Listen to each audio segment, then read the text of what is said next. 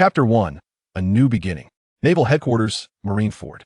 3 hours before Ace's execution. The news of the capture of Fire Fist Ace, the 2nd Division commander of the Whitebeard Pirates, and his impending public execution at Naval Headquarters in Marineford swiftly spread across the globe, fueled by the propaganda of the Navy and the world government. Everyone was aware that the man dubbed the strongest in the world, regardless of the formidable forces the Navy could muster against him, would stop at nothing to rescue his son.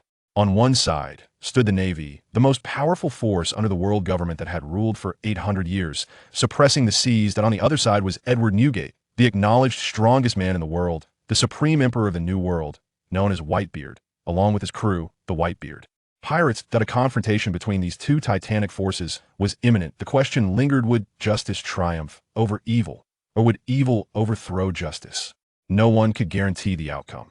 The tension enveloping Marineford intensified at that moment. People across the world were gripped by fear. What would happen if the Navy faltered in this battle? Would chaos reign, with pirates taking control?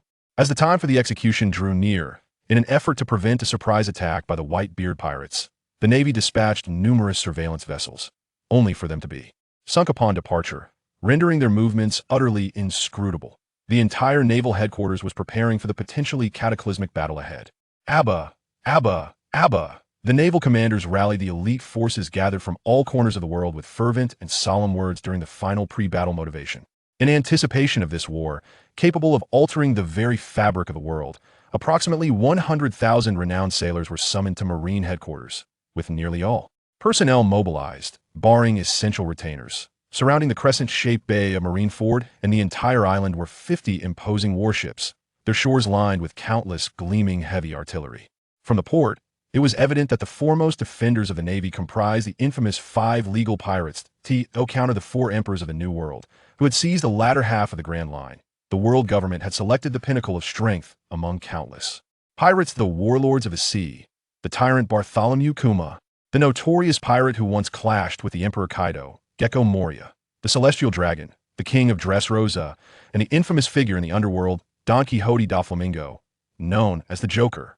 The world's greatest swordsman, the man known as Dracula Mihawk, the Empress of Amazon Lily, and the legendary beauty hailed as Pirate Empress, and the most beautiful woman in the world, Boa Hancock. Guarding beneath the execution platform were the Navy headquarters' most formidable forces, the 3 admirals, the pinnacle of the Navy's might, tasked with suppressing the entirety of the pirate world. Admiral of the Navy headquarters, Akiji Kuzan.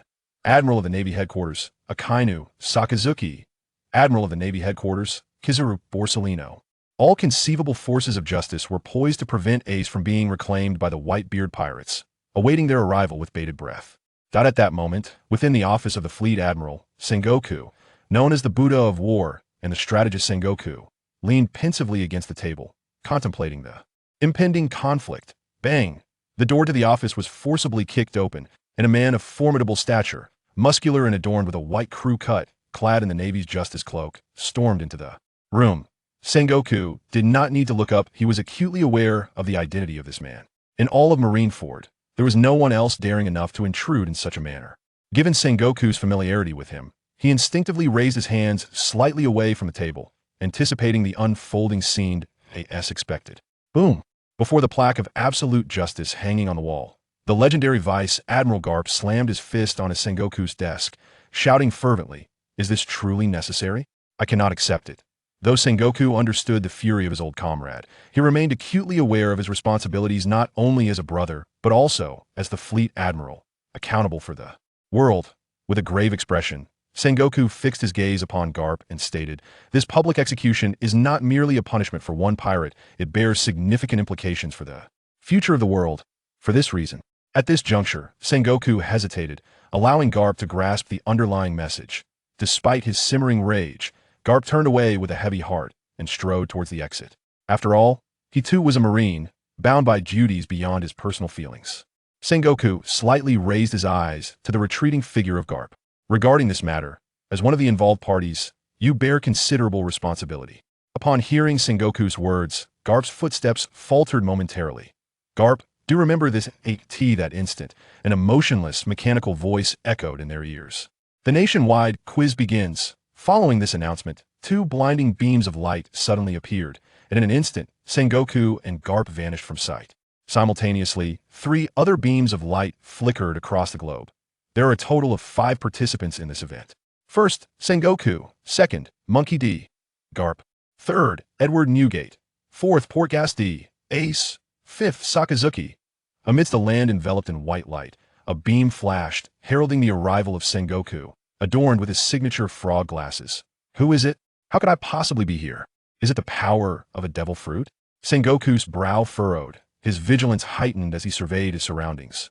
Moments ago, he had been at Navy headquarters, admonishing Garp, when a motionless voice suddenly reached his ears, followed by a blinding beam of white light that transported him to this location. That if this were the work of a devil fruit user, it would indeed be terrifying. After all, he had just been at the Navy headquarters, in a place that housed the pinnacle of naval strength. To be whisked away without a trace was a harrowing thought. If it were not him, but rather the Gorosei or a celestial dragon, the world would soon descend into chaos. Such a formidable ability would be unwarranted if it were not in the possession of a navy. With this thought, a glimmer of cold light flashed in Sengoku's eyes. He had always prided himself on his composure. At that moment, 4 more beams of white light descended upon the earth, and 4 figures materialized before Sengoku. Garp, Akainu, Whitebeard, and Ace cautiously scanned their surroundings until they caught sight of one another. Old Man, Newgate, Whitebeard, Ace, Sengoku, and Akainu exclaimed in astonishment upon seeing Whitebeard, while Sengoku's mind began to connect the dots regarding Edward Newgate's presence here. Could this all be a scheme orchestrated by Whitebeard? Impossible! Sengoku considered himself well acquainted with Whitebeard. A man of such magnitude would never resort to such tactics. Yet, he could conjure no other explanation. Moreover, Sengoku was keen to eliminate any uncontrollable factors from this world. Thus he preferred to believe this was indeed the work of Whitebeard. Chapter 2. The World's Strongest Man. In Sengoku's eyes, this was an opportunity. Though the reason for their presence remained unclear, it presented Sengoku with the perfect chance to eliminate Whitebeard. With Garp and Akainu alongside him, the 3 apex powers of the Navy were gathered. Even if Whitebeard was the world's strongest man, he would not stand a chance against them. There was no need to wait for a full-scale confrontation with the Whitebeard Pirates. They could bring Whitebeard down here and now. Of course, due to Ace's involvement, Garp would likely refrain from intervening, but even with just the 2 of them, it would suffice. Whitebeard was no longer the formidable figure he once was. Age had diminished his prowess significantly. As for Ace, in Sengoku's perspective, allowing Ace to roam unchecked posed a future threat that could rival the current 4 emperors, for he bore the most malevolent bloodline. But at this moment, he was still far from it. As they beheld one another, the recognition was mutual. Old Man, I've caused you trouble. Ace hurried to Whitebeard's side, evidently believing that their sudden appearance here was orchestrated by him. Kuralalala, Ace, you are indeed my son. Gently ruffling Ace's hair, Whitebeard erupted into laughter, despite his confusion regarding the situation. Moments ago, he had been approaching Marineford through the depths of the sea, when suddenly engulfed by a beam of light, finding himself in this place. Uncertain of who had transported him here, he recognized his old friends, Sengoku and Garp, and deduced that the Navy must be behind it. Whitebeard was acutely aware of his physical condition. He felt uncertain even against Garp alone. The presence of Sengoku and Akainu nearby only amplified his trepidation. However, he had never feared battle. After all, I am Whitebeard. Newgate, I shall not allow you to take Ace, Sengoku declared, exchanging a glance with Akainu before stepping forward, prepared to engage. At that moment, a beam of light materialized between them, dispersing to reveal a floating, luminous white orb suspended in midair. Behind them, a platform emerged, displaying their names. Welcome, esteemed participants, to the National Prize Quiz Competition. All contestants are present. Please reach the designated location for the examination before the hourglass runs out. Failure to arrive on time will incur a penalty. The cold, unfeeling voice resonated before them from the glowing orb. Simultaneously, the orb projected a small hourglass shape, exuding an aura of advanced technology that even made Sengoku suspect it might be an invention of Vegapunk. Far ahead of. It's time to a national prize quiz? Contestants? What was this absurdity? For Whitebeard and Ace, who had spent their lives traversing the seas, this was utterly incomprehensible. While the world of pirates showcased a bizarre evolution of technology, hourglasses were not uncommon, and the voice emanating from the orb was straightforward enough. Nevertheless, this did not imply that everyone could easily accept the situation. They were primed for battle, anticipating a clash for the position of Fleet Admiral, and here they were confronted with a quiz competition. Regardless of the nature of any devil fruit abilities, it was infuriating. Magu no mi, Before Whitebeard, with Garp and Sengoku at his side, Akainu seized the opportunity. His arm transformed into searing magma, emanating a terrifying heat, extending like a molten spear towards the unsuspecting Whitebeard, the dark red lava radiating a sense of impending destruction akin to a volcanic eruption. The temperature soared, and with Akainu vocally announcing his attack, Whitebeard could not possibly overlook it. Just as he prepared to retaliate, a metallic ding echoed in his ears. Ding! Akainu has violated the rules by attacking a contestant, and thus shall be punished. Exiled to the silent abyss for 1 day. And no sooner had the words left the speaker than a vortex suddenly appeared beside Akainu, swiftly engulfing him in the searing magma, rendering his elemental transformation utterly ineffective. In the next moment, the vortex reappeared, and Sakazuki's form emerged from it. However, his demeanor was markedly different from before. The Navy's justice cloak remained pristine, yet there was an unfamiliar expression on Sakazuki's resolute face, accompanied by a faint trace of fear and trepidation lurking within. Upon exiting the vortex, Sakazuki uttered not a single word, striding directly towards the spot marked with his name. Sakazuki. The curious onlookers were intrigued by the recent vortex and the indifferent voice that had announced the punishment, with Sengoku directly calling out Akainu's name, eager to learn what transpired during his harrowing experience within the vortex. Yet, Akainu paid them no heed, accelerating his pace instead. The hourglass was nearly empty. Time flowed relentlessly, the fine sand within the hourglass cascading without pause as it approached its conclusion. Observing Akainu's current state, it was evident to all that he had suffered a setback. The fact that the proud Akainu was obediently complying suggested that the punishment was far more terrifying than they had imagined. With uncertainty looming, no one wished to be the first to act, including Whitebeard, who recognized that this was not the Navy's design. After all, they had just witnessed Akainu being subdued. The group hastily gathered at their designated places. Contestants are in position. We shall now announce the rules for the quiz.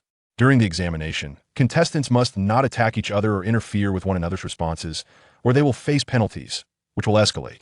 This round will be a buzzer format. The contestant who presses the red button first will answer the question. There are a total of 5 questions in this round. Answering correctly will earn 1 point, while an incorrect answer will result in a deduction of 1 point. In the event of a tie after 5 questions, contestants involved will face an additional question.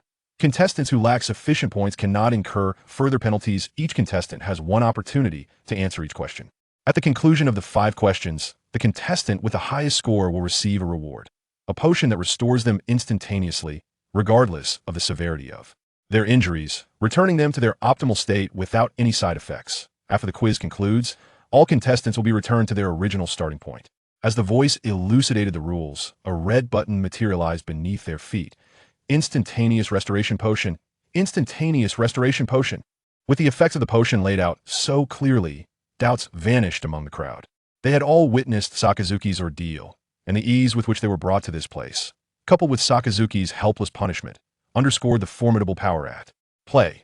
The strength capable of so effortlessly subduing those who stood at the pinnacle of power was beyond their imagination. Thus, it was not inconceivable that such miraculous potions existed. Berserk in the heart of the battlefield, Sengoku resolved internally that, given the ambiguity surrounding this enigmatic question-and-answer realm, it would be prudent to continue the game. Regardless of whether this momentary restorative elixir truly existed, it was imperative that Whitebeard should not gain possession of it. Their faction comprised 3 individuals, thus bestowing upon them an undeniable advantage. Contemplating this, Sengoku cast a glance at Garp, only to find him intently fixated on Ace, prompting an instinctive shake of his head. No, it was still merely 2 individuals. Chapter 3. The Red Dog Roars. Let us now proceed to the first question. Who is the biological father of Portgas D. Ace? A. Edward Newgate. B. Monkey D. Dragon C. Gold. Roger D. Sakazuki. Please answer swiftly. A cold and indifferent voice resonated clearly, as a white sphere projected the question along with 4 possible answers. Beside it, the names and scores of the 5 participants were distinctly displayed. My biological father? Having just emerged from the excitement of reuniting with his father, Ace suddenly felt an overwhelming sense of dread wash over him upon hearing this question. Is this world truly conspiring against him? The figure who has never nurtured him seems to linger incessantly, his presence felt everywhere. Is it impossible to shake him off? Am I destined to live my life in the shadow of this man? No, I refuse to acknowledge him. Upon hearing the question, all gazes turned toward Ace and Whitebeard. The 5 individuals present were well aware of the answer. My father is Whitebeard. Ace, amidst the mixed expressions of pity and mockery from the crowd, angrily pressed the button and shouted at everyone. Haha, it appears you still dare not confront reality. No matter how much you deny and evade, it cannot alter the undeniable truth that the most vile blood runs through your veins. This is something you can never change. You were never meant to exist in this world. Your sole value in life is to perish on the execution platform. Serving as a warning to those still adrift on the seas, Akainu sneered, lifting his head. The shadow of his military cap concealing a pair of eyes filled with disdain and cold ruthlessness. Flames blazed in the air. The temperature within the answering space soared unchecked. Upon hearing Akainu's words, Ace ignited, transforming into a towering inferno. Damn you, Red Dog, silence yourself. That man has nothing to do with me. My father is Whitebeard. Fire Fist. Flames coursed through Ace's gaze, his arm becoming a torrent of searing fire, gathering terrifying heat infused with destructive might directed at Akainu. The intense heat distorted the air, causing the eyebrows of those nearby to curl under such oppressive warmth. Even Sengoku could not help but glance over slightly. The development of a devil fruit to this extent was exceedingly rare, not to mention the fact that Akainu faced the overwhelming flames head-on. Although Ace's strength was still somewhat distant from Akainu's level, it was undeniable that he was not far off. Ace's prowess would certainly place him among the upper tier of the 7 Warlords. Yet, Akainu made no effort to defend himself, merely moving his lips with a scornful expression as the terrifying Fire Fist approached. Judging by his lip movements, he seemed to be saying, "Fool. How could flames possibly harm magma?" Moreover, suddenly, the soaring flames inexplicably vanished from midair, as if they had never existed at all. At that moment, Sengoku's pupils constricted rapidly. The flames had disappeared too abruptly. They had all heard the rules articulated by the Orb of Light moments ago and understood that, given the abilities showcased in this answering space, Ace's attack would undoubtedly violate the rules and therefore could not strike Akainu. Yet, for such a massive flame to vanish into thin air was decidedly illogical. Even the powers of a devil fruit should not defy reason to such an extent. This is truly terrifying. This rendered the answering space even more enigmatic in the eyes of the onlookers. Contestant Portgas D. Ace launched an assault on other participants, violating the rules of the quiz competition, and was duly punished. He was cast into the abyss of silence for a day. A familiar vortex materialized. And like the previous instance with Akainu, Ace succumbed without resistance, vanishing into the swirling void.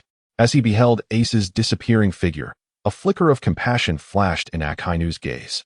He had tasted that bitterness himself, and it was far from pleasant. Moments later, the vortex reappeared. Unlike Akainu's calm emergence, Ace tumbled out of the whirlpool.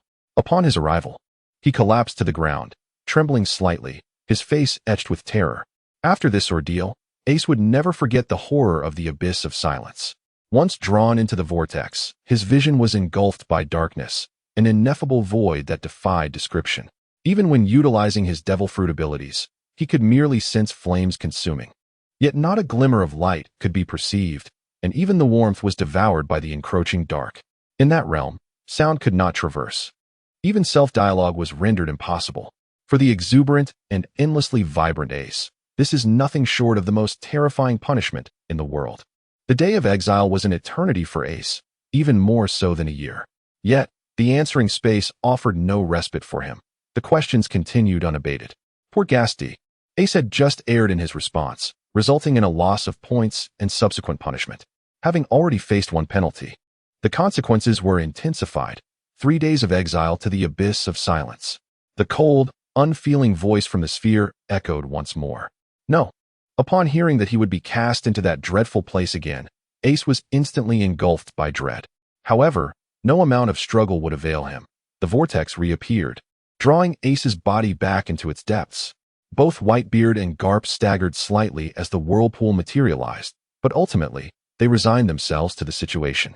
Damn it, Garp grimaced, clenching his fists tightly. Whitebeard too tightened his grip on his sword, the veins in his arm bulging with tension. He could not bear to witness his son endure such torment before his eyes, feeling utterly powerless. As the vortex manifested once more, Ace fell without trembling or kneeling. Yet the suppressed expression and the flicker of madness in his eyes betrayed his turmoil. Ace. Whitebeard raised a hand towards him. I'm fine, old man. Ace managed a strained smile. Due to the first contestant's incorrect answer, the punishment intensified. 3 wrong answers would lead to a change of questions. Please buzz in. The voice from the luminous sphere resounded again. What? The punishment is doubled. Everyone heard this proclamation. Although they had anticipated it, the reality was still shocking. Indeed, there were only 4 possible answers among 5 participants. Surely, someone would answer correctly if they took a chance. I'll take this question. Sengoku adjusted his spectacles, the surface glinting with silver light, reaching out to press the red button before him. Bang! However, a large hand intervened before him. Whitebeard laughed heartily. Cool. Ace is my son. Newgate, cried Ace, along with the others, who all looked up at Whitebeard. Yes, this was indeed Whitebeard, the strongest man in the world. Ding. Edward Newgate answered incorrectly. The original punishment of 1 day's exile to the abyss of silence was increased to 3 days. The scene was profoundly moving. Yet the icy voice did not delay, resuming its cold proclamation. A vortex, significantly larger than the previous 2, emerged, and Whitebeard was helplessly swept away. Darkness. Silence. Is this the space that Ace has felt? Ace, your suffering father has sensed it. Chapter 4. Actors and actresses outside the realm of silence. Sengoku detected an unsettling anomaly. Although he could not ascertain the precise location of the so-called silent abyss, he knew that the interval between Ace and Akainu's disappearance and subsequent reappearance had not exceeded 5 seconds. Furthermore, the demeanor of both Ace and Akainu indeed suggested that they had been exiled for an extended period. At that moment, Sengoku was struck by a terrifying thought. Although he wished to dismiss it, deep down, he recognized the grim possibility that this notion might hold a semblance of truth. In this realm of inquiry, one can manipulate the very fabric of time and space at will. Such a notion is indeed terrifying. Moments later, a colossal vortex emerged, and Whitebeard reappeared before the astonished crowd. The examination persisted. Due to the second player's erroneous response, penalties would be escalated. The consequence of this mistake would entail a 7-day exile to the abyss of silence, alongside a change in the question. Now, I implore you to respond swiftly. Alas. Sengoku sighed. Let me, an elder, conclude this question. Bang. Ace's father is the pirate king Joel D. Roger. I shall select option C. Just as Sengoku's hand was about to touch the crimson button, Akainu had already slammed it down and proclaimed the answer. Sengoku gazed at Akainu, somewhat bewildered. The events that had transpired were too abrupt for him to process. What is the situation? Is Akainu attempting a coup? Yet, in the face of Sengoku's astonished gaze, Akainu felt no remorse for his actions. You are the fleet admiral, while I hold the rank of admiral. Our standings are not dissimilar. Currently, the penalty for failing to answer has escalated to a 7-day exile, and it may extend even further in the future. If I do not seize this opportunity to accumulate points for self-preservation, that would be sheer folly. Moreover, we are all part of the Navy, regardless of who ultimately triumphs. The reward will still belong to the Navy, provided it does not fall into the hands of Whitebeard. Thus, it matters little to whom this point is awarded. Ding. Congratulations. Sakazuki, for answering correctly, you have gained 1 point. A voice resonated from the white orb, and simultaneously, the 0 adjacent to Sakazuki's name on the projection transformed into a 1. Securing the first point, Sakazuki shook his head with a hint of pride. Everything I do is for the Navy. However, he remained oblivious to the murderous intent concealed in the gazes of Whitebeard and Garp directed towards him. Even if he were aware, it would hardly concern him. After all, there are countless individuals in these vast seas who wish to see him dead. If mere glances could kill, he would have perished thousands of times over. Ding. Please pay attention to the second question. During the Marineford War, amidst the Navy's formidable defenses, from where did the Whitebeard Pirates emerge? A. From the front. B. Underwater ambush. C. Descending from the sky. D. Did not appear. Please respond swiftly. The Marineford War? It seems Whitebeard truly has arrived. After all, he is Whitebeard. How could he refrain from coming when he knows the Navy intends to execute his son? Sengoku pondered silently upon hearing the question. Moreover, this answer space seems capable of discerning where the Whitebeard Pirates emerged. Could it be? A terrifying thought suddenly gripped Sengoku's mind. Impossible. It must be impossible. Nevertheless, this question intrigued Sengoku, as he too yearned to uncover the origins of Whitebeard's arrival. The Navy's reconnaissance ships were sunk as soon as they set sail, and that equates to significant financial loss. Most importantly, they had gathered no intelligence on the Whitebeard Pirates at all. Where could they be hiding? Could it be that they did not appear? With that thought, Sengoku glanced at Whitebeard across from him and shook his head resolutely. Impossible. This man is Whitebeard, and with his temperament, he could not possibly refrain from showing up. Coming in from the front? This is increasingly improbable. The Whitebeard Pirates reign supreme as one of the four emperors at the pinnacle of the New World. Apart from the formidable Moby Dick, they command countless subordinate pirate crews. If they were to assault us head-on from the New World, such a commotion would have long been detected by the CP department. The remaining options, however, do seem plausible. Sengoku's hand hovered over the red button, yet he hesitated to press it. It was not fear of punishment that restrained him. After all, both Akainu and Ace could withstand the consequences. As a dignified fleet admiral, Sengoku believed he could endure just as well. The crux of the matter, however, lay in the fact that each individual only had one chance per question. A mistake would yield no second opportunity. With this thought, Sengoku glanced at Carp, hoping his old comrade would take the lead. Yet, seeing Carp's intense glare directed at Akainu, as if he were ready to strike, Sengoku realized that relying on Carp today was futile. Carp had become little more than a decorative mascot. He then turned to Akainu, who had just scored a point, and their eyes met. Sengoku subtly gestured to Akainu, indicating that he should answer this question first while he would provide support. Upon receiving Sengoku's signal, Akainu nodded and fell into a contemplative silence, his focus unwavering. The critical point rests in our hands. This probing role is yours to undertake. Sengoku. The behavior of Akainu has become exceedingly apparent. Sengoku has indeed discerned Akainu's ulterior motives. Normally, it would suffice that you few admirals are disobedient. Yet at this critical juncture, you persist in your insubordination. Sengoku had initially intended to retire to the background following this conflict, contemplating the succession of the position of fleet admiral, and has been vacillating between the choices of Akainu and Akiji. No longer hesitating, Sengoku maintained his resolute demeanor. Should he ascend to the rank of marshal, it would undoubtedly propel him to new heights. Yet, he was acutely aware that an adversary, the venerable Whitebeard, possessed knowledge of the answers. If Whitebeard were to reveal the truth himself, it would be too late for all. The question lingered. Would the threat emerge from the depths of the sea or from the skies above? At Sengoku's level, the existence of sky islands was no longer a secret. There were indeed multiple islands afloat above the ocean. Most alarming were the words descending from the heavens, which conjured memories of a formidable man, a man whom he and Garp had only managed to defeat through their combined efforts. Should Whitebeard ally himself with that fearsome figure, it would spell disaster not just for the Navy but for the entire world. However, the possibility of an incursion from the ocean depths remained, especially since the flag of the Whitebeard Pirates still flew above Fishman Island, where the inhabitants likely heeded Whitebeard's commands over those of the world government. After weighing the circumstances, Sengoku resolved to take a chance. He would gamble on the worst-case scenario. With a decisive thud, he pressed the red button, proclaiming, "I choose C. The Whitebeard Pirates are descending from the sky." In that fleeting moment, however, Sengoku secretly wished he had made an erroneous choice. The implications for the Navy would be dire, necessitating the use of their ultimate measures. Yet, such actions would also inflict a devastating blow to the credibility the Navy had built over the past 800 years. Akainu, too, felt the tension rise within him. Although often brash in his actions, his intellect remained sharp. He instinctively analyzed the situation, discerning that the answer could not be B, which left only C as the viable option. Since Sengoku had already selected C, he hoped that it would indeed be correct. However, if it proved otherwise, he would need to seize the moment with utmost precision. This prize holds immense value for him, as battles at their level can stretch on for days and nights before a victor emerges.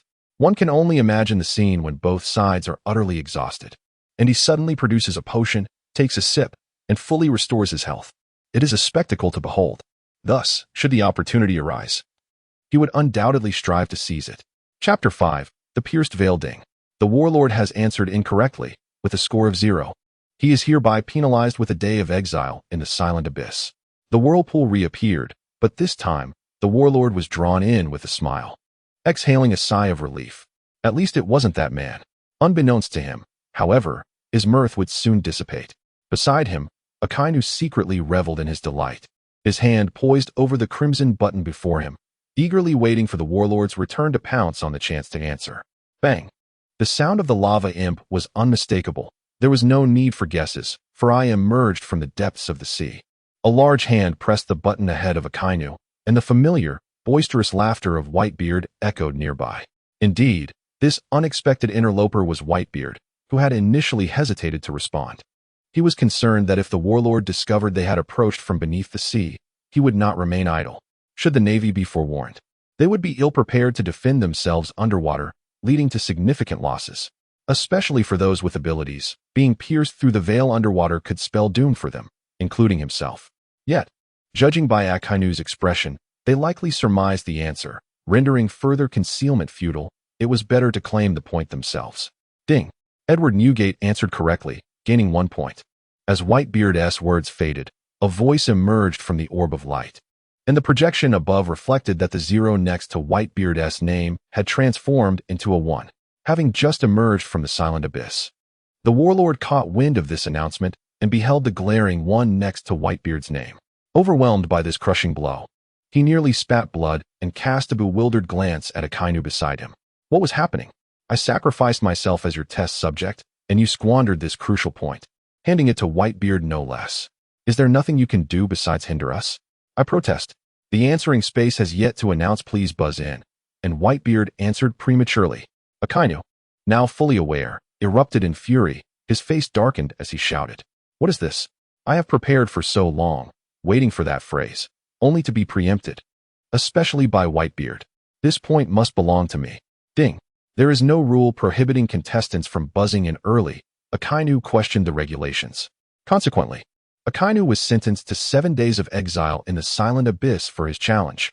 A second challenge would result in immediate expulsion from the answering space, stripping him of his lifelong eligibility to compete.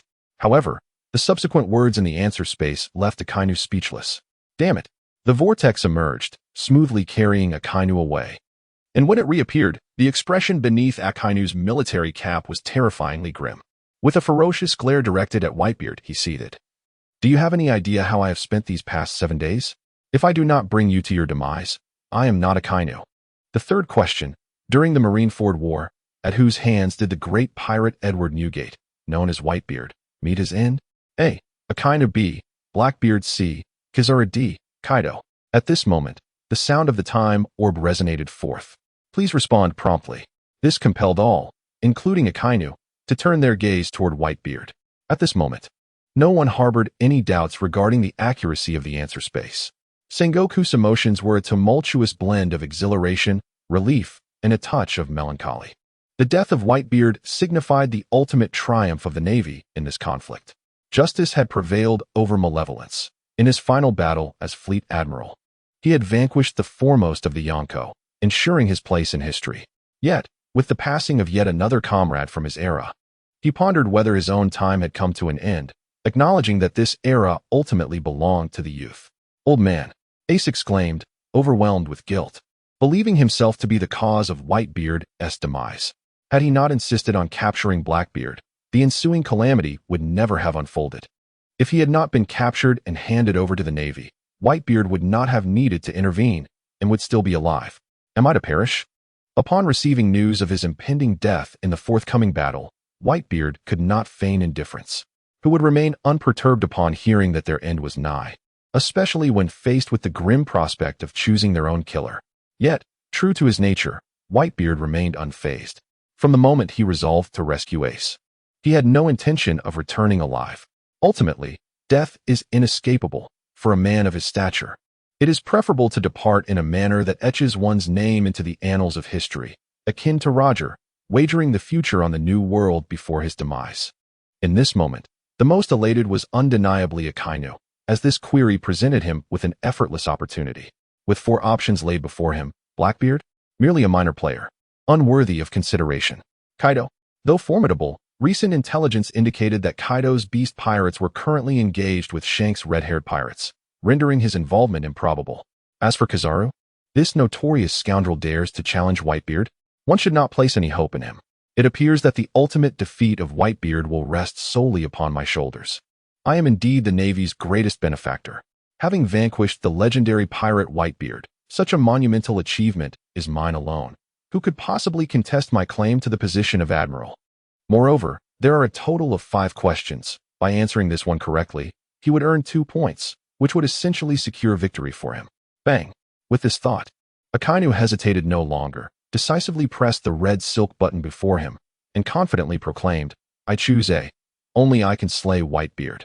Upon hearing Akainu's declaration, Sengoku adjusted his toad-like glasses, certain that this point was secured. This point awarded to Akainu represents the most advantageous outcome for the Navy. Ace glared fiercely at Akainu. Had it not been for the punishment he had just endured, he would have charged at Akainu in a desperate struggle to the death. Whitebeard clenched his fists tightly, unwilling to concede defeat to such a man. It was evident that everyone believed Akainu to be the one who had slain Whitebeard, a notion supported by substantial evidence. As Akainu was indeed the most probable suspect. If one could not foresee the future, who could have anticipated the sudden emergence of Blackbeard? Ding! Sakazuki answered incorrectly, resulting in a deduction of 1 point. However, the cold response served as a splash of cold water for Akainu, and simultaneously, the projection in midair reflected the change of his name's score from 1 back to 0. This rendered Akainu's triumphant expression into a state of disbelief as he uttered, "What? Impossible. How could there be a mistake?" Upon hearing Akainu's erroneous response, Sengoku could no longer maintain his previous composure. The situation had taken an unexpected turn. If not Akainu, then who could it be? Chapter 6. The most notorious pirate, Blackbeard. The fact that Whitebeard did not perish at Akainu's hands implies that other factors have indeed intervened in this battle. Sengoku could not shake off the profound impression left by Kizaru's demeanor. To suggest that Kizaru would engage in a life-or-death struggle with Whitebeard was something Sengoku could not fathom. As for seizing opportunities, even gravely injured, Whitebeard would surely have fallen to either Akainu or Aokiji, both of whom are admirals. Given Kizaru's character, he would avoid unnecessary trouble and would not covet accolades. He has consistently chosen to evade excessive responsibilities, opting to remain in the shadows. Thus, it is likely that even if Whitebeard were to escape, Kizaru would refrain from intervening. However, if Kaido were to join the fray, it would spell disaster. The Navy lacks the strength to contend with 2 emperors simultaneously. Though facing 2 emperors might be manageable, with the 3 admirals alongside him in Garp, they could secure victory. Nevertheless, any crew that qualifies as an emperor's pirate crew possesses substantial power. Their ranks are filled with countless pirates, and in the first half of the Grand Line, there are innumerable notorious pirates. Among their cadre, there are formidable figures from various tiers, and even a vice admiral could momentarily hold their own against an admiral. Should the forces of 2 emperors unite, it would pose a calamity for the Navy. Even if Kaido were merely seeking out Whitebeard, it would not bode well for the Navy. After all, this battle is being broadcasted to the entire world. If the global audience were to witness 2 pirate crews clashing at the Navy headquarters in Marineford while the Navy merely spectates, it would undoubtedly deliver a catastrophic blow to their reputation. As for Blackbeard, Marshal D. Teach, Sengoku must candidly state that had it not been for his exchange of Ace for a position among the 7 Warlords, Sengoku would have had no recollection of him. Previously, he was merely an ordinary officer within the Whitebeard Pirates, lacking any remarkable achievements. What impact could he possibly have on this war? Thus bang. I choose B. Whitebeard fell to the hands of Blackbeard, Marshal D. Teach. Sengoku's resolute eyes widened beneath his frog-like glasses as he slammed his hand down on the buzzer. Since all options appeared impossible, he opted for the one with the least harm. Akainu, still resentful after his recent punishment, sneered upon hearing Sengoku's choice of Blackbeard. That insignificant character worthy? Ding. Sengoku's response is correct, 1 point awarded. A cold voice emanated from the white orb, as Sengoku's name on the projection changed from 0 to 1. Akainu. Huh. In the Warring States period, a sigh of relief involuntarily escaped. Yet, at that moment, Whitebeard's heart remained tumultuous. How could I have perished at the hands of my own son? Indeed, even in this instant, Whitebeard still regarded Teach as his offspring. Otherwise, he would not have ceased his assault when Teach had called him father. In that moment, Whitebeard appeared visibly aged, his frailty more pronounced than ever. For one who cherished family above all, nothing could be more heartbreaking than to perish at the hands of his own son. Bang! How could this be? How could dear old dad meet his end at the hands of that traitor? How dare he? Ace's emotions spiraled into madness. He could not bear the thought of his father sacrificing himself for him, nor could he tolerate the notion of his father falling to that traitor. Ding! Contestants answering correctly may choose to witness the scene of Whitebeard's demise. If no response is given within 5 seconds, the default is to abstain from watching. The voice emanating from the white orb roused the contemplative crowd. The opportunity to view Whitebeard's death? This declaration from the orb not only astounded Sengoku, but also solidified his previous suspicions. Indeed, this space of answering questions seemed to possess the ability to foresee future events. Whether this was true remained to be seen, but if it were, the implications were terrifying. 5, 4, 3, 2. Upon seeing the countdown, Sengoku hastily exclaimed, "Watch, watch." As soon as he uttered those words, the white orb projected the scene of Whitebeard's final moments before their eyes. The projection was brief, capturing only the appearance of Blackbeard and the subsequent acquisition of Whitebeard's powers, leading to the collapse of Marineford. However, after viewing this segment, the smile that had relaxed Sengoku's face vanished entirely. Even Carp, who had been silently glaring at Akainu, wore a serious expression. From the moment Blackbeard made his entrance, flanked by his comrades, to the moment he claimed Whitebeard's powers and subsequently exhibited his terrifying strength, Sengoku could not fail to grasp the significance of these events. This signifies that although the era of Whitebeard has concluded, the world has ushered in a villain of immeasurable malevolence, a fiend far more sinister than he, and one that they themselves have forged. At the very least, while Whitebeard possessed formidable strength, his sole desire was to protect his family, devoid of any ambition for supremacy. Otherwise, with his might, he would have ascended to the title of Pirate King long ago. In stark contrast, Blackbeard has always been a master of disguise, and Sengoku has come to realize this truth. From the very beginning, Blackbeard's actions, including the capture of Ace in exchange for a position in the Seven Warlords, were merely components of his grand scheme. Even Ace was but a pawn in Blackbeard's machinations. The ultimate aim was to incite a war between the Marines and Whitebeard, utilizing the guise of the Seven Warlords to infiltrate, impel down, and liberate those notorious pirates languishing in the 6th level of the prison, long forgotten by the world. However, Sengoku, having coexisted in the same era, still recognizes them. Ultimately, he plans to seize the opportunity on the battlefield to acquire Whitebeard's abilities. This scheme is truly formidable. Having endured within the Whitebeard Pirates for so many years, coupled with a plan that ingeniously capitalizes on all factions to achieve unprecedented ascendance. Alas, in this war, neither the Navy nor Whitebeard emerged victorious. The true victor was the underestimated Blackbeard, Marshal D. Teach. After acquiring the power of Whitebeard's tremor fruit, coupled with formidable allies such as Shiryu of the Rain, the enigmatic hunter Katarina Devon, the colossal warship the Evil Wolf, the formidable Bacchus Noland, and the tyrannical Aburo Pizarro, he possesses an arsenal of terrifying strength. Undoubtedly, should they enter the New World, they could ascend to the status of emperors, perhaps even the most powerful among them. However, even if Sengoku were aware of this, what could he do to impede their rise? The recent projection clearly illustrated that this war left both the Navy and the Whitebeard Pirates severely weakened, with no remaining strength to confront Blackbeard. Furthermore, given Blackbeard's actions, his ambition is undeniably vast. It appears he has truly unleashed a demon, one that he himself has set free. It is likely that once this conflict concludes, he will be branded on the Navy's pillar of shame, leaving him no choice but to abdicate. Thankfully, all of this remains unmanifested for now. This time, Blackbeard shall not be afforded such an opportunity. Should he dare to appear on the battlefield, concentrated fire will be directed at him without hesitation. Chapter 7. Ace. Did I die before father? Sengoku gazed at Whitebeard with a complex expression, truly remarkable. Despite sustaining such grave injuries, he remains resolute. Moreover, his words broadcasted to the world echoed Roger's defiance. He is indeed a man who would not rest even in death. Father met such a disgraceful demise. That treacherous scoundrel shall not escape my wrath. With Ace's furious roar, flames ignited, and the temperature in the air surged dramatically. Ding! Poor Gasti. Ace has used his abilities to disrupt other competitors, violating the rules, and is hereby penalized, resulting in the deprivation of one ability. Suddenly, a cool breeze swept through, extinguishing the flames as if they were mere candle flames. At the same time, a beam of light descended from above, enveloping Ace's form. Moments later, the light dissipated, and Ace found himself calmed. Confused, he stood still, raising his hands to examine them, feeling no discernible difference. His body remained unaffected, his waist ached not, his legs bore no pain, and he felt invigorated.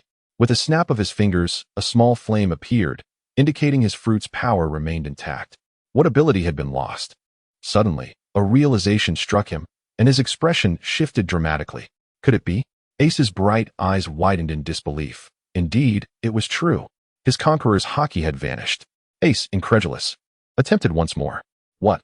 Even the innate conqueror's haki could be stripped away? Surely this cannot be a jest. Upon hearing Ace's soliloquy and witnessing his actions, one might have thought they misheard, as the expectations of the answering space had been greatly exceeded. Ding. Contestants, please pay attention to the fourth question. The inquiry continues. Fourth question. During the Marineford War, at whose hands did Port Gas D. Ace perish? A. Blackbeard. B. Akainu. C. Sengoku. D. Aokiji. I died as well.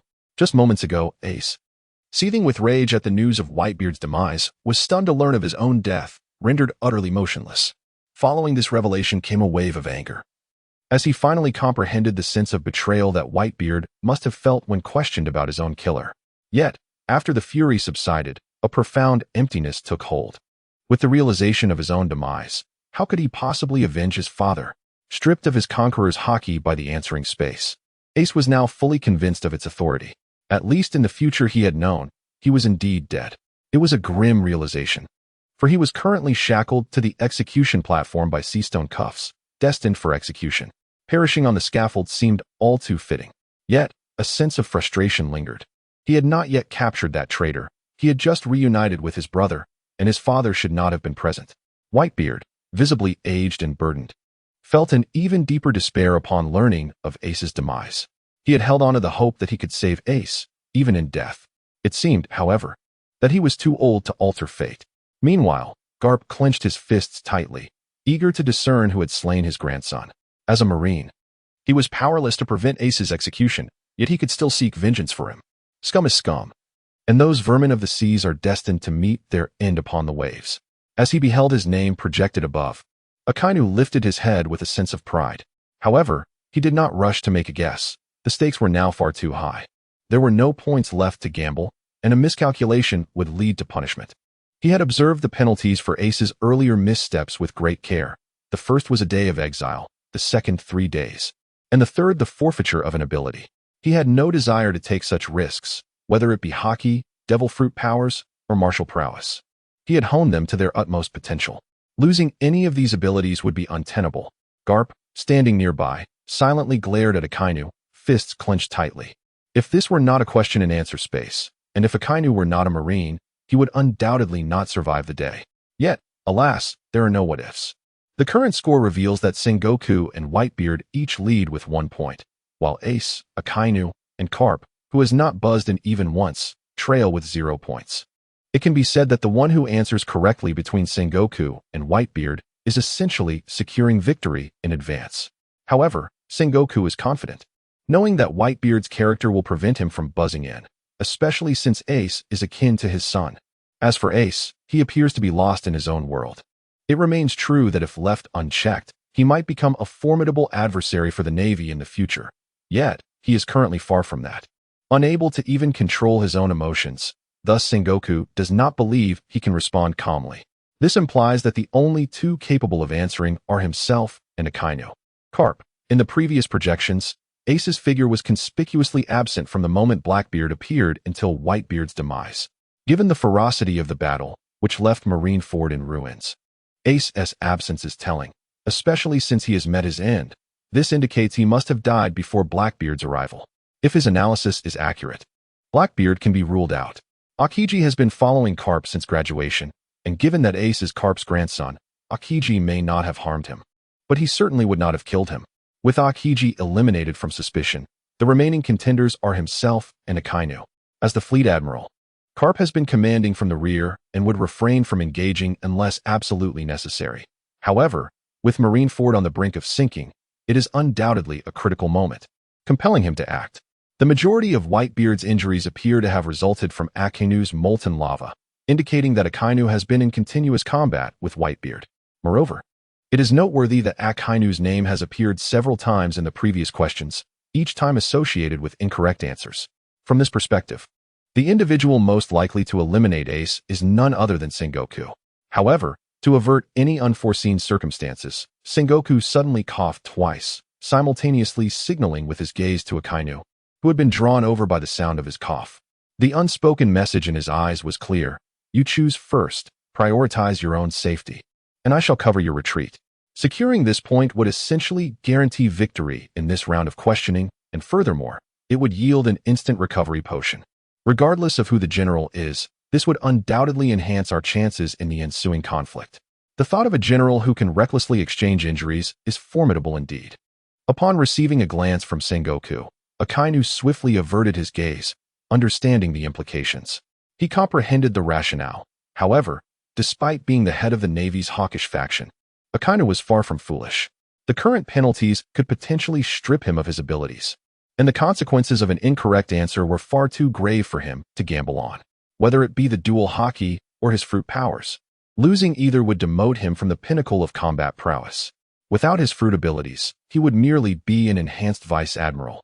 And lacking the dual haki would be even more dire, as he would lose the capacity to anticipate and evade attacks, as well as to contend with Logia-type users. Sengoku had faced punishment once. It would be wiser for him to take the lead while Akainu followed, ensuring a more secure outcome. Sengoku, often referred to as the Navy's strategist and wise general, recognized Akainu's state of mind immediately. He felt a mixture of anger and helplessness, ultimately sighing internally. The exhaustion. Who could fathom the trials he had endured in this position over the years? One merely clocking in for a paycheck, another perpetually sleeping. One who never obeyed and only argued, and yet another who incessantly raided his supplies. It seems that after this battle concludes, he must relinquish the title of Fleet Admiral. After years of toil, he deserves a respite, lest he be worn down or, worse yet, driven to despair. Chapter 8. Lightning strikes Carp, however, at this juncture. He had no choice but to take matters into his own hands. Yet, Akainu, as a staunch hawk within the Navy, adhered to the doctrine of absolute justice, which meant he would rather wrongfully execute than let a pirate escape. There was a suspicion that he might directly target Ace if the situation turned dire. After all, the blame for tarnishing the Navy's image would undoubtedly fall upon him as the fleet admiral, and even Akainu's preemptive actions could be viewed, in some respects, as a commendable deed.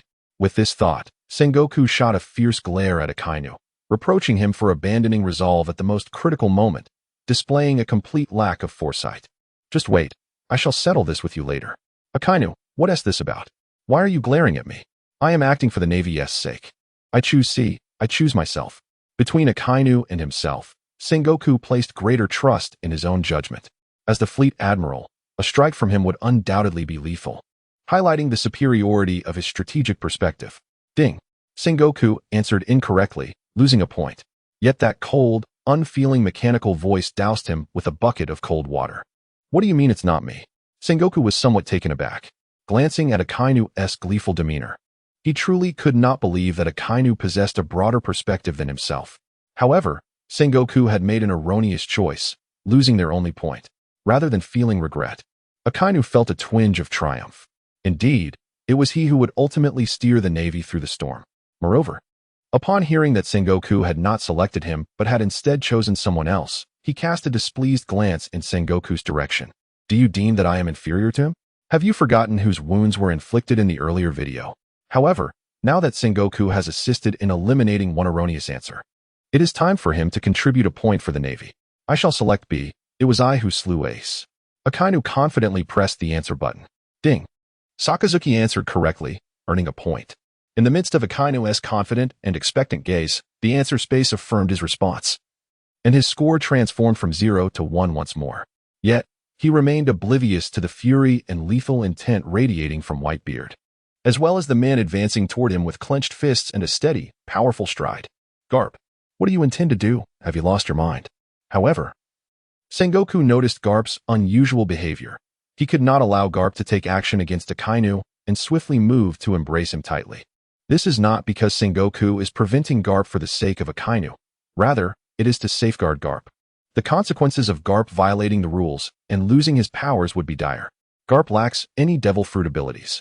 His supremacy at the pinnacle of the world is solely attributed to his immensely formidable physique and his unparalleled mastery of haki.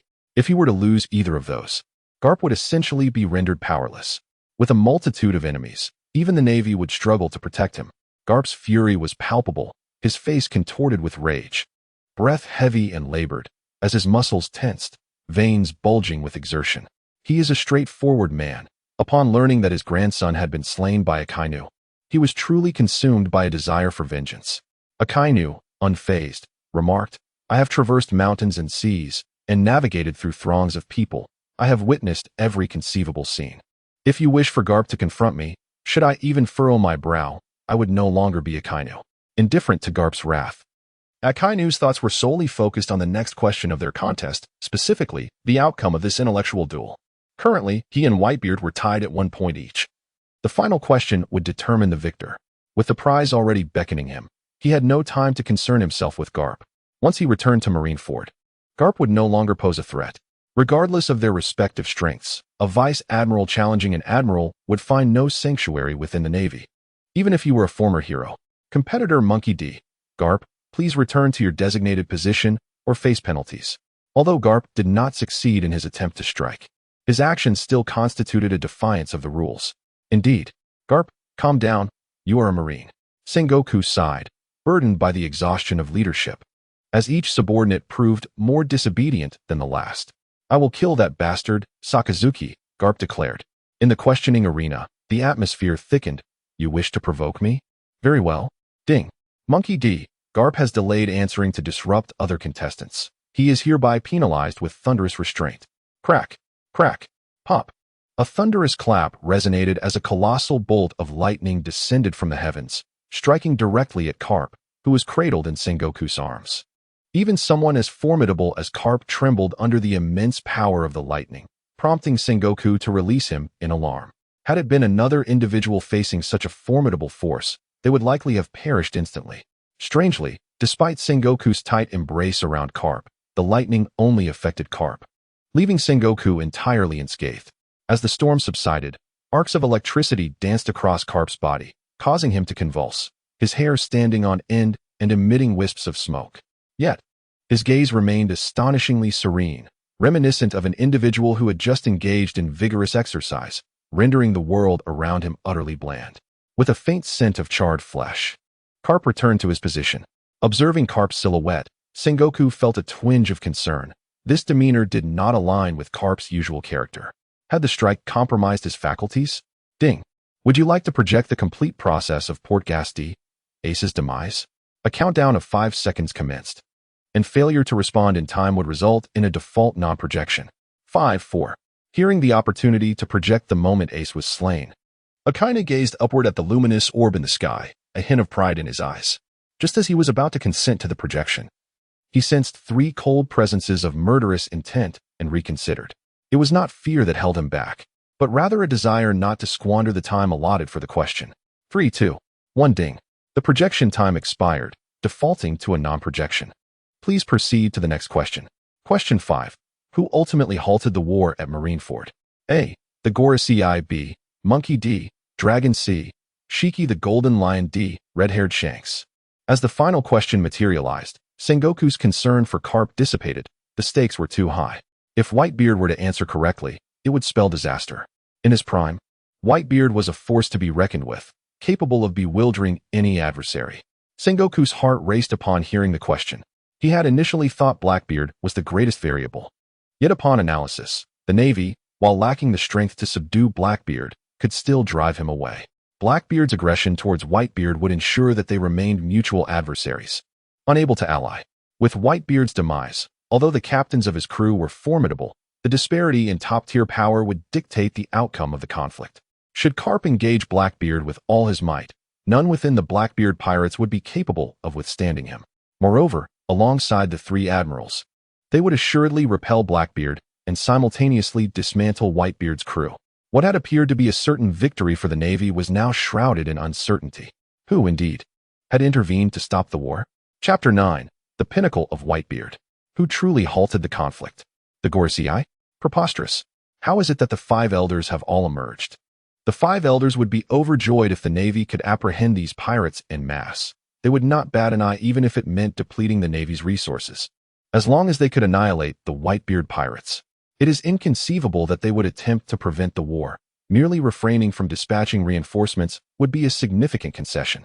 I would consider it remarkable if CP were to make an appearance. Monkey D. Dragon? Although the Revolutionary Army has remained quite active, they currently lack the standing to confront the Navy directly. Should the Revolutionary Army reveal itself, the world government would undoubtedly intervene, and Dragon is well aware of this. The Golden Lion? After the mad old lion escaped from Impel Down, his whereabouts became a mystery. However, as one who has endured through that era, I would never underestimate this formidable beast. If we were to say that Garp's arch-nemesis was Roger, then Sengoku's former adversary was undoubtedly the most powerful pirate of his time. The Golden Lion. It was the Golden Lion's audacious assault on Marine headquarters for the sake of Roger that led him to be imprisoned in Impel Down, after which Sengoku turned his full attention to Whitebeard. Sengoku firmly believed that the Golden Lion's prolonged silence was a prelude to a grand scheme, for he has first-hand experience of the madness that defines the Old Lion. In his quest to rescue Roger, he boldly stormed Marine headquarters alone, becoming the first pirate to do so. With the upheaval of the Marineford War, it seems fitting for him to re-emerge, and indeed, this Old Lion possesses the power to halt the impending conflict. However, according to CP intelligence, not long ago, red-haired Shanks met with Whitebeard, which casts suspicion upon him. Nonetheless, the reports suggest he is currently engaged in battle with Kaido's beast pirates, making it unlikely for him to intervene. It appears the culprit is most likely Shiki. Convinced that he had unraveled the mystery, Sengoku mused to himself with a sense of satisfaction. It seems this old fellow is never far from the action. This old man shall accept this. No, it should be Akainu who comes forth. It appears that you, Whitebeard, have met your defeat this time. With this thought, Sengoku felt a tinge of melancholy. Ah, it is indeed a great burden to be my rival. Such is the case with you, Shiki. And so it is with you as well. Cough, cough.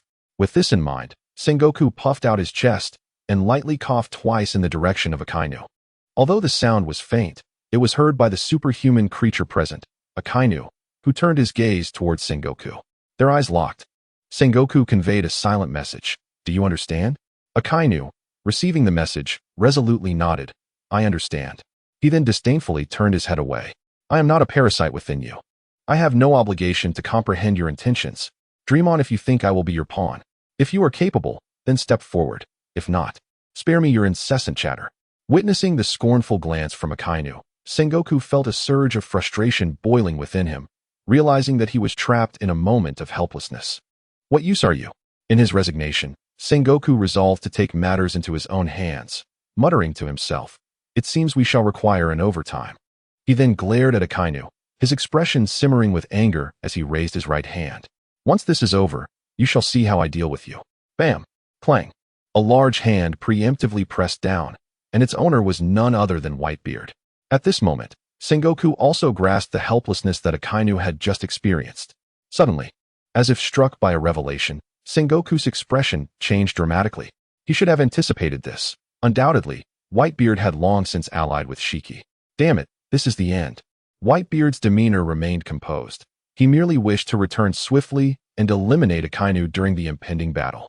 I choose D, the red-haired brat. Sengoku exclaimed, bewildered. Red-haired Shanks?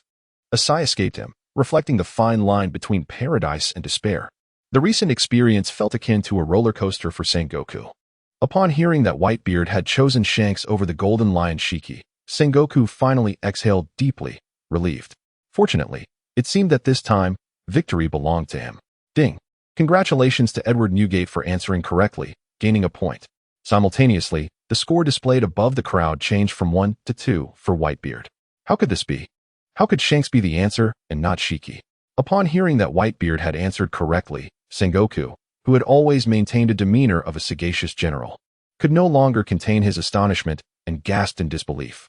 Little did Sengoku know that after his release from prison, Shiki had met with Whitebeard, seeking collaboration. After being rebuffed, he exchanged a few obligatory pleasantries before returning to his role as a beast tamer. Naturally, Whitebeard had no intention of explaining this to Sengoku. He was already preparing for how to decisively defeat Akainu. With a victor now established, the question and answer space disregarded Sengoku's protests. Ding! Will the victor be watching the projection? If no response is given within 5 seconds, it will be assumed that he is not watching. 5, 4, 3. Though he had guessed it was Shanks, Whitebeard was also somewhat curious about how he had managed to prevent this war. Surely, even the red-haired pirates would have suffered significant losses. Play the projection. As Whitebeard's words concluded, a white sphere illuminated the entire sequence of events. Blah, blah, blah. Well done, young sailor. Your brave seconds, which you exchanged with your life, have drastically altered the fate of the world. I have come to. In this war, from the moment Shanks made his entrance, the collective expressions of fear from the Navy to the retreat of the Blackbeard Pirates and his commanding words, "Let this be a favor to me," along with his final order to halt the Navy, this was broadcast live to the entire world. In stark contrast to Shanks' imposing presence, there was no doubt that he would now be nailed to the Navy's pillar of shame. No one would remember that he had orchestrated the Marineford War, exterminated the most notorious bloodline of the Pirate King, and shattered the Whitebeard Pirates. All that would remain in the public memory was that he had spared a pirate, sacrificing the opportunity to annihilate the Whitebeard Pirates entirely. He had squandered the hard-won achievements of countless Navy sacrifices, allowing a pirate to trample the Navy's prestige on a global stage. Beside him, Akainu cast a nearly contemptuous glare at Sengoku, clearly disdainful of his mercy. Even though Sengoku's actions were intended to preserve the Navy's strength, in Akainu's eyes, they merely illustrated Sengoku's weakness. The questioning concluded. Edward Newgate 2 points, Sakazuki 1 point, Sengoku. Monkey D, Garp, Portgas D, Ace 0 points. Edward Newgate emerged victorious. The victor has emerged, and thus the question and answer segment has been declared concluded. The prizes have been distributed, and the winners may summon their rewards with mere thought. Shortly, all participants will be transported back to their original timelines, and we look forward to our next encounter. A black bracelet materialized on the wrist of the white-bearded figure, and soon 5 colossal beams of light appeared, transporting him and the others back to their respective places as the luminescence faded. In the office of Admiral Marineford, 2 beams of light flickered, and Sengoku and Garp emerged from the radiance. Sengoku, momentarily disoriented, surveyed his surroundings and realized he had returned to his familiar office. Without pausing to reflect on the events that just transpired, he rushed out, shouting, "Fire! Open fire on the sea!" Meanwhile, Whitebeard found himself beneath the waves. In his urgency, he resorted to shaving and moonwalking, entirely abandoning his usual composed demeanor. Chapter 10. The arrival of the Whitebeard Pirates. However, when Sengoku arrived at the execution grounds, he discovered a familiar figure commanding the naval troops from atop a platform, directing them to bombard the sea. Clad in a military cap, with a resolute and chiseled visage, tall in stature, and draped in the justice cloak reserved for high-ranking naval officers, it was none other than the man he held in such high regard, Akainu. At this moment, Akainu was brimming with confidence, internally affirming that the Navy relied on him. He gestured vigorously, directing his forces. All hands, face the waters of the harbor, calibrate at will, and unleash an infinite barrage. With a thunderous command, Akainu summoned the might of the entire Marine headquarters, 50 warships armed with artillery far exceeding the usual standards. In an instant, a cacophony of cannon fire erupted. The thunderous sound of cannonballs being launched even ruptured the eardrums of some sailors. The sky was filled with projectiles, raining down upon the sea with such intensity that it seemed poised to obliterate the very world. The areas of the ocean struck by the cannon fire sank slightly under the weight of the barrage, creating a depression in the waters before the harbor. Such a scale of bombardment, if unleashed upon the mainland, would likely reduce even a military stronghold like Marineford to rubble. This was the Navy's ultimate firepower. Across the globe, reporters, kings, and nobles from various nations gazed in awe and trepidation at the terrifying display of artillery. Yet, the legendary pirate, Whitebeard, could he truly perish so easily beneath this onslaught? Including Sengoku and Akainu, none held any assurance in their hearts. After all, this was Whitebeard. All sailors in the harbor held their breath, their eyes fixed on the waters where the cannonballs would fall, fully aware that the Whitebeard Pirates lurked within. They prayed fervently for the annihilation of the Whitebeard Pirates amidst this fearsome barrage, believing that justice must prevail. The relentless barrage, reminiscent of an apocalyptic cataclysm, continues unabated, its force causing 50 formidable warships in the harbor to recoil, while the very foundation of Marineford trembles. The cannonade persists, threatening to dismantle the artillery platforms under the strain of recoil, with the barrels themselves at risk of melting from the searing heat. The likes of Wano, Akainu, Akiji Kizaru, and even all present, including the 5 nefarious villains who arrived in haste, along with journalists broadcasting live from around the globe, kings, and commoners alike hold their breath in anticipation of the final outcome. Has that man truly perished? For a moment, the entirety of Marineford falls into an eerie silence, save for the thunderous roar of cannon fire. Suddenly, a keen-eyed Marine appears to notice something, pointing towards the heart of the bombardment, trembling with urgency. He opens his mouth to shout, but the weight of his anxiety renders him mute, and he can only gesture frantically, stamping his foot in agitation. Yet, an increasing number of onlookers sense the abnormality, their gazes converging upon the center of the cannonade. The palpable tension thickens, a foreboding unease enveloping the hearts of the Marines. "The sea," a Marine finally exclaims, pointing towards the ocean with trembling fervor. The sea is swelling. This cry resounded like an avalanche, for it is the silent terror that is most fearsome. In the very heart of the bombardment, the vast expanse of the sea, once indented by the relentless shelling, began to slowly rise from its center. It is important to note that this is indeed the epicenter of the artillery strikes, and the thunderous roar of the cannons has yet to be heard. The firepower, several times greater than that of the demon-slaying order, continues to erupt. How is this possible? As more individuals became aware of the situation, exclamations of astonishment echoed, intensifying with each passing moment. The bulge in the sea grew larger and higher, eventually surpassing even the tallest structures of Marineford. The world seemed to turn upside down, as if the entire ocean had been inverted. Many young Marines were rendered paralyzed with fear, trembling silently on the ground. All present, including the 3 admirals and the 5 notorious villains, had grown up hearing the legends of the Whitebeard. At this moment, facing a pirate that existed solely in folklore, who could remain calm, let alone unafraid? Stay composed. Suddenly, a colossal golden Buddha rose abruptly, standing at the forefront of the navy. The Buddha towered 10 zhang high, radiating a brilliant golden hue, its eyes wide with fury, and hands shimmering with golden light, compressing and condensing a devastating shockwave, exuding an aura of majesty and terror. In this critical moment, Admiral Sengoku stepped forward. It was Admiral Sengoku. Following the manifestation of Sengoku as the towering golden Buddha, the young Marines gradually regained their composure. They braced themselves for battle. Whitebeard was coming. These simple words, when uttered by Sengoku, felt as heavy as 1,000 pounds. Sengoku would not forget the outcome of the earlier exchange, who had received the reward, and was acutely aware of the monstrous adversary they were about to confront. The strongest man in the world. Whitebeard. A man capable of unleashing the full power of the tremor fruit, capable of annihilating the world. He was approaching. "Is Whitebeard truly coming?"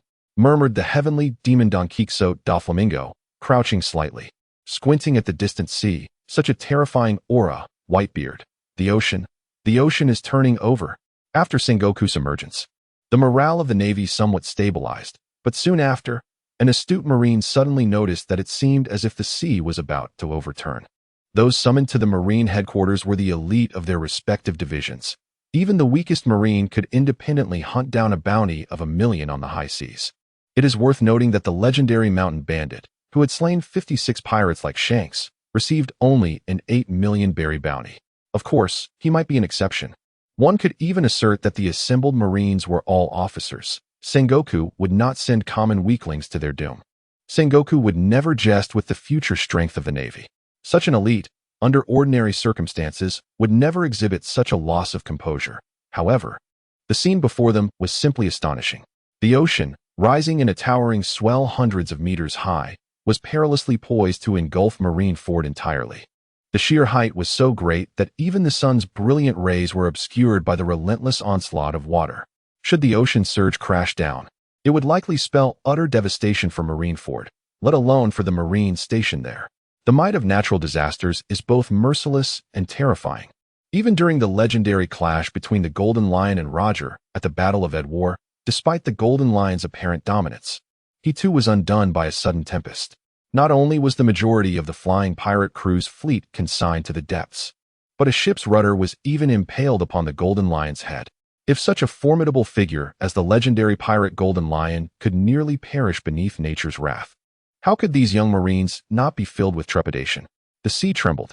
Sengoku's expression was gravely serious. From the current state of the ocean, he discerned the precarious condition of Whitebeard. The formidable force that could unleash a colossal tsunami seems merely to be Whitebeard's greeting, a prelude before the battle. It appears that this conflict will be arduous indeed. Chapter 11. I am here to slay the dogs. What a terrifying power. Truly, it lives up to its legendary status as a monster. The light in Doflamingo's eyes intensifies, and his heart yearns for such strength. How splendid it would be if this power were mine. No one would dare to surpass me. Humph. The pirate empress, Boa Hancock, regards this impending war with disdain, her thoughts consumed by the image of Luffy. The terrifying tsunami draws ever closer to Marineford, and the Navy cannot afford to remain idle. If a mere tsunami could vanquish the Navy, the masters of the sea would have long since changed. Suddenly, from beneath the execution platform, a towering man clad in the Navy's justice cloak, emanating an aura of chilling dread, soared into the air. It was Admiral Kazan, also known as Akiji, with his hands raised. Akiji summoned 2 pillars of ice that spread forth, their slender forms erupting with a frightful chill upon contact with the massive tsunami. Upon landing, Akiji exhaled a breath of cold air and calmly declared, "Ice Age." "Stop, stop!" One of the sailors murmured in astonishment. "The sea is frozen," another sailor echoed, almost in disbelief. The hundreds of meters high tsunami was instantly encased in ice, leaving the Navy in a state of bewilderment, as if trapped within a realm of frost. Yet, this was only the beginning. Below the execution platform, Akainu would not allow Akiji to steal the limelight. The eyes of the world were upon this moment. He aimed to be the brightest star in this grand battle, to ascend atop Whitebeard's head. Great eruption. Akainu's arm morphed into magma, swinging his molten fist, which, infused with a terrifying temperature of 1,400 degrees, grew increasingly colossal as it was unleashed. Like the fist of a towering giant, it crashed into the frozen sea created by Akiji. Boom. The collision of ice and magma, cold and searing heat, 2 utterly incompatible forces, resulted in an explosive reaction. Ice melted while magma cooled. At their intersection, steam surged forth, desperately escaping. In an instant, or perhaps it felt like an eternity, Akainu's magma fist, though much smaller compared to the towering ice wall, was ultimately cooled into stone. Nonetheless, its immense force shattered the hundreds of meters high ice wall, causing it to topple backward. This is the gift the Navy has returned to Whitebeard. Truly, they are all monsters. Don Quixote Doflamingo squatted on the ground, his eyes narrowed, lost in inscrutable thoughts. The towering ice wall, hundreds of meters high, shattered into countless massive ice blocks, collapsing backward, while the magma, now solidified like stone, also tumbled down. Suddenly, all the fragments of the ice wall were suspended in midair by an indescribable force. Following this, a violent tremor ensued, as the very sky and atmosphere were torn into myriad dense fragments by an unknown, formidable power. The atmosphere cracked. A naval colonel stood in a daze, gazing at the ocean before him, utterly bewildered, for this power had undoubtedly surpassed his comprehension. Is this truly within the realm of human capability? Has it arrived? Newgate. Sengoku's gaze faltered slightly, as if he were witnessing the once mighty Whitebeard, who wielded the power to obliterate the world. The Navy now faces a perilous predicament. Suddenly, the atmosphere shatters. The fragments of the ice wall that stood before the Moby Dick, along with the colossal petrified fists, are torn asunder, scattering dust and debris into the sea and wafting through the air. In the meantime, 4 enormous ships resembling whales glide forth from behind the ice wall, heralding the official arrival of the Whitebeard Pirates before the Navy. The Moby Dick. The Whitebeard Pirates have emerged, even though many sailors had mentally prepared themselves, reminding their hearts that their adversary was the Whitebeard Pirates. It is only upon the actual emergence of the crew that they can truly grasp the overwhelming aura of dread. This is not to say that these sailors are excessively timid. Those who have made it this far are the elite of the Navy, comprising numerous skilled individuals. Yet among the more than 100,000 personnel, how many have been drawn from the 4 seas? How many hail from the earlier segment of the Grand Line? The Navy's distribution across the 4 seas has consistently confronted bounties of 20 to 30 million for the most formidable of pirates, and at most, bounties peaking at 70 to 80 million. While the sailors from the first half of the Grand Line may have seen their share of the world, most so-called great pirates within the tightly controlled first half command bounties of merely 1 or 200 million berries, nowhere near the might of the Whitebeard Pirates. Whitebeard himself, as captain, possesses an astonishing bounty of 5,460,000,000 berries, not to mention his crew. Even the 1st Division commander, Marco, with his bounty of 1,740,000,000, far exceeds the imagination of these sailors. The latter half of the Grand Line is effectively a realm beyond the Navy's reach. Even the Navy's presence in the New World is limited. Akin to a solitary nail driven into a wall, and without the leadership of an admiral, any offensive is a mere fantasy. They must also endure the indiscriminate ravages wrought by the Yonko crews. It is Whitebeard. The lookout stationed on the high platform immediately detected Whitebeard's imposing figure, standing over 6 meters tall, wielding his supreme blade, the great knife, 12 works, Sonyan cut, in one hand while his other hand is clenched into a fist, radiating an aura of murderous intent with a visage full of fury. Indeed, Whitebeard initially aimed to rescue Ace, but now, he has added another objective. He intends to eradicate the dogs today. The 1st Division Commander Marco, alongside all the captains, has made their appearance. Simultaneously, the vigilant sailors spotted a row of figures standing behind Whitebeard, and the mere sight of their lineup sent tremors through his voice. The sea is shrouded in mist, with the winds howling wildly, as dozens of warships emerge from the clouds. It is the pirate fleet. The lookout peered through his telescope towards the distant armada. The Night Rider, Doma. The Thunderlord, Marco Guy. The D. Calvin brothers. The Great Whirlpool Spider, Squard. Each is a top-tier master, each a captain renowned across the 4 seas in the New World. Every time the lookout mentioned a captain's name, Sengoku's expression darkened incrementally. By the end, his face was so grim that it seemed one could wring water from it. Are the intelligence personnel of CP utterly incompetent? Such a vast fleet, with over 40 pirate ships and thousands of pirates, has arrived at Marineford without a whisper of intelligence. What purpose do they serve? Kuarelalala. Young Akiji, you're performing quite well. Whitebeard may appear to smile, yet anyone can discern the murderous intent etched upon his face. Magma brat, I have come to claim your life. As the 2 armies clashed, Fleet Admiral Sengoku could not allow Whitebeard to undermine the morale of his forces, despite his frustration at Whitebeard's south incursion so close to their position. He strode forward and proclaimed loudly, Newgate, Whitebeard, if you seek my life, then come and try. However, before Sengoku could finish his words, Akainu interjected, positioning himself at the forefront of the Navy, standing across the bay from Whitebeard. Akainu? Sengoku gazed in disbelief at Akainu ahead of him. Had he lost his senses? How dare he act so recklessly? I am still the Fleet Admiral. Chapter 12. The Ice Age, yet this was a global broadcast. And with a decisive battle against the Whitebeard Pirates imminent, any internal strife would only serve to provide amusement to Whitebeard and the world at large. Thus, Sengoku contemplated and ultimately decided to endure. In truth, Akainu was acutely aware of his actions and the consequences thereof. However, he held his own convictions, adhering to the doctrine of absolute justice, which had always put him at odds with Sengoku. Long neglected by Sengoku, who favored Akiji, Akainu resolved to take a chance.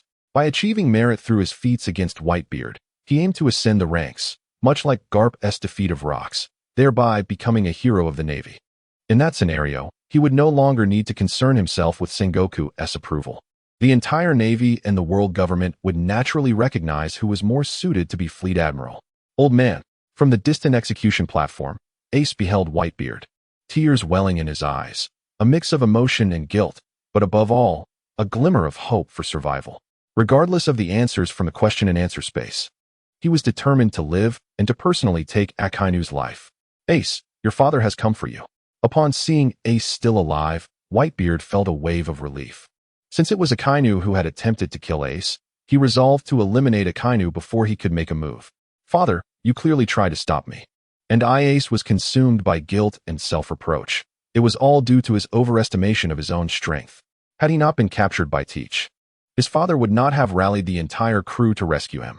It was I who sent you, Whitebeard declared with unwavering conviction, his tone imbued with an undeniable authority. The 2 locked eyes, and unbeknownst to them, tears began to cascade down Ace's cheeks. A poignant scene of paternal affection unfolded, albeit in a most unsuitable location. Here, we have the formidable trinity of the Marine Admirals and the elite forces of the Navy headquarters, pitted against the Whitebeard Pirates and their fleet of over 40 ships. As in the original work, Moria provocatively taunted Whitebeard. So, how will you come at me, Whitebeard? He sneered, his voice dripping with excitement. Doflamingo chimed in. adding his own taunts. However, they were gravely mistaken. The Whitebeard before them was no longer the same man he once was. The ground gently trembled beneath them as Whitebeard cast a piercing glance at the duo, unleashing a terrifying wave of conqueror's haki. Even though their target was not the Navy, countless soldiers fell under the sheer force of his aura, let alone Moria and Doflamingo, who were directly in his sights. Had Moria been the fearless adversary who once dared to challenge Kaido, he might have withstood Whitebeard's haki, but he was not that man anymore. Now, he was merely a pitiful creature, conquered by fear and trapped in a realm of delusion, collapsing to his knees under the weight of Whitebeard's overwhelming presence. Doflamingo, however, would not succumb as easily as Moria. He unleashed his own conqueror's haki in a bid to resist Whitebeard's might. In an instant, the Navy forces were brought to their knees, overwhelmed by the clash of their auras. The pirates, positioned at a distance from the epicenter of the confrontation, remained unscathed. How could a petty king of the underworld hope to contend with the uncrowned king of the seas?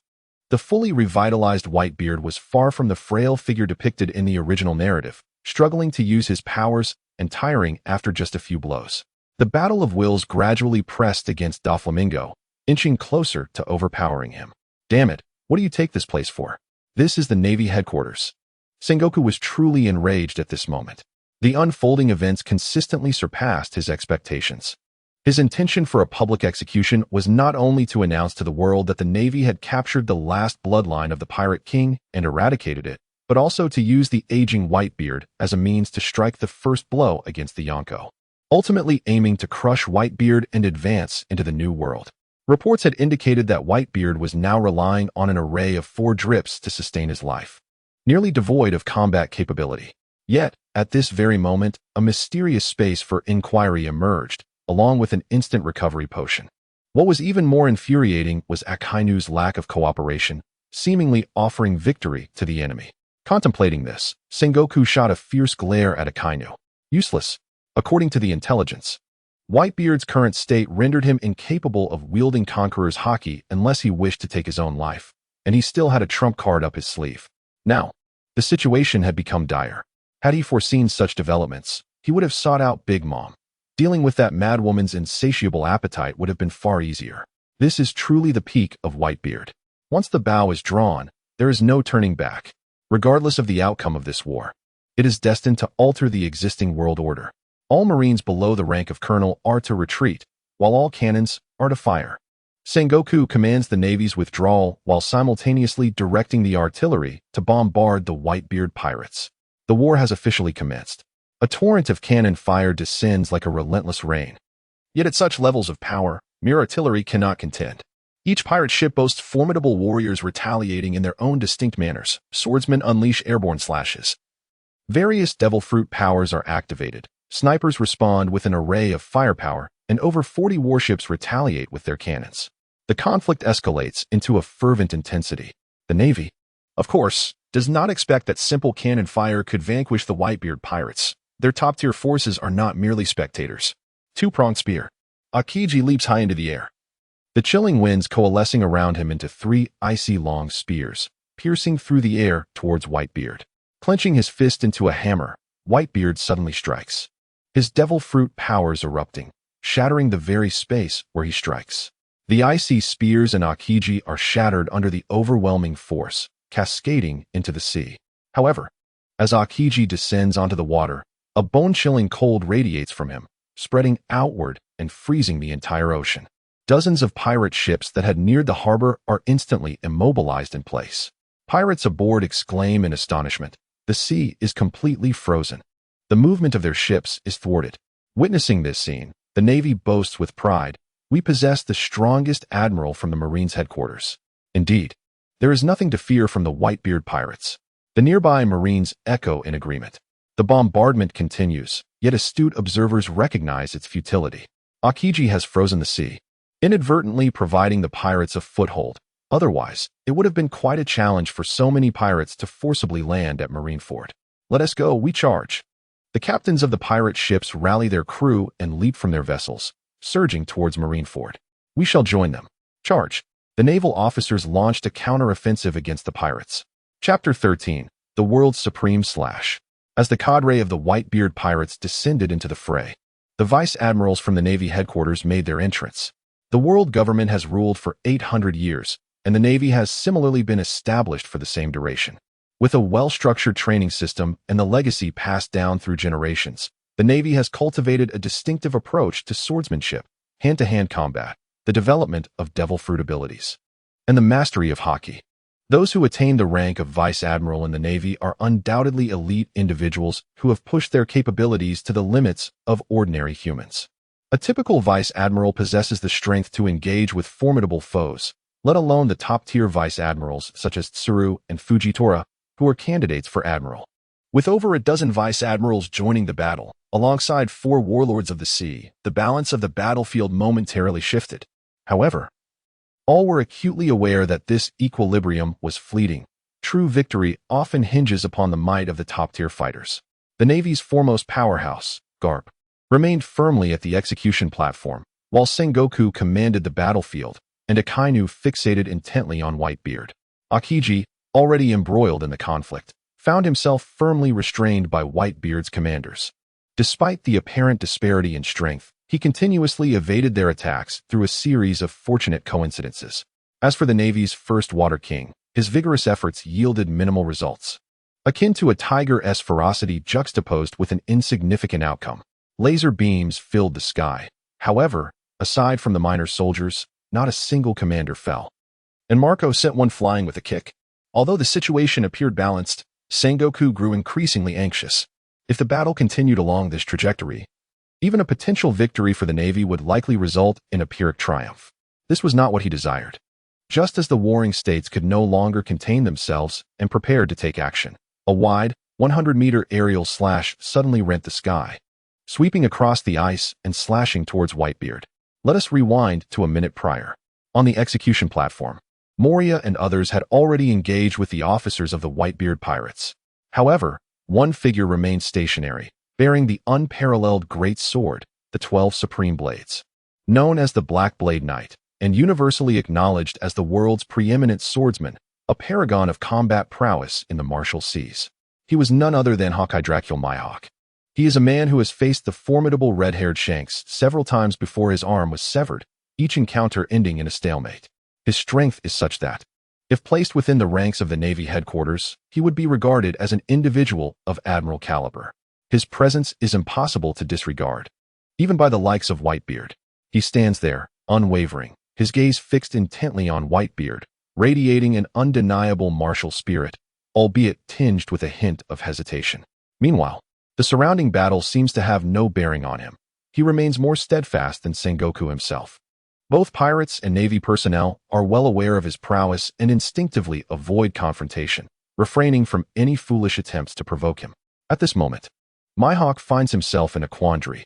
He is uncertain whether Whitebeard has indeed returned to his peak condition. The desire of a swordsman stirs within him, tempting him to seize the opportunity to duel with Whitebeard. Yet, he is reluctant to take advantage of an older man whose strength has waned.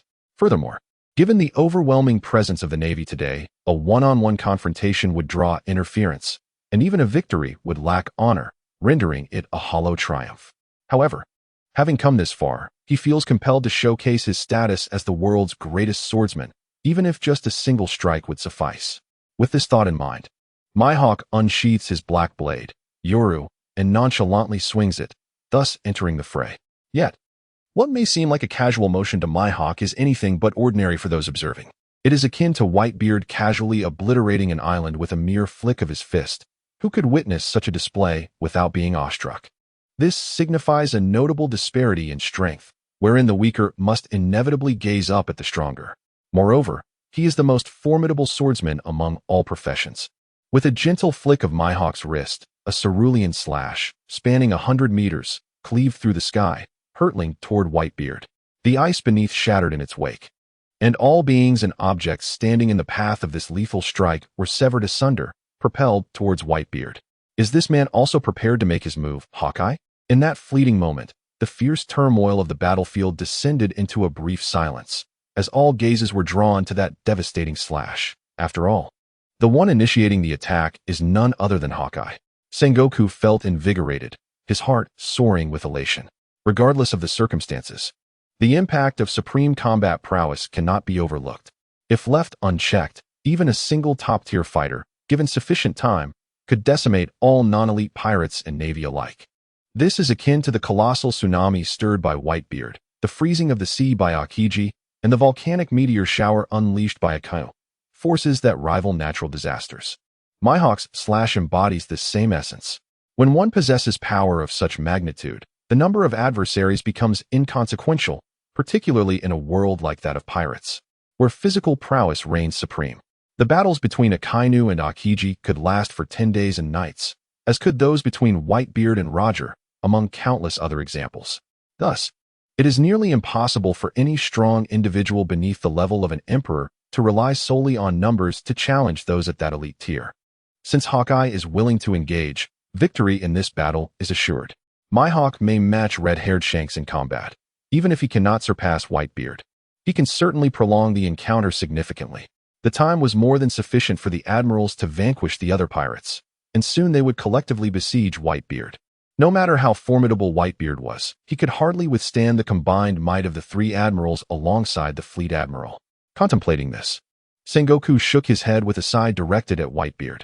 Newgate, fate is with me. It is a force beyond our control.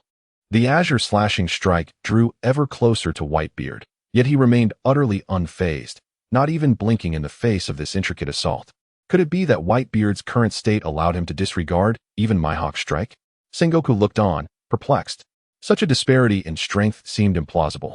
Suddenly, just as the strike was about to descend upon the Moby Dick, a towering figure, radiant and over 3 meters tall, positioned himself before the impending blow. This imposing figure appeared intent on using his own body to shield against the strike. Was this not a harbinger of death in the face of such a terrifying attack? Yet, he successfully held his ground. He blocked it completely, not a hint of its ferocity escaping. The brilliance of diamond shimmered, and after a tense standoff, he exerted his strength, redirecting the azure strike skyward. The strike ascended, its residual force clearing the heavens, revealing a vast expanse of cerulean blue. Thus, if anyone noticed that mere moments ago it was raining, only to find the sky suddenly clear, let them not doubt that someone in a hidden corner was indeed stealthily drawing their sword. The world's foremost strike had been thwarted. Even as a pirate clung to him with a blade in hand, a Navy officer, transfixed by the battlefield, trembled and murmured to himself. The pirate atop him also forgot to wield his knife, utterly awestruck by the astonishing scene unfolding before them. Mihawk was no mere figure. The title of the world's greatest swordsman was not self-proclaimed. He had single-handedly challenged the entire world, defeating numerous renowned swordsmen, thus earning the recognition of countless admirers. This world is not merely the dominion of the world government over the lands of the four seas and the first half of the Grand Line, but rather encompasses the entirety of the globe, including the New World. Thus, it is astonishing that Hawkeye's strike was intercepted by someone other than Whitebeard, who could remain unfazed. Who would not be curious? Chapter 14, Whitebeard's Fury against Akainu. As the smoke from the strike dissipated, a radiant figure emerged, one whose very visage had been transformed into diamond. It was none other than the 3rd Division Commander, Diamond Jozu. At that moment, recognition dawned upon the onlookers, for this man was renowned for his formidable defensive prowess. If it were he, it would not be entirely unexpected. After all, it is diamond, which surely surpasses even the supreme gray blade in hardness. Hawkeye Mihawk met Diamond Jozu's gaze, gradually sheathing his black blade. Engaging such a meat shield held no allure. It offered nothing but defense, devoid of any thrill. Sengoku, is this the conclusion? After such a prolonged wait, this is what you present to me? Now is not the time for dawdling. It is my turn. The pirates who were previously observing were unceremoniously kicked aside by the navy beneath them. Both sides have once again plunged into a fierce struggle. Must I truly take matters into my own hands? Sengoku pondered how to minimize the toll of this war. This was nearly the entirety of the Navy's resources, and once depleted, there would be nothing left. The thought of the four seas and the Grand Line devoid of the Navy's suppression is indeed chilling. Adventurers like Luffy, who refrain from taking lives, are a rare breed. The majority of pirates venture forth driven by their own desires. They pillage and plunder without restraint or remorse. Even with the Navy's presence, countless innocent lives are lost each year to pirates, and one can hardly fathom the consequences should the Navy cease to exist. The ramifications are too dire to contemplate.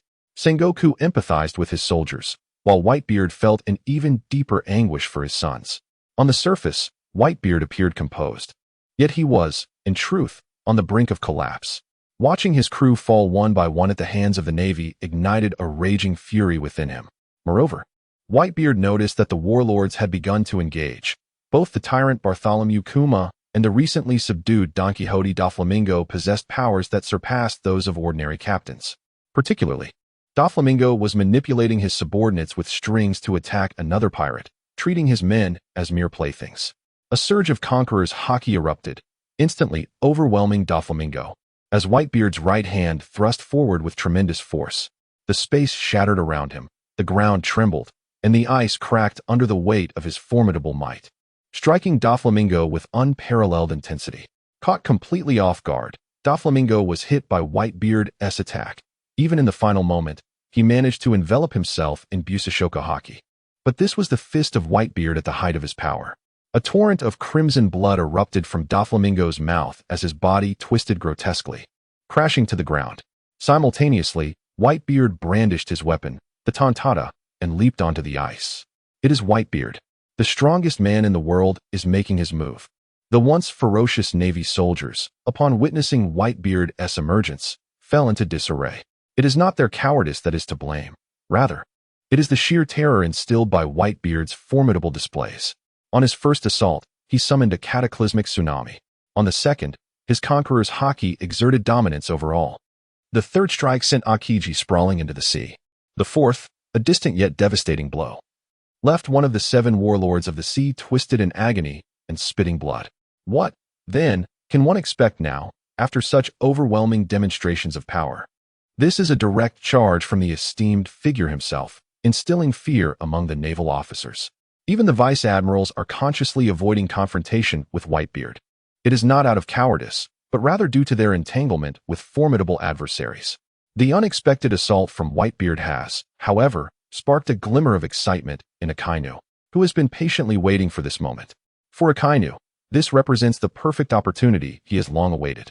Should he delay any further, he risks being overshadowed by Sengoku. Let me demonstrate how I will subdue Whitebeard right before the Navy headquarters. As for whether I can prevail in battle, I am Admiral Akainu of the Navy headquarters. You, a remnant of the vast ocean, think I cannot defeat you? What a jest! Erupting flames. Old man, with me here, you shall not pass. Akainu's arm transforms into a colossal magma fist, radiating intense heat, surging toward Whitebeard. While he mocks Whitebeard in his heart, Akainu harbors no underestimation of him. Rather, he possesses unwavering confidence in his own strength. This punch had been charged with immense power for quite some time, fully harnessing all of his strength. Moreover, this strike could be considered a surprise attack, catching the white-bearded man completely off guard due to the blend of intention and spontaneity. With this strike, a great achievement shall be forged. When enemies meet, their eyes burn with fervor. Not only did the old man's eyes blaze red, but his beard, too, was singed. In his heart, he silently vowed that it was time to settle the score. Akainu, prepare to meet your demise. For many years he had languished in a chair, relying on 4 drips for survival. Yet this did not diminish his courage to confront formidable foes. With both hands wielding the Tsongyun sword, his haki manifested in its most formidable form, even intertwining the rare conqueror's haki around the blade. Come forth and try to block this. As he swung his sword, the very fabric of space shattered, causing the entirety of Marineford to tremble, the harbor's rocky walls fracturing under the strain. Surrounding them, both Navy and pirate fell in droves. When deities clash, mere mortals bear the brunt of the chaos. This is the consequence of their unwarranted involvement in the battleground. Moments later, the two forces converge.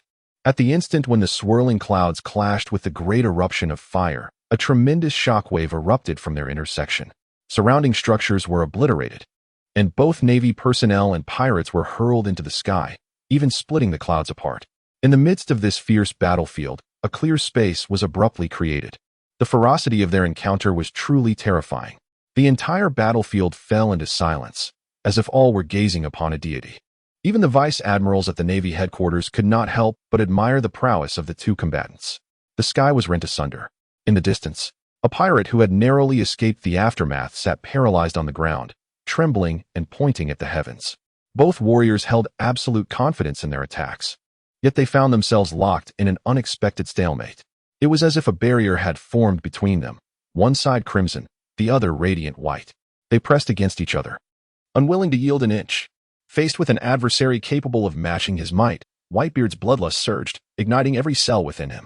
Even though a momentary rejuvenation potion had restored him to peak condition, years of inactivity had left him unable to unleash his full power. Yet now, Whitebeard could feel the rush of blood coursing faster through his veins and the return of his domineering strength. The white light intensified, and Akainu's expression grew increasingly grim. How could this be? His strength was still augmenting? The very fabric of space began to fracture, forcing Akainu to retreat. It was not by choice. He was being compelled backward, his face reddening with effort, yet he found himself helpless against the astonishing power that continued to swell. Akainu truly sought to stand his ground. But he was not destined to become the king of the Navy, and thus he could not merely explode with power. Meanwhile, Luffy was still en route on his ship. Chapter 15, The Duel of Kings. Whitebeard's strength swelled further, compressing Akainu's crimson domain. Just as the onslaught of Whitebeard's swirling clouds was about to strike him, Akainu summoned all his might to just barely push back against the assault. However, Whitebeard had already released one hand from the hilt of his sword, transforming it into a hammer that blazed with white light as it struck Akainu's face. A lethal blow. The magma erupted, fierce winds roared, and the icy surface shattered. Layers of ice being lifted and swept away. The impact sent Akainu into disarray, breaking him into fragments and causing blood to spill from his mouth and nose as he was forcefully driven into the ground. Following this, Whitebeard's other hand, enveloped in dark, armed haki, seized Akainu's cape from behind, yanking it forcefully into the air. As Akainu fell, Whitebeard concentrated his powers, unleashing his devastating technique. The twin dragons set sail. A second lethal strike. In his furious state, Whitebeard was even reluctant to wield his blade, fearing he might kill Akainu with a single stroke. He desired to annihilate him blow by blow. In the distant expanse of space, the Navy, drawn by the tumult of a fierce battle between two combatants, gasped in tremulous disbelief upon witnessing Admiral Akainu being mercilessly pummeled by Whitebeard. Admiral Akainu has been defeated. Quick, save the Admiral. Father, the mightiest. The pirates, observing this spectacle, found their spirits soaring. Akainu, stationed in the New World, had long been the bane of pirates, his prowess well known to all. A true harbinger of destruction. Yet now, he was effortlessly subdued by Whitebeard in a single encounter, leaving everyone astonished. Indeed, Whitebeard was that formidable. The world's strongest man exuded an aura of terror.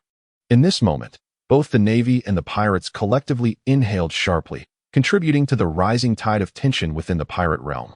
In truth, had Akainu not insisted on confronting Whitebeard head-on, his defeat would not have come so easily. They were of the same caliber, even with an existing disparity. It was not so vast. With the destructive power of magma alone, coupled with a well-timed clash, he could have held his ground against Whitebeard. Alas, his excessive confidence proved to be his downfall. The world's strongest indeed reigns supreme. The Admiral has been vanquished. Meanwhile, journalists, closely monitoring the unfolding events via transponder snail, fixated on the large screen, their bodies trembling, voices quaking, yet their hands moved with remarkable steadiness, scribbling furiously. This is indeed monumental news. Observing this scene from the command post, Sengoku felt increasingly vindicated and delighted. You wanted to flaunt, to revel in your arrogance. Are you satisfied now? Nonetheless, as the fleet admiral, Sengoku understood that a defeat for the admiral would severely impact the morale of the Navy. Moreover, Akainu is the Navy's strongest force. Should Whitebeard manage to defeat him before their very eyes, it would represent a tremendous blow to the Navy's overall strength. However, enduring a few more hits wouldn't be fatal. Let him hold on for a while longer. Meanwhile, after unleashing his double dragons, Whitebeard remained unsated and strode forward with purpose, his hands clasped firmly before him, delivering a powerful strike downwards. Triple kill. The very fabric of space warped as the sound of cracking bones echoed from within Akainu's body, his face and form contorting grotesquely. At this rate, Whitebeard might truly bring about Akainu's demise. Of course, this was precisely what Whitebeard intended. Raising his right fist high, he enveloped it not only with the powers of his devil fruit, but also with both armament haki and conqueror's haki. The aim of this fist is to slay Akainu. If you receive this blow, you may very well meet your demise. At that moment, a thunderous roar resonated from above. Whitebeard, there, suspended in midair. The towering figure of Sengoku, the golden Buddha, unleashed a descending palm technique, his hands aglow with a golden luminescence, concealing within it an untamed ferocity.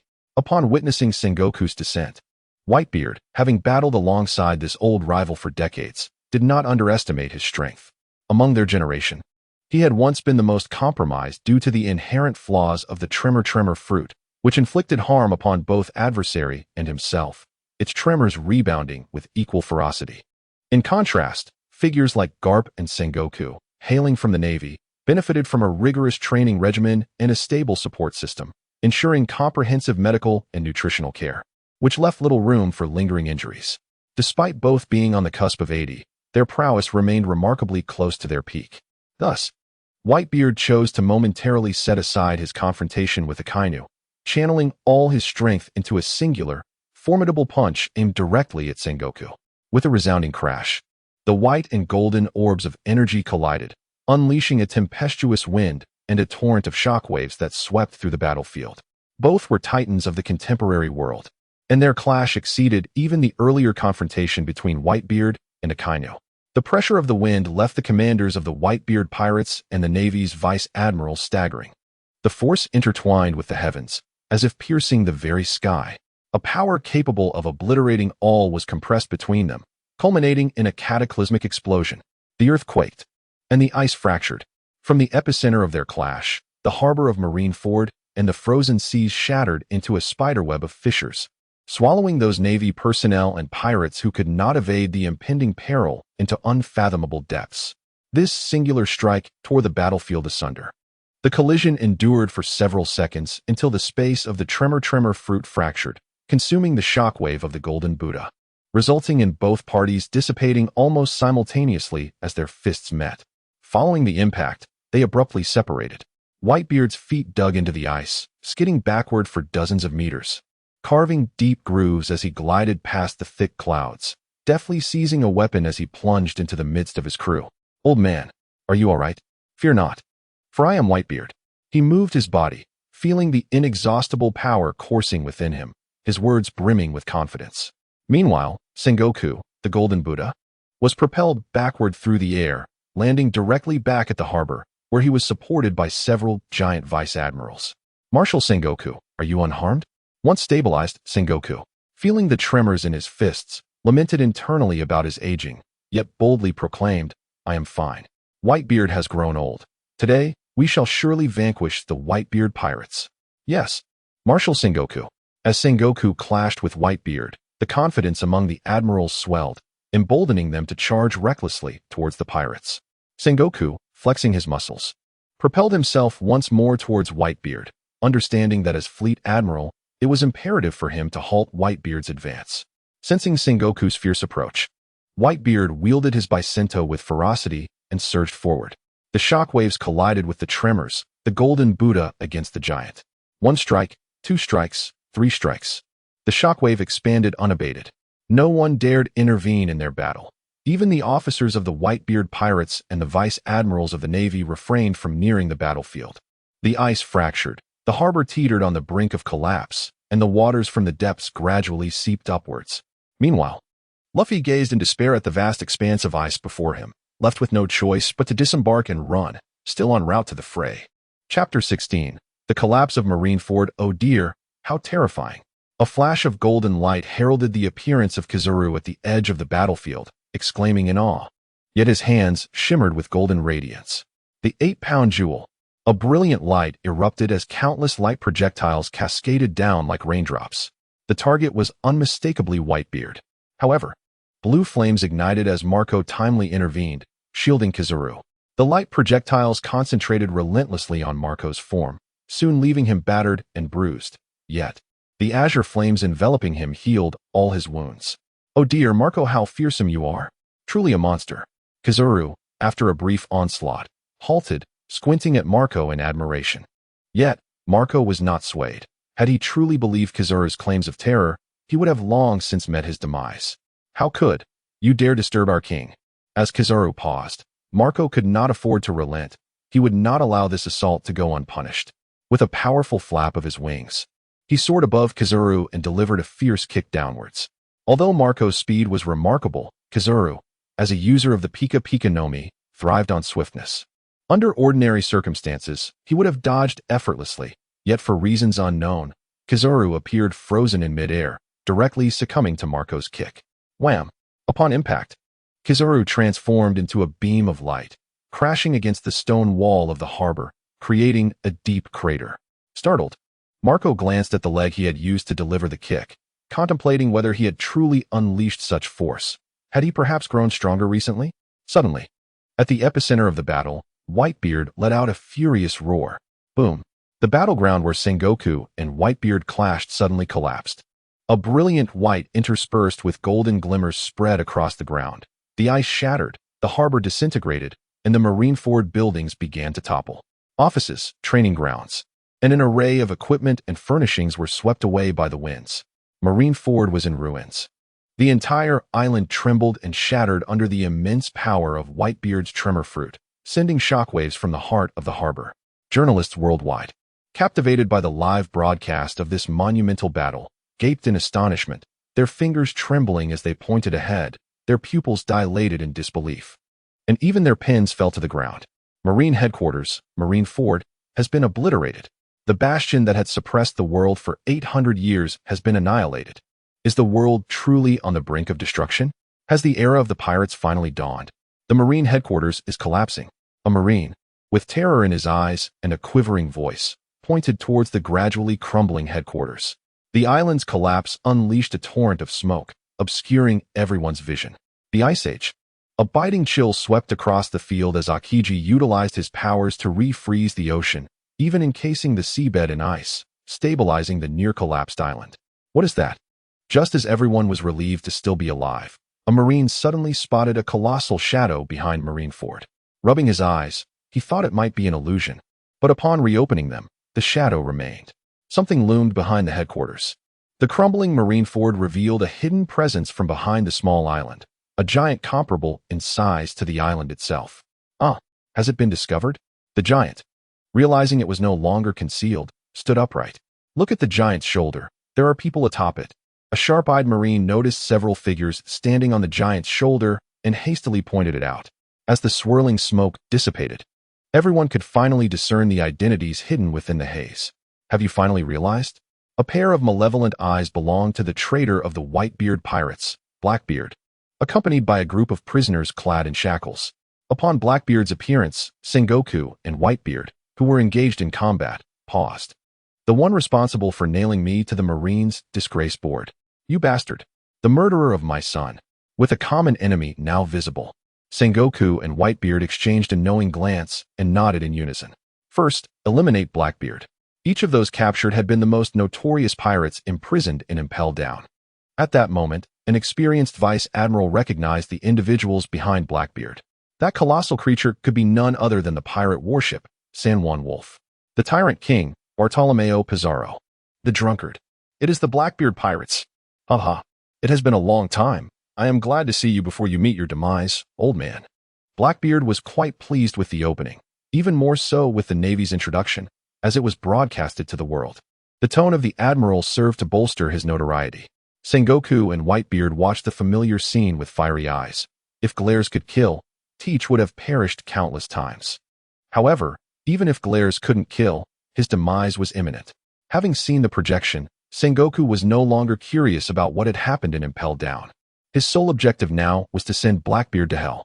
Indeed, even if Blackbeard possessed the powers of the dark fruit, Sengoku cared not. This scheming scoundrel posed a tremendous risk to the world. With each passing day, he remained alive. Teach, you are unworthy to be my son. You have violated the one ironclad rule aboard my ship. You have slain your comrades. The dying wish of the 4th Division Commander, Thatch, is for me to take your life and grant him peace. Although he had previously articulated these sentiments in the QA space, expressing them again now felt somewhat awkward. Nonetheless, these were indeed Whitebeard's true feelings. Father, you have grown old. After fighting for so long, can you still wield your sword? Teach, oblivious to the approaching danger, was fixated on the tremor fruit he so ardently desired, taunting Whitebeard recklessly. "How dare you speak to father in such a manner?"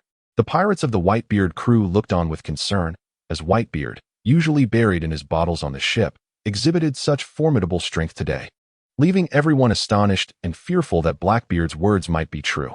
"No one is to intervene. I will personally slay this traitor." Whitebeard's prestige was unparalleled, silencing everyone with a mere gesture, before he spoke with barely contained fury. "It is the Navy's duty to eradicate pirates. Blackbeard, should you dare to invade Marineford, do not expect to leave alive." Sengoku, unable to restrain his anger, stepped forward. Whitebeard glanced at Sengoku, recalling the video from the QA space, and opened his mouth, but chose not to speak. Sengoku was indeed a pitiful figure. Teach and Shanks had tarnished his reputation, and it was likely that his hatred for Teach rivaled that of Whitebeard. Let Teach meet his end. Meanwhile, Luffy was on his way, skating towards the scene. Chapter 17. The Blackbeard Pirates of Unusual Circumstances. Blackbeard. Am I in the wrong script? Did I wander into the wrong set? This isn't my storyline. Whitebeard is here to rescue Ace. He should be the Navy's primary target. I made it clear that I came to assist the Navy. So why does it seem that Sengoku is intent on aiding Whitebeard in killing me? You two were just at each other's throats. Now I arrive, and everything's fine? Am I being played? Is the fleet admiral actually colluding with pirates to take down the Seven Warlords? Sengoku, do not forget, I am a legitimate pirate. I am here to assist the Navy in combating Whitebeard. As the imposing figures of Whitebeard and Sengoku approached, cold sweat trickled down Blackbeard's brow, prompting him to urgently attempt to persuade Sengoku to assist him in confronting Whitebeard. He was a man of considerable ambition, having masqueraded as a benign presence within the Whitebeard Pirates for an astonishing 26 years, all for the sake of a single devil fruit, until he ultimately revealed his true intentions by eliminating Captain Sachi. Had fortune not favored him recently, along with his successful recruitment of a formidable cadre of subordinates within Impel Down, he would not have dared to exhibit such audacity today. Yet, his bravado did not equate to arrogance. Even the formidable Magellan within Impel Down had already proven to be a significant challenge for them. Blackbeard certainly did not regard Magellan as a match for Whitebeard or Sengoku, even in the latter's advanced years. Having followed Whitebeard since the tender age of 12, Blackbeard had spent 26 years witnessing Whitebeard's ascendance to legendary status across the seas, dominating all in his path. If Whitebeard had possessed ambitions akin to those of others, the seas would long ago have ceased to be a battleground for the 4 emperors and 7 warlords. At the zenith of his power, Whitebeard had already subdued all adversaries, poised to claim the title of the next pirate king. Even in his twilight years, Whitebeard's strength remained formidable. Were it not for the dark fruit that rendered Whitebeard's tremor fruit abilities ineffective, Blackbeard would not have dared to approach him. In the original narrative, it was only after witnessing Whitebeard, grievously wounded and with his innards incinerated, that he mustered the courage to confront him, and even then, he nearly met his demise. It was not only Blackbeard who perceived Sengoku's unusual demeanor. Both the Marines and the Whitebeard Pirates were equally bewildered. What has transpired between these two individuals? Is this a case of mutual admiration forged through conflict? The Navy, in particular, is perplexed, while pirates engage in their own vicious squabbles. It suffices for us to refrain from exacerbating their strife. How could we possibly extend our assistance to the pirates? More specifically, how could we lend our support to Whitebeard? Given the monumental scale of today's confrontation, the very foundation of Marineford has been shaken, all in an effort to dismantle the Whitebeard Pirates. How is it, then, that we find ourselves reversing course to aid them? Could it be that Admiral Sengoku is an undercover agent? The purpose this time is to assist the pirates in overwhelming the naval headquarters? Impossible, utterly impossible. At this thought, the naval admiral was startled by the sudden notion, shivering involuntarily and hastily shaking his head. "What's wrong, Admiral?" The nearby sailor, still perplexed by the situation, heard the admiral repeatedly muttering impossible and quickly inquired with concern. "It's nothing." The admiral's countenance darkened slightly as he swiftly dismissed the intrusive thoughts, yet a seed of doubt had already been sown in his mind, waiting to germinate. "Teach, you have unleashed these deeply sinful pirates by destroying the underwater prison. As the fleet admiral, it is my duty to ensure that you are returned to Impel Down. Sengoku cannot claim that I foresaw the future. I merely understand that if I allow you to go free today, you will soon seize Whitebeard's devil fruit powers to confront the Navy, leaving us with no recourse but to fabricate an excuse. Regardless of whether others believe it or not, Sengoku is genuinely apprehensive about Whitebeard confronting you alone. If Whitebeard were to kill Blackbeard, it would be a joyous outcome. However, Blackbeard would certainly not allow himself to be slain without a fight. With so many notorious pirates involved, even Whitebeard could not emerge unscathed. But what if history were to repeat itself? If Whitebeard were to be defeated by Blackbeard, who subsequently acquired his devil fruit powers, the world would indeed face dire peril. The Navy could not afford such a gamble. Sengoku has also recognized that the Navy has entirely relinquished Whitebeard's formidable strength, and in the aftermath of this battle, it is likely that the Navy will struggle to recover for an extended period. This will mark one of the most impotent phases for the Navy since its inception in terms of suppressing the world. Therefore, to preserve the Navy's dignity, the worst-case scenario may involve executing Ace in advance. At the very least, this would allow the Navy to claim they have put an end to the nefarious lineage of Pirate King Roger. As for Whitebeard, he harbors resentment towards the Navy. But based on Sengoku's understanding of him, he would not sacrifice his other sons for the sake of the deceased Ace. Once this incident has passed, the Navy might simply disregard Whitebeard, opting to completely seal off the New World and withdraw their bases, maintaining a vigilant watch at the outer entrances. After all, Whitebeard, at his age, is not expected to endure much longer. If he seeks vengeance, he may freely target the Sabaody archipelago, which serves as the face of the world government. And naturally, formidable figures from the world government will be present there, rendering other locations out of his reach. In a decade or two, he will likely be laid to rest, which is preferable to the emergence of a younger, more ambitious Blackbeard. As for future matters, let them be left for the next fleet admiral to ponder. Contemplating this, Sengoku gazed at Akiji in the distance with a look of guilt. Today's outcome was undoubtedly not what the Gorosei had envisioned. Following the war, it is likely that his position as fleet admiral will also be lost. Akainu, having been thoroughly bested by Whitebeard in front of so many witnesses, has forfeited any claim to compete for the position of fleet admiral. As for Kizaru, it is best left unmentioned. Unless unforeseen circumstances arise, Akiji is poised to become the next fleet admiral. It is truly regrettable to leave you with such a significant mess. However, there are certain actions I must take now. Blackbeard, for the sake of world peace, I implore you to meet your demise. At this moment, Blackbeard felt a surge of panic, realizing that he had arrived too early and had overestimated his own might. Yet, under the watchful eyes of the crowd, it was exceedingly difficult to concede without having fought back. This is indeed a global live broadcast. His original intention was to seize this opportunity to announce his existence to the world, declaring that a new sovereign would soon emerge upon the seas. Especially since each of them here is a formidable force, rivaling the Seven Warlords. If they yield without a fight, his reputation within the pirate circles will be irreparably tarnished. In the future, when he seeks to recruit new members in the New World who would want to join his crew, one can easily surmise that after this live broadcast, once others behold him, they will recognize him. Alas, if they choose not to join his crew, they would perceive him as a coward, merely fleeing and capitulating. Associating with him would surely lead to a dismal fate. The scene is breathtaking, almost beyond imagination. Yet, never mind that. I refuse to believe that. Despite the multitude gathered here, we cannot overpower these two relics of a bygone era, especially considering he possesses the power of the dark fruit, capable of countering all other abilities. If he cannot defeat Whitebeard in a one-on-one confrontation, surely we can best him in a collective assault. Old man. Why not give it a try? Charge forth, eliminate him. With a maniacal laugh, Teach gestured for his band of notorious pirates to advance alongside him. Chapter 18.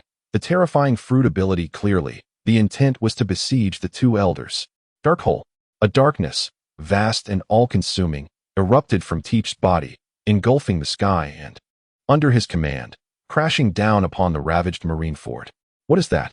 A seasoned vice admiral furrowed his brow, instinctively sensing a foreboding and menacing aura emanating from Blackbeard, a fellow devil fruit user. It was as if he were facing a natural adversary, or, to put it bluntly, a nemesis. However, when the darkness collided with Marineford, it did not erupt in the expected explosions or devastation. Instead, it exhibited a far more terrifying ability: consumption. The darkness devoured everything it enveloped. A pure blackness so profound it consumed all light. Though it was daytime, the sunlight could not pierce through its grasp. Father. Allow me to demonstrate the terrifying power I have longed for all my life. With the battlefield set and no one daring to interrupt him, Blackbeard's grin grew more ferocious. You lot, kill them. In this scenario, Blackbeard did not forget to rally his allies. Before long, Shiryu unsheathed his sword.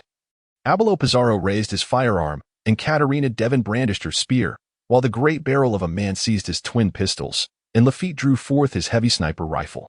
Opposite them, Whitebeard lifted his Tsungyun cutter, and the Wano war transformed into a colossal golden Buddha. The blend of white and golden light was strikingly simple, yet understated. However, as soon as the two forces collided, the disparity became evident. The brilliant white radiance shattered the heavens, fracturing the very fabric of space. Within Whitebeard's attack range, enemies, whether the elite advancing towards the city or the notorious prisoners known as Great Pirates, found any resistance utterly futile. Their proximity to one another only hindered their performance. Just hours prior, they had been imprisoned in cages. Impel Down was no sanctuary for nurturing strength. Not only was a hearty meal a distant dream, but merely surviving without starvation was a blessing. Many had languished in confinement for decades, and even the least experienced among them had endured 4 or 5 years in a cramped cell, shackled with heavy chains, receiving insufficient nourishment. For anyone, such conditions would render them ineffective. If their peak strength had once been a 10, maintaining even a 5 in battle prowess would be a remarkable feat. Moreover, they had recently suffered under Magellan's poison. Even with timely antidotes, their bodies had become exceedingly frail.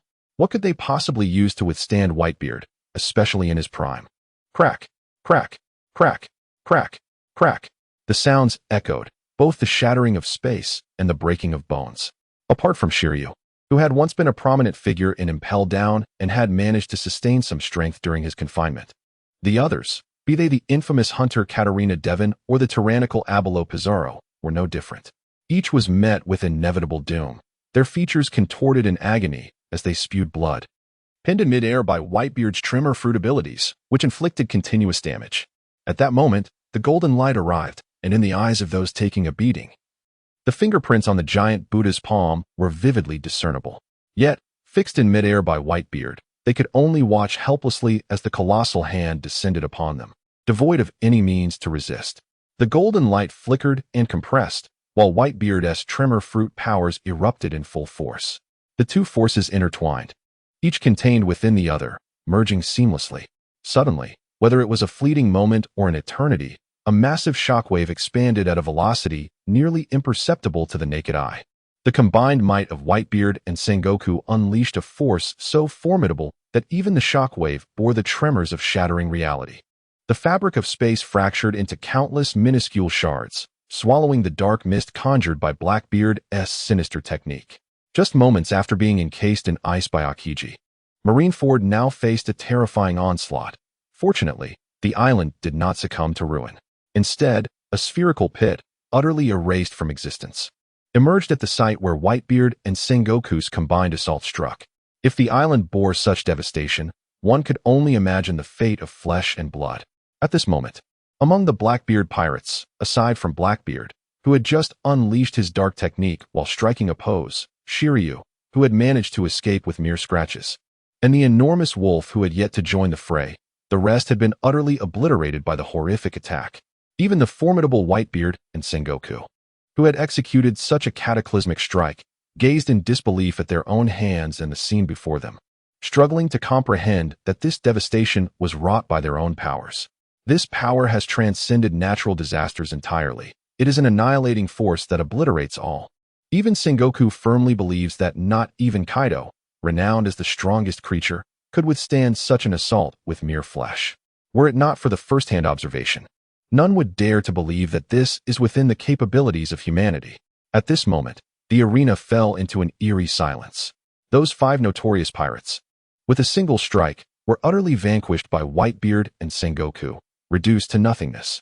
While the journalists and the public watching the live broadcast on the large screen might struggle to comprehend, the elite among the Navy and pirates present fully grasped the sheer terror of this power. One could discern the trepidation in Blackbeard's trembling legs and his clothes, soaked with sweat. At this juncture, Blackbeard's mind was consumed by regret. He lamented his decision to come here. Yet, There lingered a sliver of confusion regarding whether Whitebeard and Sengoku were allies and the nature of their abilities. However, there was no time to dwell on such thoughts. Survival took precedence. For as long as he lived, there remained a glimmer of hope.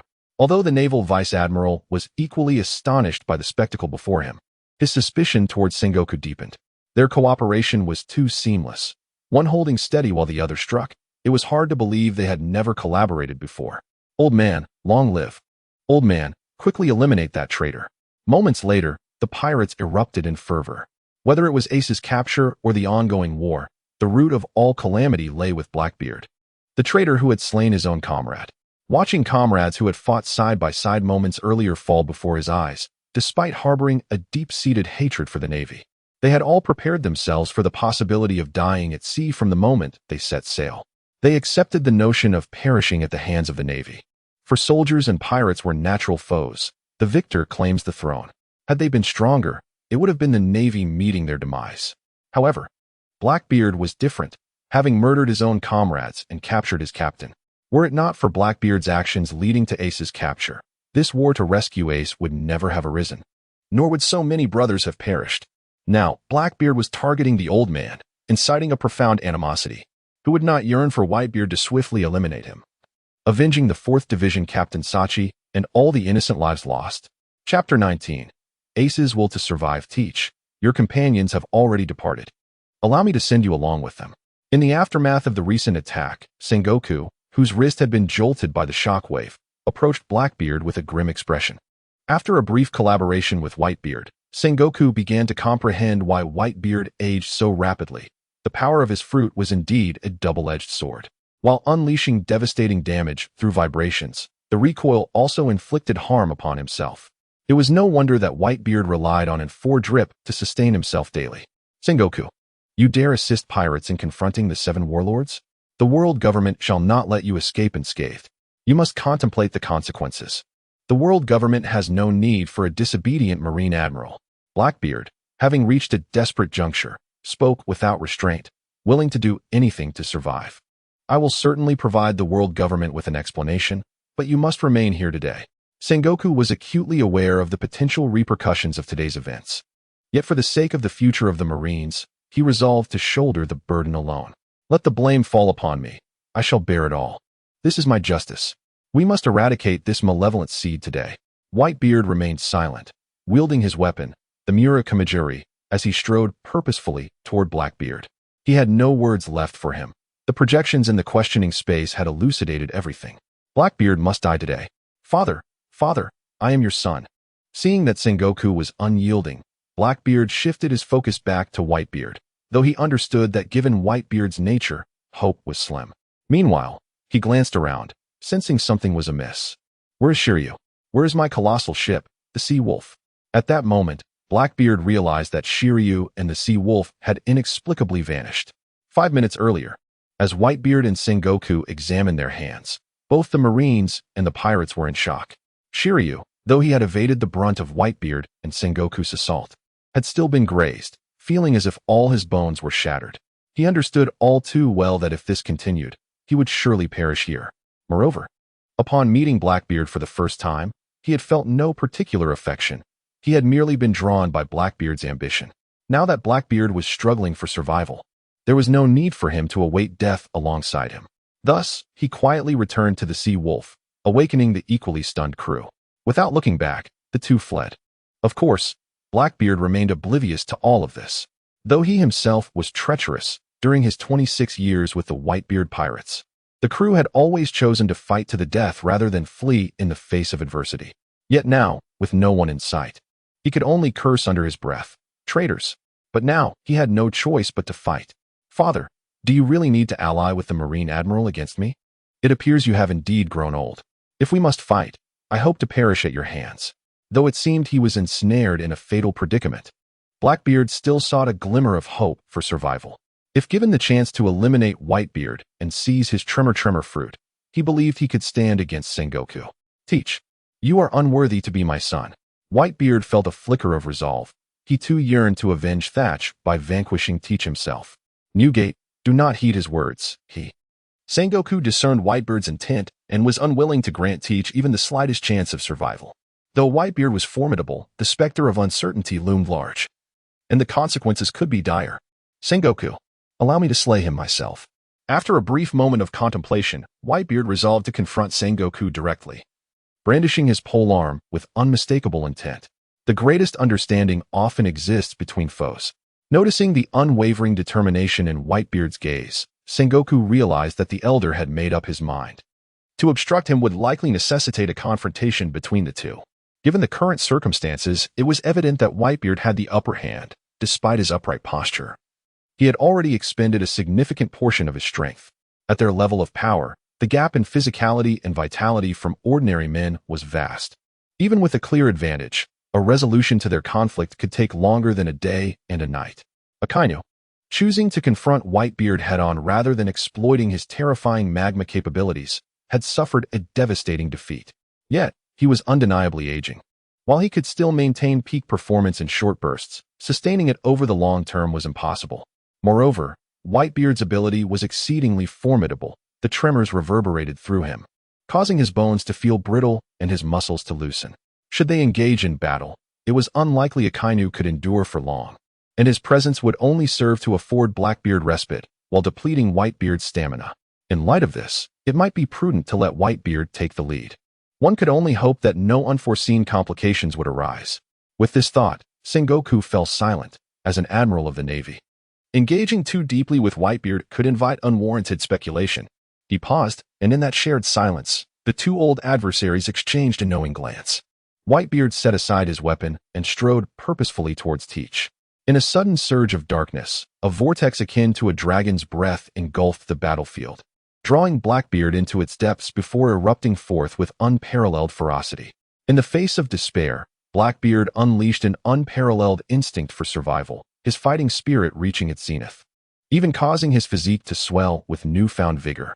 Father, behold the might of the dark fruit. Let me demonstrate its power. Feeling the surging power within him, Blackbeard's confidence surged back. Teach believed in the might of the dark fruit. At this moment, the dark void had been unleashed. If he could merely delay Whitebeard and allow the darkness to engulf him, victory in this battle would be assured. As Teach pondered, his gaze suddenly fell upon Ace, firmly shackled to the execution platform by Seastone. Father, he began, although I once revered and idolized you wholeheartedly, you have grown feeble, so feeble that even your subordinate, facing execution, cannot be rescued. How fortunate I was to spare Ace's life on Bonero Island. Teach taunted Whitebeard with reckless abandon, while the darkness gradually encroached upon Whitebeard's ankles. What are you saying, you bastard?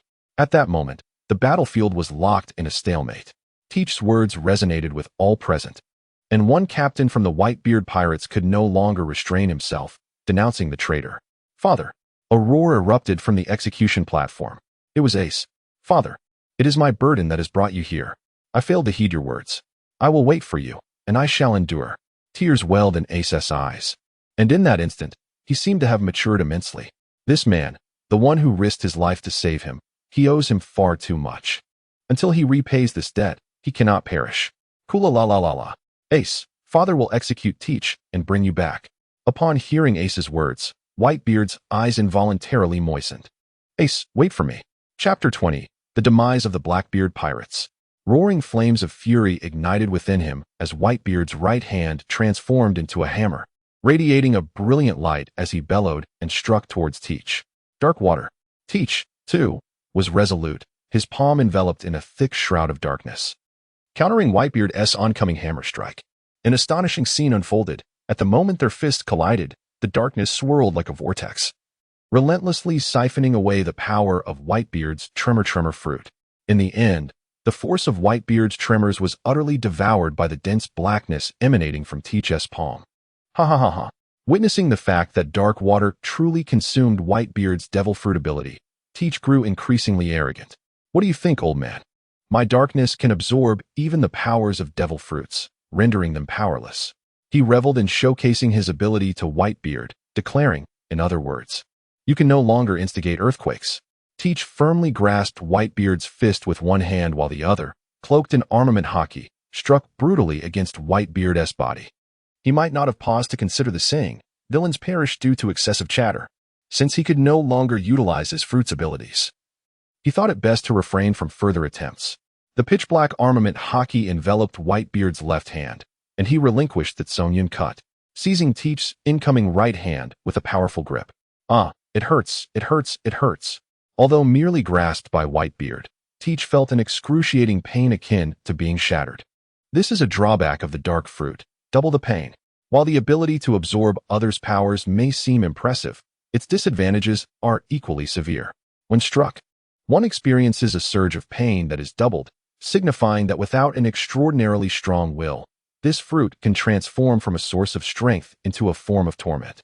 Imagine two individuals of comparable strength. If I strike you lightly, you may merely stagger, yet if you retaliate, I am left incapacitated by the pain. How can one engage in combat under such circumstances? Battling those with abilities may be advantageous, but what if the opponent is a master of pure physical combat? This is the primary reason why Teach covets the Tremor fruit. What could possibly surpass its might for a master of hand-to-hand combat?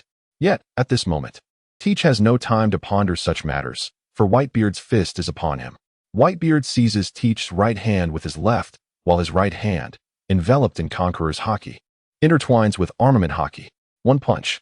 Bam! The fist strikes Teach's chest, nearly piercing through it, and a torrent of blood erupts forth. But it does not end there. Two punches. Whitebeard withdraws his right hand from Teach's chest and immediately delivers another blow to his abdomen. Unlike the hardened ribcage that offers some resistance, the soft belly is utterly defenseless against Whitebeard's fist. Internal organs rupture and blood pours from Teach's mouth, splattering even onto Whitebeard's face. Yet Whitebeard remains eerily calm, showing no inclination to evade, slowly retracting his fist to deliver another blow. 2 punches, 3 punches, 4 punches, 5 punches, 6 punches, 7 punches, 8 punches, 9 punches. Teach has long since met his demise, yet Whitebeard continues to rain down punches, not merely killing, but venting the fury that resides within him. For the fallen commander of the 4th Division, Sachi, for Ace, for his tragically lost comrades. Teach. A radiant white light shines forth, until Teach is reduced to nothing more than a bloody pulp. With a final hurl of the remaining arm, Whitebeard exhales deeply and turns to face the Navy. Now, it is time to rescue Ace. Covered in blood, Whitebeard's fearsome visage instills terror in the hearts of many Navy soldiers, causing them to instinctively retreat. However, no one dares to mock their fear at this moment, for all Navy personnel are acutely aware the decisive battle has commenced. Akiji and Kizaru step directly behind Sengoku. As the 3 admirals gather, fully aware that they cannot afford to underestimate Whitebeard in this state. Whitebeard has demonstrated his formidable strength, compelling even the previously lethargic Akiji and Kizaru to resolve to thwart him. The Navy must secure victory, even through overwhelming force, for they cannot afford to lose. The captains of the Whitebeard Pirates rally behind their leader. 1st Division, Captain Marco the Phoenix. 3rd Division, Captain Diamond Jozu. 5th Division, Captain Fire Fist Bista. 6th Division, Captain Blamenko. 7th Division, Captain LaCroix. 8th Division, Captain Namor. 9th Division, Captain Blenheim. 10th Division, Captain Khalil. 11th Division, Captain Jindudo. 12th Division, Captain Halta. 13th Division, Captain Buffalo Atmos. 14th Division, Captain Spitakill. Captain Fossa of the 15th Division. Captain Aizu of the 16th Division. Each of them possesses strength that could rival that of a Navy Vice Admiral. And even someone as formidable as Marco could contend with an admiral without succumbing in the short term. With the world's mightiest Whitebeard alongside such a formidable lineup, the outcome of this confrontation remains uncertain. Of course, the Navy, which has suppressed the world for 8 centuries, undoubtedly harbors greater combat capabilities. Yet the vast territories it must defend require personnel in every corner. Currently, they have assembled merely 2/3 of their strength, with many, like Admiral Momonosuke, yet to arrive. Moreover, in the initial stages, Sengoku had prepared numerous contingencies, including pacifists.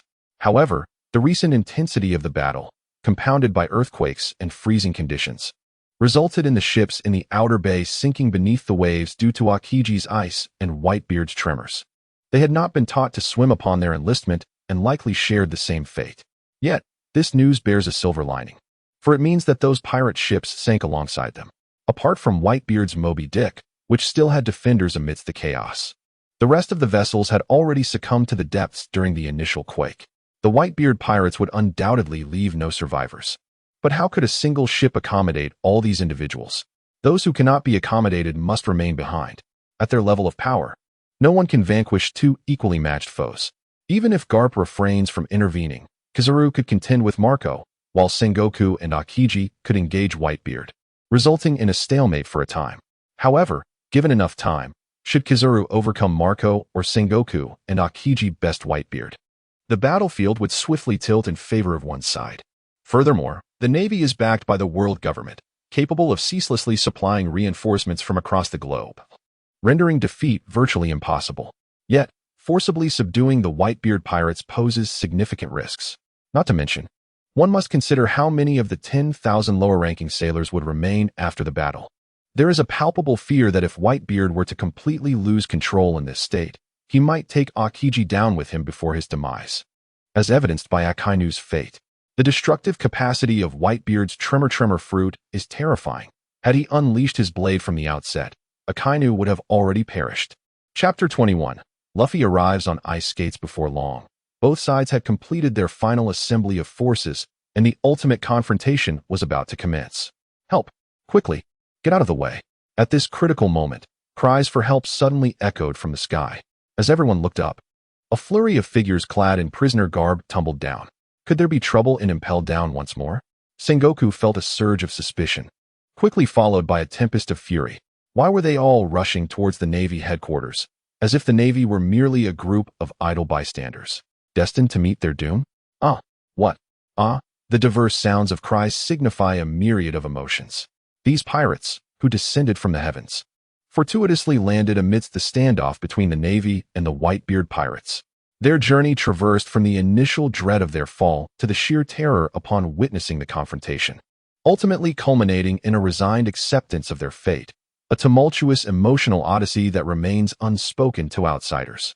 To recount their origins, we must turn back the clock 10 minutes. With the onset of war arriving earlier than anticipated, Luffy and his companions had only just crossed the gates of justice when they were abruptly confronted by the colossal tsunami unleashed by Whitebeard. Jinbei, resolutely at the helm, charged forward without a moment to relish their survival, only to be met with the chilling sight of Akiji freezing the sea beneath them. Faced with the daunting task of rescuing Ace, Luffy, with unwavering determination, resolved to sprint across the icy expanse, but was thwarted by Buggy's intervention. Such a mindless endeavor is not one that the esteemed Buggy would undertake. Ultimately, after much deliberation, the group resolved to dismantle the ship, using the wooden planks to slide across the ice. However, midway through their journey, an onslaught of calamities struck. Whitebeard clashed with Akainu. Battles erupted with Sengoku and Blackbeard. Seismic tremors shook the ground, the ice cracked, and tumultuous waves surged, launching Luffy and his companions into the air. Fortuitously, Akiji had frozen the ocean's surface, stabilizing Marineford. But in the process, he inadvertently encased Luffy and his crew in ice. Thankfully, Jinbei, being a fishman capable of breathing underwater and possessing formidable strength, managed to shatter the ice and rescue them one by one. The frozen tsunami lingered at the battlefield's periphery, prompting the team's strategist, Buggy, to propose shattering the icy waves to create a landslide, thereby allowing them to slide down on the wooden planks. Yet, while the idea was splendid, reality proved to be quite stark.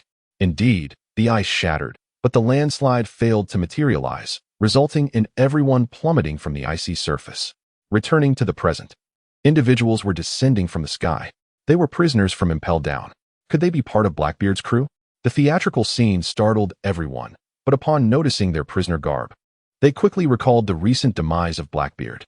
Rubber balloon.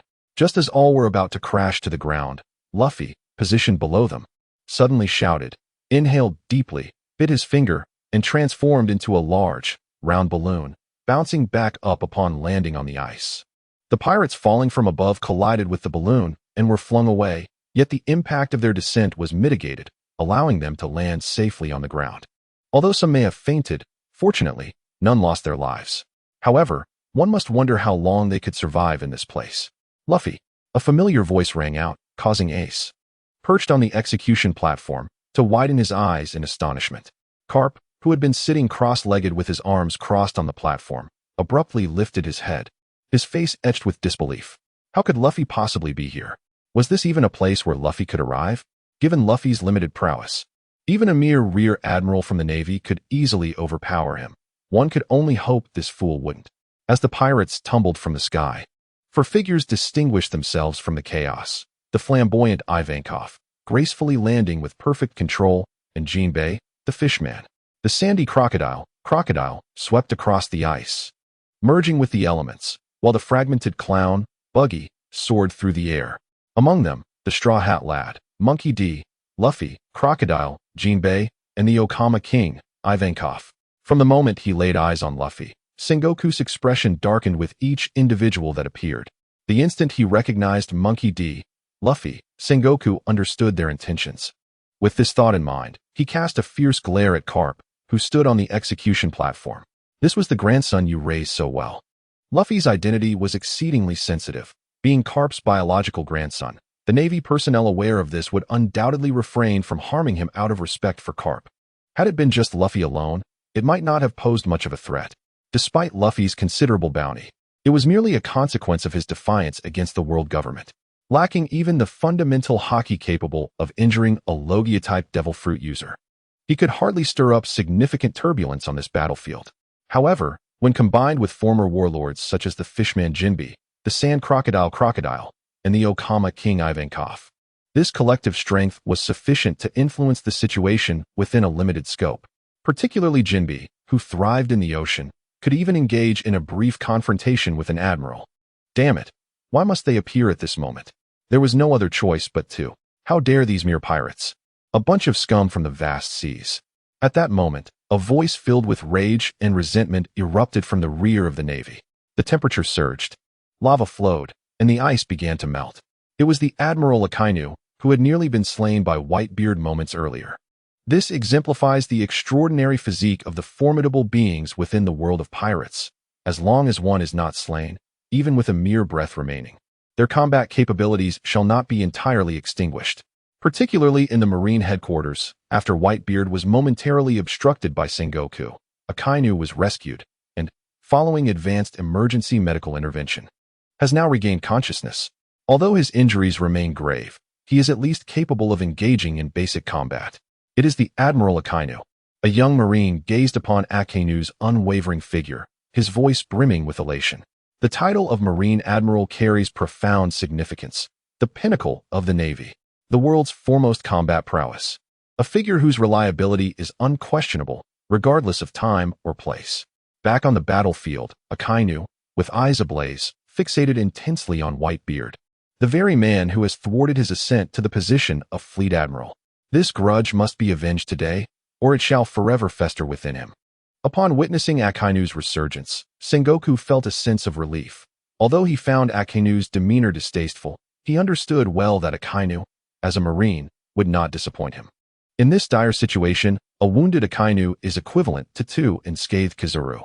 However, for the sake of the Navy's victory, Whitebeard, you are undoubtedly aware of the true identity of Port-Gas D. Ace. The significance of this man's demise must be fulfilled today.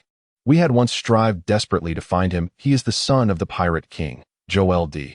Roger, the most infamous lineage. Under the recording of the transponder snail, Sengoku announced this revelation to the entire world. Journalists, holding their notepads, gaped in astonishment as they trembled in response to this news. Realizing that they had encountered more revelations today than they could fathom, fearing that no future news would ever astonish them again, they felt that their presence today was not in vain. The magnitude of headlines on this day surpassed any they had ever published in their lifetimes. Ku-la-la-la-la, Sengoku, what folly are you uttering? Ace is my son. Whitebeard fell silent for a moment before erupting into laughter. Chapter 22, Luffy and the King. The Straw Hat Pirates assemble. Ace, I am here to rescue you. Newgate, there is no denying it. Today, you shall not take Ace away, and thus I decree the execution of Fire Fist Ace to be carried out prematurely. Sengoku's gaze was icy.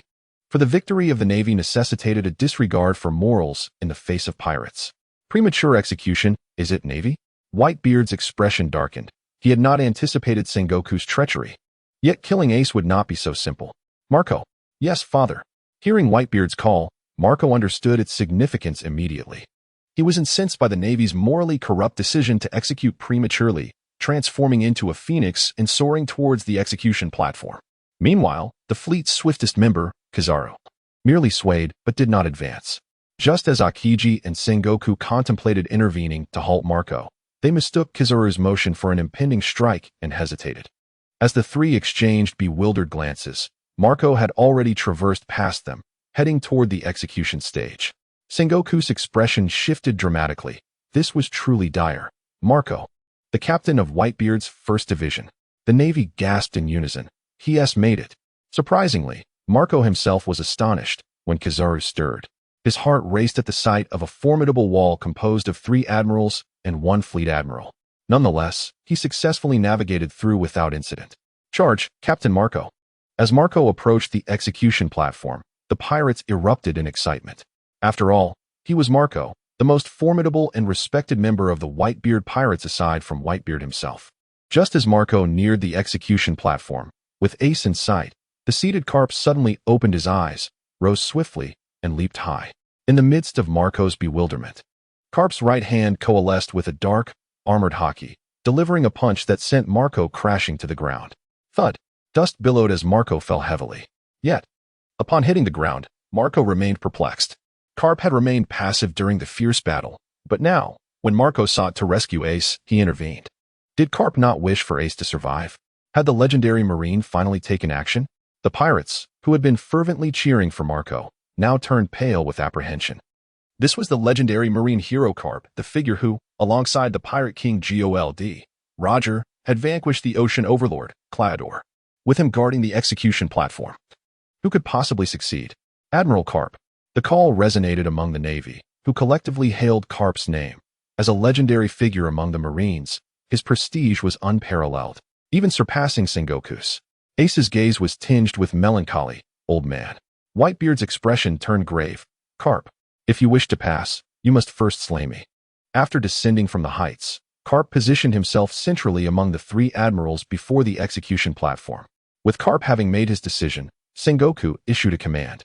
The 2 Marines on the platform raised their execution blades, crossing them ominously over Ace's neck before hoisting them high. Proceed.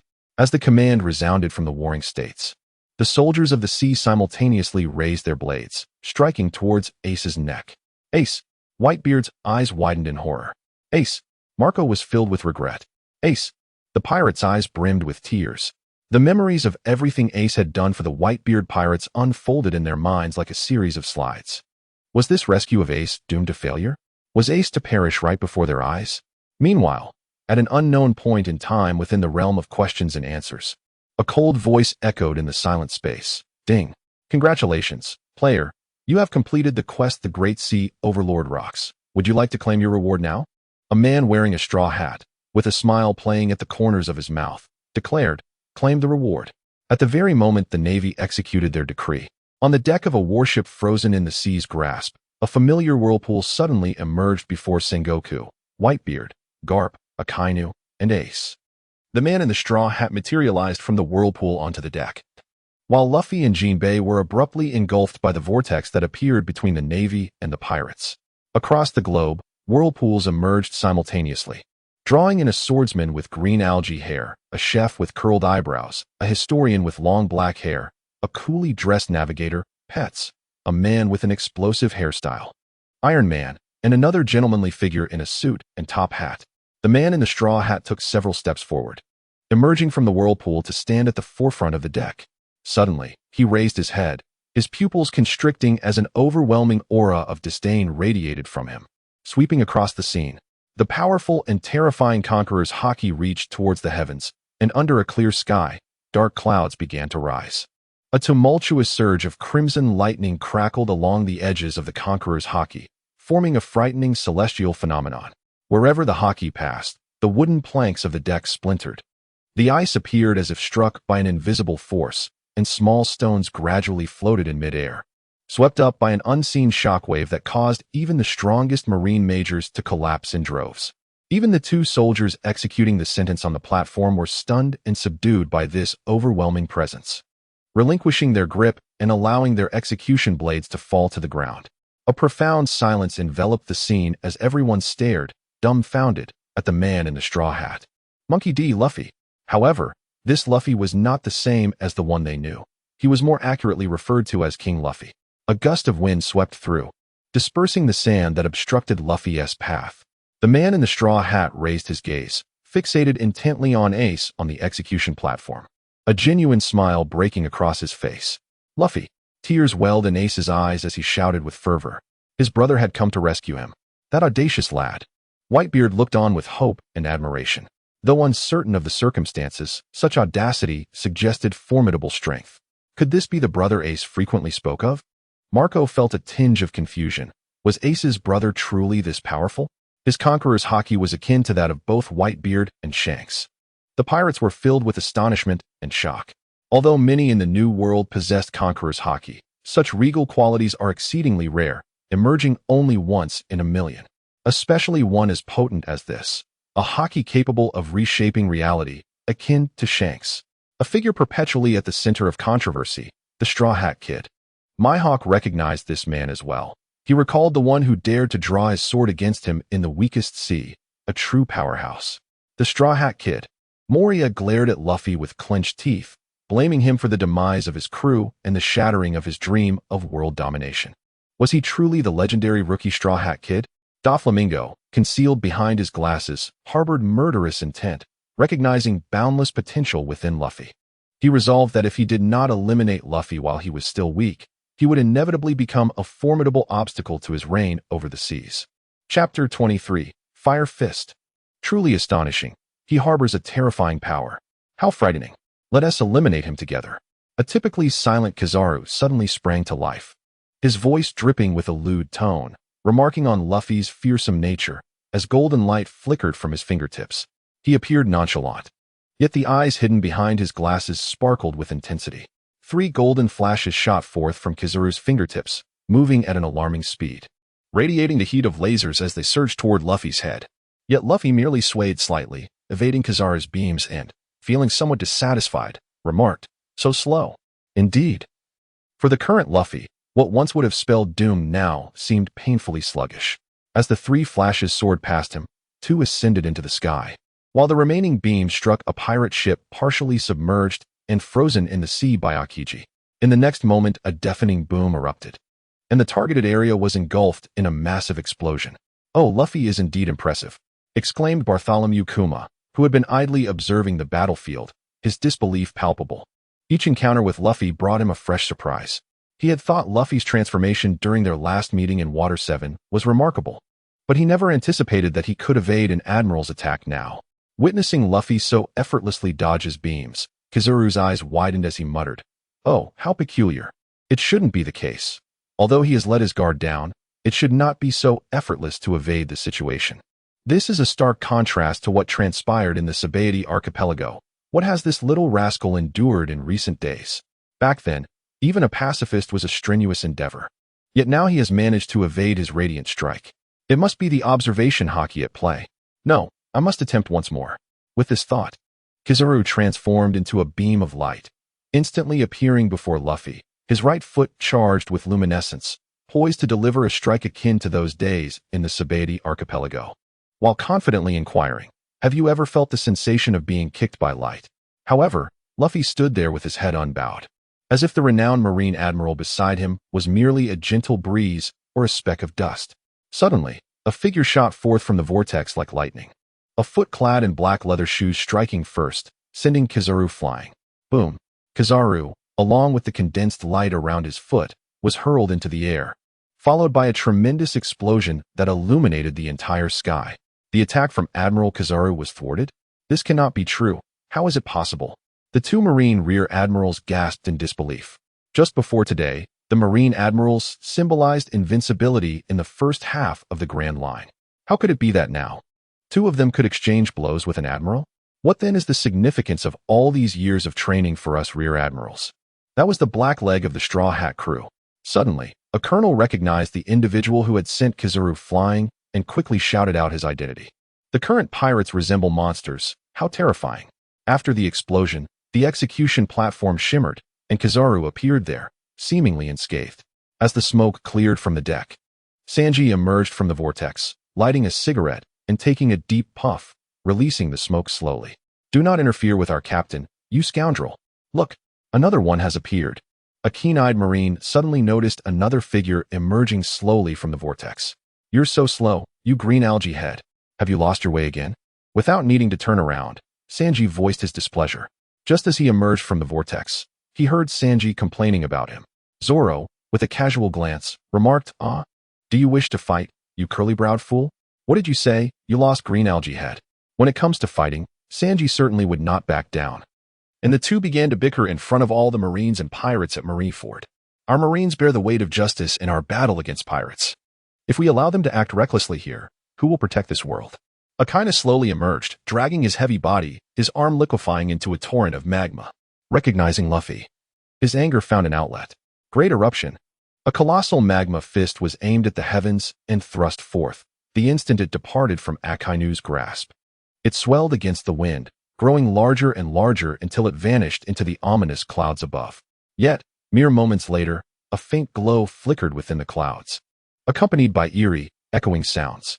At the center of the cloud, a small red dot emerged, gradually expanding until a massive molten iron fist, spanning hundreds of meters, descended from the sky. A pirate, caught beneath the shadow of this fist, gazed upward in disbelief, muttering to himself, "What on earth is this?" Akainu's fiery assault plummeted, while Zoro and Sanji ceased their bickering, gazing at the immense molten fist. Zoro, comparing it to the meteorites he had previously cleaved, smirked disdainfully but remarked, "Interesting." Meanwhile, Mihawk had been intently observing Zoro since his arrival. He could not forget this man, who dared to draw his sword against him knowing full well the peril that awaited. "Let me see just how strong you are now, Roronoa," he thought, having been quietly tracking Zoro's progress. Moments ago, he sensed an undeniable aura of formidable strength emanating from Zoro, igniting his curiosity further. He had a premonition that Zoro would not disappoint him this time. Suddenly, a hand emerged from the swirling vortex, flames silently igniting within its palm. Shortly thereafter, Atop had appeared, followed by the complete form of Sabo. "Fire Fist," Sabo declared as he clenched his right hand tightly, the flames erupting into a towering inferno that enveloped him. With a fierce roar, he transformed the immense flames into a fist and struck the descending molten fist in midair. Magma and fire, two elements intertwined, collided, gradually consuming and merging into one another. As the intensity of their clash reached its zenith, a thunderous explosion reverberated through the atmosphere. Boom! A colossal mushroom cloud ascended from the site of the explosion, followed by a powerful shockwave that swept through the area. The battered ice surface melted rapidly under the extreme heat, while the remnants of Marineford's architecture crumbled under the onslaught. How could there be two users of the same devil fruit? Both the Marines and the pirates stood in disbelief, having just witnessed the impossible. Throughout history, it had never been heard that two individuals possessed identical powers. Devil fruits are unique. They only re-emerge in the sea after the demise of their previous wielder. Yet, in the glaring light of reality, could it be that everyone had erred in their perceptions? Flames raged around them as Sabo chuckled, lifting the brim of his hat to gaze at Ace across the way. Their eyes locked, and at that moment, time seemed to freeze. Sabo Ace's thoughts momentarily halted as he beheld the figure that blurred with the memories of his past. "I have finally arrived, Ace. We have come to your rescue." Chapter 24. The Straw Hat Pirates. All hands on deck. Another troublesome brat has arrived. At the execution platform, Carp chuckled softly, shaking his head. He could distinctly perceive Luffy's unwavering determination to save Ace, and, from Sabo, sense their formidable strength. Beyond his irritation, a deeper feeling of pride welled up within him. He feared not Luffy's attempt to rescue Ace, but rather the possibility that Luffy might misjudge the situation and sacrifice himself in vain. Were he not a Marine, Carp would have intervened himself to save Ace, for in his eyes, Ace was akin to a beloved grandson. From the swirling chaos, one by one, the crew emerged: Navigator Nami, Historian Robin, Dr. Chopper, Helmsman Jinbe, Musician Brook, Sniper Usopp, and Shipwright Frankie. Alongside the previously mentioned trio, Captain Luffy, Swordsman Zoro, and Cook Sanji, the Straw Hat crew was fully assembled. And of course, we also had our new ally, Sabo of the Revolutionary Army, brother to Ace and Luffy. "This is the Straw Hat Pirates." A reporter, watching the live broadcast from Sabaody Archipelago, recognized Luffy and his crew. perplexed as to why a pirate crew with a collective bounty of less than 1 billion berries would venture to Marineford. If they sought fame, it seemed they were courting death instead. "Let us go. We have only 10 minutes. We must deliver Ace to Uncle Whitebeard," Luffy declared, his expression shifting as he signaled the commencement of battle. Whoosh, whoosh, whoosh, whoosh, whoosh. The entire Straw Hat crew sprang into action. Luffy leaped from the deck of the warship, striding resolutely toward the execution platform. "Damn it, what do you think this place is?" The burn fruit is merely a lesser version of the magma fruit. If you believe that this will save that crawling insect, you are sorely mistaken. The fact that his own fiery breath was thwarted by the flames he despised was a direct affront to Akainu's pride. Moreover, if he could not defeat Whitebeard, how could he contend with these lesser foes? Hellhound! Akainu unleashed a torrent of magma towards Luffy, yet Luffy did not even spare him a glance. As captain, he had unwavering faith that his comrades would clear the path to the execution platform for him. Flames blazed as Sabo, engulfed in fire, stood firm against Akainu. The molten lava flowed and flames danced, while their equally potent haki clashed, resulting in a stalemate. In fact, due to his own injuries, Akainu found himself slightly overwhelmed by Sabo. The Admiral Akainu had been thwarted. The naval forces found it utterly inconceivable to accept this reality. What transpired today that allowed a mere individual to engage in combat with an admiral? It is essential to recognize that admirals represent the pinnacle of power. Even among the vice admirals, apart from the few at the very top, they are swiftly overwhelmed by the might of an admiral. These are beings of extraordinary caliber, worthy of entering such a realm. In the vast expanse of the ocean, the only entities of this caliber are the 4 emperors of pirates and the 3 admirals of the navy, along with Fleet Admiral Sengoku and Vice Admiral Garp. Even the so-called world's greatest swordsman, Hawkeye's Mihawk, is not widely regarded as possessing such formidable strength. Although he has engaged in combat on numerous occasions and has been rumored to have fought evenly with red-haired Shanks, his attacks are primarily straightforward strikes. He lacks the signature, awe-inspiring techniques that would elevate his reputation, making it difficult for others to believe he possesses the might of an admiral. Consider Akainu, whose mere gesture unleashes torrents of magma capable of altering the very environment, or Akiji, who can freeze vast expanses of ocean with a wave of his hand.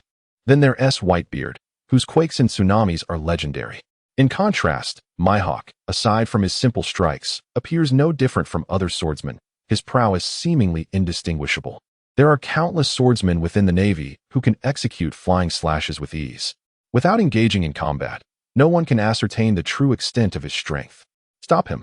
Luffy darted past Akainu, yet Sengoku felt a growing urgency, perplexed by the emergence of such a formidable opponent capable of contending with Akainu. Garp's character was well known to Sengoku. Should Luffy reach him, Garp would undoubtedly go easy on him. Ace must not be rescued by the pirates. Should they succeed, the Navy would suffer a definitive and utter defeat. The presence of Whitebeard meant that the Navy could not deploy all personnel, lacking sufficient forces to contain Whitebeard. This man would not merely spectate. However, the 7 warlords were still present. The Navy's summons to them was not merely for entertainment. The new generation truly is formidable. Doflamingo had long been unable to contain his impatience, yet the presence of Sabo, who could contend with Akainu, tempered his instinct to bully the weak. 5 colored threads. Doflamingo leaped high, his toes curling into claws, descending with a fierce strike. 5 nearly invisible threads, imbued with an unimaginable sharpness, sliced towards Luffy. Demon Wind Foot. The crimson shoes, ablaze with flames, adorned in a dark, imposing hue, shattered Doflamingo's multicolored strings with a powerful kick that struck him forcefully. Doflamingo, unwilling to concede, retaliated swiftly, and the two became engulfed in a fierce melee. As a figure deserving of the title of a minor king in the underworld, Doflamingo was far from a mere pretender. His mastery over the formidable devil fruit endowed him with strength that, while not on par with an admiral, surpassed that of many vice admirals. However, he now faced one of Monkey D., Luffy's trusted lieutenants, who from the very onset of the battle had him thoroughly subdued. Every string was severed by Sanji's relentless kicks, and the speed with which Sanji operated left Doflamingo struggling to evade, making defeat merely a matter of time. Sengoku could scarcely believe his eyes, witnessing yet another formidable adversary capable of rivaling an admiral of the Navy. When did the combat prowess of this caliber become so devalued? The primary concern is that if the Straw Hat Pirates possess such strength, How could they have been so thoroughly defeated by Kizara not long ago? And even sent flying by Kuma? Reflecting on the recent whirlpool, Sengoku speculated that it must be the doing of the quiz space, however, lacking sufficient information. Even Sengoku could not deduce the answer. Luffy continued to advance, as seasoned vice admirals such as Gecko Moria and Fire Mountain took action, only to be thwarted one after another by Chopper, Robin, Nami, Brook, and others, all with unyielding force. Even the legendary female vice admiral, Tsuru, was held at bay by Nami. Suddenly, a 100-meter-wide slashing attack hurtled towards Luffy, the azure blade cutting across the battlefield, unstoppable in its path. It was Mihawk making his move. Seeing the formidable members of the Straw Hat Pirates, Mihawk could no longer contain his desire for battle with Zoro. Chapter 25, Ace's Rescue, Brothers Reunited. Three-sword style, extreme, tiger hunt. Indeed, Mihawk's aerial slash was severed mid-flight by a fierce gale tiger. It was Zoro. Roronoa Zoro. The two locked eyes from 100 meters apart, one gazing down from a high vantage point in the harbor, the other looking up from the icy expanse.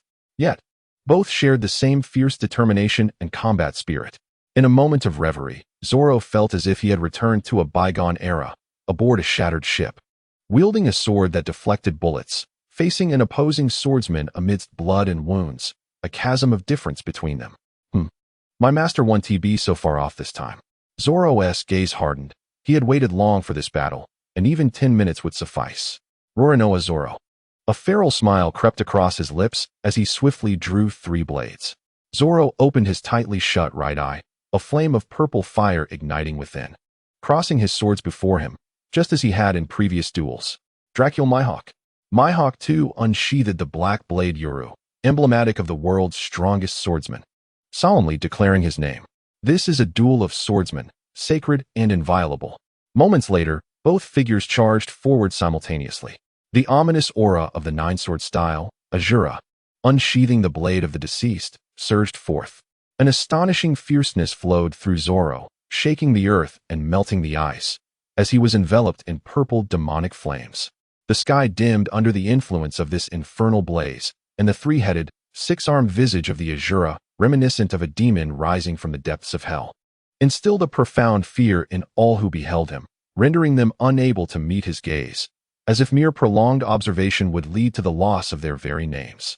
Unlike other swordsmen who exhibit restraint, this presence was an undeniable manifestation of strength. Even at a glance, one could sense that this individual was a monstrous entity. In that moment, Mihawk perceived Zoro as a demon emerging from hell, bearing a tempestuous force rushing towards him. He felt akin to a solitary vessel caught in a storm at sea, with the peril of being dragged beneath the waves ever looming. What a ferocious momentum! Yet, was this not precisely what he had always yearned for? This position has remained unchallenged for far too long, to the extent that one has resorted to training monkeys to wield swords. With a swift strike of the blade, at the very moment the edge made contact, the air seemed to freeze, as though the universe itself had pressed the pause button. Between heaven and earth, the winds were gentle and the clouds light. Suddenly, in the next instant, the terrifying pressure from the converging forces erupted with a thunderous roar, shaking the very foundations of the world, creating visible waves of flesh that surged outward. Wherever they passed, the ice cracked with a series of sharp sounds, and seawater surged forth, lifting the nearby sailors and pirates high into the sky. Yet, no matter how fierce the tempest or how intense the shockwave, as it approached Luffy, it seemed to develop a sentience of its own, instinctively veering away from his form, as if in a state of sheer terror. All those present at Marineford were engulfed in a cacophony within their minds, akin to thunder roaring in their ears. Their hearts filled with disbelief as they gazed in shock at the scene unfolding before them. So powerful, incredibly powerful. The sudden emergence of the Straw Hat crew is truly formidable. Each member possesses the capability to overpower a vice admiral, and some can even engage in combat with admirals, standing toe-to-toe with the world's greatest swordsman. A sense of bewilderment has taken hold of everyone. If the crew members are this fearsome, how powerful must the captain be? Even the vice admiral who had previously proclaimed that Carp was the strongest guardian now finds his convictions wavering. Can Vice Admiral Carp truly withstand this assault? He finds himself repeatedly questioning his own beliefs deep within. Despite the Straw Hat Pirates numbering merely 11, the pressure they exude is utterly comparable to that of the Whitebeard Pirates, perhaps even surpassing it. This is primarily because the captain has yet to make his move. In a world where power reigns supreme, a captain capable of commanding such formidable individuals surely cannot be weak. At this moment, Sengoku can only inquire of the intelligence personnel why they did not report the Straw Hat Pirates' formidable strength sooner. And what of Garp? Are you aware of how powerful your grandson has become? Luffy has traversed unimpeded all the way to the execution platform, facing no obstacles along his path. Even Sengoku has resigned himself to the situation, as one side now possesses at least 4 warriors of admiral caliber, rivaling the once mighty Rocks pirates. Not to mention the ever-watchful Whitebeard. How can the Navy continue to fight under such circumstances? Unless, never mind, let them rescue Ace this time, otherwise. If a conflict truly erupts, I fear few among the Navy would survive the day. The presence of the Navy is indispensable to these waters. At this moment, Luffy ascended the execution platform, with only his grandfather, Garp, and the recently kicked-away Kizaru standing before him. Witnessing his own grandson in such a predicament brought a sense of solace to Garp. Luffy, it appears you have gathered a reliable cadre of companions, Garp mused. Casting a glance at the Straw Hat crew engaged in battle below, though his words were laced with gruffness. You little rascal, I am a Navy officer. If you wish to save Ace, you must first contend with me. Garp's voice resonated with righteous authority, igniting a flicker of hope among the despondent Navy soldiers below, their eyes glistening with tears as they gazed upon their hero. Indeed, Vice Admiral Garp was the embodiment of reliability in this critical moment. Kizaru, however, subtly shifted his stance, clearly relishing the performance. But what of my role in this? He pondered, then twitched his fingers, activating the powers of the Pika Pika no Mi. A golden light coalesced at his fingertips, brimming with formidable energy, yet it remained unlaunched. Suddenly, Marco, realizing something profound, transformed into the Phoenix and soared to the execution platform. Oh dear, Marco, the captain of Whitebeard's 1st Division. How fearsome indeed. Kizaru's laser finally discharged, igniting a fierce skirmish with Marco, only for the latter to inadvertently send Kizaru tumbling off the execution platform. Rubber pistol. Witnessing this familiar scene, Luffy erupted into joyous laughter, unleashing his fist with unstoppable force that struck Garp squarely in the face. Garp was flung away without resistance, and even mid-air, his expression was one of mirth. Old man. Ace's eyes brimmed with tears, his lips pressed tightly together as sorrow streamed down his cheeks. Ace, this time I will save you, Luffy declared. Approaching Ace with his hands enveloped in haki, effortlessly shattering the sea stone handcuffs binding Ace. He then extended his hand slowly towards Ace. Luffy, their hands clasped tightly together. And in that moment, time seemed to stand still, as if encapsulated in eternity. Fire Fist, Ace was liberated. The Navy had been defeated. At this moment, all the Navy personnel gazed upon the scene with an overwhelming sense of humiliation. As the guardians of global justice and the world's most recognized formidable force, it was an egregious affront to their ideals to suffer defeat at the hands of pirates in such a pivotal battle. This was a profound insult to their commitment to righteousness. Ace has been rescued. Well done, Straw Hat. The pirates erupted in thunderous applause. Whether it was Whitebeard's captains or the leaders of his pirate crews, all were moved to tears. The war has been won by the pirates. Victory is finally at hand. Chapter 26, The Blazing Inferno, a fierce confrontation with Akainu. Ace grasped Luffy's hand and rose to his feet, the two embracing tightly. Time seemed to stretch on for an eternity. Let us go, Ace. I will take you to Uncle Whitebeard. It is time for me to depart. Luffy broke the silence. For the hour was drawing near, and delivering Ace to Whitebeard would signify true safety. Who could know what alterations might arise upon their return to their respective timelines? Time to go? Ace queried, somewhat puzzled by Luffy's words. Yes, let us move, Luffy. Yet he did not dwell on it for long. Ace yearned to be by his father's side once more. The sacrifices Whitebeard had made for him throughout this war weighed heavily on his heart. Suddenly, Ace's gaze fixed intently ahead, where flames intertwined with magma, and he was ensnared by memories. Come on, Ace, Sabo is waiting for us. It was only when Luffy noticed Ace's expression that he playfully tugged at Ace, pulling him back from the depths of his recollections. Sabo? Sabo. Ace listened to the familiar name in a daze, his eyes locked onto the fiery silhouette ahead, the vision becoming clearer until it perfectly aligned with the figure from his childhood that he had once seen by the water pipe. In the next moment, he was forcibly pulled by Luffy, leaping down from the execution platform, heading toward the clash between Sabo and Akainu. As they passed Zoro and Mihawk, the two exchanged a fierce strike before parting ways. Zoro cast a lingering glance at Mihawk, as if to engrave the image of this man firmly in his memory, before he fell in step behind Luffy. Mihawk similarly watched, his slightly trembling hand sheathing the black blade. Only after Zoro had departed did he lower his gaze to his slightly cracked palm. What a ferocious swordsmanship, Roronoa. He turned to head toward the back of Marineford, pondering the whereabouts of his ship. With such a formidable pirate crew present, this war had reached its conclusion, and there was no longer any purpose in lingering. He had witnessed what he had longed to see. This journey had not been in vain. The most ferocious sword in the world. Luffy, accompanied by Ace, strides forward, and with each passing crew, another companion joins their ranks. His adversaries, whether they be Navy Vice Admirals or Warlords of the Sea, quietly recede in the face of their formidable presence. This is the ocean's reverence for the strong, a tribute to the victors. Thus, he continued his advance towards the vicinity of the battle between Sabo and Akainu. At this moment, Akainu found himself increasingly astonished by the unfolding conflict. Despite the magma fruit being a superior power to the flame fruit, he was nonetheless being suppressed by Sabo. The sheer volume of Sabo's haki was nothing short of terrifying, seemingly boundless in its attachment to the flames, rendering Akainu's magma incapable of penetrating Sabo's fire. Even when a few tendrils forced their way through, they were met with Sabo's formidable haki, which repelled them with ease. Moreover, Akainu's injuries, already sustained from previous encounters, were exacerbating due to the relentless battle. If this continued, defeat was merely a matter of time. However, the thought of conceding or calling for reinforcements was anathema to him.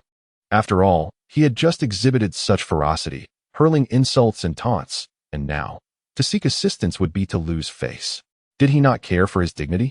Especially with the world watching live, he could already envision the headlines that would emerge the following day. The weakest admiral, Akainu. The humiliated Marine Admiral, Akainu. At that moment, his greatest ire was directed towards the Navy's intelligence division. How could they have failed to inform him of such a formidable adversary emerging from the seas? Were they merely idling away their time? Suddenly, Akainu sensed a chill creeping up his spine, and the surrounding environment felt eerily silent, instilling within him a sense of foreboding. Seizing a moment of respite in the battle, he cautiously turned his head, only to behold Luffy, Ace, and the crew of the Straw Hat Pirates trailing behind them. At this moment, Akainu's heart melted. Am I destined to perish here? Despite being under relentless assault, fraught with peril, he had been observant of the surrounding battlefield. Sanji's overwhelming kicking techniques had crushed Doflamingo, demonstrating an impeccable mastery of haki. Zoro and Mihawk engaged in a furious clash of swords. Nami expertly controlled the weather. Usopp showcased an uncanny precision, capable of infusing his bullets with haki and landing every shot. And then there was the man he had always looked down upon, the now-released Portgas Ace. This man had illustrated to him the fallacy of the supposed superiority between the Mera no Mi and the Magu no Mi. Now, another user of the Mera no Mi had emerged, posing a genuine threat. With these thoughts, Akainu cast a resentful glance towards Sengoku, internally lamenting, "If you don't come to my aid soon, I may truly meet my demise." "Stand down, Akainu." Sengoku, who had remained silent with a grim expression since Luffy ascended the execution platform, pondered what could be done at this juncture. "Monkey D, Luffy, take Ace away. This time, the Navy has been defeated. The defeat in this war inevitably requires someone to bear the responsibility. There is no need for further senseless sacrifices. Akainu, after all, is the strongest force of the Navy. Let this loss be shouldered by me alone." Upon uttering these words, Sengoku appeared to age significantly in that moment, a profound sense of exhaustion swelling within him like never before. This battle was orchestrated by him, yet it ultimately depleted the Navy's combat capabilities. It is feared that for the coming years, the Navy will be forced to retreat to the first half of the Grand Line.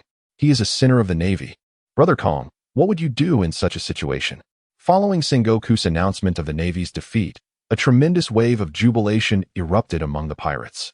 Straw Hat Kid, Straw Hat Kid, Straw Hat Kid, Straw Hat Kid. After the war, everyone remembered the Straw Hat Pirates, recalling the 11 elite masters of the seas. Some even speculated whether Luffy, as captain, possessed strength comparable to that of Whitebeard, given the formidable prowess of his crew. Meanwhile, the hawkish factions within the Navy, like Akainu, glared enviously at the smug pirates, feeling utterly powerless. Their leader, Akainu, was currently being subdued, and they knew they stood no chance against the pirates. However, Luffy paid no heed to Sengoku's words. The decision of whether to fight lay solely in his hands. He patted Ace on the back and gestured toward Akainu, silently urging Ace to unleash his fury upon him. Ace, having harbored a simmering rage from his prolonged imprisonment, seized the opportunity to erupt. Fire Fist, he roared, meeting Sabo's gaze, and they both shouted in unison. Two roaring fire dragons surged through the air, colliding with Akainu, sending molten rock flying as Akainu transformed into a flow of lava, rapidly retreating to a distant clearing. Chapter 27. Sengoku's silence yet. Ace and Sabo exchanged determined glances, clearly unwilling to let Akainu off so easily. Flame on! Ace exclaimed, conjuring a fiery curtain to envelop Akainu. Sabo leapt into the air, flames swirling around him to form a colossal whirlwind, giving rise to a towering pillar of fire. Infusing his attack with armament haki, Sabo enveloped the flames with dark spots, making it nearly impossible to distinguish between the ordinary fire and the haki-imbued flames. In the next moment, under Sabo's command, the fiery pillar descended from the heavens. A sweeping torrent of flames entwined with black haki, descending with meteoric speed. Naturally, Akainu would not allow them to execute their combined assault unchallenged. Molten lava surged from his arms, and he launched massive, compressed spheres of magma skyward, clashing against Sabo's pillar and neutralizing it. Sabo's armament haki was exceptionally robust, and his mastery of his devil fruit was unparalleled. In his prime, Akainu would have faced no fear, as his magma fruit was among the deadliest of all. However, in his current weakened state, he found himself unable to withstand the onslaught of haki-infused flames, resorting to a direct confrontation with his lava. A daunting challenge given his dwindling stamina.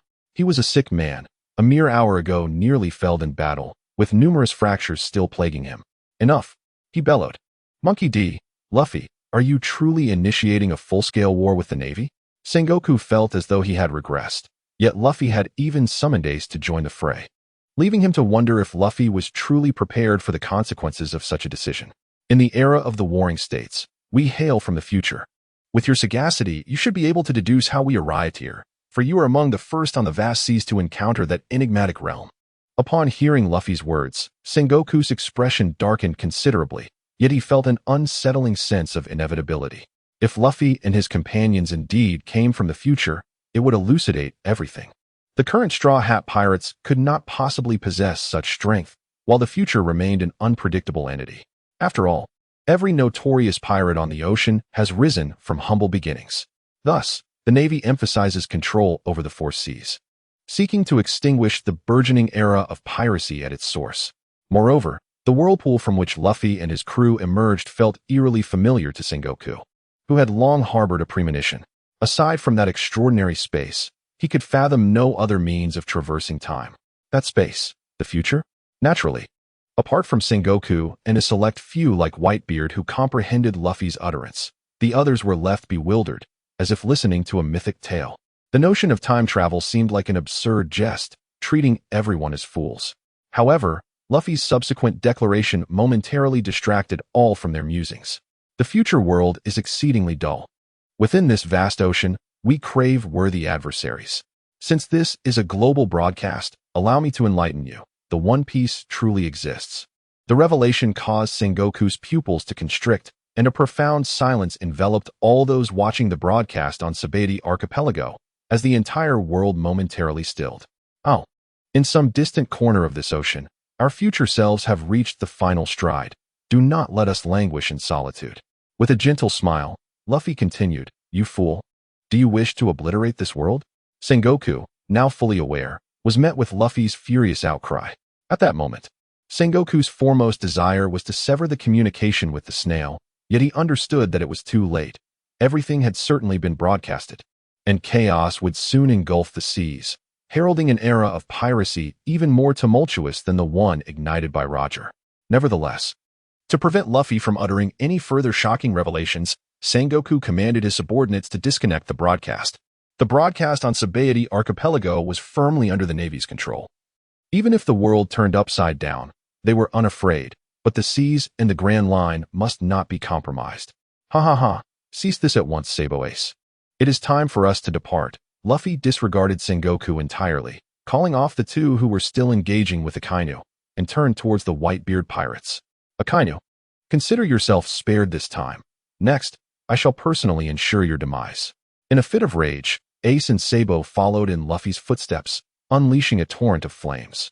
Akainu, with extensive burns marring his exposed skin, could scarcely fathom that, as a user of the magma fruit, he would one day be scorched by flames.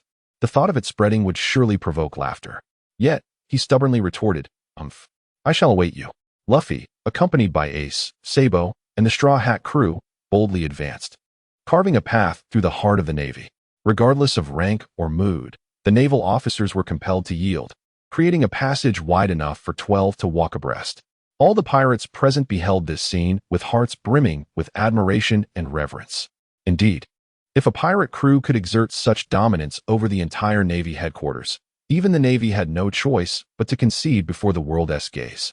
This is the true embodiment of a great pirate.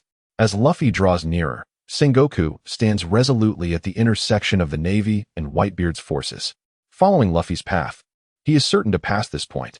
Sengoku clenches his fists tightly, his nails digging into his flesh, oblivious to the pain, his heart brimming with humiliation and hatred.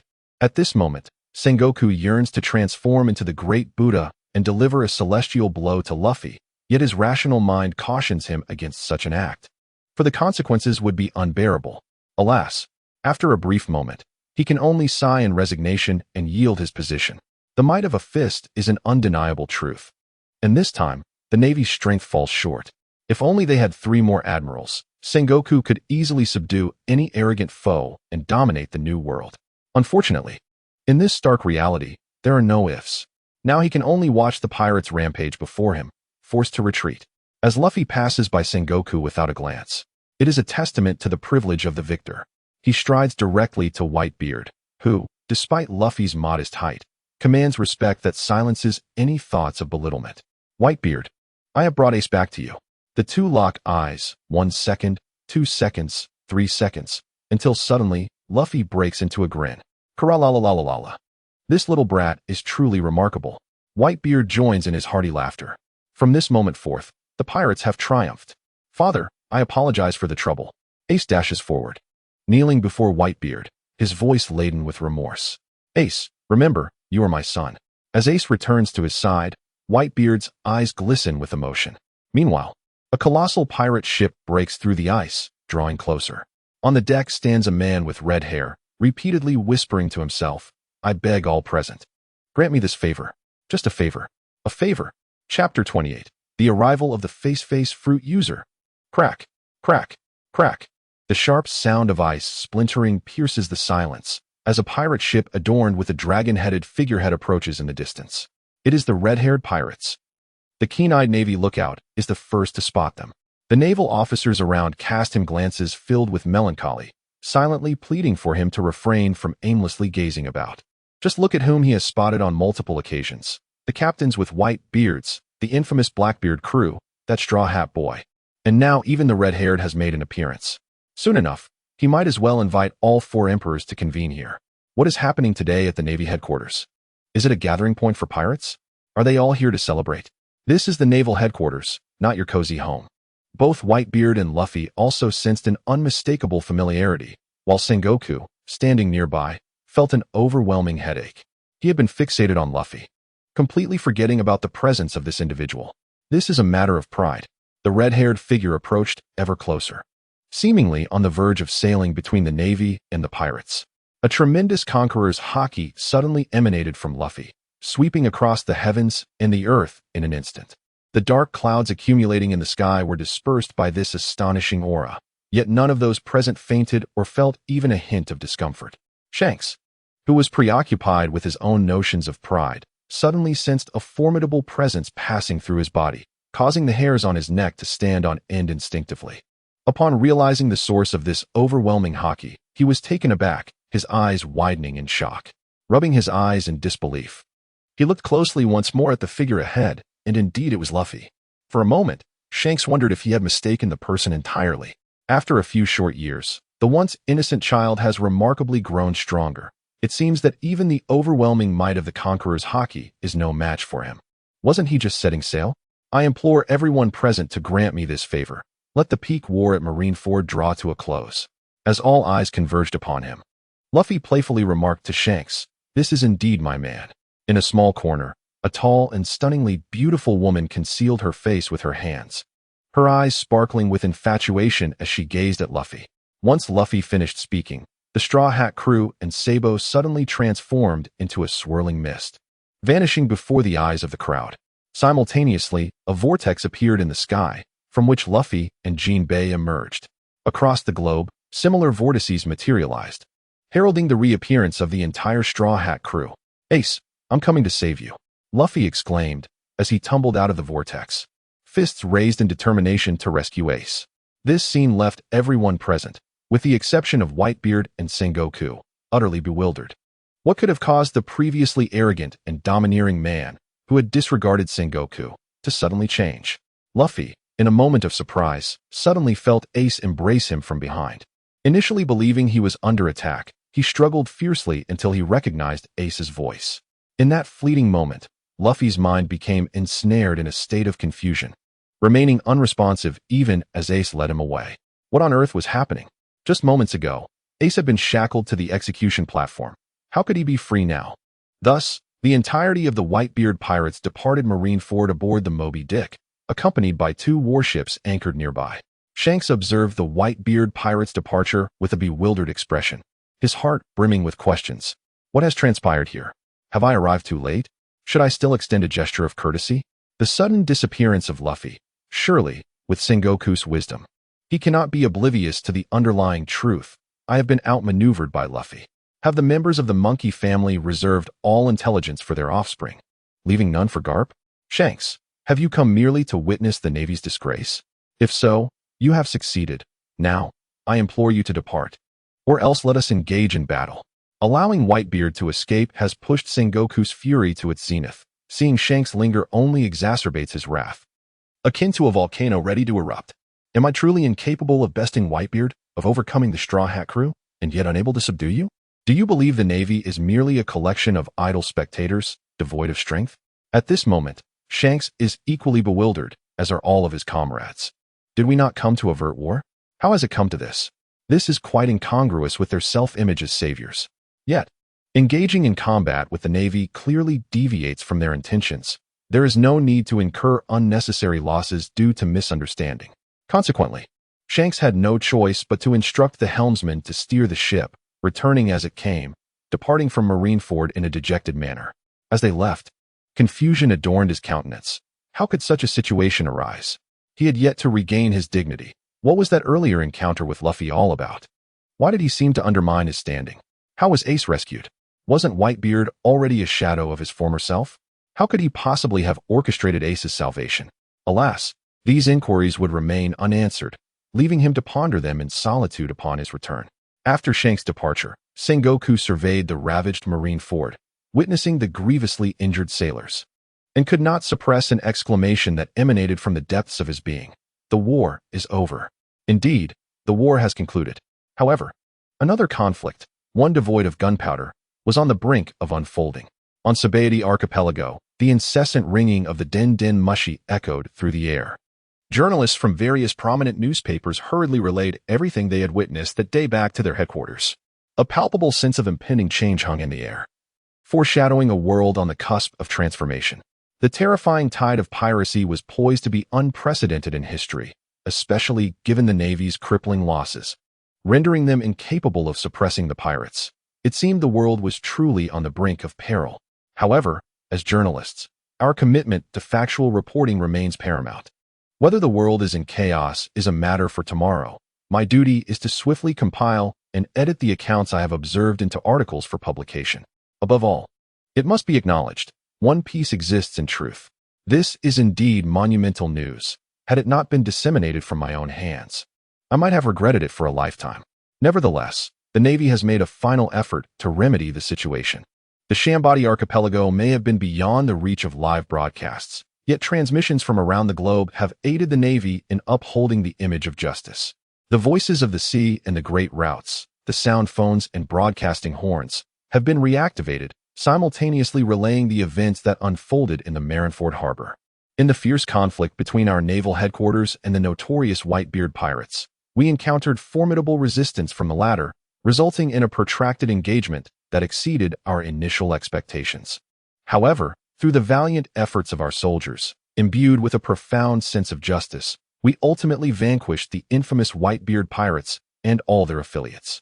Our naval headquarters has thus achieved a resounding victory. In this battle, we eliminated over 10 notorious pirates with bounties exceeding 100 million, annihilating nearly 1,000 members of the Whitebeard Pirates. This triumph stands as a historic and glorious achievement, although we suffered fierce resistance from the Whitebeard Pirates, who fortuitously abducted the criminal Ace. Our relentless assault forced them into disarray, compelling their hasty retreat and rendering them incapable of posing any further threat to the world. Hence, we proclaim this far and wide. This is all that the Navy can do, for Whitebeard will not venture into the four seas or the first half of the Grand Line, posing no inherent threat to the world. Thus, their assertions hold some merit. Meanwhile, various newspapers are poised to report, yet they are firmly restrained by teams from the CP departments dispatched by the world government. P.S. I recently discovered that I possess a considerable number of points, and upon further inspection, I realized it was due to successful investments. It appears that investing can indeed yield profits. Therefore, my brothers, please lend your support. My points are abundant. Chapter 29. The Turbulence of the Sea. Long live the Navy. Long live the world government. Following the Navy's announcement, naval branches across the globe erupted in celebration, with drums resounding and cannons roaring. Countless young men listening to the broadcast shouted their aspirations to join the Navy and serve at Marineford. However, they remain oblivious to the fact that their opportunity has vanished. Marineford has already been shattered. Only those who truly comprehend the situation wore solemn expressions while listening to the proclamation. On the surface, the announcement appears to herald a great victory for the Navy, yet it omits details regarding their own casualties. An ace has been taken. The absence of casualty reports typically indicates one of two scenarios. Either the losses were minimal and deemed unnecessary to mention, or the casualties were substantial enough to incite panic. This time, the Navy faces the formidable Whitebeard. It is hard to believe that casualties would be minimal. However, if the losses were substantial, the Navy would not appear as composed as they seem. Should the Navy suffer significant casualties, it implies that they are indeed vulnerable, presenting an opportunity for their adversaries. Moreover, regarding Ace, the Navy's grand display is ostensibly aimed at executing him. Previously, it was asserted that Ace is of the bloodline of the Pirate King. Yet now he has been abducted. Can they truly claim this as a victory? What then constitutes defeat? A comprehensive defeat would entail the entire Navy being routed, left powerless to intervene as Whitebeard absconds with Ace, and not daring to utter a harsh word in protest. As for the outcomes of battle, such reports of enemy casualties are often grossly exaggerated. For instance, when confronting the Revolutionary Army, capturing 100 individuals is frequently reported as the annihilation of a base, claiming the elimination of over 1,000 revolutionaries, which is patently untrustworthy. Yet, even with such reporting methods, the death toll for the pirates remains at a mere few. While Whitebeard's crew constitutes one of the four emperors, in the New World, pirates with bounties exceeding 100 million are ubiquitous.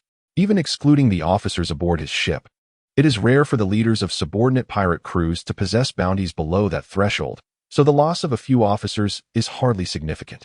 At this moment, all discerning individuals across the world have gleaned a modicum of understanding, yet even more astonishing revelations await, contingent upon the whispers of the shadowy realm. Let the bullets fly a while longer. On the distant surface of the sea, 7 pirate ships lay anchored, manned by the infamous pirate supernovas who have witnessed the entire course of the conflict firsthand. Their resolve to venture into the New World has only intensified, as the name of the four emperors resonates with an allure that is simply irresistible. Moreover, the Straw Hat Pirates. How is it that those whose strength is ostensibly comparable to theirs have undergone such a formidable transformation? After all, they are admirals. In this world, a select few possess unparalleled strength, capable of overpowering anyone, even a mere crew member. When you encountered Admiral Kizaru in the Sabati archipelago, why did you flee? Why not confront him directly? Defeating him would have been the most straightforward solution. 7 pirate ships lingered on the surface of the sea when suddenly, from afar, a cascade of red magma soared into the sky above Marineford. It was Akainu. At that moment, he was filled with frustration, and upon catching sight of the 7 pirate vessels adorned with skulls, he thought, regardless of their purpose, they would taste my meteor volcano. Anyone who can stand and converse must face the consequences. Look, over there in the sky. A lookout, fixated on Marineford, was the first to notice the anomaly. Pointing in terror at the fiery masses above, fear swept through his young heart, causing his finger to tremble. What? The crowd turned to look, witnessing a barrage of flames approaching. It was indeed magma. No one paid it much mind.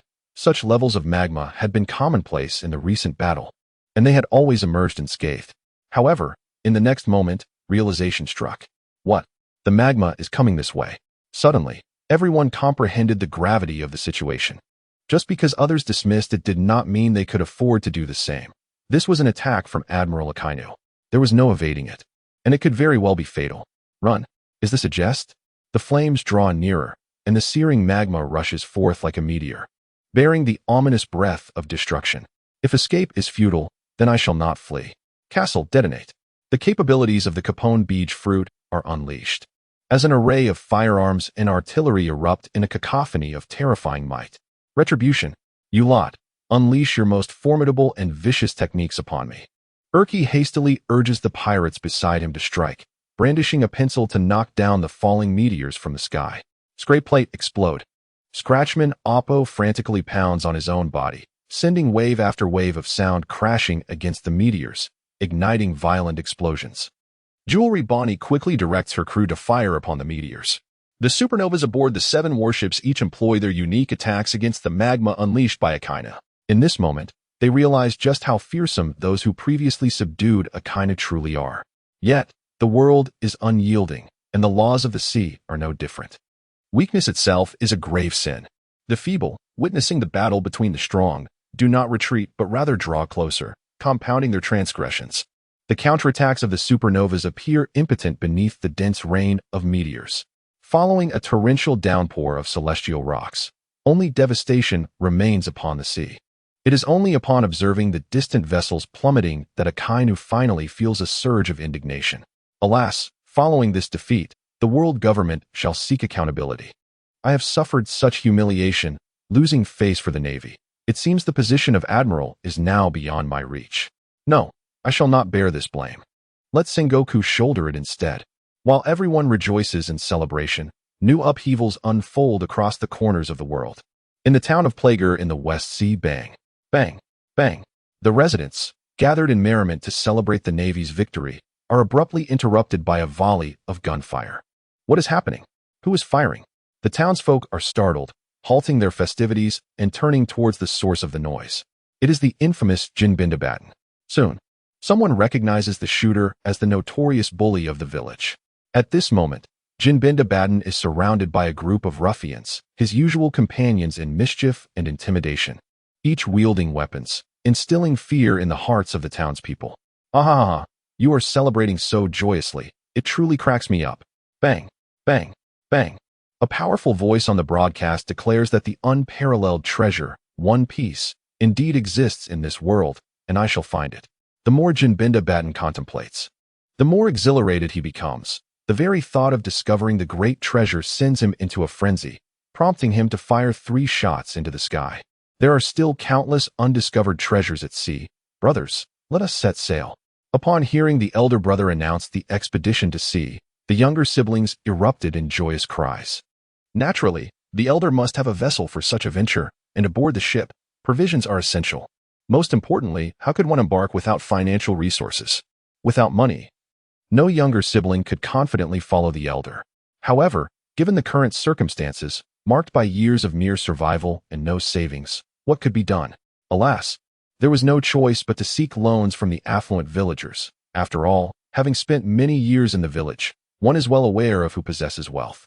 As for the repayment, once we unearth the grand treasure, we shall surely have no trouble reimbursing your entire fortune. Moreover, brothers, venturing to sea means a prolonged absence from the company of women. Thus, as the elder, I must take the lead in confessing to the women I once admired in the village. We must leave a legacy at home before we set sail.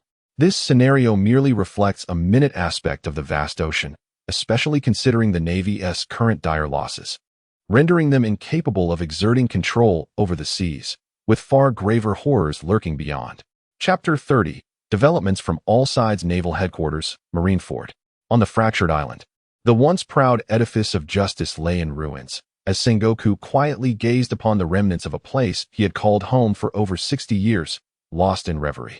Nearby, a goat bleated, seemingly lamenting its hunger, as if requesting sustenance in the form of documents.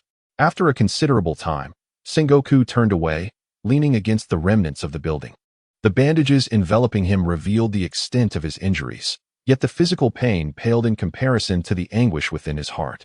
Marineford was gone, and countless naval lives were extinguished. In the haze of memory, Sengoku could still perceive the days of growing up alongside Little Crane, the playful banter with Garp, the disputes with Zephyr, ultimately soothed by Crane's gentle nature.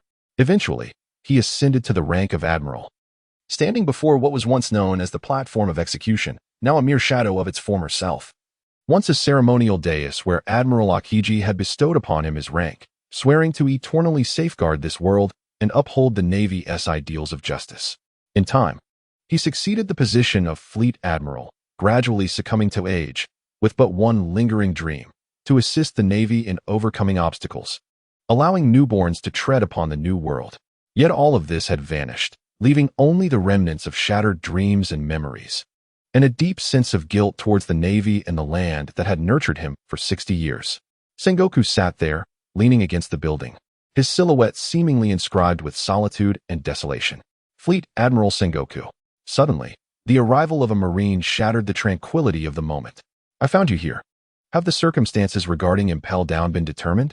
The Marine approached respectfully, offering a salute, urgency evident in his voice. "Is Magellan unharmed?" Upon hearing the news from Advance City, Sengoku hastily inquired about the matter that weighed most heavily on his mind. The incident in Advance City had indeed transpired, and it was imperative that Magellan survive. With Magellan's presence, the city could be swiftly restored, for he is a formidable force, even more tenacious than a general within his domain. It seemed he had sustained grave injuries and was in a precarious state. However, the medical team was currently administering concentrated treatment. The chief warden, Magellan, was a person of great responsibility, incessantly lamenting the burden he bore. Should he regain his strength, it was likely that he would seek to atone for his perceived failures with his own life. Speaking of Magellan, one could detect a tone of profound respect. It was utterly unacceptable to allow him to entertain such a foolish notion. If he believed himself to be at fault, then he must ensure that Advance City is safeguarded meticulously henceforth. Suicide is the act of a coward. The thought of Magellan contemplating suicide truly crossed Sengoku's threshold of indignation. If one were to be defeated and allow the perpetrator to escape only to resort to taking their own life, then what of an old man leading the Navy, rendered powerless against pirates? Would I not deserve to be executed in such a case? Foolishness. Understood. The Marine was taken aback by Sengoku's sudden tone and hurriedly saluted, indicating his understanding. What transpired within Impel Down? Observing the Marine's demeanor, Sengoku realized he had frightened him and softened his tone, inquiring gently. The 6th level of Impel Down had suffered catastrophic damage. Blackbeard had unlocked the prison doors and released all the inmates. Upon hearing this news, a flicker of fear crossed the Marine's face. As a communications officer of the Navy headquarters, he was privy to certain clandestine matters. He understood what manner of beings were confined in the 6th level. Many of the reports documenting the captures of these prisoners had been pinned by him, and releasing them back into the ocean would undoubtedly spell disaster, regardless of their destination. What? The prisoners of the 6th level have all been released? Quickly, compile a list of names and numbers, and issue a global bounty immediately. Sengoku recognized the gravity of the situation, feeling an increased disdain for the deceased Blackbeard. Admiral, however, the world government has ordered us to conceal the events of the underground 6th level, asserting that if such a grave incident were to surface, it would undermine the credibility of the world government. The Marine spoke cautiously, harboring his own indignation at the news, yet acknowledging the authority of the world government. What nonsense! Upon hearing this news, Sengoku's previously suppressed emotions erupted. Instead of seeking solutions to this dire situation, the world government only contemplated concealing the truth from the public. Did they truly not comprehend the chaos that would ensue? Or did they simply not care about the lives of ordinary people? At that moment, Sengoku felt a profound disillusionment with the world government to which he had devoted his life. In a cave within Wano country, Kaido listened as his subordinate reported on the intelligence regarding the Marineford war. Suddenly, he seized a nearby kanabo and smashed the rock behind him. Whitebeard, that straw hat brat. Things are becoming increasingly interesting. Fetch Ash.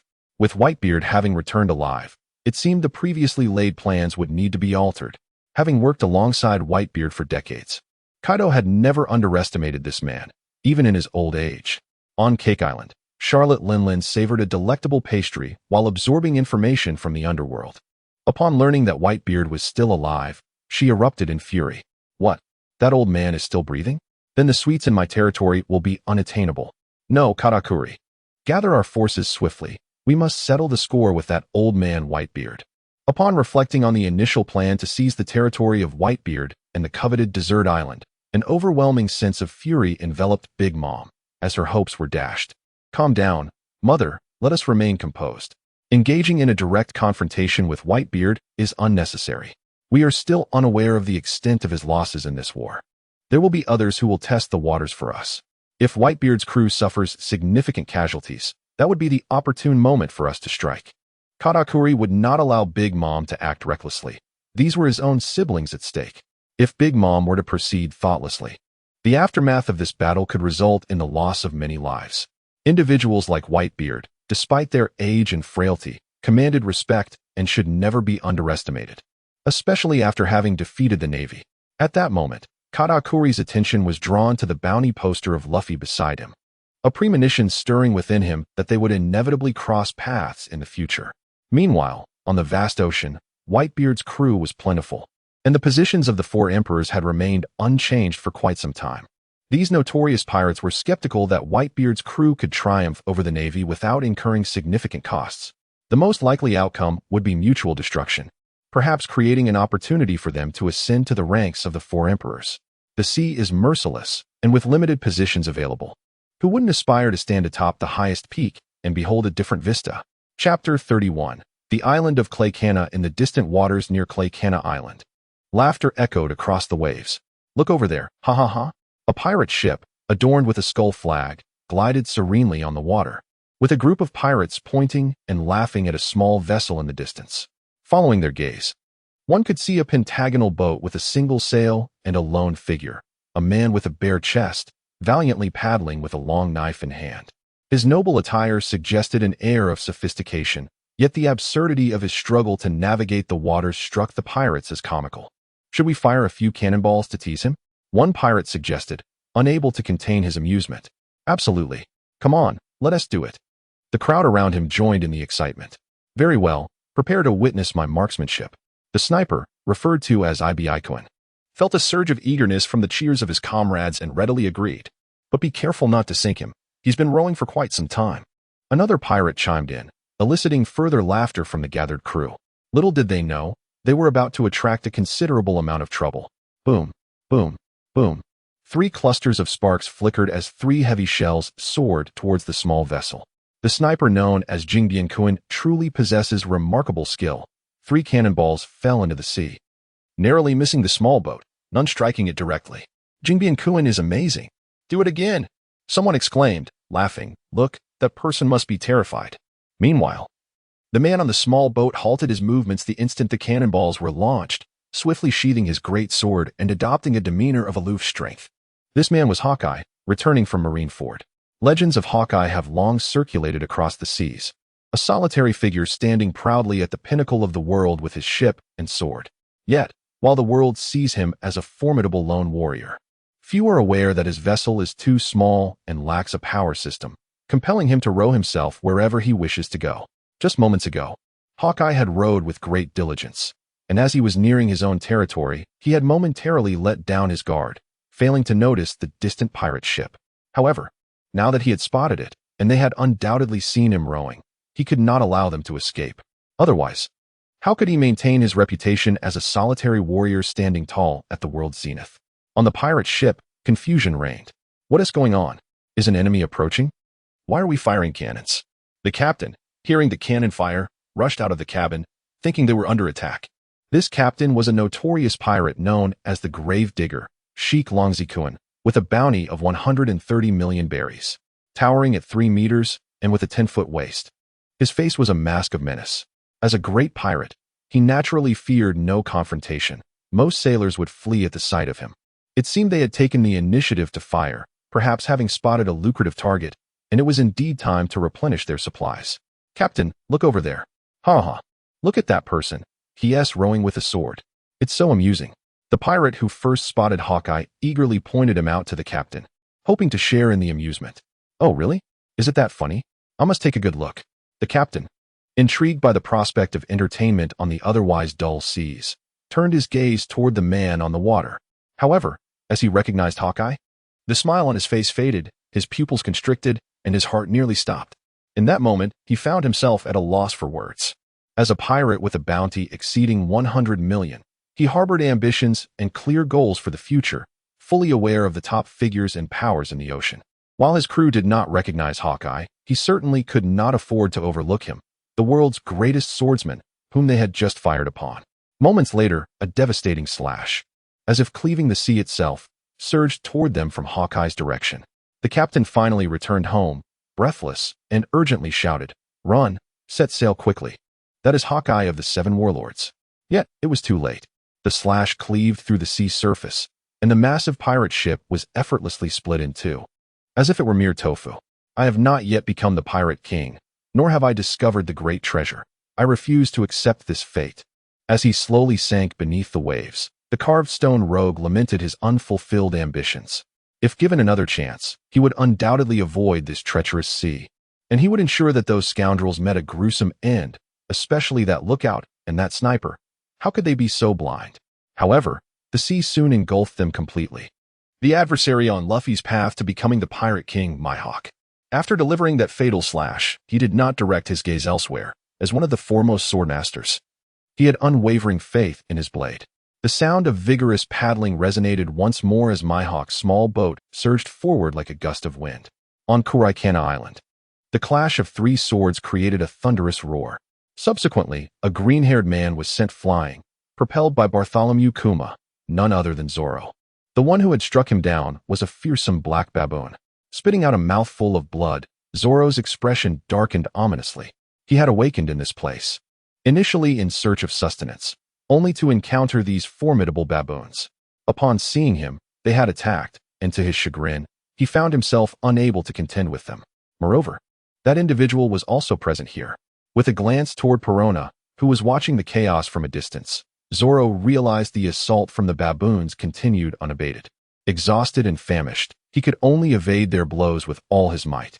Clash. Once again, a collision occurred, and Zoro was sent flying, crashing against a stone tablet behind him.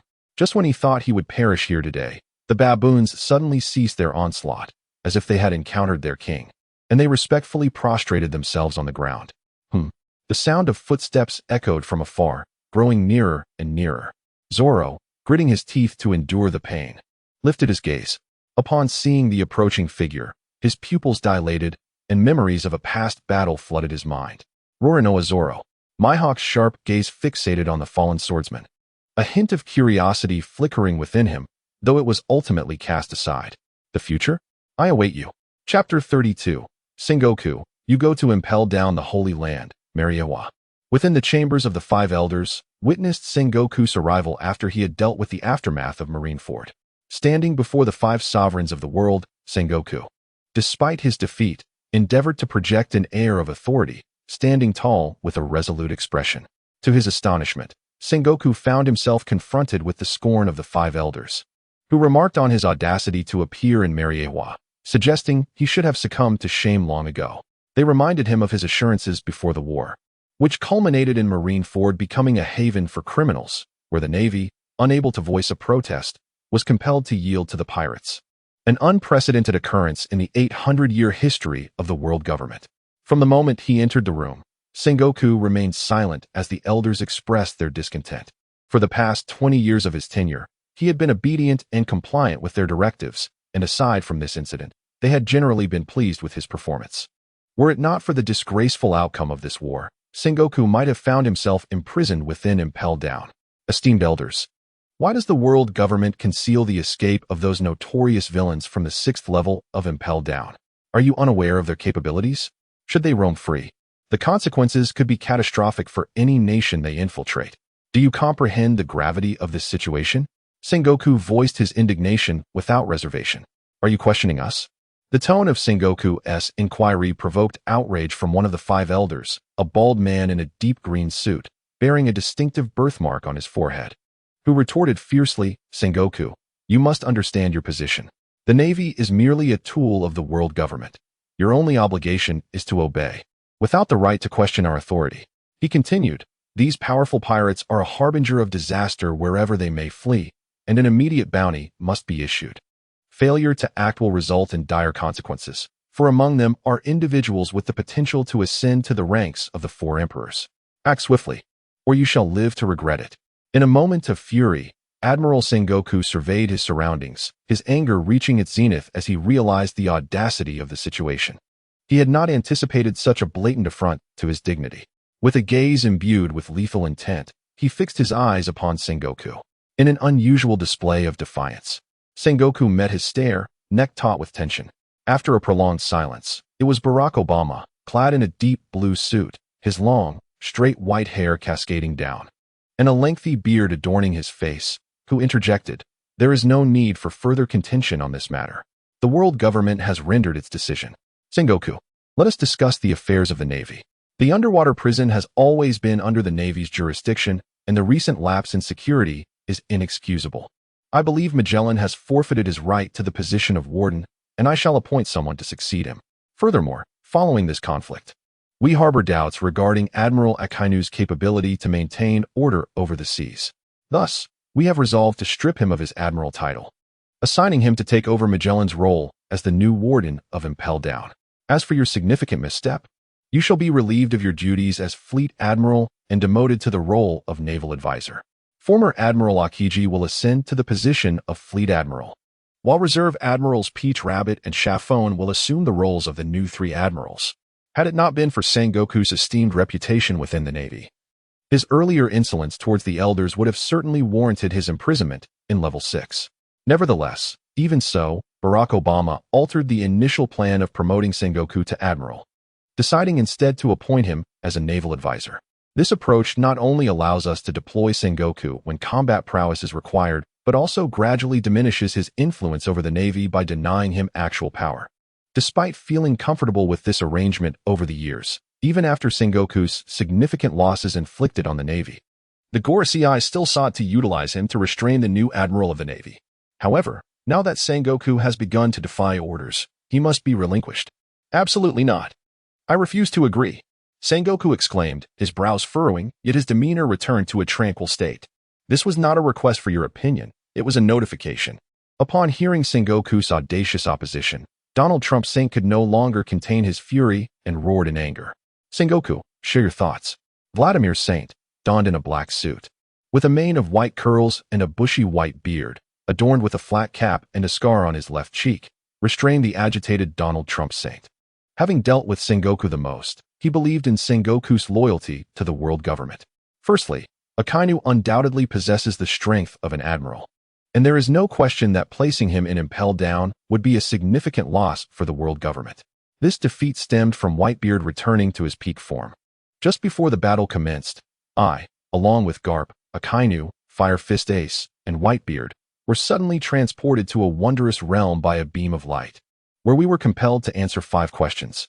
Whitebeard achieved the highest score, thus receiving the reward of restoring him to his utmost strength, enabling him to defeat Akainu. Moreover, I suspect that the sudden appearance of Monkey D.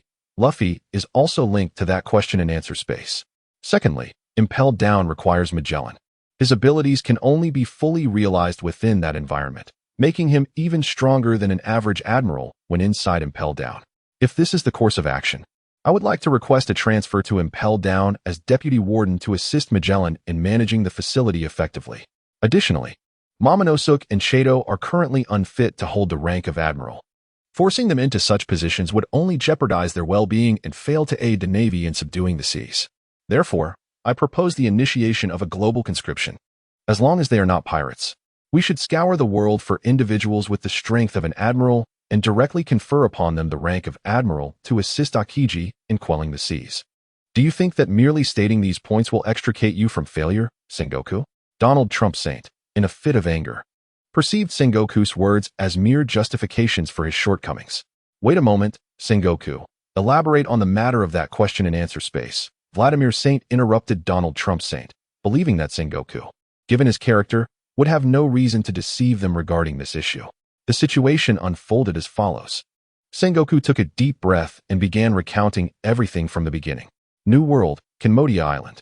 Nestled within the heart of the New World lies an island governed by one of the ocean's sovereigns, the formidable Whitebeard. Over a month has elapsed since the climactic battle, during which the seas have been engulfed in turmoil, prompting many to seek advantage amidst the mutual depletion of the Whitebeard Pirates and the Navy. However, in the face of Whitebeard at his zenith, this chaos merely resulted in the ocean swallowing a bit more refuse. Paradoxically, this has facilitated Whitebeard's resurgence in establishing his illustrious reputation, evoking memories of the days when legendary pirates reigned supreme over these waters. At this juncture on the island, Luffy and Ace are undergoing specialized training under Whitebeard's tutelage. Chapter 33, The Emergence of Him. Whitebeard stands before them, brandishing a slender branch, elucidating the foundational skill of haki for their initiation into the New World. Listen closely, for haki is a latent power residing within all humanity. It embodies aura, presence, and intimidation, forces innate to every individual, though most remain oblivious to their existence and fail to cultivate their potential. Some may recognize their capabilities yet lack the means to harness them, thereby squandering their innate talents. You must remember this. Haki is categorized into two forms. The first, observation haki, heightens one's awareness of another's aura. Mastery of this ability allows one to perceive foes beyond the limits of sight, discerning their positions and numbers, even anticipating their forthcoming actions. At its pinnacle, it enables one to foresee the future and hear the whispers of all existence, powers once wielded by those at sea. The second is armament haki, which envelopes the user in an invisible armor. When this armor reaches a certain degree of hardness, it can be transformed into offensive prowess. At this point, Whitebeard playfully flicks Luffy's forehead, causing a prominent bump to rise, prompting Luffy to clutch his head in pain as Whitebeard continues his discourse. Remarkably, for those who possess devil fruit abilities, armament haki serves as their sole countermeasure, aside from the opposing elemental properties and sea prism stone.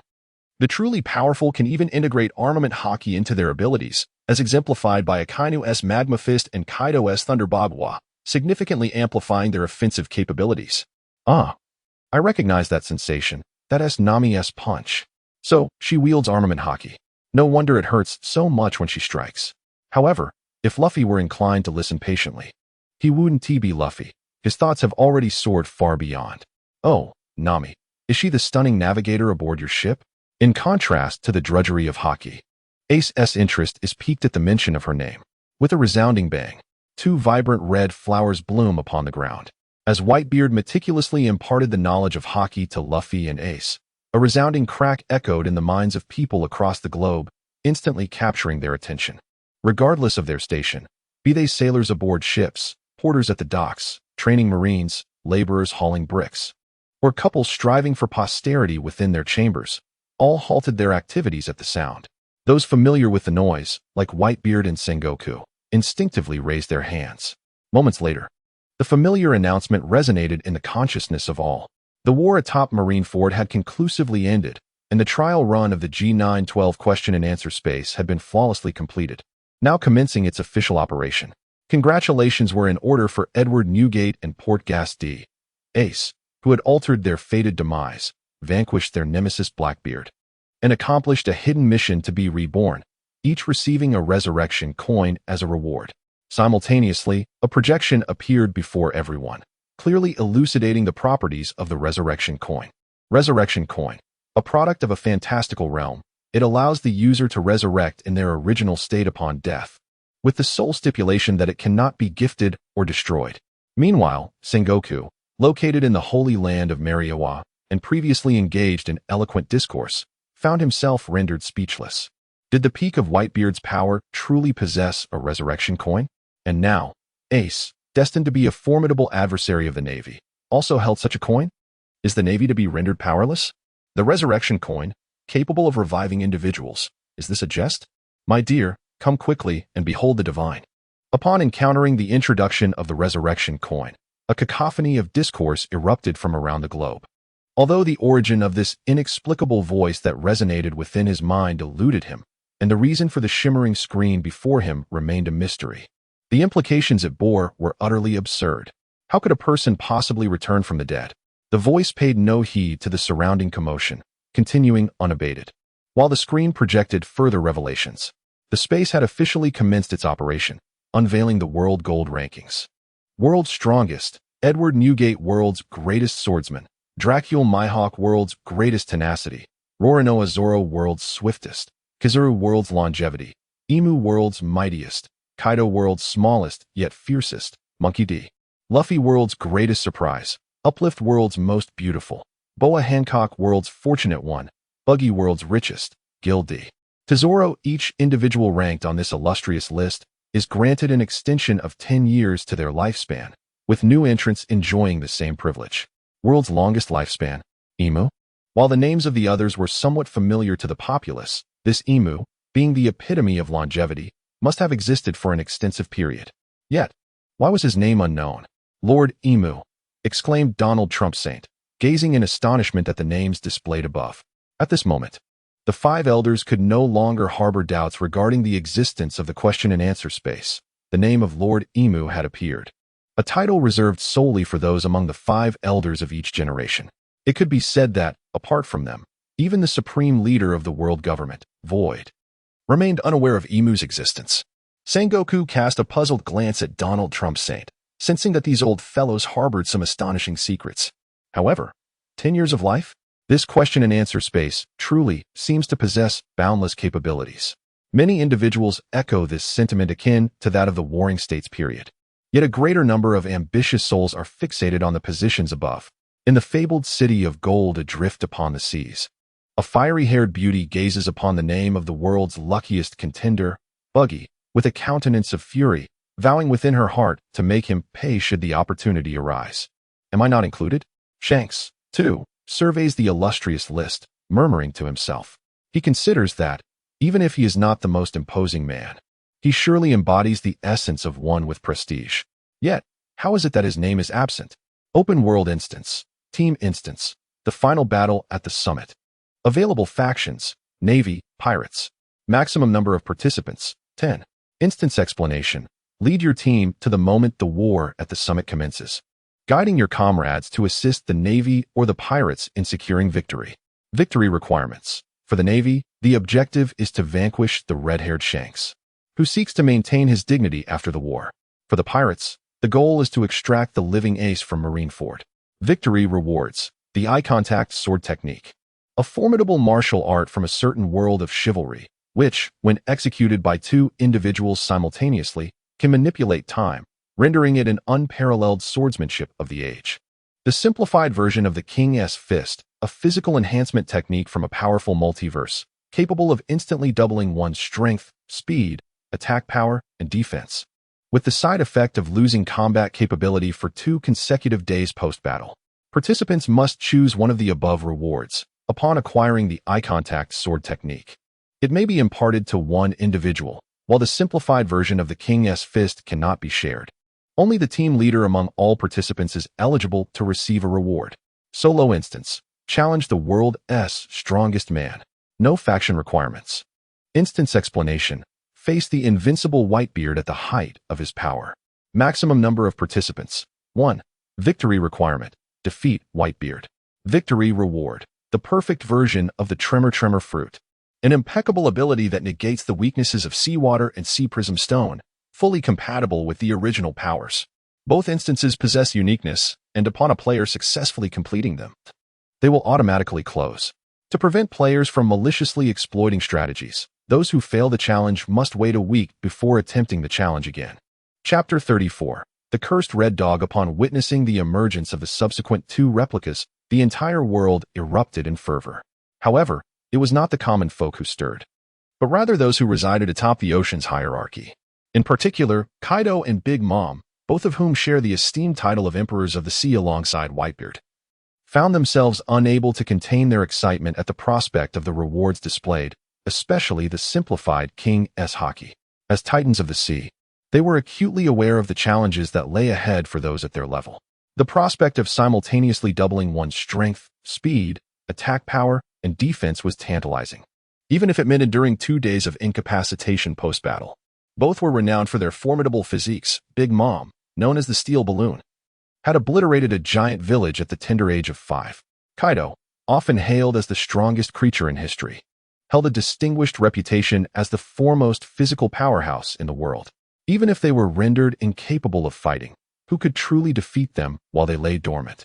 Should their power be doubled at such a stage, one could almost single-handedly challenge all 4 emperors, a stark contrast akin to that of an adult against a child. Certainly, their aspirations were not solitary. Many within the Navy were also stirred by ambition. On Kralika Island, within the castle at the heart of the isle, Mihawk leisurely sipped his coffee, his piercing gaze akin to that of a hawk, fixated upon the projection showcasing the intricate swordplay and the challenge posed to Whitebeard. Not long ago, during the war on the top, he had refrained from taking advantage of the chaos to strike Whitebeard, which left him with a sense of regret. Little did he know that an opportune moment would soon arise, particularly with Whitebeard in his prime. Having witnessed Whitebeard's might at Marineford, Mihawk's resolve for battle surged to its zenith. He coveted the swordsmanship capable of altering time, though it was labeled as a dual technique. Mihawk was confident in his ability to extract and absorb its essence for his own mastery. Yet, while some rejoiced, others lamented. The other protagonist of the replica, Shanks, felt unjustly wronged, believing he had suffered an undeserved calamity. He had merely strolled about without engaging, only to discover that the conditions for the replica's completion hinged upon his defeat. Setting aside the question of whether they possessed the strength to vanquish him, it was certain that anyone participating in the replica would gain a comprehensive understanding of his crew. If their unique techniques and battle strategies were fully analyzed and exploited, it would ultimately be he who faced the dire consequences. Is this not a blatant rehearsal on how to confront the red-haired pirates? Of course, the QA platform has yet to conclude its discourse. A month later, a second nationwide prize-winning quiz will commence, this time featuring a global broadcast. The rewards will be elevated, with random portals to alternate dimensions as prizes. Additionally, 2 veteran players will be randomly selected. We eagerly anticipate enthusiastic participation from the players. In the next moment, the luminous screen before everyone vanished unpredictably, yet a method to engage in the dungeon appeared in their minds. Portals to alternate dimensions? Doflamingo from Dressrosa gazed with gleaming eyes at this opportunity. This is indeed a fortuitous chance. World government and celestial dragons await my return. I shall repay the gifts you bestowed upon me. Upon witnessing the projection and the voice in his mind dissipate, Vladimir Street decided swiftly to address Sengoku, stating, Sengoku, for the time being, I shall not strip you of your rank as Fleet Admiral. Magellan and Akainu at Impel Down can also remain inactive for now, but you must leave the Navy to secure that dungeon reward. Understood, I shall attend to it immediately. Sengoku recognized the urgency of the situation and hurried back to the new Navy headquarters located at the G1 branch in the New World. This was the only strategy that the Navy could conceive after its strength had waned, utilizing the 3 great admirals, along with him and Garp, to establish a formidable defense in the New World, preventing the 4 emperors from returning to the first half of the Grand Line.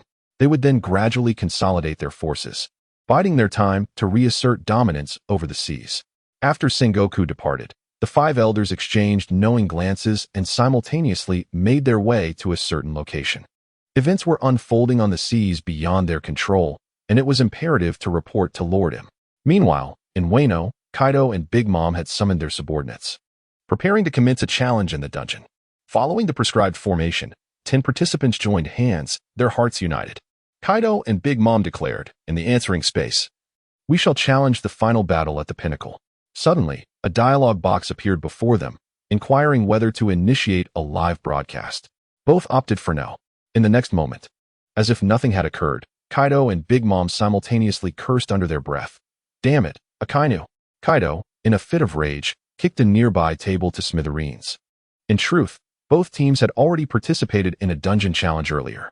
However, the answering space offered 2 modes for dungeon challenges, one with a live broadcast, allowing people worldwide to intuitively summon projections to witness their endeavors, and another without live broadcast, wherein time in the real world remained frozen during the challenge. Regardless of how long they spent inside, the outside world would only experience a fleeting moment. Both Kaido and Big Mom understood the profits of remaining inconspicuous, as evidenced by Kaido's dominion over Wano through the Serpent. Moreover, to secure victory, they deliberately chose the pirate faction, not due to whimsical selection, but with purpose. After all, the pirates' victory condition merely required them to bring the living Port-Gas Ace to the outskirts of Marineford, whereas the Navy's condition necessitated the defeat of Shanks. Although the Navy appeared to have the upper hand against Whitebeard, the advantage was marginal. Both were well aware from intelligence gathered in the underworld that the Navy had nearly been toppled by a single Whitebeard pirate crew. The subsequent addition of the Straw Hat Pirates had compelled them to release their captives. Conversely, the pirates faced a more daunting challenge. They had to first confront Whitebeard, then the Straw Hat Pirates, and finally the red-haired pirates. Even the most confident among them would not recklessly charge forward. While the absence of the Straw Hat Pirates throughout the ordeal was perplexing, they were left with only a novice Luffy, who had just entered the new world and lacked the necessary prowess. Whitebeard, too, had shown leniency, nearly allowing Akainu to meet his demise. Yet, this was not the crux of the matter. The Navy lacked the capability to simultaneously confront two Emperor factions. Despite having gained the upper hand and being on the verge of reaching the execution platform, it was still that Akainu, no, that Red Dog. The Red Dog. Upon seeing their approach, struck Ace with a single devastating blow, resulting in their defeat. Damn that Red Dog. Simultaneously, in a room at the Navy headquarters, Carp uttered the same exclamation. Bang, bang, bang. Vice Admiral Carp, Admiral Sengoku has returned and requests your immediate presence in the conference room, announced the messenger from outside.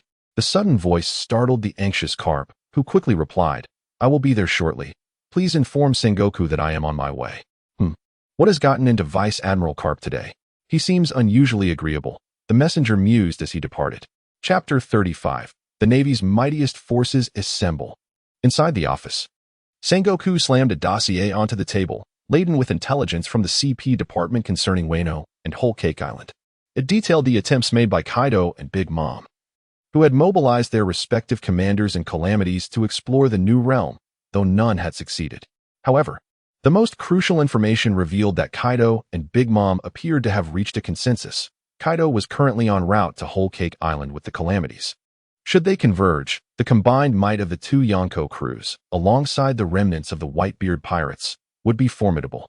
3 Yonko, all surpassing the admirals in strength, along with 3 slightly weaker but still formidable commanders, could be regarded as equivalent to 6 admirals. Adding to this mix a cadre of elite captains, who were marginally stronger than Navy vice admirals, as well as the calamities and commanders, created a force that no faction on the seas could simultaneously contend with, not even the Navy itself. While Carp and the 3 admirals may outwardly present as 5 top-tier warriors, the disparity in strength at the next tier was alarming. Zephyr had aged and was missing an arm, compounded by his asthma, rendering him incapable of prolonged combat. Peach Rabbit and T-Pig could rival the admirals in certain aspects, yet ultimately fell short. Moreover, during the Marineford War, both Peach Rabbit and T-Pig were absent from headquarters, while Carp had significantly held back, and Yellow Monkey and Blue Pheasant had also been less than diligent. Thus, the Navy's forces within the realm were utterly incapable of staving off the joint might of the 3 Yonko crews. The Navy can no longer afford to lose. The 5 elders have accumulated significant dissatisfaction towards them.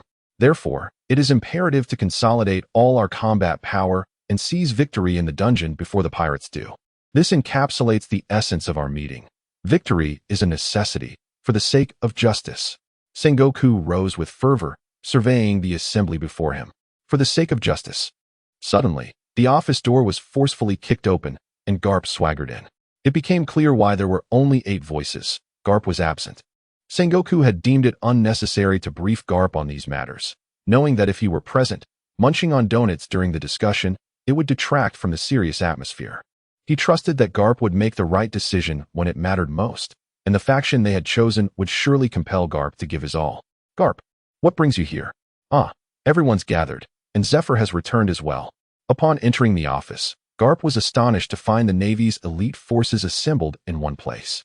Particularly, Zephyr was a striking presence. He had transformed significantly. Once a paragon of justice, Zephyr had retired from his admiral position to mentor the new generation of the Navy. Now, however, he had taken a more radical stance, shifting from a no-kill policy to one of kill at all costs, forming a pirate guerrilla unit to hunt freely in the new world. Garp couldn't recall the last time he had seen Zephyr. He was surprised to see him back today. In the center of the room stood Sengoku, flanked on the left by Zephyr, Little Crane, Akiji, and Momonosuke, while on the right sat the discontented Akainu, Smoker, Kizaru, and the formidable Vice Admiral Fire Fist. Aside from Magellan, who was tasked with guarding Impel Down, the Navy's strongest forces were present. What is the purpose of this gathering? Are we to deploy to the New World, or perhaps challenge the dungeon? Sengoku, this time the Navy must clear the dungeon before any other factions do. And I need you to give it your all. You are a Marine, Sengoku stated solemnly, lamenting his precious rosewood door. Very well, Sengoku, I understand my role, Garp replied. His brow slightly furrowed, yet he assured Sengoku of his commitment. Sengoku was somewhat taken aback by Garp's swift agreement, leaving him with a plethora of words unspoken. Yet, he refrained from elaborating further, confident that he could ignite Garp's fervent desire. Because we know each other so well, I have decided that this time we will align ourselves with the pirates to rescue Port Gasti, Ace. I need everyone here to prepare themselves mentally. Everything is for the victory of the Navy. The pirates' camp? I cannot concur. As soon as Admiral Sengoku's voice faded, Akainu erupted in anger. Not long ago, he had been thoroughly beaten, and he had thought that this time, with a greater number of allies, he could retaliate. However, from Sengoku's words, it seemed that the Navy was now planning to band together to assault him once more. This truly infuriates me. I cannot acquiesce to this. The pirate faction stands no chance of success. Garp cast a sidelong glance at Akainu and muttered under his breath. Sengoku, though somewhat taken aback by Garp's words, attributed it to Garp's disdain for pirates and did not dwell on it, instead frowning at Akainu, saying, Sakazuki, this is the decision of the world government. We must seize this copy before the pirates do. Only by achieving this can you continue in your role as Marine Admiral. Otherwise, as per the wishes of the Gorosei, you would already be stationed at Impel Down. Since Akainu openly disregarded his authority, Sengoku resolved to withhold any further respect for him. Hearing this, Akainu's face paled and flushed, his mouth opening as if to retort, but he ultimately emitted a cold huff and sat down. Akainu had genuinely not anticipated that the Gorosei would send him to Impel Down, a place from which few Marines ever emerged. It was a prison devoid of sunlight. Not only a confinement for pirates, but also a cage for the Marines. He had yet to eradicate the pirates of this world, and he could not afford to guard Impel Down. With the most obstinate Akainu subdued, Sengoku felt assured that the matter was settled.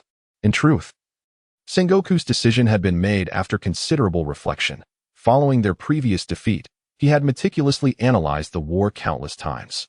Ultimately, aside from executing Ace at the outset, he had devised numerous strategies that had all ended in failure. The crux of the issue was not the Marine strength, with the three admirals plus himself and Garp. Alongside Tsuru's support, there was no reason for defeat. The primary issue was the disunity within the Marines. Garp, Tsuru, along with Akiji and Kizaru, had held back, leaving only himself and Akainu to contend with the situation, which was truly insurmountable. In contrast, the pirates were bolstered by the Whitebeard Pirates, the Blackbeard Pirates, and the Straw Hat Pirates, with Shanks emerging as well. Thus, it seemed prudent to align with the pirates this time. After all, it was merely a copy, and as long as they emerged victorious, it mattered not which side they stood upon.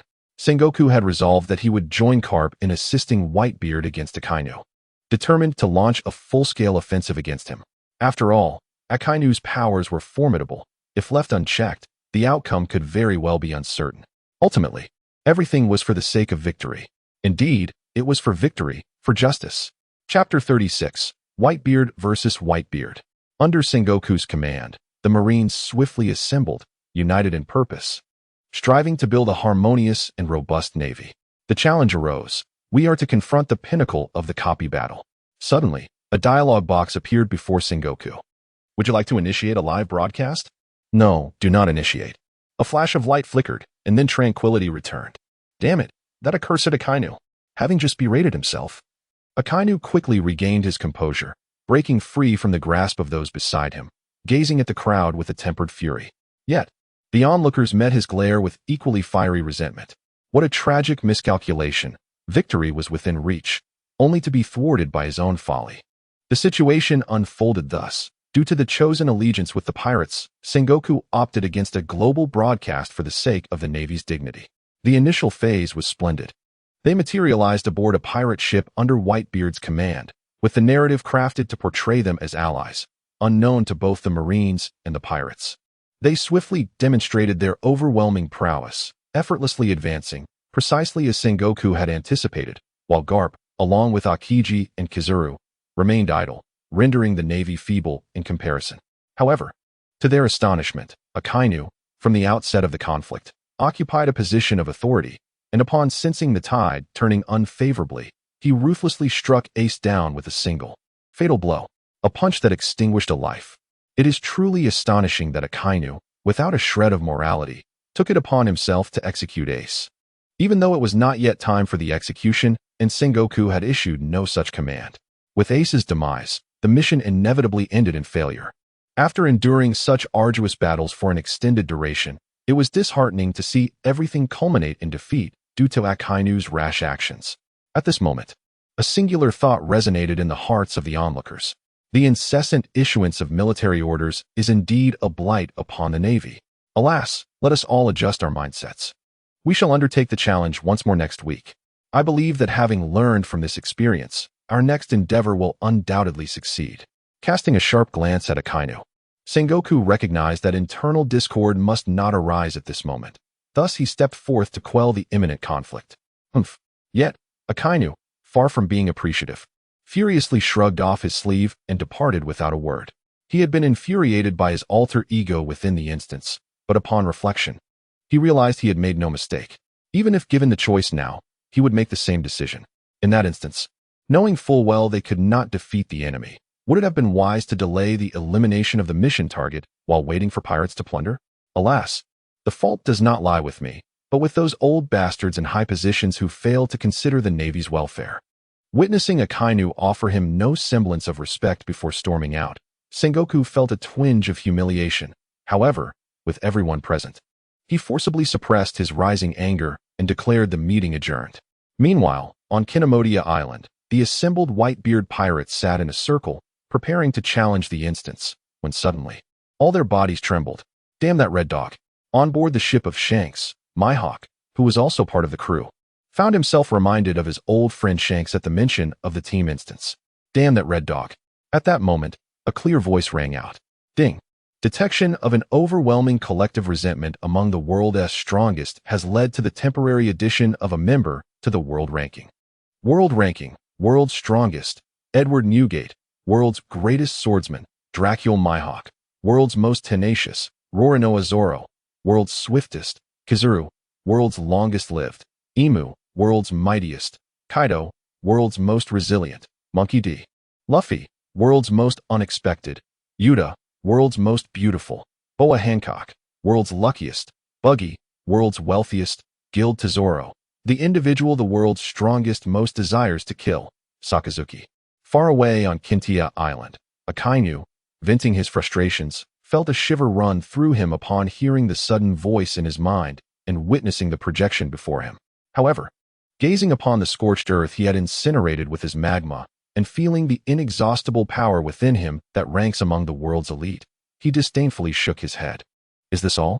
The number of those who harbor resentment towards me is vast, yet I continue to thrive. It seems that their animosity merely prolongs my existence. Nonetheless, I find myself weary today. My injuries have yet to heal. It would be prudent to return to the naval headquarters to recuperate, as recovery requires time. This is all in pursuit of a future where I can better suppress the vast oceans.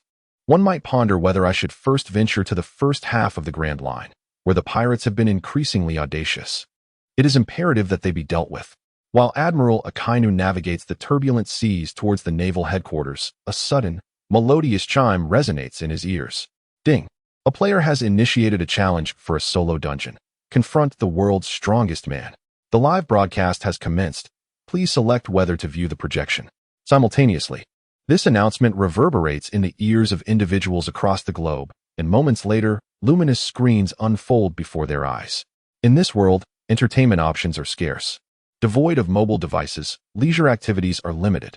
Thus, the prospect of a live broadcast is irresistible, especially when it involves a challenge against the legendary pirate, Whitebeard.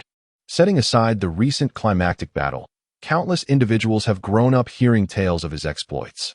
As projections multiply, the challenger is transported into the dual arena of the question-and-answer space. Within a vast, white expanse, a colossal arena stands at the center, where the mightiest man, Whitebeard, resides. Towering over 6 meters, his body is a tapestry of formidable muscles, with scars etched across his bare torso. Notably, all scars converge upon his chest, while his back remains unblemished, unequivocally reflecting the man's formidable character. He is a man who never turns his back on his foes, a man who neither retreats nor flees. Grasping the world's mightiest blade, the supreme great blade, 12 works, Songyun cut, an overwhelming aura coalesces around him, causing the arena to tremble under his presence. Is this truly Whitebeard? Across the globe, spectators watch in awe as the figure on the screen emanates palpable strength. Even without making a move, his mere presence conveys an undeniable power. In the next instant, a flash of light reveals another man, identical in height, appearance, and even weaponry, standing on the arena. Is it Whitebeard? 1000088. It is indeed Whitebeard. Several individuals simultaneously rub their eyes, convinced they must have misread the scene before them. However, upon closer examination, they confirmed the truth. The two combatants in the arena were strikingly identical, their postures unchanged. It was understandable, though, aside from Whitebeard himself. Who would dare challenge him? Chapter 37, Dungeon Completion. What many were unaware of was that numerous challengers had stealthily confronted Whitebeard long before, yet none had the confidence to broadcast their attempts. Furthermore, the dungeon remained unconquered, revealing the inevitable outcome. Aboard the vessel bound for Cake Island, as Kaido gazed at the luminous screen, he instinctively rubbed his mouth's corner, only to feel a pang of embarrassment. In a fit of anger, he kicked Jack, who was seated beside him, into the air. On Cake Island, Big Mom instinctively recoiled, clearly having faced Whitebeard herself, and her results were likely disheartening. Meanwhile, on a small boat, Mihawk unsheathed his sword, lost in his own contemplations. At that moment, Akainu felt a dull ache in his bones, determined to prove his prowess. He had challenged Whitebeard several times, only to be met with defeat each time, despite wielding a fruit of formidable offensive power. Even his magma could not alter the arena's terrain to his advantage. In contrast, the material of the arena was indestructible, impervious to Whitebeard's might. Akainu found himself perplexed by the sheer strength of his opponent. The battle commenced in earnest, with neither side exchanging taunts, launching directly into combat. There were no flamboyant maneuvers. It was a straightforward exchange of blows. Their fists and feet collided in a relentless barrage, white light flickering as the atmosphere shattered. The overwhelming conqueror's haki suspending time and space. Their strikes intertwined like two war machines, engaging in a brutal contest of strength, heedless of the consequences. Blood flowed freely, leaving the onlookers around the world in stunned silence. Is this truly the manner in which pirates engage in battle? A young child, observing the fierce clash, gazed on with a hint of trepidation in his eyes. The gruesome scene before him extinguished any lingering aspirations he held towards piracy. The allure of great treasures and countless unknown secrets paled in comparison to the value of life itself. It is worth noting that he was not alone in this sentiment. Across the globe, many share the perspective of the ambitionless commoners. Yet, there exist others who have harbored a desire to wield power through violence since childhood, their eyes now gleaming with longing for dominance. They believe they have discovered their purpose, and even after the passage of years, this scene continues to haunt their memories. The battle rages on, both combatants reaching their zenith, their strengths nearly indistinguishable, resulting in an increasingly tense stalemate. In truth, this was the second time Whitebeard had challenged himself. The first time, he had faced defeat. He had not anticipated that the version of himself within this scenario would confront him with a tit-for-tat exchange of injuries, catching him entirely off guard. Despite exerting every ounce of his strength in the latter stages of the fight, he ultimately succumbed to defeat, a result of the slightest disparity. This time, he was resolute in his determination to emerge victorious. He had grown old, and it was time for him to exert his final efforts for the younger generation. If the tremor fruit were to be bestowed upon Ace, coupled with Ace's own flame fruit and the formidable talent passed down through his bloodline, Ace would undoubtedly be able to inherit his position in the future, safeguarding their home. In that case, let the old man pave the way for you. Ignoring the forceful blow that Whitebeard had received in the QA space, he bellowed with fury, seizing the form of Whitebeard in the space with one hand. He unleashed all his strength, striking down with his Tsongyun cut upon the head of Whitebeard in the QA realm. The collision of their might shattered the very fabric of space, leaving the arena filled with a myriad of cracks resembling a spider's web. Moments later, both figures were sent flying, one with a gaping hole in his chest revealing the completely shattered innards, while the other had lost a significant portion of his skull. They lay on the ground, their bodies twitching. Evidently, the first to succumb to death would determine the victor. The audience held their breath, their eyes glued to the projection before them, unwilling to miss a single moment.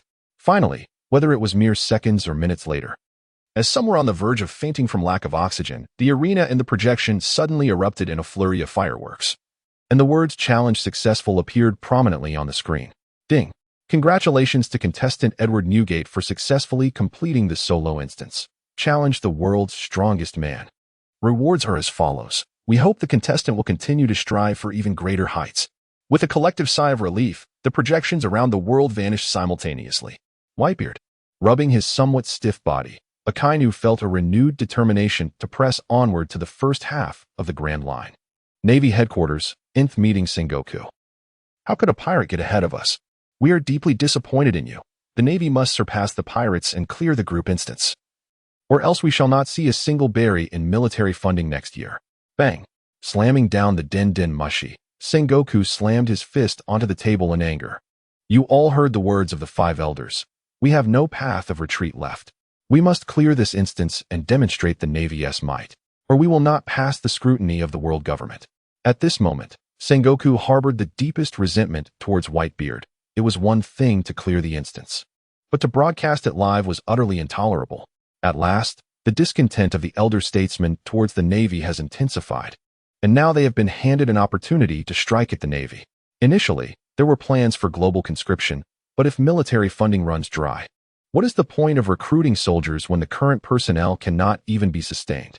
This time, we must choose to broadcast live, and we shall align ourselves with the Navy. For the sake of justice, this battle must end in victory.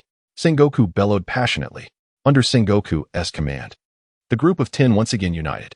Throughout this period, Sengoku had not been idle. He organized 2 more challenges for the Navy, but the next quiz was imminent, and they had yet to conquer this particular instance.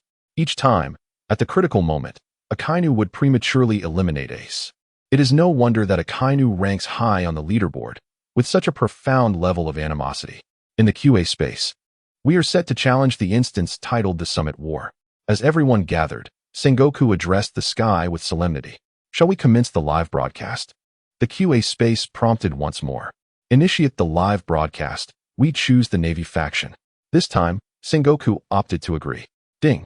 The player challenge for the group instance. The Summit War has commenced, and the option to view the projection is now available. In that instant, this question appeared before everyone around the globe. Without hesitation, they affirmed, after the recent thrilling encounter of the Whitebeard War, this upcoming summit battle, with so many participants, promised even greater excitement. Chapter 38. The Sacrifices of Akainu. Once everyone confirmed, the projection unfolded before their eyes, and the next moment, towering waves heralded the arrival of the Whitebeard Pirates. Sengoku and the other challengers materialized directly beneath the execution platform. Sengoku, Garp, Akainu, Akiji, Kizaru, Suru, Momonosuke, Tashiji, Zephyr, and the Burning Mountain lined up in formation. Look, it's Fleet Admiral Sengoku. It's the hero, Vice Admiral Garp. Figures who had only existed in newspapers suddenly came to life before the crowd, igniting a fervor across the world. Even those unfamiliar with any of them would be educated by those nearby. Everyone held their respective heroes close to their hearts, each with their own admirers. For the pirates, this was a straightforward opportunity to gauge the Navy's prowess. Recently, Luffy's declaration that One Piece is indeed real had stirred a wave among the pirates. Yet many were newly embarked on their seafaring journeys and were unaware of what the Navy admirals truly represented. They sought to witness firsthand the strength of these formidable figures. After all, they had encountered the might of the strongest man in the world, Whitebeard, during the previous broadcast. This moment provides a stark contrast. The strategy employed by the Navy during the Warring States period is rather straightforward. It aims to showcase naval prowess to the world. Issuing but a single command to all: advance relentlessly. Regardless of the adversary, be it Whitebeard, Blackbeard, or Shanks, the order remains the same: push through with unwavering force. For the Navy possesses this strength. At this juncture, the battle officially commences. Whitebeard, Ace, I come. Akainu, Great Eruption. Just as Whitebeard emerges upon the water's surface, ready to convey his intent to rescue Ace, he is abruptly interrupted by a colossal molten fist hurtling from the horizon. However, for Whitebeard, this is merely a trivial matter. With an air of composure, he delivers a single punch, shattering the immense molten fist into fragments from several dozen meters away. Yet, the spectacle does not end there. As Whitebeard strikes with one hand, Kizaru instantaneously transforms into a beam of light, silently appearing above Whitebeard's head. Uncharacteristically devoid of any preamble, he unleashes a scorching kick at the speed of light. The earlier remark from the five elders regarding budget constraints struck a chord with Kizaru. He had been diligently clocking in to receive his salary, only to find himself facing potential budget cuts. The prospect of a salary reduction loomed ominously. This simply cannot be tolerated. This time, there shall be no idle moments. It is imperative that the five elder stars and the world government witness his fervent efforts. Oh, the arrival is indeed splendid. Upon witnessing the sudden movement of Kizaru, Whitebeard's gaze sharpened, and with a flicker of radiant light from his right hand, he unleashed a devastating punch, causing the very fabric of space to shatter. The spectators before the screen could not help but swallow nervously, silently breaking into a cold sweat for Kizaru. Whitebeard's attacks, at any moment, exude an awe-inspiring force, giving the impression that the world is merely a plaything in his grasp, capable of being torn asunder at will. There was a palpable fear that he might inadvertently obliterate the world itself. In an instant, Whitebeard's cataclysmic strike was unleashed, and the fissures in the air were poised to envelop Kizaru. Yet, Kizaru showed no inclination to evade. He placed his trust in his comrades. Indeed, a brilliant golden light flashed across the sky, transforming into a colossal golden Buddha as Sengoku descended, wielding his shockwave with authority. The golden radiance clashed with the white light, each force consuming and colliding with the other. However, before a victor could be determined, Whitebeard was sent flying by another strike from Kizaru. As if that were not enough, Akiji had already joined the fray, employing his high-frequency shave to arrive at Whitebeard's rear, enveloping him in a frigid embrace, transforming him into a statue of ice. Everything unfolded with astonishing swiftness, leaving the audience utterly bewildered. At this moment, the predominant question occupying their minds was, is the Navy truly this formidable? How then did the Whitebeard manage to take Ace away? It was not just the spectators who were taken aback. Even Whitebeard's commanders failed to grasp the situation. The entire sequence transpired in an instant, from Akainu's fiery onslaught to Whitebeard being sent flying, and then to his subsequent freezing. Each event occurred in less than a second. Yet, within that fleeting moment, four formidable beings, each possessing admiral-level strength, coordinated their strikes so effectively that even Whitebeard was left stunned. At this juncture, Whitebeard's commanders began to shake off their earlier shock. Marco swiftly intervened to halt his longtime rival, Kizaru, who was poised to deliver a fatal blow, urging the other commanders to protect Whitebeard. However, the encounter diverged significantly from his previous experiences where he had clashed with Kizaru. Previously, their battles had ended in a stalemate, with Kizaru retreating after the skirmishes. This time, however, the situation was drastically different. From the very first clash, Marco sensed an overwhelming pressure. Under Kizaru's relentless assault, he found himself bereft of any opportunity to counterattack, barely managing to rely on the regenerative flames of the Phoenix Fruit to sustain himself against Kizaru's onslaught. If this continued, defeat was merely a matter of time. Meanwhile, in the real world, Marco aboard the Moby Dick was also engrossed in the live broadcast, his fists clenched tightly in secret. He had always believed that he and Kizaru were nearly on par, especially considering that during the recent Marineford War, he had managed to hold his ground against Kizaru for quite some time. Yet now, witnessing the scene unfolding on the screen, it dawned on him that Kizaru had been holding back all along. This rendered the proud immortal Phoenix utterly unable to endure. Meanwhile, many who had narrowly escaped the clutches of Kizaru gazed in astonishment at the screen, witnessing the ruthless brilliance of Kizaru transformed into a mere embodiment of light. In that moment, they realized how fortunate they were to still be alive. The battle raged on, as Whitebeard's captains fought with all their might to save him. Yet they were utterly incapable of breaching the formidable defense established by Sengoku and Akiji, resorting only to furious roars and reddened faces to demonstrate their efforts. On the other side, Akainu had already arrived, accompanied by a colossal flying slash and 2C stone bullets infused with haki. Crack, crack, crack. The ice encasing Whitebeard shattered incessantly, yet Akainu had already bypassed Akiji, closing in on Whitebeard with alarming proximity. At last, Whitebeard broke free from the icy restraint. But there was no time to block or retaliate, as Akainu's magma-enveloped iron fist struck his chest with ferocity. Caught off guard, a glint of determination flashed in Whitebeard's eyes. Disregarding the iron fist embedded in his chest, he summoned every ounce of strength to simultaneously strike Akainu on the head. An exchange of injury for injury. A life for a life. This is the choice faced by the great pirate in the depths of despair, to be ruthless towards the enemy, yet even more so towards oneself. How could Akainu not perceive Whitebeard's intentions? Yet, a ferocious glint mirrored on Akainu's face, for he had awaited this moment for an eternity. His previous defeat at the hands of Whitebeard had rendered him unable to hold his head high within the Navy, to the extent that the Gorosei contemplated stripping him of his admiral title, doubting his capability to wield such authority. All of this had weighed upon his heart like an immense stone. Now, however, it was the moment for him to prove himself.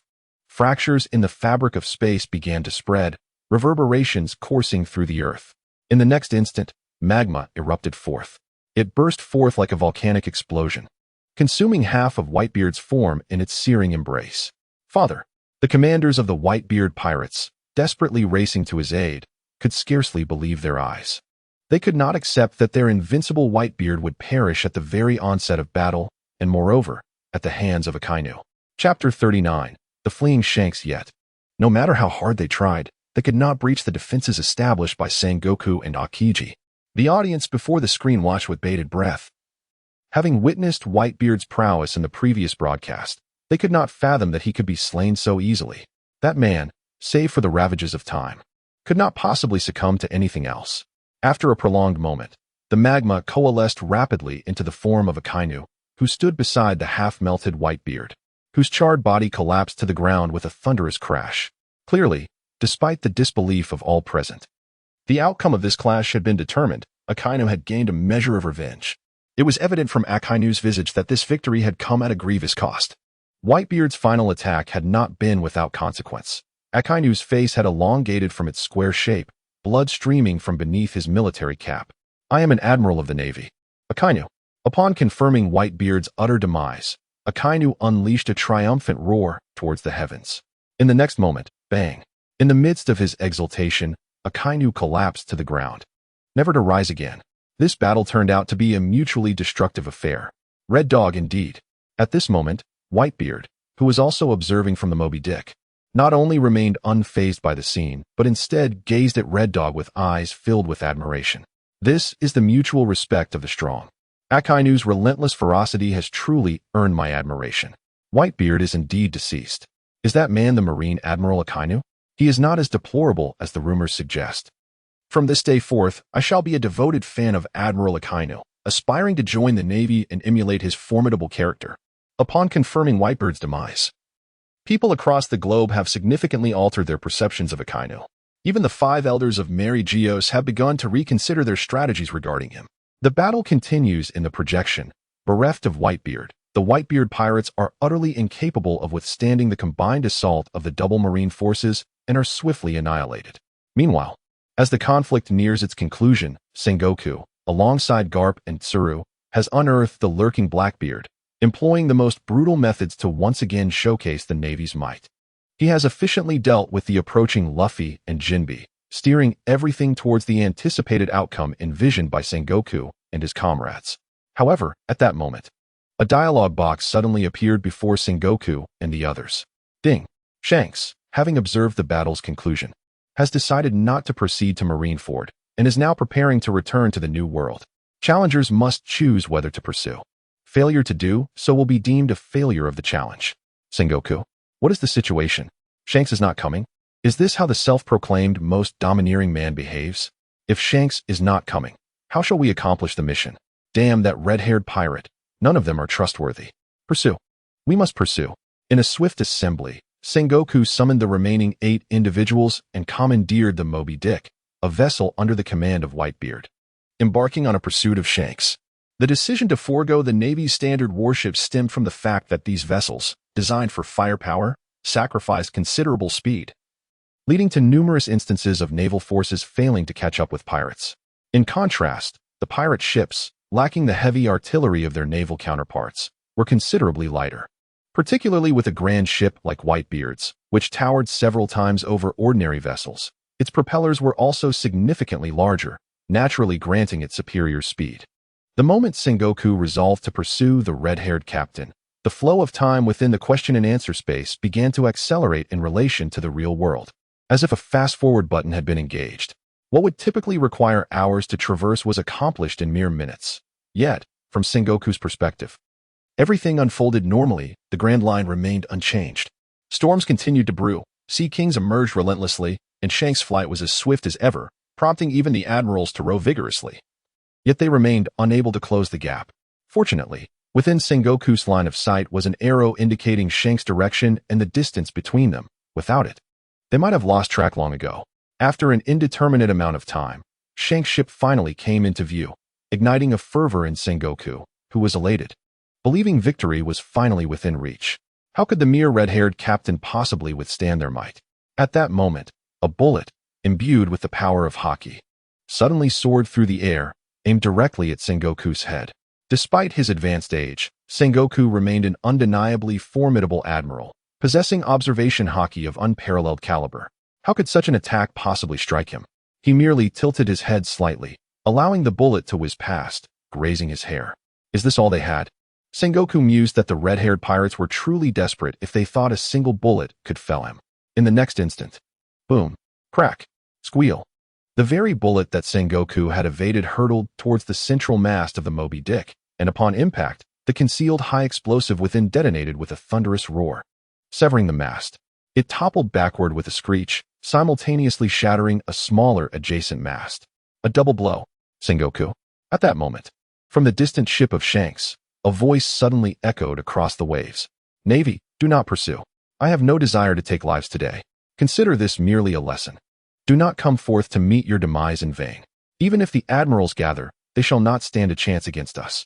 Withdraw. The arrogance embedded in these words even ruffled the beard of Sengoku. The audience before the projection was enchanted, their spirits lifted.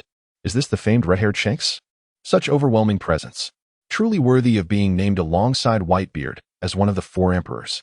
However, with a distance of nearly 2,000 to 3,000 meters between the two sides, aside from sending Kizaru, their only option was to let the Green Bull engage in a long-range exchange. Yet that would be disadvantageous. Shanks had several snipers aboard, all of whom were top-tier marksmen. If Kizaru were to approach, he would simply become a target. Damn the red-haired pirates. The more Sengoku contemplated, the more infuriated he became. Akiji, freeze the sea. We shall advance. The sudden brightness in Sengoku's eyes was unmistakable as he observed the water. Without further ado, Akiji exhaled a breath of icy air, his irritation at Shanks' arrogance palpable. The admirals of the Navy were not mere units of measurement. Ice Age. Akiji leaped from the deck, plunging his hand into the sea. Instantly, a terrifying chill erupted from his body, radiating outward like a shock wave, freezing the ocean into solid ice as it spread. Even though Shanks' ship was sailing at full speed, it could not outpace the freezing water, becoming immobilized in place. Captain, the sea is frozen, and the ship is trapped. Akiji must be on that vessel, exclaimed Rox D. Zebek, with his fiery red hair, as he hurried to inform Shanks of the situation. Shanks furrowed his brow slightly. What had gotten into the Navy today? They seemed unusually aggressive, having just defeated the Whitebeard Pirates. Did they intend to deal with him next? Well, since we can't escape, let us engage in battle. As one of the kings of the sea, Shanks possessed his own pride. Prepare for combat. With that command, his crew seized their weapons, aligning themselves in readiness against the Navy's direction.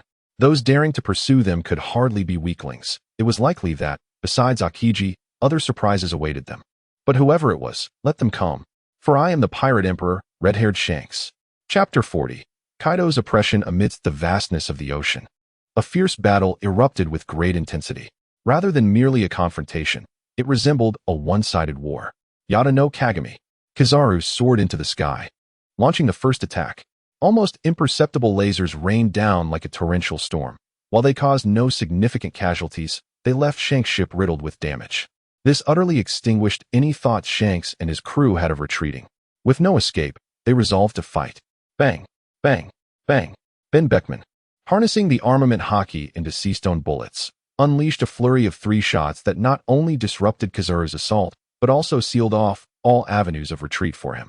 Yet, the disparity in raw strength was beyond the remedy of just 2 individuals. Cap, who had long harbored resentment towards Shanks for leading Luffy down the path of piracy, charged to the forefront. With the pinnacle of dual-color hockey, he danced gracefully beneath the onslaught of a top-tier sniper's Jesus barrage, causing Shanks to tremble under the weight of his fists. A brutal battle commenced, with Shanks' awe-inspiring conqueror's hockey sweeping across the heavens and earth, causing the ice beneath to shudder, and the sky to form a magnificent arc, reminiscent of a dragon drinking from the waters below. However, all of this had little effect in the presence of Cap, whose conqueror's hockey brushed against him like a gentle breeze, failing to stir even the slightest ripple in his composure. Shanks' one-armed swordsmanship proved utterly ineffectual against Cap's masterful martial arts. The plight of the others was even more dire. Aside from the battlefield at Fire Mountain, which remained stalemated, the rest were being utterly overwhelmed. A surge of icy fury erupted, unleashing a torrent of flying slashes as bullets imbued with armament hockey exchanged blows, their golden brilliance illuminating the sky. While shockwaves obliterated everything in their path, occasionally interrupted by errant debris, the fierce combat persisted for a full half-hour, leaving the spectators profoundly awed by the Navy's unmatched prowess. This battle can be said to have transformed the global perception of the Navy's decline that had emerged from the Marineford War. It caused countless young souls aspiring to become pirates to halt in their tracks, pondering whether they could truly seek great treasures in the hands of such formidable monsters. Did they not witness the most illustrious of the 4 emperors, Shanks, trembling upon the projections? As soon as a single member of the red-haired pirates fell, the war had effectively concluded. If they could not prevail in one-on-one combat, what hope did they have against 2 or 3 adversaries? This is not merely the naval forces overwhelming the few. Rather, it is an endeavor to swiftly conclude the futile struggle.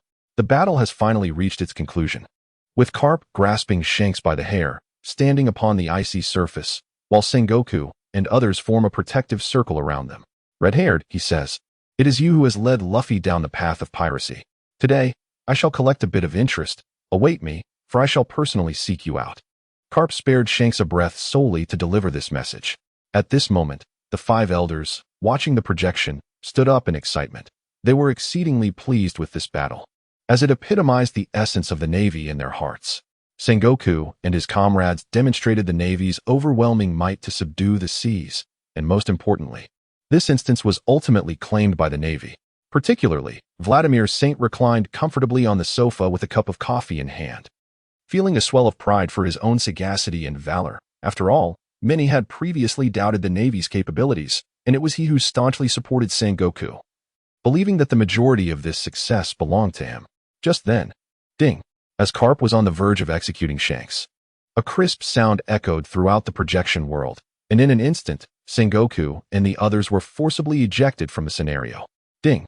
Congratulations to players Kaido, Charlotte Linlin, Jin, Queen, Jack, Charlotte Perispero, Charlotte Katakuri, Charlotte Smoothie, Charlotte Snack, and Charlotte Cracker for successfully completing the group dungeon challenge at the peak of the battle.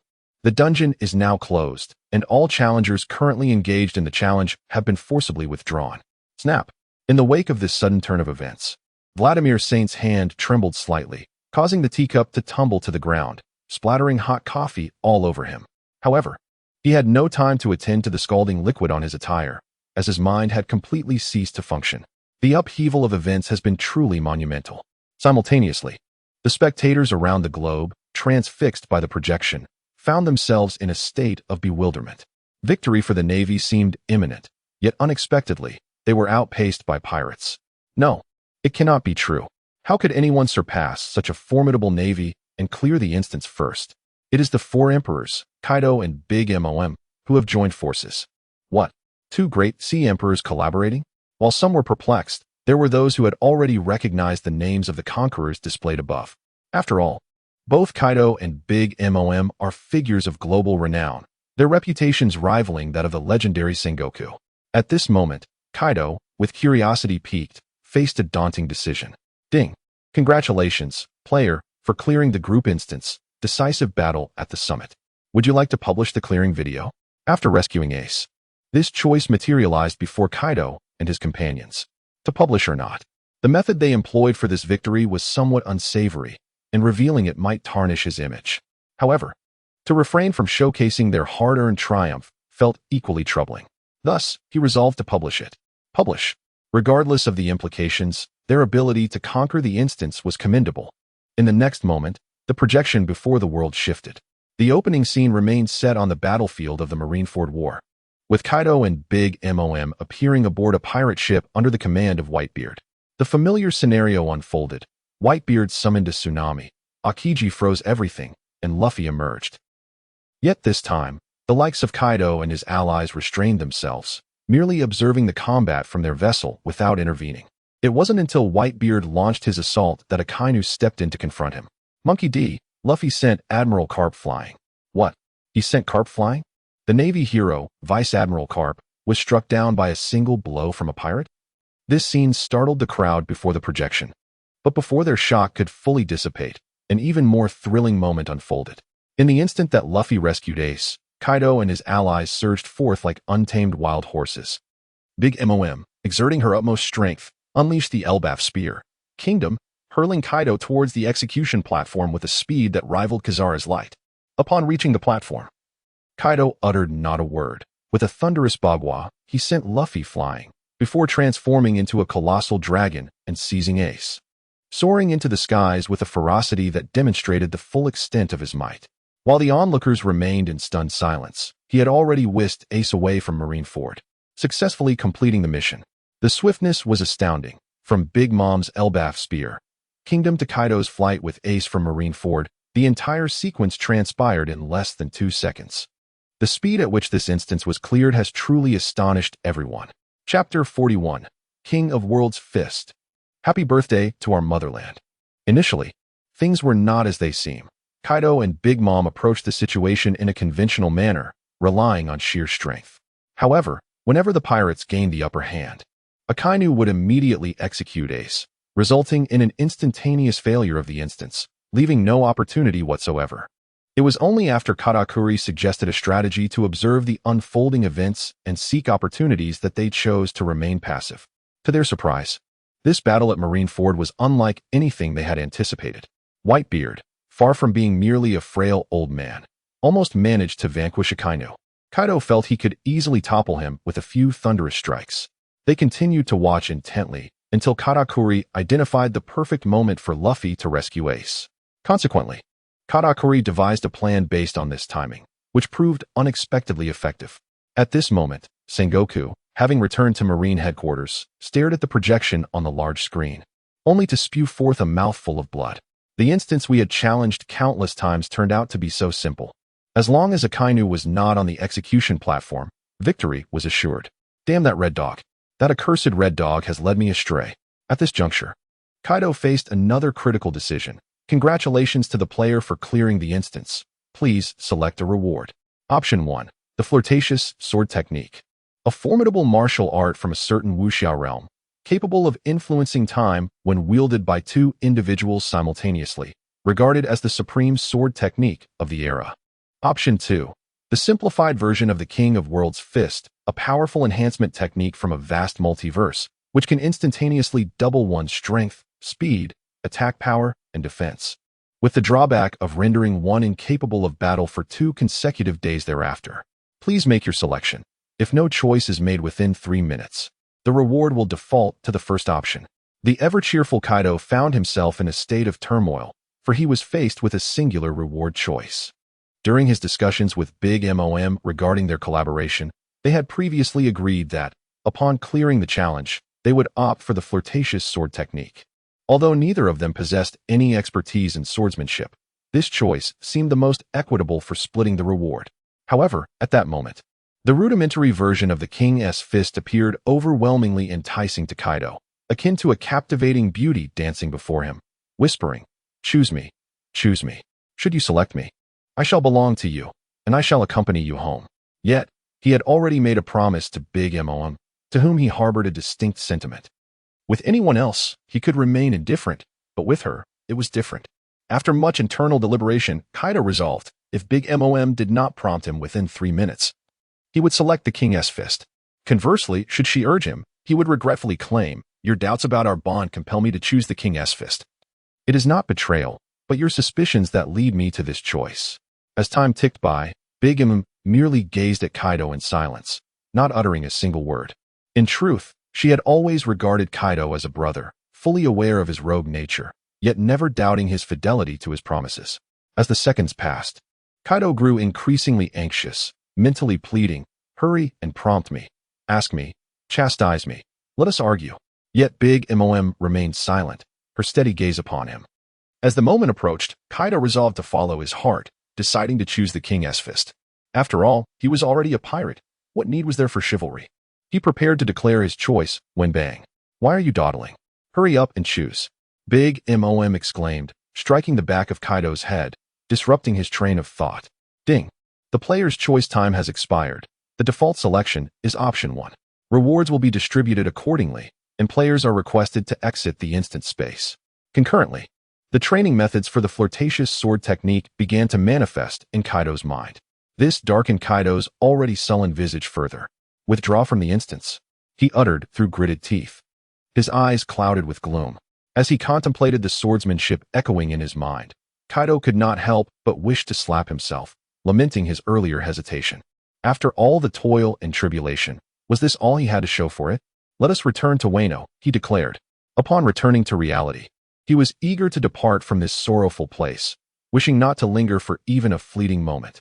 "What do you intend to do, Kaido?" Big Mom inquired, unwilling to let him leave. Having finally cleared the challenge, she had yet to receive her due reward, and she pressed him. "Are you planning to hoard the reward for yourself? Very well, since you insist on knowing, I shall reveal to you what this reward entails.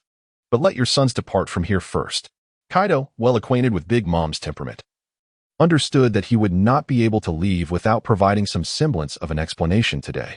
Thus, he resolved to appease her, hoping she would not come to regret it later. However, he first needed to clear the onlookers away. Some scenes would be better demonstrated in private. Though the methods by which Kaido and Big Mom conquered the instance were somewhat unbecoming of their regal status, in this world, might makes right. Those who failed the challenges could only blame their lack of preparation. Nevertheless, the fact that both instances had been cleared by pirates was not a favorable development for the world government and the Navy. Meanwhile, at the Holy Land of Mariawa, the 5 elders remained. Sengoku had arrived once again. "We have given you ample opportunities, yet you continue to disappoint us time and again. What is it that you truly desire? How has the Navy come to be in such disarray? It appears a significant reformation is in order." Donald Trump, visibly displeased with Sengoku, was the first to voice his dissent. This time, even the esteemed Admiral Sengoku, who holds the title of a significant figure in the Warring States period, remained silent, burdened by the pain of a recent coffee burn. The sting of humiliation was even more acute. He had placed his trust in Sengoku multiple times, only to be met with disappointment from the Navy. Regardless of the reasons for their failures, the crux of the matter was that he no longer wished to endure such humiliation. As one of the 5 elders and the leader of the world government, he bore the responsibility of managing a vast organization and must ensure fairness in his judgments. I concede that the Navy was indeed negligent this time. However, Sengoku had come prepared to face reprimand, acknowledging the Navy's defeat. Particularly, had Garp not spared Shanks, the Navy would be reveling in rewards by now. After all, we are talking about Kaido and Big Mom.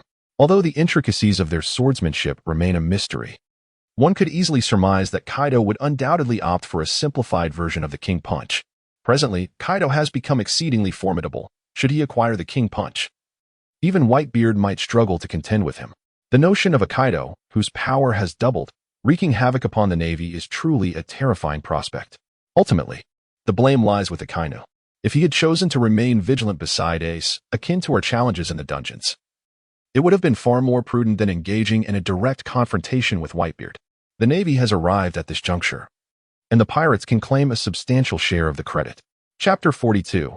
The second national prize quiz begins yet, regardless of the circumstances. I am no longer interested in your justifications. You have provided far too many. Donald Trump, in a fit of indignation, interrupted Sengoku's discourse, stating unequivocally, I hereby announce the Navy's new appointments. Sengoku could hardly fathom how long Donald had awaited this moment. Throughout his tenure, Sengoku was the first and only individual to challenge him openly. Failing to impart a profound lesson to Sengoku would leave Donald's dignity in tatters. Do you not wish to oversee Impel Down? Consider it done. As of today, you shall serve as the Vice Warden of Impel Down, assisting Magellan in managing the facility. The former Admiral Akiji would ascend to the position of Fleet Admiral, while Akainu, having demonstrated commendable performance in recent years and tirelessly combating piracy, would retain his current rank, as his merits and shortcomings were deemed balanced. Ultimately, following our deliberations, your proposal for global conscription has been approved. I have instructed Sora to disseminate this information, and you may return to gather your belongings and proceed directly to Impel Down. Although Don Quixote da Flamingo held a dismissive view of Sengoku, the formidable strength exhibited by the Navy within the confines of the scenario demonstrated their reliability. The overwhelming prowess displayed by the three admirals was indeed satisfying to them. It was perplexing, however, that during the onset of the Marineford War, it was also the three admirals and Sengoku who intervened, yet Akainu nearly succumbed to Whitebeard's might.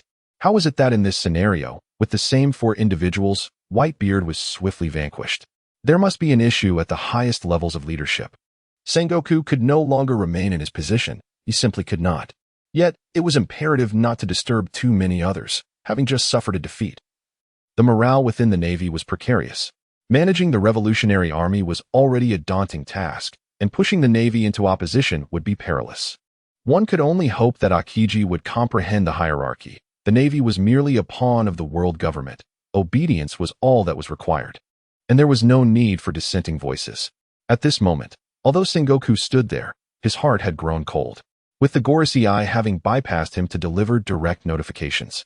Sengoku realized that his presence here was ultimately futile. They merely informed him without affording him any choice. The culmination of 60 years of dedication to the Navy had reached a definitive end. It appeared that his future lay in retirement within Impel Down. Nevertheless, Sengoku had no regrets. Even if given the chance to choose anew, he would once again opt to serve in the Navy, in pursuit of his vision of justice. Perhaps there remained a glimmer of hope for a turnaround. With that thought, he resolutely turned and walked towards the exit of the conference room.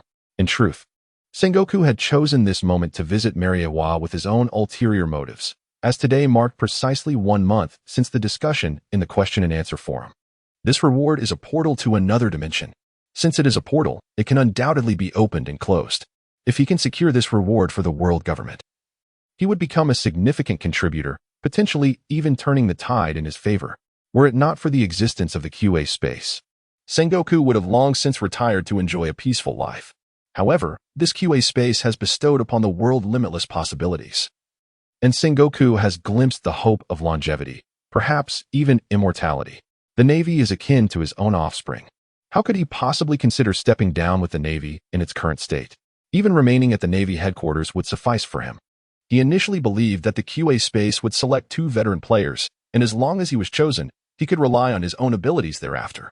However, he did not anticipate the unwavering resolve of the 5 elders today. Upon his entry, they issued a direct command, suggesting that their decision had been made long ago. They were intent on sending him away as soon as he arrived. Indeed, how could the 5 elders tolerate dissent within the Navy? Ding! Just as Sengoku was about to step out the door, the QA space he had long been pondering finally manifested. He withdrew his foot, sensing that perhaps he still had a chance to salvage the situation. The month-long deadline had expired, and the second round of the prize QA was about to commence, with the ultimate reward being a portal to another space. Contestants were encouraged to answer questions enthusiastically. Additionally, an online chat feature was activated, allowing viewers to freely discuss within the live stream. The participants in the QA space would not be able to see the discussions, and their identities would remain concealed. A total of 5 contestants would participate, starting with a random selection of 2 players from the previous round. As the announcement echoed, familiar projections reappeared before the eyes of people around the world. As the projection unfolded, 5 towering platforms emerged in a vast white space, upon which appeared a spherical light orb displaying 5 names: Sengoku, Edward Newgate, Akainu, Monkey D. Garp, and Portgas D. Ace. Look, it's Admiral Sengoku and Whitebeard. There's Akainu, and, it's Vice Admiral Garp. Upon seeing the familiar names, the crowd in front of the projection began to chatter excitedly. Whitebeard. On Cake Island. Kaido glanced at Whitebeard's name above, a knowing expression crossing his face. No wonder that old man had been so formidable in Marineford. It seems he had gained some fortuitous opportunity. Of course, the QA space did not pause for their reactions. Moments later, the 5 names transformed into streams of golden light, swirling together until they coalesced into 2 names, which separated into Sakazuki and Portgas D. Ace. The first player, Sakazuki. The second player, Portgas D. Ace. Meanwhile, 2 towering beams of light appeared out of thin air, enveloping Admiral Akainu and Ace, who was training on the island.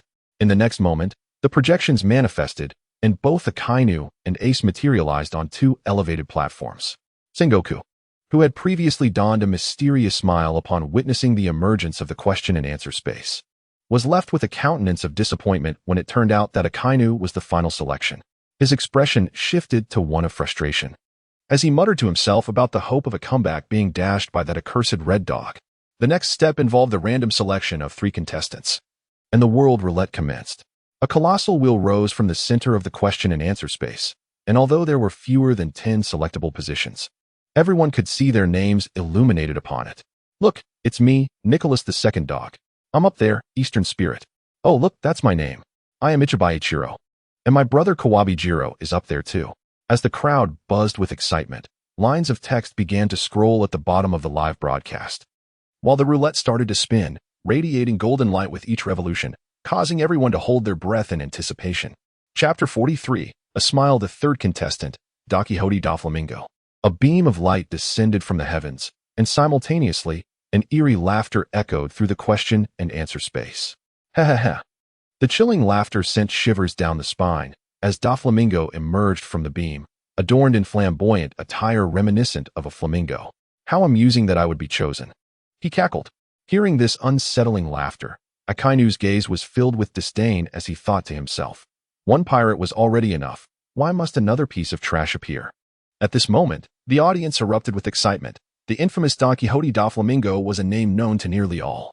After all, he was not only a member of the formidable warlords of the sea, a third force upon the ocean, but also a king of a great nation. Many from the shadowy underworld kept their eyes glued to the large screen, for the spoils of the dark world were limited. Doflamingo, with the backing of the world government and the formidable Kaido, had long dominated a significant portion of the underworld, standing firm in the second tier of power beneath the admirals. Should Doflamingo seize any further opportunities, it was likely that yet another figure akin to the 4 emperors would emerge to loom over them. Dressrosa Kingdom. At this juncture, the Dressrosa Kingdom had effectively divided into 2 factions: the ordinary citizens, who revered their king for providing them with the toy soldier, a source of free labor, held him in the highest esteem, showering praise upon Doflamingo with jubilant cries of "Long live the king." However, the toy soldiers, unable to voice their thoughts, gazed at their king with eyes filled with hatred. The selection continued. The 4th contestant, a smile. The question and answer arena remained undeterred by the ambience within as the roulette continued to spin, selecting yet another participant. With the descent of a luminous beam, a robust figure, marked by 2 prominent scars across his eyes, unmistakably blind, was ushered into the answering space. Look at his eyes. Initially, the crowd was captivated by his identity. Few had heard of him compared to renowned admirals like Akainu. However, someone's sudden observation of the peculiar expression in his eyes drew their attention. At this moment, everyone genuinely believes that the selection of participants in the quiz space is entirely random. Even a blind man can be chosen, leading one to ponder if they too might have a chance. Truly, observe the man's eyes. Astonishingly, even a blind individual can be selected. How could he possibly see the questions? Just then, with a smile, he opened his eyes, revealing a pair of pure white orbs devoid of pupils, which captivated the attention of all those watching the live broadcast. This spectacle solidified the beliefs of those who had previously harbored doubts. However, Akainu did not underestimate the sightless man before him. Upon the appearance of the smiling figure, Akainu felt an overwhelming sensation of being scrutinized, as if every move he made was under close observation. Such an ability could only be attributed to a profound mastery of observation haki, surpassing even his own. Given the uncertainty surrounding the identity of this individual, and with numerous enemies already in existence, he deemed it unnecessary to forge new adversaries. With this thought in mind, Akainu surprisingly nodded amicably at the smiling man. Meanwhile, Ace, intrigued by Akainu's unexpected friendliness towards a blind person, observed as the man, as if sensing the moment, returned the gesture with a smile and a slight bow. This astonishing scene left the audience in the real world spellbound. The impression that Akainu has always imparted is that of an iron-willed warrior, a fierce man who harbors an intense disdain for evil and has never shown deference to anyone. In recent live broadcasts, even Sengoku seemed indifferent to him, yet today he exhibited an unexpected courtesy towards a blind man. Remarkably, this blind individual appeared to possess sight, accurately locating Akainu's position and even returning his salutation. Truly impressive, my blind friend. The fifth contestant, Shanks, graced the stage. The golden will came to a halt once more, casting a beam of light that illuminated another notable figure. With a well-proportioned, albeit somewhat slender physique, his blood-red hair fell gracefully against his cheeks, complemented by 3 scars across his eyes and a fierce gaze that exuded an indescribable aura of dominance. Though merely standing on a platform, he somehow commanded the essence of the entire space. It is indeed one of the 4 emperors, Shanks. Although the emergence of a 4 emperor would typically incite considerable debate, this occasion felt rather subdued. This was primarily due to the recent vivid imagery of Shanks being interrogated by Admiral Carp, which lingered in the minds of many. In stark contrast to the previous performances of Whitebeard in various scenarios, Shanks' display paled in comparison. Even when faced with the formidable trio of admirals alongside the Marine Fleet Admiral, Whitebeard managed to hold his ground and even exchanged blows with Akainu before his demise. In juxtaposition, Shanks, a youthful man in his 30s, found himself subdued by Carp alone, a legendary figure, no doubt, yet in his 70s. It is indeed a blow to the reputation of the 4 emperors that a man in the prime of his life could not best an elderly opponent. Moreover, for years, we have been inundated with tales in newspapers and news reports about Kaido's immense strength, heralded as the world's strongest creature, and his crew's notorious exploits. Big Mom's ferocity is equally renowned. She could obliterate an island over a mere cake. Even Whitebeard, who had not graced the headlines in some time, reaffirmed his might during the recent Marineford War and earlier challenges. Among the 4 emperors, only Shanks has seemingly maintained a low profile, to the extent that the majority of ordinary folk across the seas remain oblivious to his existence. The solitary instance of witnessing him in battle was against the gray-haired Admiral Carp, where he was overwhelmed, later receiving assistance from Admiral Akiji and Fleet Admiral Sengoku, who dispatched him with a mere flurry of strikes, an affront to the dignity of a 4 emperor. Currently, there are whispers throughout the seas that Shanks is the weakest of the 4 emperors, with many pirates in the New World believing that he has waned in strength since losing an arm, eagerly seeking to usurp his position. Red-haired Shanks, it is surprising that the last one standing is you. The pirate world shall show no mercy. Upon encountering Shanks, the last individual, Akainu's brow furrowed slightly. This round of questioning is decidedly unfriendly to him. Among the 5 participants, 3 are pirates, and 2 are in opposition to one another. The remaining individual, judging by his arrogant laughter, is unlikely to be compliant either. Thus, he is left with but one blind man, who remains uncertain of his stance. This situation has become quite troublesome. Furthermore, he still recalls how red-haired Shanks intervened during the initial round of questioning to thwart Akainu's efforts to punish the traitor. At this moment, the shadow of Sengoku unconsciously sprang to life in Akainu's mind. He reminisced about the days spent alongside Sengoku, relishing the times when he would allow Sengoku to take the lead while he reaped the rewards from behind. How delightful it was. Chapter 44, Supreme of the World. Celestial Dragons. With everyone gathered, the question and answer space announced the commencement of the game. The 5 contestants were present, and the rules of the game were soon to be revealed. First, during the examination period, contestants were prohibited from attacking one another or interfering with each other's answers. Violations would incur penalties of increasing severity. Second, this round of questioning would follow a buzz-in format, wherein the first contestant to press the red button before them would gain the opportunity to answer. Should a contestant attempt to answer without securing the right to do so, it would be considered a Level 2 violation. The first infraction would result in the permanent deprivation of one ability, while a second would lead to immediate expulsion from the question and answer space and a lifetime ban from participation. Third, this round consists of 5 questions. Answering correctly earns 1 point, while answering incorrectly incurs a loss of 1 point. In the event of a tie after 5 questions, contestants in a tie will face an additional question. Contestants who lack sufficient points to incur penalties will be subject to punishment, with each contestant allowed 1 opportunity to answer per question. Fourth, if 2 contestants answer the same question incorrectly, the question will be replaced. Contestants are encouraged to choose their answers wisely. Fifth, after the 5 questions, the contestant with the highest score will receive a reward, a portal to another world, allowing the victor to select their desired world tier. A friendly reminder, the portal is bidirectional and, once activated, cannot be closed. Should the victor choose a world tier that is too elevated, the possibility of counter-invasion into the current world cannot be dismissed. Following this examination, scores will not be reset, and the multiverse marketplace will be opened, allowing contestants to purchase desired goods using their accrued points. The penalties for ability deprivation are indeed severe, yet intriguing. I am genuinely curious to see what formidable beings reside in other worlds. Doflamingo grew increasingly captivated, feeling he had found the right place. Only entities possessing such great power could fulfill his aspirations. I wonder who created this question and answer space. What kind of powerful being could it be? Regardless, the Navy has firmly set its sights on this reward.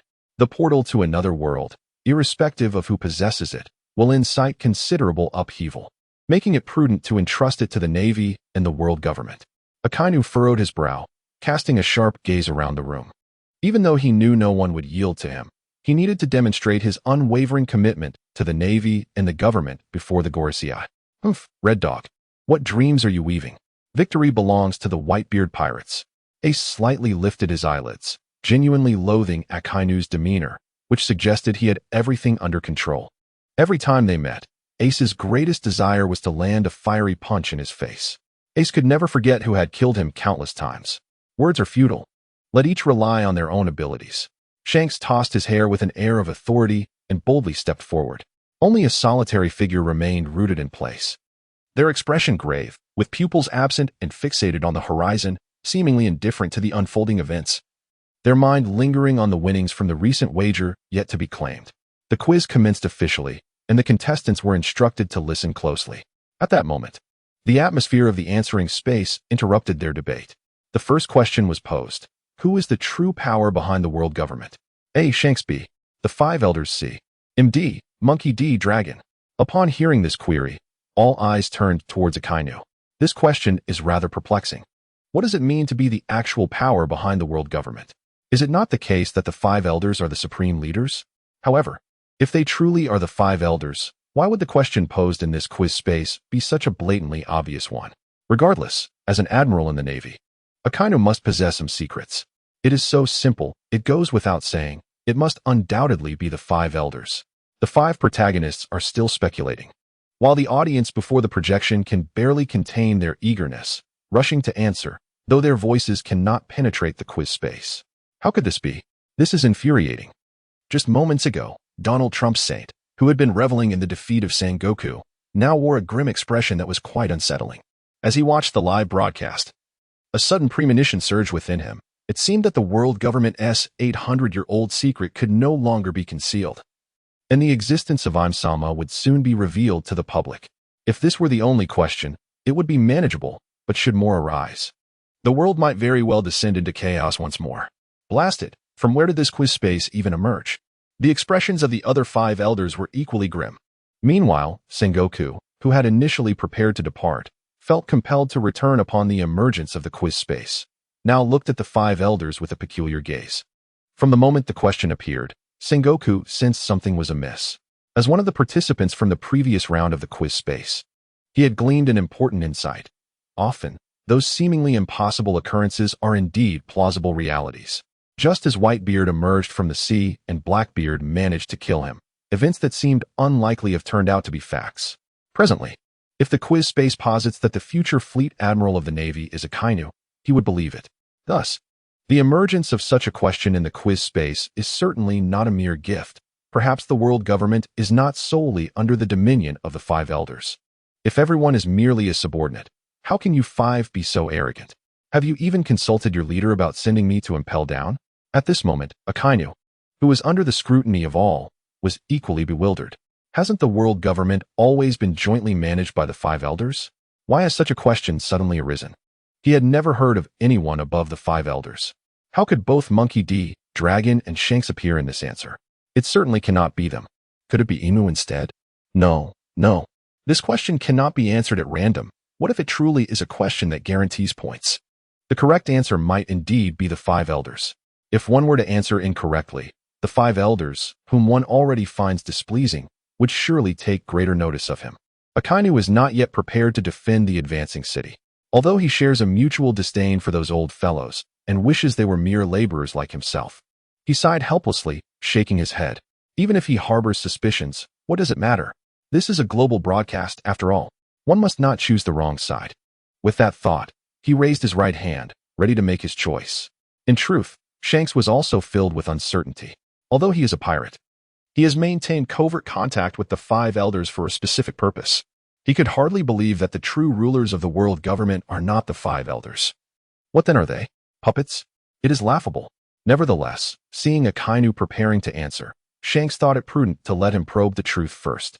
It is not that Shanks lacks faith in his own judgment. Rather, the known penalties within the answering space are terrifying. Although the exact repercussions of incorrect answers are unspecified, the existing punishments include the deprivation of abilities, and who knows what further surprises await.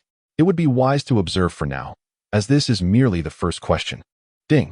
A sinister voice interjected, I choose C, I choose Lord M. It was Don Quixote Doflamingo, who had preemptively announced his answer before Akainu.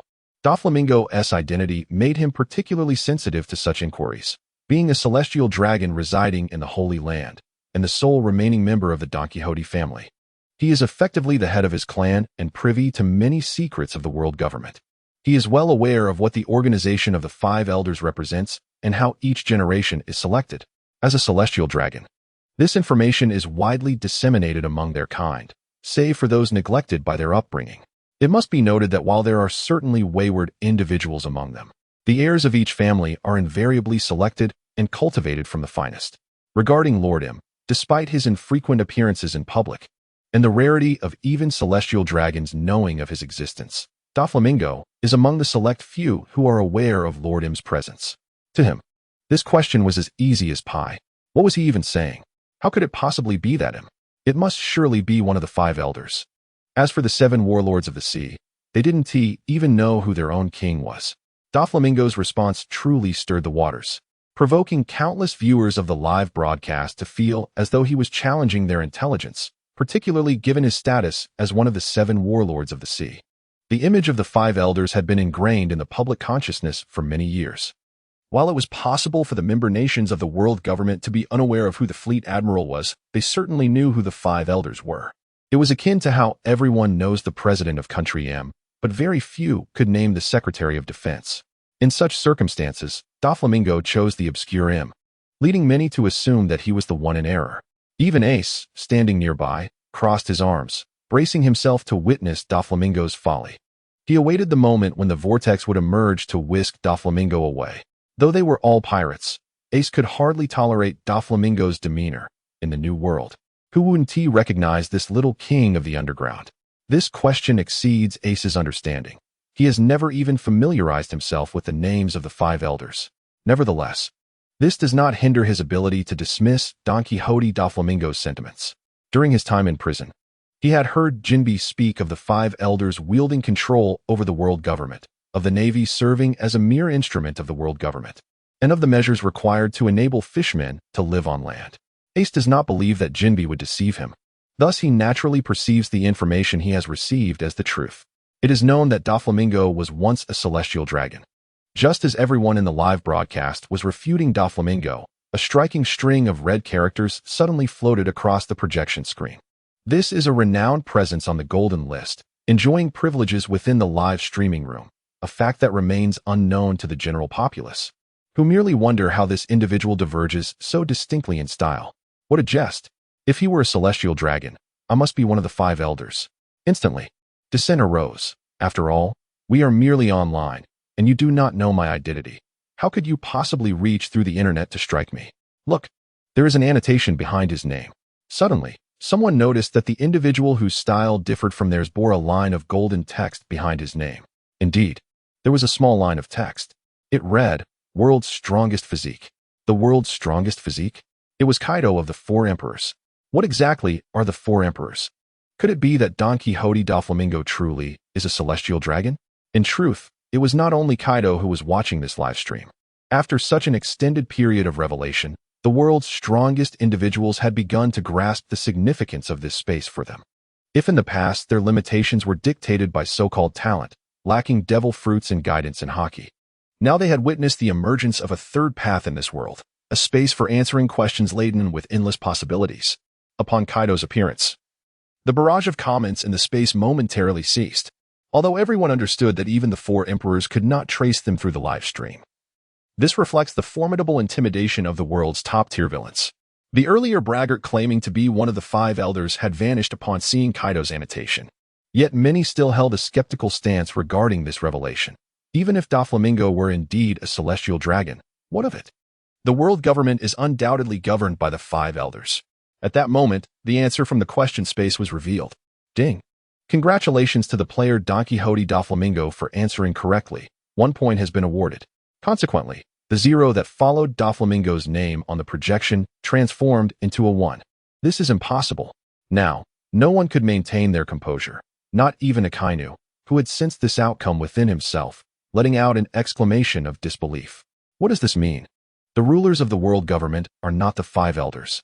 By what authority do they strip me of my position as a general? I am a fleet admiral, not just an ordinary subordinate. These scoundrels.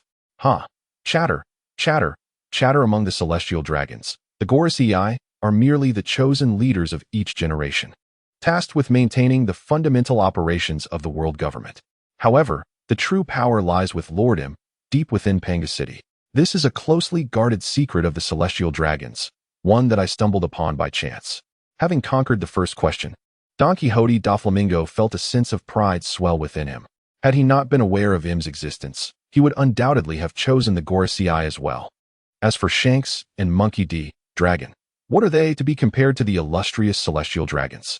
Even though his current accomplishments and strength may not match theirs, this does not diminish the innate superiority bestowed upon him by his celestial dragon identity. With this status, he enjoys unimpeded passage through the Navy and possesses deep-rooted collaboration with the world government.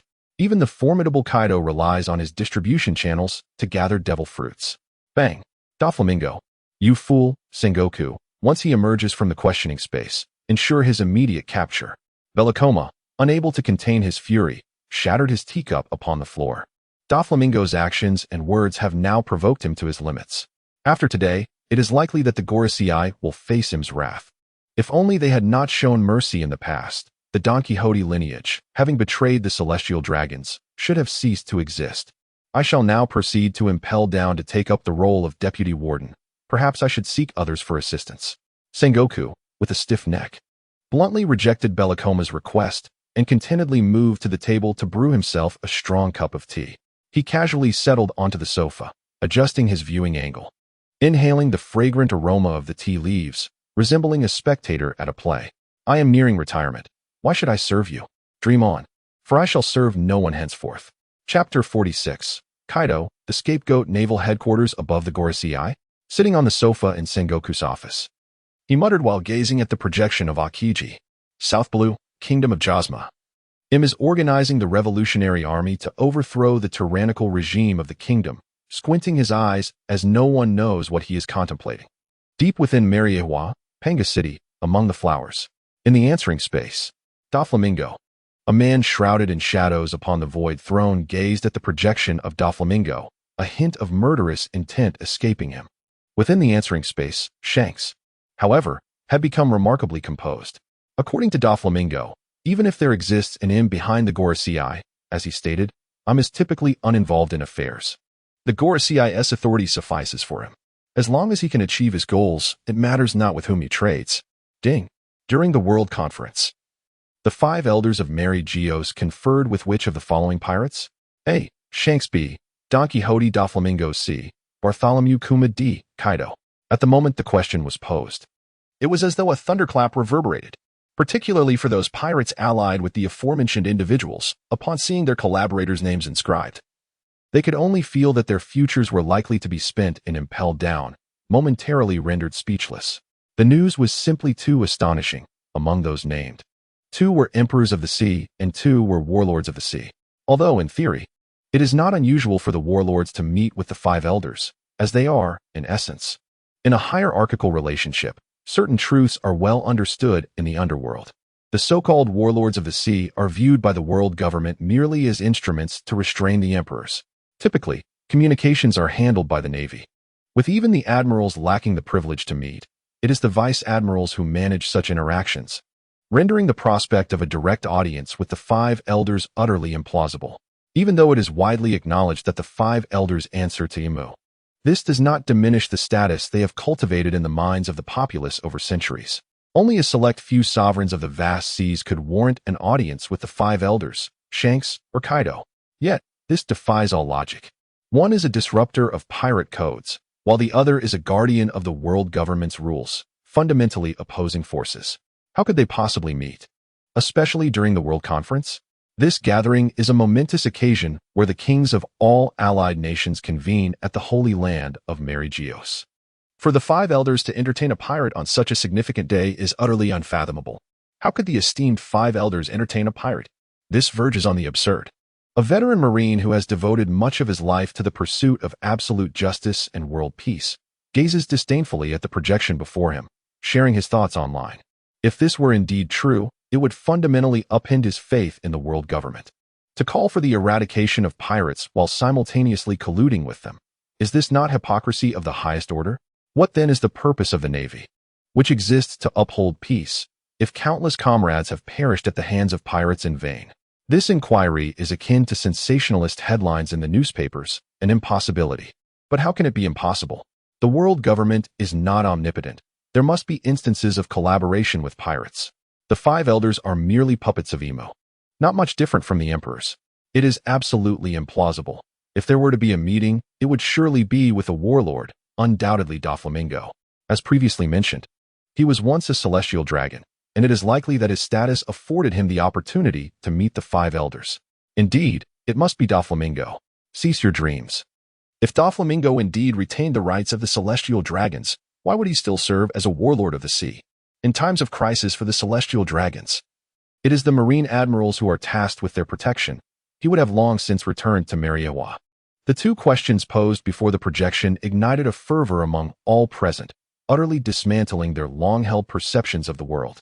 A palpable urgency to uncover the answers coursed through the crowd, yet differing opinions swiftly divided them into 2 camps, resulting in a heated exchange within the comments.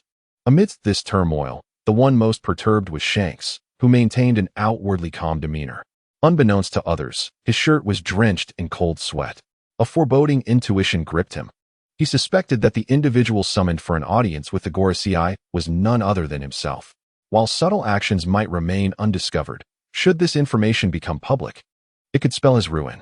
In an instant, he could transform into a pariah among pirates, and even dissent could arise from his own crew. He could only hope that perhaps an unforeseen twist would reveal someone else as the focal point, for if it were indeed him, he would be driven to a point of no return. At that moment, Akainu's face flushed with a hue akin to molten lava, astounded by the realization that the Gorosei had connections with pirates. While the Marines were engaged in combating piracy, they were simultaneously entangled with these outlaws, and distressingly, this knowledge had eluded the Navy. It was evident that the 4 individuals above, Bartholomew Kuma was certainly out of the equation, having been transformed into a cyborg by Dr. Vegapunk. Among the remaining 3, each bore the stains of marine blood on their hands. Let us not even speak of Kaido, the most notorious among them. Doflamingo's myriad transgressions over the years were well known, and it was implausible that the Marines were unaware of their endeavors to clean up his mess. Furthermore, Akainu did not believe Doflamingo merited an audience with the Gorosei. In this ocean, strength reigns supreme.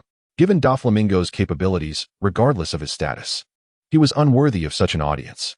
Yet, both Kaido and Shanks stood as the Navy's foremost adversaries. Akainu recalled vividly how it was Shanks who thwarted the Navy's expansion in the projection, undoubtedly positioning himself as an opponent of the Marines. It seemed imperative to consult those elder statesmen post-quiz. The Navy was not their plaything. Ace glanced between Doflamingo and Shanks, feeling that the quiz was intentionally designed to challenge him. The questions posed were entirely beyond his comprehension, all concerning the world government. Leaving someone like him, who had never taken an interest in politics and was unaware even of the names of the Gorosei, at a loss. However, having endured a previous quiz experience, Ace felt a sense of determination. After all, he had nothing to lose. If he answered incorrectly, he would merely find himself confined to the Black Room. Bang! I choose D. I choose Kaido. Upon contemplating this, Ace resolutely pressed the answer key, selecting the individual he detested most among those present. For the Whitebeard Pirates, Kaido was an incessant nuisance. During the times when Whitebeard was incapacitated, Kaido would often come to provoke him. Each encounter necessitated that their father enter the fray, for drip and tow, to quell Kaido's brazen challenges. Yet, Kaido's formidable constitution rendered him nearly invulnerable. Even Whitebeard's tremor fruit abilities could not bring him down. It could be argued that in the original timeline, Whitebeard's eventual frailty was significantly exacerbated by Kaido's relentless antagonism. Chapter 47, The Struck Down Don Quixote Doflamingo, New Book Seeking All, Ding. Port D. Ace answered incorrectly, resulting in a deduction of 1 point. As his current score stood at 0, a penalty was imposed. However, the answer space doused Ace with cold water. Alas, cast me into exile. Ace sighed, shrugging his shoulders with an air of resignation. Having been confined for so many days, he felt that one more day would matter little. By the established order, the first punishment was typically the lightest, merely a day in a dark room, which he could endure. Shanks and Doflamingo observed Ace's calm demeanor, seemingly grasping the underlying implications. It appeared that the consequences for this erroneous answer were not particularly severe. Now that he had a point, perhaps a gamble was in order. Doflamingo mused silently, as he was inherently a lover of risk. No, more accurately, he was an aficionado of playing with fire. Ding. The penalty is the bestowal of the undying talent upon Port D. Ace for 1 day, exiled to the depths of the sea. It seemed that the disdain from Ace had provoked the question and answer space, which retaliated in fury. Before Ace could utter a word, a swirling vortex, imbued with the essence of the ocean and exuding a briny scent, materialized beneath his feet. Caught off guard, Ace plummeted into it, sending waves crashing around him. Simultaneously, as if to warn the other contestants, the luminous orb at the very heart of the answering space cast a projection of Ace's current predicament. In the depths of the inky sea, a vortex emerged, and Ace was abruptly ejected from its depths. At the moment of his emergence, the immense pressure of the ocean began to compress his body, from his legs, which first breached the seabed, to his head, gradually squishing him into a mere film. Yet, under an enigmatic black force, Ace's body incessantly repaired itself, alternating between a flattened form and its original state, repeating this agonizing cycle every few seconds. What was most harrowing was that, as a person with abilities, Ace was a veritable landlubber in the depths of the sea. Water relentlessly surged into his mouth and nostrils, inflicting an indescribable agony upon him, a torment that could be deemed the most horrific form of punishment for someone like him. Even amidst such excruciating pain, Ace could not emit a single sound. Each silent scream only invited more seawater, exacerbating his suffering. His desperate anguish elicited a visceral chill in all who witnessed it, their hair standing on end in response to the primal fear that arose within them. In an instant, even the previously vibrant discussions in the chat ceased, silenced by a collective dread that rendered everyone mute. Just gazing at the projection allowed them to feel a fragment of his torment. Adults with children hastily covered their eyes, fearing that their little ones might be haunted by nightmares upon returning home. This incident caused Doflamingo, who had previously harbored some reservations, to swallow hard and feel a burgeoning respect for Ace. Regardless of Ace's earlier capture by the Navy, which tarnished his image in Doflamingo's eyes, the composure Ace displayed in the face of such punishment led Doflamingo to conclude that Ace's future achievements would undoubtedly be remarkable. At the very least, had he been aware of such a punishment, he would not have been able to maintain such tranquility. Suddenly, the projection of the question space vanished, and moments later, a blue vortex materialized in the sky above Ace's position, from which he descended. Thud. Even after the punishment had concluded, Ace's body writhed painfully on the floor. The sensation was one he would not soon forget. Even Akainu, who consistently presented himself as a stoic figure, broke into a cold sweat upon witnessing Ace's condition. Ace's previous answer resonated deeply within him. He had grappled with his decision for quite some time, but had ultimately intended to select Kaido, only to have Ace preempt him. In Akainu's estimation, Kaido posed the greatest threat. Shanks, on the other hand, left an impression of being devoid of ambition. As a pirate, he had rarely made headlines, refraining from conquest or constant conflict, instead tending to his own territory and occasionally venturing out. His only significant action in recent years was intervening at Marineford to halt a war, only to be unceremoniously driven away by Sengoku. Moreover, the recent skirmish in the copy had been brutal, and although it was merely a simulation, Akainu recognized that the individuals within possessed genuine cognitive abilities, their combat prowess indistinguishable from reality. Consequently, he saw no substantial threat in Shanks, whose apparent lack of desire and expansionist ambitions made him the very archetype of an adventurer among pirates. What business could he possibly have with the Gorosei?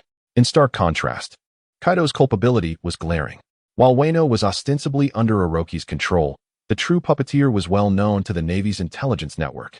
Furthermore, Kaido was actively amassing Zoan-type devil fruits and engaged in constant territorial disputes, secretly conducting numerous transactions with the uniquely positioned Doflamingo. Possessing strength, ambition, and motive, Kaido stood out as the most likely candidate among the four, whether in harnessing the world government's power to collect devil fruits or seeking to expand his domain. However, Ace had inadvertently ruled Kaido out, leaving only one possibility. With this realization, Akainu's gaze locked fiercely onto Shanks, firmly convinced there could be no other answer. Due to Portgas D, Ace's incorrect response, a subsequent mistake would result in escalated penalties.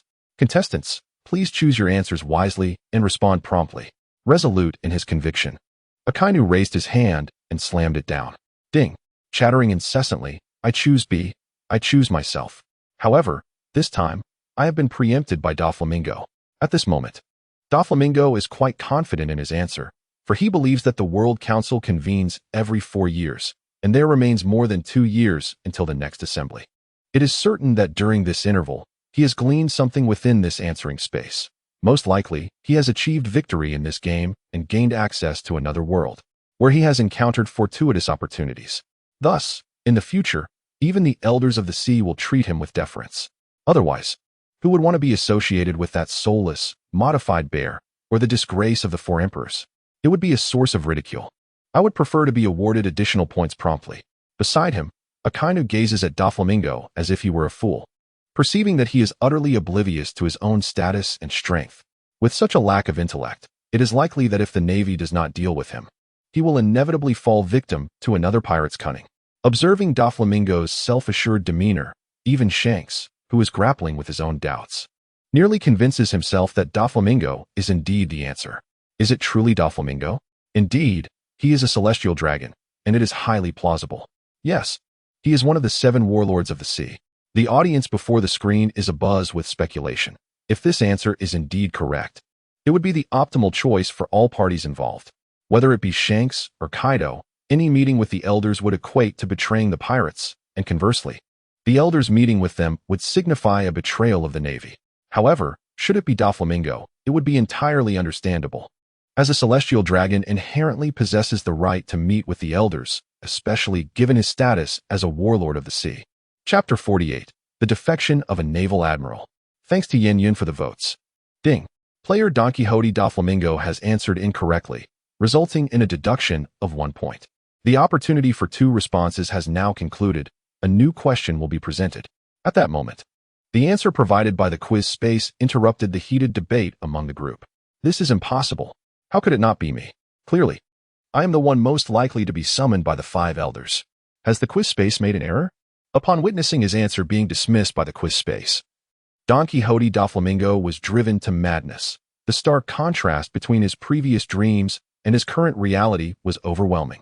Furthermore, an unusual thought began to surface in his mind, causing his gaze to inadvertently drift towards a certain individual not far away. If it were not him, then it must be this person. The resemblance was uncanny, strikingly similar. Boom! A tremendous bolt of lightning struck Doflamingo in an instant. In the very next moment, the air was permeated with an enticing aroma of roasted meat, tinged with a hint of charding. Player Don Quixote Doflamingo has challenged the authority of the quiz space and is hereby penalized. Should there be a repeat offense, He will be permanently expelled from the quiz space and stripped of his eligibility to participate. Fool. Observing Doflamingo's dire predicament, Akainu scoffed disdainfully and then shifted his gaze towards Shanks, who was not far off. Witnessing the outcome, Shanks exhaled a deep breath. His heart, which had been racing, gradually began to calm. Thankfully, the questions had changed. He had nearly revealed himself. He understood that many would likely have deduced the truth. But as long as there was no evidence, it sufficed. After all, he was one of the 4 emperors. As long as fewer than 2 other emperor crews arrived, no pirate in these waters could pose a threat to them. Shanks, that person is you, isn't it? Just then, Akainu abruptly questioned Shanks. What are you saying? I am but a pirate, Shanks replied, his expression remaining unchanged, exuding calmness and confidence. After asking that question, Akainu fell silent, merely standing there, awaiting the next question to be presented. Ding. This question is a bonus question. Please select one answer out of 3. Bonus question. Following the conclusion of the Marineford War, which of the following admirals left the Marines to join the pirate ranks? A. Kazan. B. Sakazuki. C. Borsellino. At the instant the question appeared, the entire live stream fell into a profound silence. The previously incessant barrage of comments vanished in a heartbeat. The next moment, an admiral defected. How could this be? A Marine admiral has become a pirate. The entire live stream erupted in chaos, as did the outside world, encompassing civilians, nobles, Marines, pirates, and even the Revolutionary Army, all stirred into a frenzied uproar. This revelation is one that many find difficult to accept, even more so than the existence of him, the enigmatic figure among the 5 elders. The presence or absence of him does not disrupt the daily lives of the populace. However, a Marine admiral turning into a pirate would undoubtedly have a profound impact on the existing world order. An admiral, by virtue of their formidable prowess, is universally acknowledged as the epitome of strength within the Navy. Should such a figure defect and embrace piracy, they would undoubtedly rank among the 4 emperors, a force to be reckoned with. Furthermore, due to their unique status, each admiral commands their own faction within the Navy. For instance, Akainu leads the hawkish faction. As the apex of the Navy, admirals are privy to an abundance of secrets pertaining to both the world government and the Navy itself. Should an admiral betray the Navy and embark on a life of piracy, one can only imagine the number of Marines who might follow suit. Not to mention the throngs of pirates who would undoubtedly flock to their banner, potentially heralding the rise of a new sovereign upon their emergence onto the high seas. Regardless of whether it pertains to the Navy or the pirates, this marks a new wave, a fresh upheaval. Have you not seen the current status of former Admiral candidate Monkey D. Dragon? Upon glimpsing the topic, Sengoku's body trembled, his hand quivering, causing the fragrant tea to spill forth, staining his clothing and wrist. Yet, he exhibited no reaction to the scalding liquid. Instead, his heart was filled with an indescribable complexity of emotions. The notion that an admiral would defect is unfathomable, particularly when considering that these 3 individuals were nurtured under his guidance. Although he often found himself at odds with some, such as Akainu, who constantly opposed him, and Kizuru, who seemed perpetually indifferent, only Akiji displayed commendable diligence. Nonetheless, the defection of admirals is utterly absurd. While Sengoku might question their work ethic and attitude, he would never doubt their commitment to justice and their responsibility to the Navy. All 3 were cultivated from a young age by the Navy, having been students of the elite Zephyr class, with Akainu and Akiji tirelessly laboring on the front lines, amassing countless achievements for the Navy. To suggest they would betray it is preposterous. Had someone informed Sengoku moments ago that an admiral was on the verge of defection, even if it were the 5 elders, Sengoku would have unleashed a shockwave of disbelief. The dignity of the Navy must never be tarnished. Yet, this is the question and answer space, which has not aired thus far. This implies that one of the 3 is indeed contemplating betrayal. But what could possibly motivate such a decision? Akiji, whom Sengoku has watched grow, has always followed in Garp's footsteps, embodying the purest lineage of the Navy. Akainu, a staunch advocate of absolute justice, harbors an unparalleled disdain for pirates even among the ranks of the Navy. Could it be Kizaru? The mere thought caused Sengoku to shake his head involuntarily. How could it possibly be him? Setting aside the absence of any motive, Kizaru's character speaks volumes. He epitomizes the archetype of lethargy, relying predominantly on his devil fruit powers, showing little inclination to engage in physical training. His daily duties within the Navy consist mainly of utilizing his speed to assist the celestial dragons or safeguarding Vegapunk during experiments. Adhering to a routine of clocking in, dining, and clocking out with remarkable regularity. Furthermore, he avoids trouble and conflicts, remaining the sole admiral devoid of any factional ties. He appears older and lazier than Sengoku himself. In a few years, should Kizaru express a desire to retire, Sengoku would readily believe him. To envision such a being betraying the Navy is laughable. He would likely need to be forcibly removed. Humph. This is the Navy you have cultivated, Sengoku. What further words do you have to offer? The long-angered Donald Trump has also taken note of this matter, immediately rising to confront Sengoku. The defection of a Navy admiral is an unprecedented occurrence in the past 8 centuries, and it has come at a time when their disappointments with the Navy have reached new heights, having already endured significant setbacks. The defection of an admiral leaves the world government questioning how they can rely on the Navy to maintain order over the seas. Were it not for the scarcity of top-tier combatants, coupled with the Revolutionary Army's menacing presence, Donald Trump might even contemplate a complete reorganization of the Navy. Ah, Donald Trump. You ought to continue observing. I have faith in those 3, Sengoku remarked, feeling a sense of calm in the face of Trump's fury. Wiping away the remnants of tea leaves as he settled back onto the sofa. I am on the verge of heading to Impel Down. Why bother with these matters? Chapter 49. The path of the Admiral's defection in the live broadcast, including the ever-absent-minded Yi Xiao, who had been standing there since arriving in this space. All eyes turned towards Akainu. Though invisible to him, his hearing remained keen. He understood the significance of an admiral within the Navy. The notion that such a high-ranking individual, standing just beneath the highest authority, could defect is truly incomprehensible. If he could ascend to the rank of admiral, would his sense of justice not enable him to assist even more individuals? The notion of such an identity resorting to defection is utterly perplexing.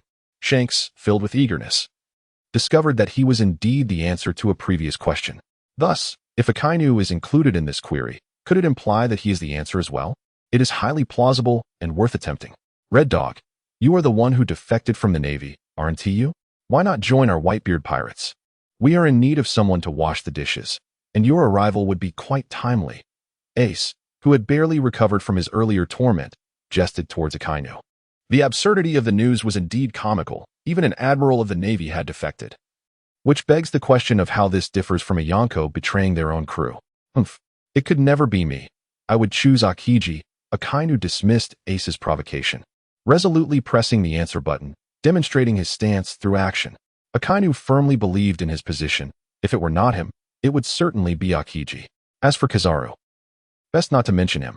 The Navy has its perks, unless, of course, salaries were to be withheld. Sengoku, lounging on a sofa in Mariewa, gently exhaled the steam rising from his teacup, appearing to savor the moment. Yet his gaze towards the projection of Akainu was laden with disappointment.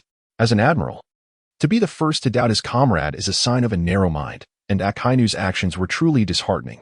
Thankfully, the new fleet admiral is Akiji. Based on Sengoku's understanding of Akiji, if he were to defect, Sengoku would willingly. Ding. Congratulations to player Sakazuki for answering correctly, 1 point added. Sengoku was willing to trust Akainu, truly commendable of you, to have anticipated who would betray. Nonsense. How could it possibly be Akiji? How could it be him? Sengoku could not fathom how the most unlikely individual could be the one in question. Among these 3 generals, the one most esteemed by the warring states is Kazan.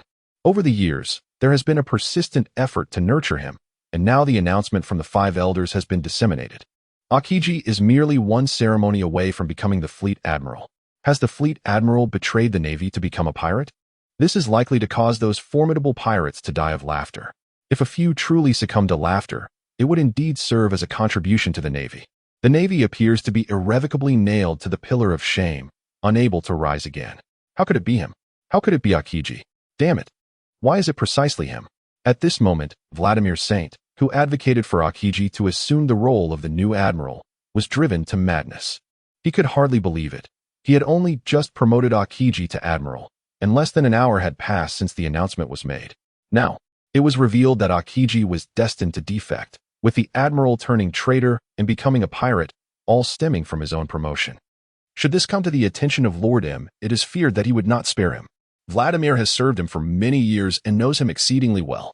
To Lord M, The five elders may be replaceable, and there are numerous celestial dragons eyeing that position, many of whom possess considerable capability.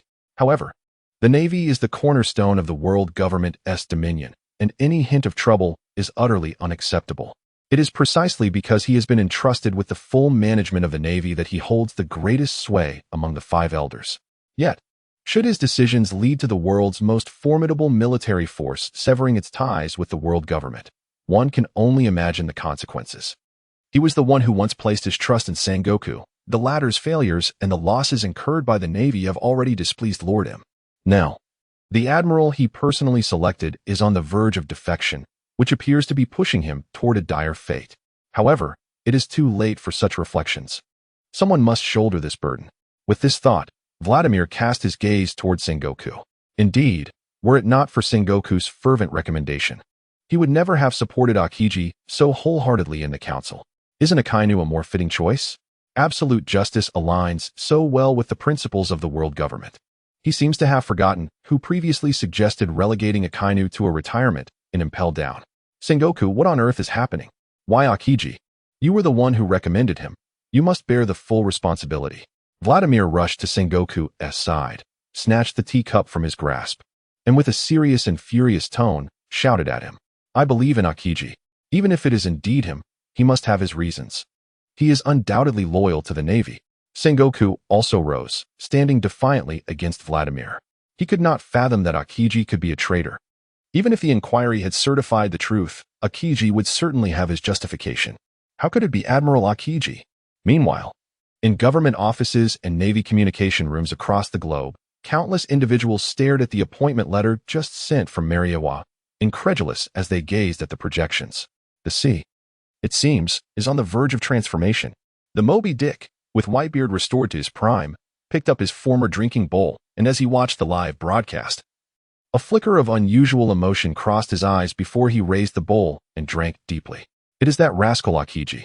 At this moment, the heart of Akainu was far from tranquil. Despite his preparations, the answer he received was not what he had anticipated. Although he and Akiji had frequently been at odds, Akainu had never imagined that Akiji would one day betray the Navy. They were both students of Zephyr's elite class, with Akiji entering 2 years later. Yet, Akainu had to concede that in terms of both strength and conviction, his junior was hardly inferior. Throughout their careers, they had been rivals, both ascending to the rank of Rear Admiral in close succession. While Akainu had accumulated more achievements, Akiji, with the backing of the venerable Garp and Sengoku, had also been promoted to Admiral alongside him. Though Akainu often deemed Akiji's character as somewhat feeble, he had never doubted Akiji's unwavering commitment to justice. Whether it was his own absolute justice or Akiji's ambiguous take on it, both were steadfast in their beliefs, each striving in their own way to effect change in the world. Ultimately, Akainu had lost this contest for the position of Fleet Admiral.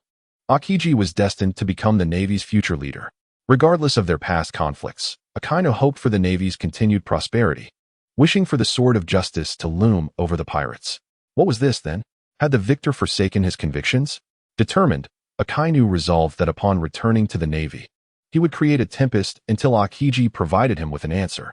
Suddenly, a voice resonated from the question and answer space. Ding! Congratulations to the contestant for providing the correct answer. Would you like to initiate the event projection? It will default to off in 5 seconds. 5. 4. Akainu's train of thought was abruptly interrupted, leaving him momentarily stunned. But he quickly regained his composure.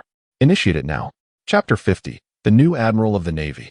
Upon receiving Akainu's affirmation, a video projection materialized within the central orb of the question and answer space.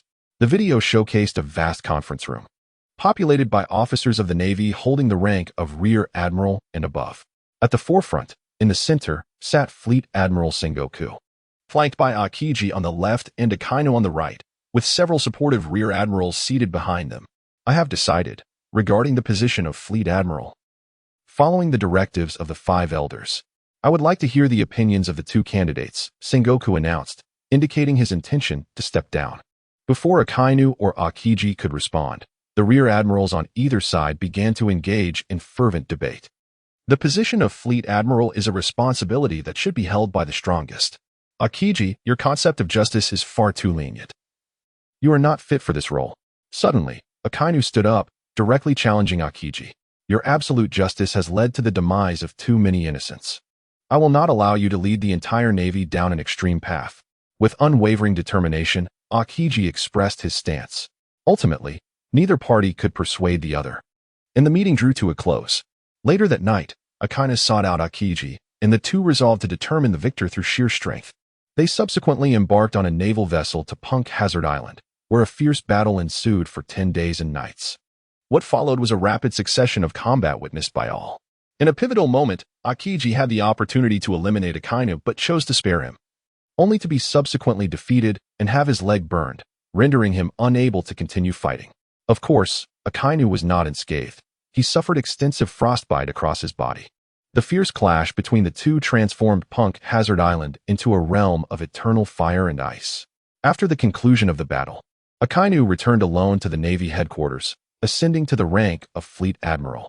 Defeated and burdened by injuries, Akiji departed from Punk Hazard Island, drifting upon the seas until he ultimately joined the Blackbeard Pirates. As the projection ended, Akiji's perceived weakness was evident. Upon witnessing the final outcome, Akainu clenched his fists tightly and murmured, "Humph, had I not spared your life, you would have perished long ago." Taking advantage of a moment of restraint, that is the essence of Fleet Admiral Akainu. Ace looked at Akainu with a face full of disdain after observing the entire sequence of events. The green pheasant spared the life of the red dog, who, in turn, took advantage of this reprieve to burn away the pheasant's leg. Ace harbored genuine disdain for such a person. What do you understand? For the sake of justice, there are certain actions I must undertake. After witnessing the projection, the doubts within the red dog were dispelled, yet he felt no remorse. If given another chance, he would act in the same manner. The green pheasant had undeniably demonstrated the frailty of his justice, having had the opportunity to eliminate him but refraining from doing so. They were vying for the position of admiral, competing for the chance to realize their own sense of justice, and at such a critical juncture. The green pheasant's display of mercy was profoundly disappointing. Humph, the infighting within the Navy. This is the true strength of an admiral. It is nothing short of a calamity incarnate. The concerns of the strong and the weak diverge fundamentally. The strong are focused on the impending loss of a vice admiral level combatant, while the weak are captivated by the immense power displayed by the two, a power they scarcely dare to imagine. However, the reality is that ever since the advent of the QA Space's live broadcast feature, the Navy's overall strength has been showcased to the world multiple times, even managing to suppress the recent surges of formidable pirates. Many prospective pirates, ready to set sail, have begun to question their own resolve upon witnessing the live broadcasts. Could they truly escape the clutches of such monstrous admirals?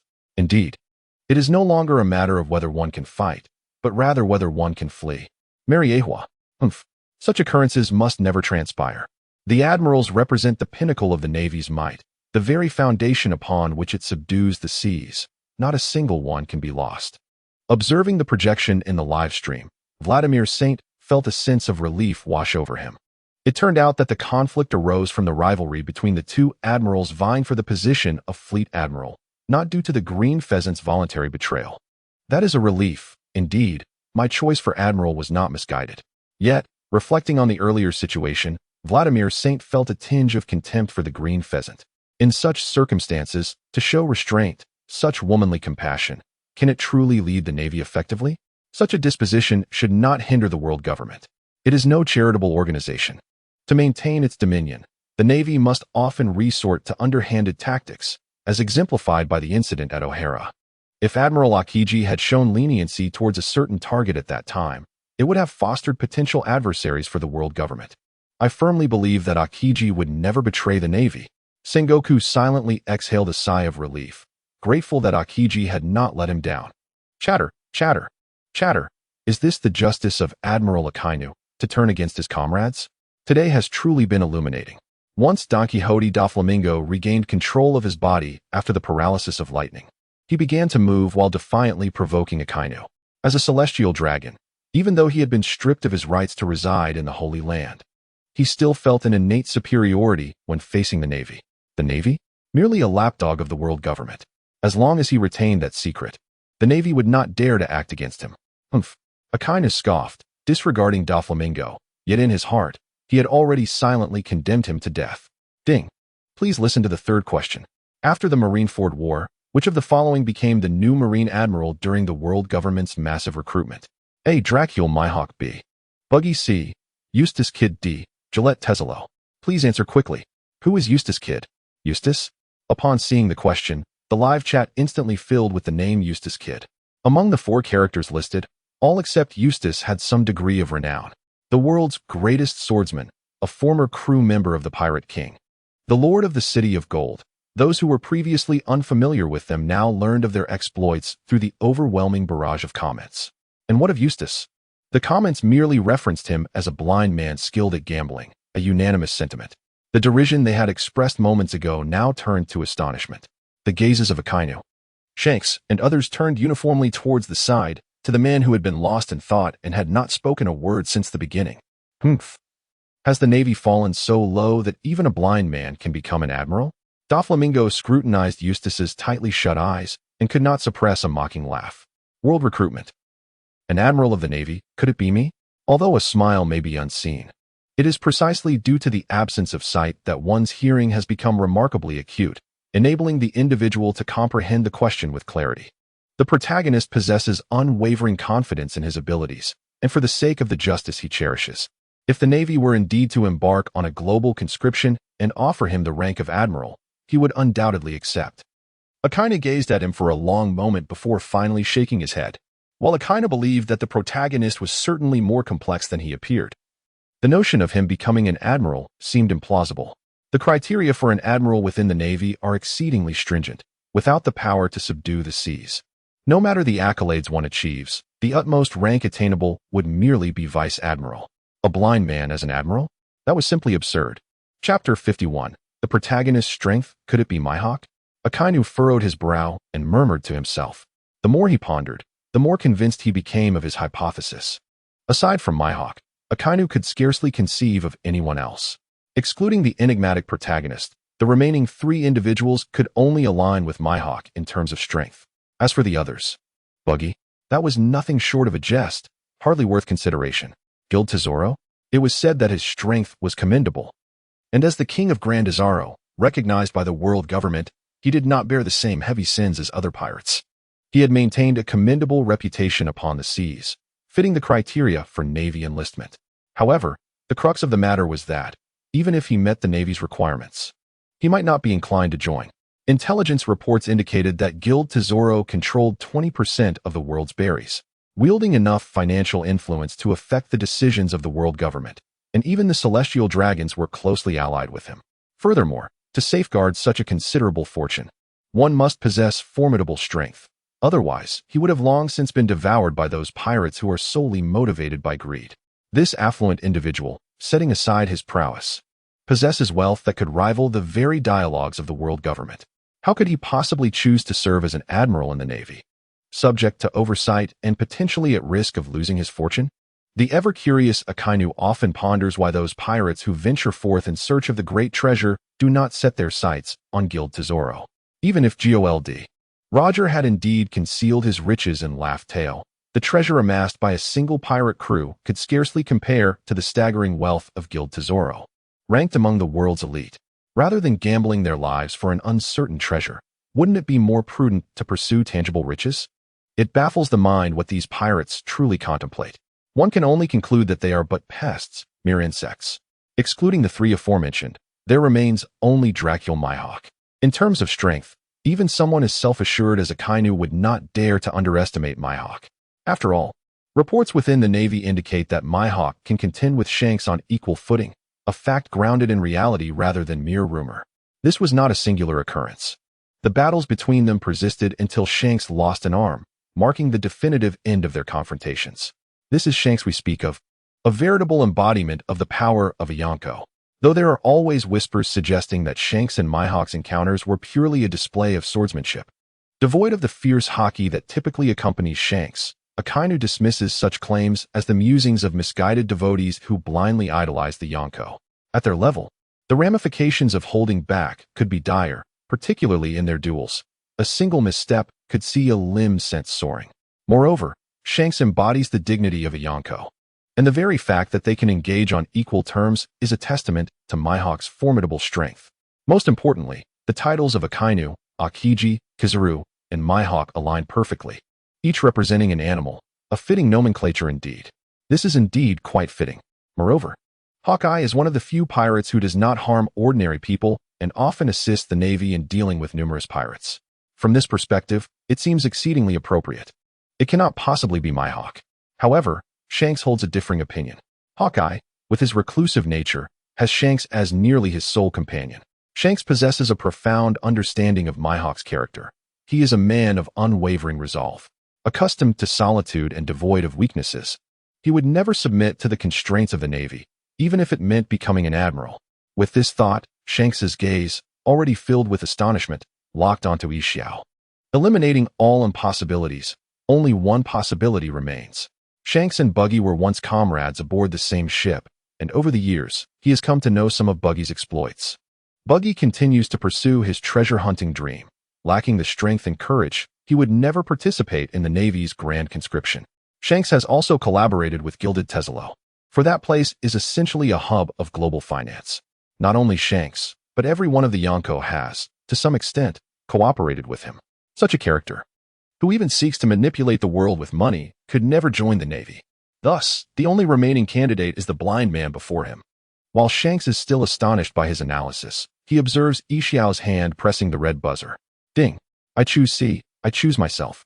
Being blind is, in a sense, a fortune. There are far too many despicable and loathsome individuals in this world that one cannot bear to witness. If the Navy were to conscript worldwide in the future, I wish to contribute. I aim to use my justice to change this world. Fujitora, abandoning his previous amiable demeanor, now bears a serious expression. Though it appears he is answering a question, he is actually targeting Akainu. Justice? Upon hearing those familiar words, Akainu's focus wavers momentarily. He had once joined the Navy for the sake of that very concept. What has become of the Navy now? After a brief moment, Akainu's expression solidifies once more. It is precisely because the Navy's justice is no longer pure that he must assist in restoring its integrity. Akiji, if battle can still determine the victor, I shall surely suppress you openly and justly. How could a blind man possibly become an admiral? What self-righteous nonsense is this? Do you truly believe you can change the world? How laughable.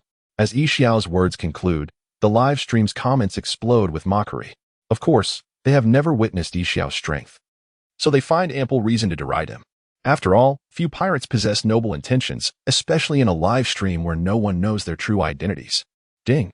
Congratulations to player Issue for answering correctly. You earn 1 point. At this moment, the answering space timely interrupted the crowd's derision.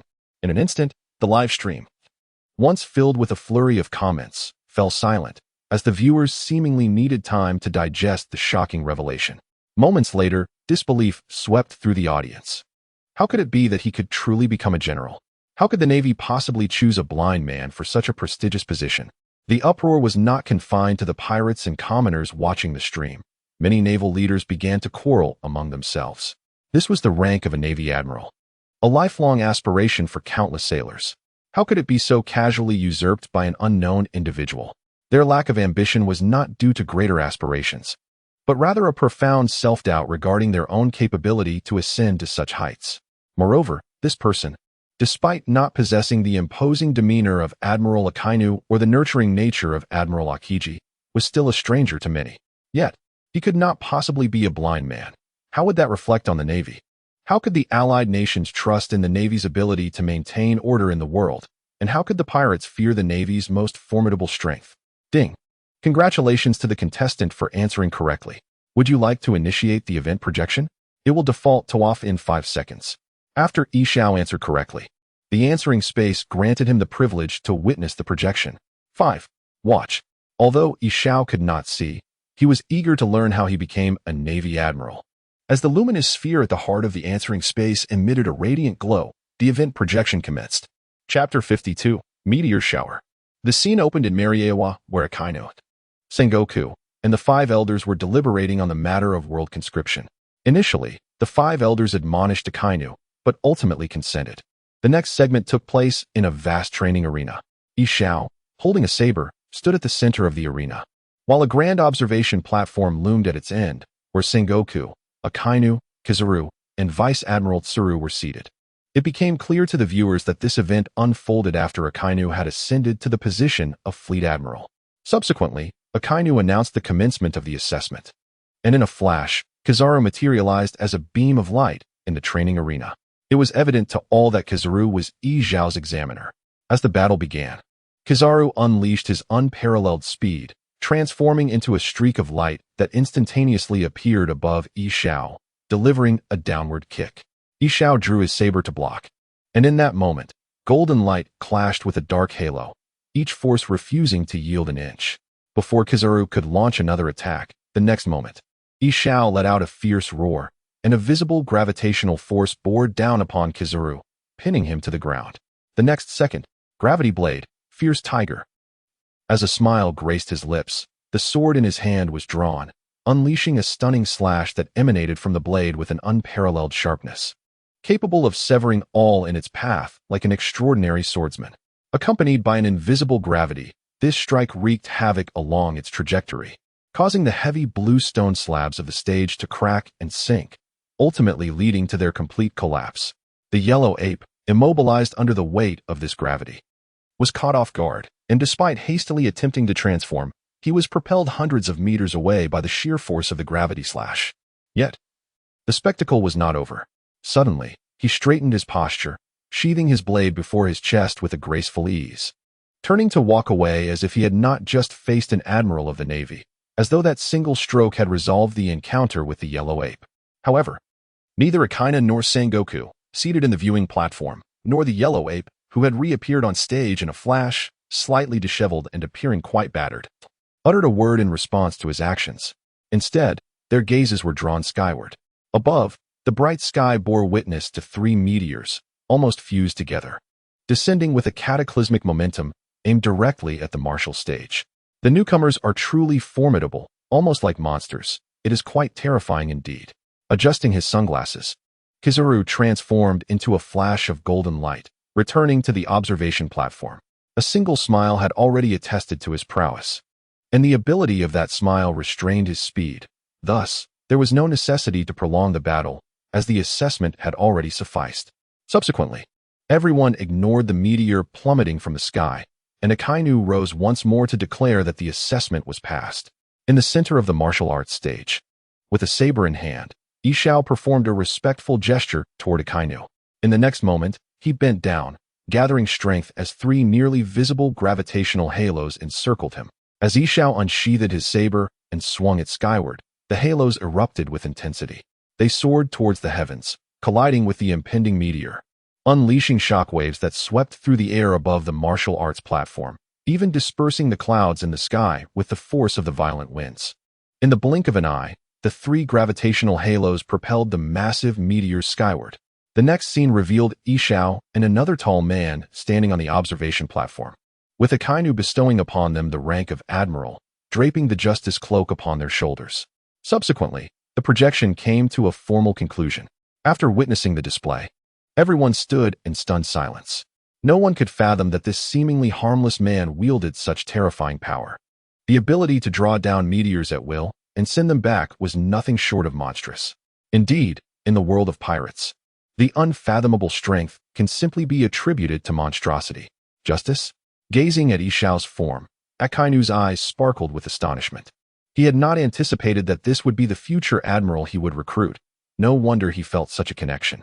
Earlier, he sensed that Yi Zhao possessed a remarkable aura of strength, dismissing the notion that he could be one of those three. Moreover, he now had an ally. With this thought, Akainu cast a glance in Yi Zhao's direction, conveying his intent to partner with him to achieve victory. However, his expression darkened as he recalled Yi Zhao's blindness. The latter could not see his gaze. The answering space did not permit interference with other contestants' responses, and any verbal communication would likely be deemed a violation, potentially leading to penalties. At Marineford, Sengoku addressed the Navy's grand conscription plan, stating that he could now provide a response. The world government would offer its full support to the Navy in this matter. However, no existing admirals were permitted to depart. This task was entrusted to him, and if executed well, he might be allowed to remain at Navy headquarters as a vice admiral advisor. Upon witnessing the results of the global conscription, Vladimir's eyes sparkled with excitement as he hurriedly made promises to Sengoku. He had personally witnessed the immense success of the global conscription. It would be utterly foolish not to support it, especially considering it involved two admirably powerful generals. The Navy had not seen such a wealth of strength in 800 years. If the original Navy could muster enough force to resist two Emperor crews simultaneously, the addition of two admirals and several vice-admirals would now empower them to confront three Emperor crews at once. They could even venture into a new world controlled by pirates. Most crucially, the Navy had always been under his direct purview. The stronger the Navy became, the greater his influence would be.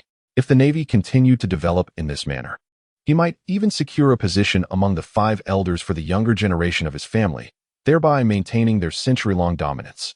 Moreover, he felt a sense of unease in trusting such matters to others, as Sengoku, despite recent troubles, had never disappointed him during his 2 decades in power. After witnessing the projections in the live broadcast, he began to harbor doubts about Akiji's capabilities. Could a man so characterized by mercy truly lead the Navy effectively? Perhaps it would be best to let Sengoku stabilize the situation for the time being. There was no rush. He decided to observe further. Sengoku, on the other hand, was no longer as anxious as he had been at the outset. His aspirations had shifted from the desire for retirement to contemplating a longer tenure in service to the Navy, especially with the introduction of the QA space. He might still dedicate several more decades to the Navy's cause, and he aimed to seize this opportunity to buy himself some time in office. Of course, the success of this plan would ultimately depend on Akainu's capabilities. Inside the QA space, Don Quixote Doflamingo observed the figure of Ishao with an increasing sense of discomfort. Feeling an innate aversion towards him, he sensed that something significant was destined to occur between them in the future. Was it possible that he would acquire a portal to another world, and the Navy would send Ishao to collaborate with him in its exploration? How peculiar.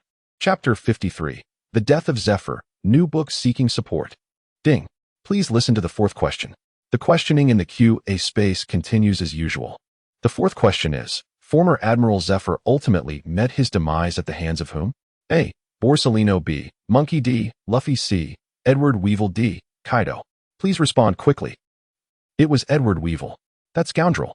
Upon the appearance of this question, the Navy leader's emotions erupted instantaneously. The name was all too familiar to them. Their esteemed teacher Zifa, and even the child they had hoped to enroll in the elite class. Such sentiments are indelible, far surpassing any feelings of animosity. Now, the very name of this man appeared among the suspects responsible for the demise of teacher Zifa, leaving these venerable leaders, who held Zifa in the highest regard, utterly unable to maintain their composure. Mother, look, my name is up there, on a merchant vessel laden with cargo, a tall, stout man, notably corpulent and adorned with a crescent-shaped white mustache that resembled a white beard, albeit finer and longer, excitedly pointed at option C in the live broadcast, directing his enthusiasm towards the short and unattractive old woman beside him. The two individuals in question are none other than Edward Weevil, who claims to be the son of the infamous Whitebeard, and Miss Buchan, who self-identifies as his mother. Mother has indeed arrived, but for now, let us attend to the matter of utmost importance. You are surrounded. Surrender your treasures at once. Miss Buchan responded to him briefly before addressing the crew of the merchant ship ahead. Unlike Edward Weevil's exuberance, Miss Buchan's gaze was solely fixated on wealth. Even though merely 10 minutes prior their small vessel had been capsized by turbulent waves, it was the owner of this merchant ship who had come to their rescue. In the vast expanse of the New World's ocean, a warship pursued a pirate vessel at great speed, cannonballs soaring like meteors, crashing down upon the deck of the fleeing pirate ship, wreaking havoc and destruction. The acrid scent of gunpowder filled the air above the sea. Zephyr stood resolutely on the deck of the warship, his eyes intensely fixed on the name displayed in the live broadcast, Edward Weevil. Even the foreboding news of his own impending demise could not sway his current state of mind. Zephyr could not forget this man, who had once ambushed the elite naval unit he commanded, severing one of his hands and extinguishing countless hopes for the future of the Navy. It was in the wake of that incident that Zephyr shattered his principle of sparing the lives of high-ranking officers, transforming his resolve from mercy to an unwavering commitment to eradicate every pirate, even at the cost of the innocent civilians he once cherished. This man, Edward Weevil.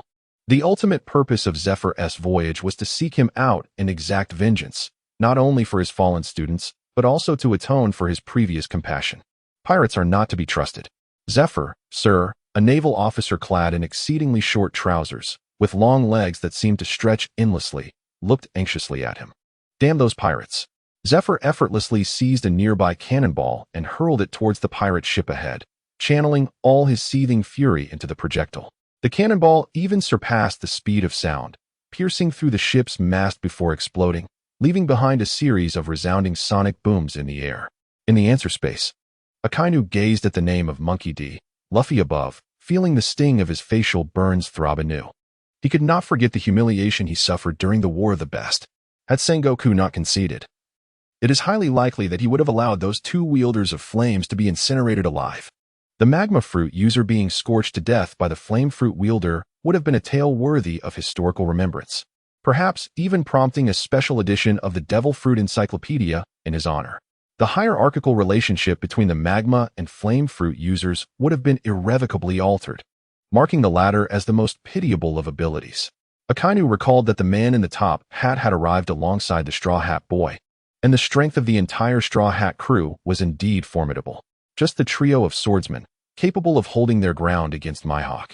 The martial artist who could suppress Doflamingo, and the flame fruit user who was his equal, could already rival the three admirals of the Navy. Not to mention the captain who had yet to reveal his prowess.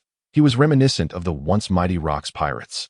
Although the Navy's think tank had reviewed the aftermath of the battle, concluding that the Straw Hat crew members must have come from the future. Having grown into their current formidable selves, the death of Teacher Zephyr was undoubtedly a future occurrence.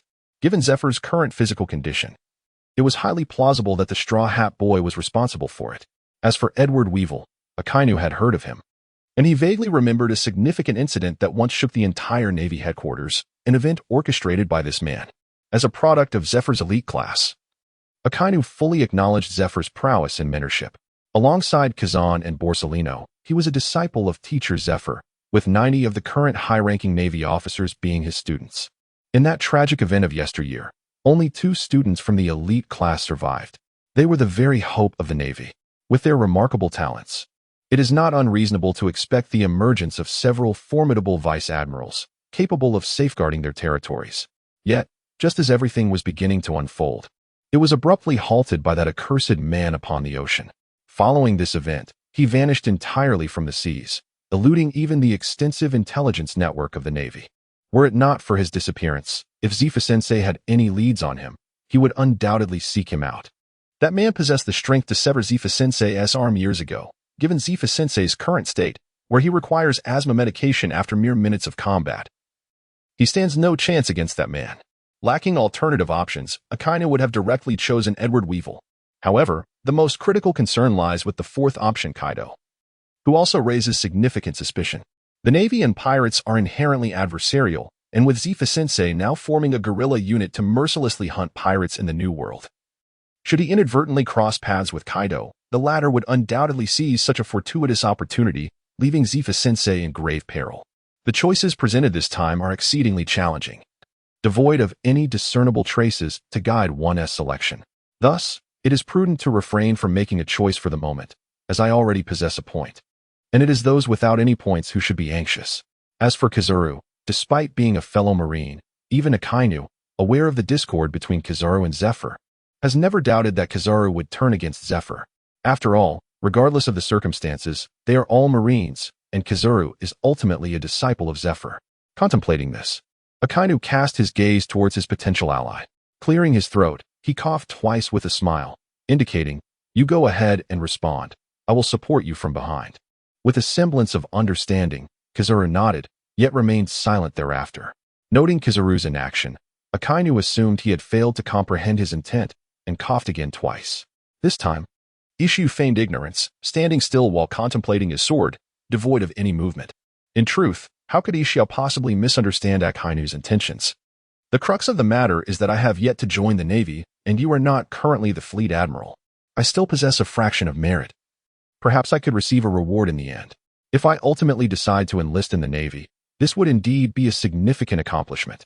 Chapter 54. The Naval Traitor Kizaru Akainu. If you have a cold, just admit it. There's no need to cough aimlessly. Akainu's coughing did not capture Ishiao's attention. Instead, it intrigued Ace, who was grappling with a perplexing question. Ace was mired in confusion, as Zifa's era of maritime dominance felt too distant, a time before his very existence. Were it not for this particular question today, Ace would have remained oblivious to Zifa's existence. Since this pertains to the Navy, Kizaru was immediately ruled out. Among the remaining candidates, aside from one sharing a surname with Pops, the others were entirely unfamiliar to him. However, the last two individuals possessed potential. Although Luffy may currently seem inexperienced, Ace had recently witnessed Luffy's formidable prowess at Marineford. Sengoku had been subdued by Luffy. It was inconceivable that an unknown Navy admiral could rival him. Yet, Kaido also raised suspicions. Ace's impression of him could be summed up in one word: troublesome. Always seeking fights and courting danger, should they cross paths, a former Navy admiral and one of the four emperors might indeed clash. However, lacking any points at present, Ace vividly recalled the recent punishment and was reluctant to engage in reckless speculation. Just then, Akainu's cough drew Ace's attention, prompting him to seize the opportunity to mock him. You should secure a point first before boasting. Akainu had been lamenting the absence of challengers when Ace suddenly emerged, and he provocatively challenged Ace.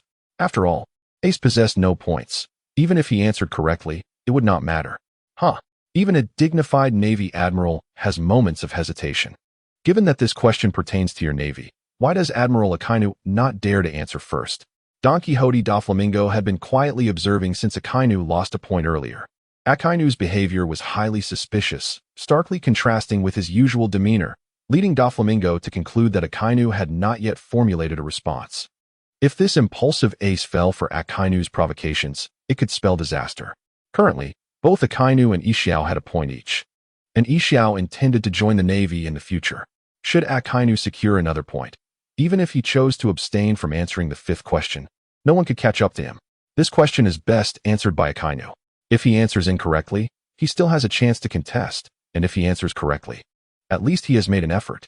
Ace, for the first time, found that Don Quixote Doflamingo was not as detestable as he previously thought. Indeed, the enemy of my enemy is my friend. Regardless of Doflamingo's past image, in that fleeting moment when he confronted Akainu, Ace had already begun to regard him with less disdain. Indeed, Red Dog, as an admiral of the Navy, surely you would not shy away from answering a question pertaining to the Navy, would you? Ace joined the ranks of those teasing Akainu. Ding. I choose A. Borsalino Kizaru. Amidst the squabble, Shanks, who had been observing quietly, suddenly pressed the red answer button and buzzed in. In truth, Shanks was uncertain who had killed Zephyr. But based on the patterns of the previous questions, the least likely option often turned out to be the correct answer. After all, the score was currently 0. Even if he answered incorrectly, the worst consequence would merely be punishment, while a correct answer could provide a chance to vie for the ultimate victory. Shanks had never been one to sit idly by. How could it possibly be Kizaru? Upon hearing Shanks select Kizaru, Akainu let out a laugh. No matter whom Shanks chose, Akainu would have his reservations, but with Kizaru, he felt entirely at ease. How could the Navy possibly turn against one of its own? Unless Kizaru intended to defect? Otherwise, it was inconceivable that he would lay a hand on Teacher Zephyr. As for Kizaru's defection, if Kizaru were indeed to defect in the future, then he would not have gained any points from that question. He had hoped someone would help him eliminate an incorrect answer, but now he had only one opportunity left to respond. If he answered incorrectly, the question would change. How could he have chosen Admiral Kizaru? Outside the live stream, Navy officers glared furiously at Shanks. Is this an affront to the Navy? Even Sengoku, who has comfortably settled on his sofa in Marineford, is filled with indignation. Yearning to return to Navy headquarters to mobilize forces and march directly into the New World to annihilate the red-haired pirates. How dare a mere defeated foe provoke the Navy? If I have bested you once, I can certainly do so again. Ding. Congratulations to the player Shanks for providing the correct answer, earning an additional point. However, the quiz interface suddenly appeared, delivering a heavy blow to Sengoku. What? How is that possible? As Sengoku envisioned leading the Navy into the New World, positioning Shanks in various scenarios, he was astounded to see the quiz space declare that Shanks had answered correctly, his eyes nearly bulging in disbelief. He simply could not fathom how it could be Kizaru. Even if one were to assert that Kizaru would betray the Navy, Sengoku would not believe it for a moment. This explanation is perplexing. Ladies and gentlemen, please hold on for a moment and take a look at the forthcoming projection before drawing any conclusions. At this moment, noticing the changed expressions of the 5 elders nearby, the warring states hastily reassured them. At this juncture, chaos has already ensued, and the Navy is undoubtedly in disarray. If these old-timers stir up trouble, the situation will become utterly convoluted. It is indeed the Admiral Kizaru. He is a student of Zephyr. How dare he act so? As a member of the Navy, to turn against his comrades is a grave affront to justice. One must seek an explanation from Admiral Kizaru, just as Sengoku anticipated. The entire naval headquarters has descended into turmoil over this revelation, particularly among the high-ranking vice admirals, most of whom are Zephyr's pupils. The usual busyness has masked their camaraderie. But now they unite to form a formidable force, especially as they prepare to confront Kizaru. Sengoku can only hope that the forthcoming projection will provide Kizaru with a flawless justification, akin to what was previously afforded to Akiji. In the question-and-answer space, a notification chimes. Congratulations, contestant. Your answer is correct. Would you like to initiate the event projection? It will default to off in 5 seconds. 5. No, do not initiate. A strange glimmer flickers in Shank's eyes, his expression concealed in the shadows. For him, not initiating is the optimal choice. Whatever the reason, let the Navy speculate. Speculation can be the most lethal of all. Flame of judgment. Shanks, you scoundrel. Upon hearing Shanks declare his refusal, Akainu momentarily freezes before fury surges within him, unleashing a torrent of flames from his hand. Akainu understands that the Navy is on the brink of chaos, and if care is not taken, they may lose yet another admiral. Simultaneously, Sengoku's teacup crashes to the floor, shattering into countless fragments, the scalding tea splattering and emanating fragrant steam. Yet, Sengoku is too preoccupied to notice. He is aware that a tempest is brewing. The Navy is about to face an unprecedented insurrection, and the scale and rank of those involved are beyond imagination. With Akiji's current standing, he cannot suppress the rebellious admirals. No, Akiji might even join them, as Zephyr is the teacher he respects most. Thankfully, Zephyr is not at headquarters. Sengoku can only place his hopes on the young crane, wishing that old rascal Garp does not complicate matters further. Moreover, he cannot return now. He has a more pressing mission. Indeed, as Sengoku turns, those 5 high-ranking elders are on the verge of erupting. Chapter 55, Eternal Ice Prison in the New World. Teacher Zephyr, are you watching the live broadcast? Aion, standing behind Zephyr, bites her lip in a mix of embarrassment and anger, drawing blood. The current state of this question-and-answer space has been widely acknowledged. But will Teacher Zephyr truly meet his demise at the hands of his own disciple? Kizaru, shall we return to the Navy headquarters? Zephyr's gaze was profound, concealing his thoughts from all. After a brief moment, he resolutely turned and made his way back to the cabin. At the Navy headquarters, Kizaru had been lounging on the sofa, leisurely crossing his legs while watching the live broadcast and sipping coffee, silently calculating how many hours remained until the end of his shift. However, upon encountering this revelation, his body suddenly jolted. He hastily removed his glasses and rubbed his eyes vigorously, ensuring he had not misread the situation. Slowly, as if in a trance, he turned his gaze towards Akiji, sensing a drastic drop in the temperature of the air around them. In perfect synchrony with Kizaru's actions, Akiji, who had been feigning sleep with an eye patch on another sofa, removed his mask and fixed a piercing stare upon Kizaru. A chilling aura emanated from Akiji's form, causing the sofa to quickly become rigid with frost, while the floor and the glass by the window were soon enveloped in a thick layer of ice. Akiji's expression grew increasingly sharp, and the temperature within the room plummeted further still. Kizaru, feeling utterly innocent, reluctantly raised his hands in a gesture of surrender. This is truly an instance of a person sitting on the sofa while a pot falls from the sky. Such an immense burden has been thrust upon him, a mere figure unable to bear its weight. Even if it were to befall the likes of warring states, he too would find it insurmountable. The sound of countless footsteps approached, growing nearer and more chaotic, while Huang Yuan's expression grew increasingly grim. At this moment, the yellow ape remained oblivious to the fact that these individuals were seeking him. He could not help but lament his decision to forego his day off. How he regretted choosing to work for a mere day's wages. Within the confines of the question-and-answer space, Akainu's molten iron fist was swiftly eradicated by an invisible force, leaving no trace of its existence. Ding. Contestant Sakazuki has been penalized for attacking other contestants. He is sentenced to 30 days in the abyss of eternal torment. Akainu was enraged, and the question-and-answer space shared in his fury. Having faced punishment once before, his audacity to transgress again was deemed intentional. If a profound lesson was not imparted, It seemed he would never learn. This marks the longest punishment imposed by the answering space thus far. A deep blue vortex, exuding an eerie chill, materialized beneath Akainu's feet, leaving him no opportunity for resistance. The vortex, with its terrifying pull, swiftly engulfed Akainu. Shanks, I shall not let you escape my wrath. In the final moment before being consumed by the vortex, Akainu cast a fierce, murderous glare at Shanks, who stood with his back turned. Eternal abyss of ice. In this vast, white expanse, a biting cold wind swept through, laden with snow, rendering the world devoid of any signs of life. A deep blue vortex opened in the air, and from within it, Akainu plummeted downwards.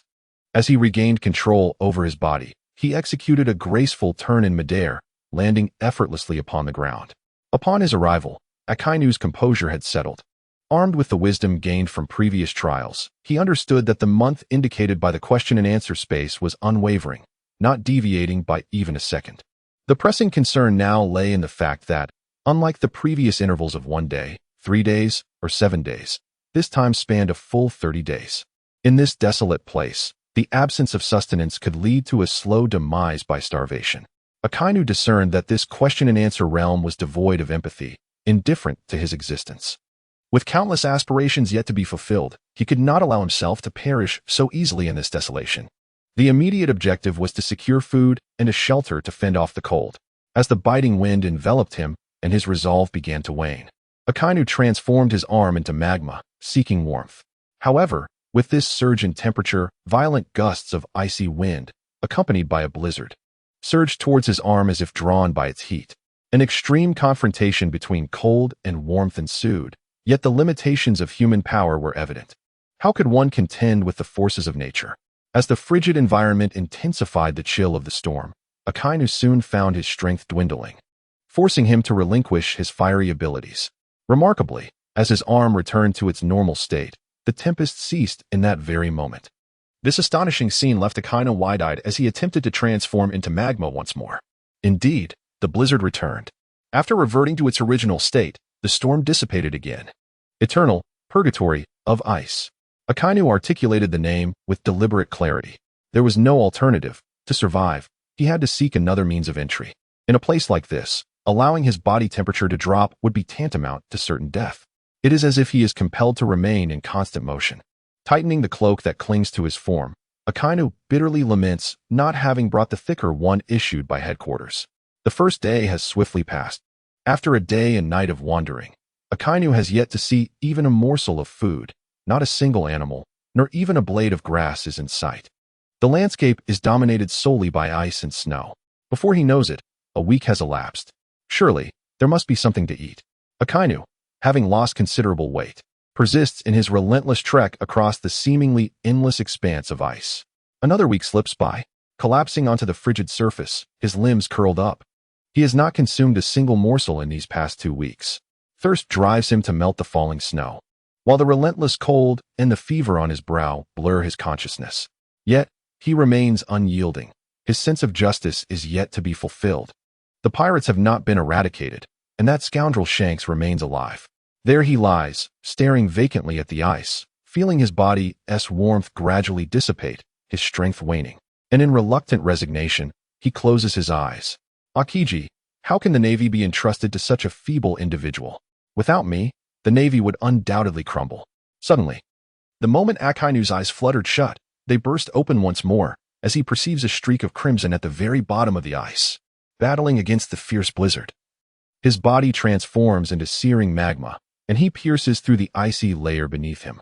The ice evaporates, steam billowing skyward, only to freeze again in the chilling winds, falling as glistening beads of ice. Akainu melts through the ice, descending to the very depths below. At the base lies a stretch of red earth. Resuming his human form, Akainu summons his last vestiges of strength to chip away at a solid lump of frozen red soil, forcefully bringing it to his mouth, chewing relentlessly, ignoring the blood staining his teeth, and finally swallowing with great difficulty. His gaze reflects a flicker of hope for survival, intertwined with a frenzied madness. Resembling a demon from the depths of hell, everything is for the sake of living, for the sake of survival. As long as life persists, hope remains. Chapter 56. The Man Who Will Annihilate the East Blue. 30 days, Surely the red dog shall not perish within. After Akainu was drawn into the vortex, Ace recalled the punishment he had just endured, instinctively shrinking his neck. It was evident from the sounds alone that Akainu had been sent to a place that countered his very nature. Ace, embodying the element of fire, was submerged in the sea, while Akainu, with his magma affinity, was dispatched to a world of ice. This mechanism of punishment was indeed fair. Yet, having faced such terror in a single day, Ace pondered whether Akainu could survive 30 days in such a realm. Or perhaps this was the intended outcome of the question and answer space. From the moment Ace's conqueror's haki was stripped away, he comprehended that the question and answer space was not a charitable institution. It could very well lead to death. In the next moment, the vortex above Akainu slowly opened, and he descended from within. At that moment, Akainu appeared far removed from the disheveled state he had exhibited in the eternal ice prison. Although his beard and hair beneath his military cap had visibly grown, his overall spirit radiated an astonishing vigor. His naturally somber eyes seemed to glow with a red hue. While his attire was somewhat damp, it remained relatively tidy, starkly contrasting with the disarray Ace and Doflamingo had displayed following their punishments.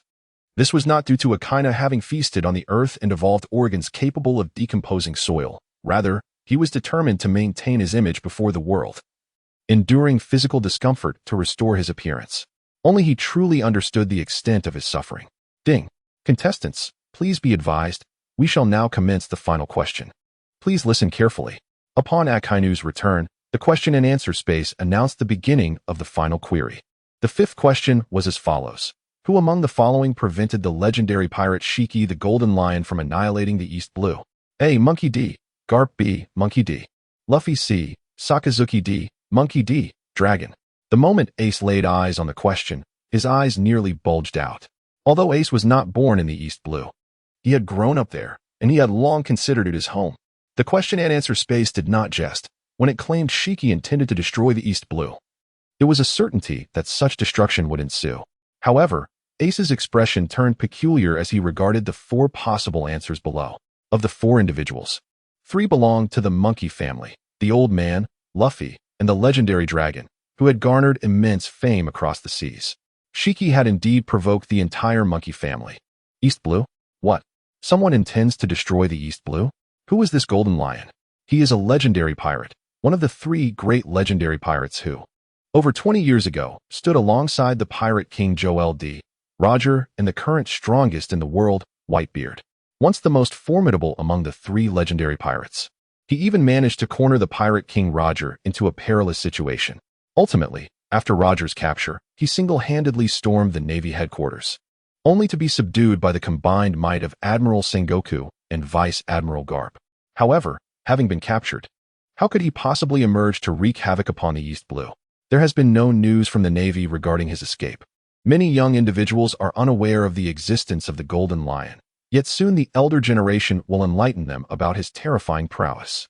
At Marigios, Sengoku is fervently attempting to persuade the Gorosei, his voice nearly strained to the point of exhaustion, harboring a desire to eliminate Shanks 100 times over. Fortunately, once the final question arises, the Gorosei grow solemn, their attention fixed on the live broadcast, anxious to ascertain whether they misheard. The Golden Lion? To annihilate the East Blue? It is imperative to recognize that the 4 seas form the cornerstone of the world government. In contrast to the stable climate of the Grand Line, which provides a continuous influx of recruits, boundless resources, and a steady flow of heavenly gold, the 4 seas truly serve as the lifeblood of the world government. Have we not observed Dragon frequently traversing the 4 seas? It is not due to a lack of capability to venture into the Grand Line. Rather, the 4 seas offer wealth and an abundance of recruits, devoid of formidable adversaries. For stable development, there is no place more suitable than the 4 seas. Sengoku knows that after the Golden Lion's escape, it is imperative to locate him swiftly. At this moment, Admiral Vladimir has also regained his composure. While a Navy admiral is crucial, the 4 seas hold even greater significance. Although the inquiry space posed the question of who organized the Golden Lion, it inadvertently affirms his capacity to devastate the East Blue. This is indeed a global broadcast. Even the Golden Lion must be watching the live stream. Once the answers are revealed, regardless of who orchestrated it, I believe the Golden Lion will simply know to keep a low profile. The consequences could be utterly dreadful. The East Sea has long been regarded as the weakest of the seas, However, for the world government, such weakness is rather advantageous. The feebler the pirates, the more abundant the resources and manpower, as well as the celestial gold that flows in. Each year, the proportion of heavenly gold from the four seas is greatest in the East Sea. Additionally, every year, essential resources such as food and iron ore predominantly originate from the East Sea, making it, without a doubt, the most cherished garden of the world government. Such a crucial matter cannot afford any errors. After Shiki escaped from Impel Down, according to intelligence reports, he only met with Whitebeard and then disappeared without a trace. He possesses the powers of the float fruit, and with his formidable abilities, if he chooses to conceal himself, no one would be able to locate him. Sengoku's expression was grave. All the conflicts converged at this moment. The headquarters was undoubtedly in disarray, and the long quiet golden lion had resurfaced. It was evident that this old lion was not one to remain idle. His prolonged silence indicated preparations for a significant upheaval. However, to contemplate the destruction of the East Blue was utterly absurd. Yet, Sengoku was acutely aware that Shiki indeed possessed such power. The float fruit, a source of dread for Sengoku for over 2 decades, had resurfaced once more. He could never forget the haunting image of those dozens of islands floating in the sky. When he was still a Marine Admiral, his greatest fear was that the Golden Lion might one day lose his mind and bring those islands crashing down upon Marineford. It was only after he and Garp apprehended the Golden Lion that Sengoku finally breathed a sigh of relief. However, 20 years prior, the Golden Lion had severed his own feet and escaped from prison. This once again instilled fear in Sengoku. The formidable combat prowess of the Golden Lion cannot be disputed. And although his strength might wane due to his broken legs, to Sengoku, the most terrifying aspect of the Golden Lion has always been his ability to command the islands from a position of superiority. While a mere smile can summon meteorites, their size and number are minuscule in comparison to the islands that the Golden Lion can manipulate. Sengoku dreads the day when the Golden Lion might stealthily arrive at Mariawa, lifting the entire Red Land into the skies. After so many years without news of Shiki, Sengoku had presumed that he had either passed away or retired from piracy, secretly allowing himself a sigh of relief. Little did he expect to hear of him again under such circumstances. Truly, Shiki has proven himself to be remarkable. Chapter 57. Monkey D. Luffy. We must search for him, regardless of the difficulty. The substantial military budget allocated to the Navy each year is not meant for mere amusement, Tanjiro retorted, his cheeks flushed with indignation as he confronted Sengoku. I require time. Shiki is not easily dealt with, especially after this recent broadcast. He will undoubtedly conceal himself even more effectively, Sengoku insisted, his neck taut with determination. He too wished to apprehend Shiki, if it were feasible. Would he not have already done so? Shanks glanced at the scoreboard above. At that moment, he, along with Tanjiro and Akainu, were tied, each possessing a single point. He understood that this question was the decisive one, determining the victor among the three of them. Regarding the Golden Lion, Shanks was likely the most familiar among them, having been relentlessly pursued by him countless times during his tenure aboard Roger's ship. The destruction of the East Blue was indeed within the realm of possibility for such a character. However, the 4 answers presented were intriguing, 3 from the monkey family, alongside Akainu. Each had their motives. The monkey family, originating from the East Blue, had a reasonable cause to protect their homeland. Conversely, as an admiral in the Navy, Akainu's pursuit of pirates was equally justifiable, particularly since it was said that the Golden Lion had already lost his legs while aboard Whitebeard's ship. One must consider his age and the consequent impact on his abilities. He may not necessarily be able to best Akainu. Yet, aside from Luffy, both Garp and Dragon possessed the capability to defeat the Golden Lion. Thus, it can be concluded that, excluding Luffy, the remaining 3 individuals are all under suspicion. This choice has become quite challenging. If it comes to that, I might as well take a gamble. Akainu remains remarkably composed. He knows without a doubt that the answer to this question is the Golden Lion he captured. It is a principle of the question and answer space that the most improbable answer is often the most plausible. The names of the top 3 individuals all begin with Monkey D. While his does not, therefore, it must be him. What further contemplation is necessary? Moreover, there are only a handful of individuals in this world capable of defeating the Golden Lion, and he alone has been dedicated to combating pirates at the forefront. Ding. I shall choose D, selecting Admiral Akainu. Just as Akainu was poised to respond, a raspy voice beside him revealed the answer that echoed in his mind. Akainu turned in anger, only to find a smile directed at him from a familiar face. This was the final question, and Ishao had been standing there for such a long time that he could barely maintain his composure. Nevertheless, he held 1 point in his possession. Even if he answered incorrectly, the formidable penalties would not fall upon him. Should he answer correctly, he could secure a reward and make a notable contribution upon joining the Navy. Moreover, Ishao had deliberately chosen Akainu, not only because of the gambler's secret that favored the shortest answer, but also to show respect to Akainu. Ding. Contestant Ishao answered incorrectly, losing a point. Regrettably, his answer was not Akainu. It was truly unexpected that anyone could rival Admiral Akainu in combating pirates. Ishao exclaimed in astonishment. Regardless of whether he was right or wrong, he resolved to establish a rapport and make friends in advance, as they would all be colleagues in the future. Humph. Akainu feigned disdain with a huff, yet inwardly he found it quite gratifying. This is the acknowledgement of a fellow powerhouse. Far more gratifying than the accolades from his usual subordinate naval commanders. He now feels a sense of relief for having answered with a smile. Otherwise, he would have been the one facing penalties. If it is not him, then who could it be? Could it possibly be him? With this thought, Akainu pressed the red button decisively. Ding, ding. The two sounds resonated almost simultaneously. Akainu and Shanks turned their gazes toward each other at the same moment. Shanks, initially torn, found that the smile had narrowed down his 3 possible answers to 2. Observing Akainu's demeanor, it seemed he had formed an idea, compelling Shanks to compete for this question. Although he could abstain, leaving Akainu to risk an incorrect answer, potentially leaving him with just 1 point to claim victory, he was a pirate. As a pirate, it was only natural to seize opportunities for oneself, rather than relying on others. Shanks could not bring himself to place his hopes on someone else. If Akainu were to answer correctly, he would regret it for the rest of his life.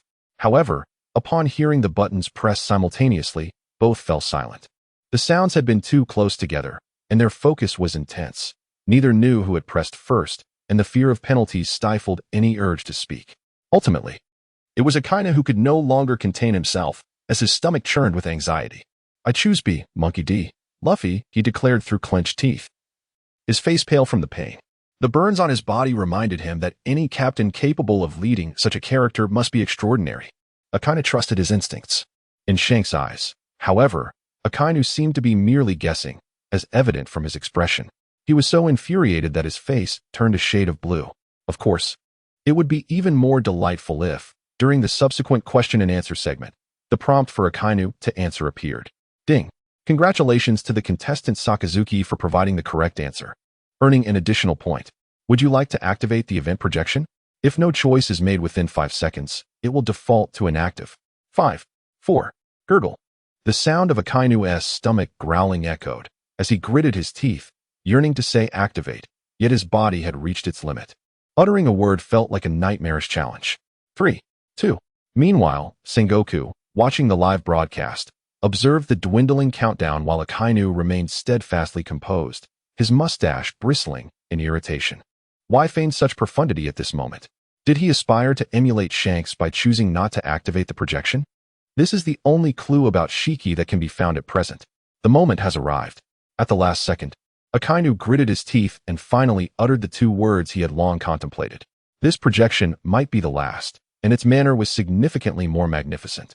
A luminous sphere connected to the vast sky, and a small island gradually materialized before everyone's eyes. The golden lion floated in midair, overseeing the fierce battles of the ferocious beasts scattered across the island. Even through the projection, the spectators could sense the might of these formidable creatures. In the next instant, the scene shifted to a resplendent hall. The golden lion occupied the central throne, flanked by pirates seated on either side. As he recounted his plan to devastate the East Blue, suddenly, a foot and several slashing strikes appeared at the hall's entrance, causing the grand door to crash down. Amidst the light and shadow, the Straw Hat crew emerged, though this time missing their most alluring navigator, Nami. What followed was an arduous battle. The earth roared, the sea surged, and the island crumbled. Luffy and the Golden Lion fought from the ground to the sky and back down again, until the battle concluded with Luffy delivering a powerful punch that sent the Golden Lion flying. The final image showed the Golden Lion captured aboard a Navy warship. Thus, the projection came to an end. The individuals within the answering space were left in a state of astonishment. A legendary pirate? Is this all? Based on the power exhibited by the Golden Lion in the projection, even the weakest among them, Doflamingo, felt confident enough to try his hand against him. Compared to the elderly Whitebeard, the Golden Lion's strength paled significantly. It was a disservice to his title as a legendary pirate. They had previously imagined him to be far more formidable. Chapter 58. The Enraged Golden Lion. Thanks to Lin from Heaven for the monthly ticket, Mary Gios. Sengoku, however, paid no heed to the outcome of the battle. Even at the onset of the conflict, he had already made a call to Navy headquarters, instructing all navigators to locate the position of the Golden Lion on the map. For Sengoku, the Golden Lion's strength was never a concern. What was truly frightening was the terrifying power of his devil fruit abilities. Ironically, the weaker the Golden Lion became, the more vigilant Sengoku needed to be. Strong individuals disdained to resort to cunning tactics, preferring to crush their foes with sheer strength. However, when a powerful being weakens, what desperate measures might they resort to in pursuit of their former glory? That is truly unpredictable. In the East Blue, a floating island, Vermilion. Inside a splendid hall on the island, a crash resounded. Damn it. Indigo, find out who Monkey D. Luffy really is. I want him dead. As he gazed at the relentless barrage of derogatory comments flooding the live stream, the Golden Lion found himself engulfed in a tempest of rage. Since his rise to prominence as a formidable pirate, no one had ever dared to speak to him in such a manner, particularly with the entire world drawing comparisons between him and Whitebeard. Yet, the most pressing concern lay within himself. He was acutely aware of his own condition. In his youth, the ship's helm embedded in his head was merely a quirk, but now, with age encroaching upon him, it had begun to adversely affect his health. Moreover, he had lost both of his legs. Though he had adapted by wielding his twin swords, Sakura, Tin, and Makuro, in lieu of his lower limbs, the prowess of a great swordsman was significantly hindered without the use of his legs. Coupled with the decline of his stamina due to advancing years, he was no longer capable of prolonged combat. In 2 short years, the specter of that projection could very well materialize into reality. A flicker of fear crossed the Golden Lion's eyes before it morphed into sheer madness. I am the Golden Lion. None can thwart me. None shall stand in my way. Indigo, the pace of the IQ experiments must accelerate. The Navy is undoubtedly keeping a close watch on us. In the QA space, following the conclusion of the event projection, it was officially announced that Akainu had emerged victorious. Congratulations to Sakazuki for achieving a total score of 2 points, the highest among all participants. The quiz has now concluded, and we extend our gratitude for your participation. The Multiverse Mall is now open. Contestants with points may exchange them for products available in the store, which currently features enhancements exclusive to this world, with other items to be added in due course. In 6 months, the preliminaries for the Multiverse Coliseum will commence, assessing the 2 dominant factions of this world, the Navy and the Pirates. All aspiring participants are free to choose their allegiance, with the aim of identifying the 5 strongest contenders to represent this world in the Multiverse Coliseum. Those who advance through the preliminaries will be rewarded handsomely, with prizes including longevity, weapons, powerful genes, martial techniques, and more. We encourage everyone to enthusiastically register for participation. Cake Island, Multiverse Coliseum. Indeed, this QA space seems to bridge other worlds, inviting powerful beings from beyond. One can only hope for someone to bring about my demise. Kaido, solitary, leaned against a piece of blue stone, sipping his drink, which dribbled down his chin, tracing the contours of his chiseled chest and marble-like abs, before pulling on his trousers and belt, his eyes betraying an indelible sadness. No one could fathom the depths of his recent experiences. Big MOM is truly a beast, nay, a monster. With a thunderous crash, a colossal spiked club soared from the distance, imbued with ferocious power, and struck the ground before Kaido. The sheer force, combined with the club's considerable weight, caused the earth to splinter, resembling a web of cracks, as half of the weapon embedded itself into the ground, leaving only the grip exposed. Bang, bang, bang. This time, it was not the sound of a wolf-fawn club crashing down, but the unmistakable footsteps of Big Mom, growing louder as she approached, causing the very ground to tremble beneath her. Kaido, why do you keep hiding to rest? You should be training your swordsmanship.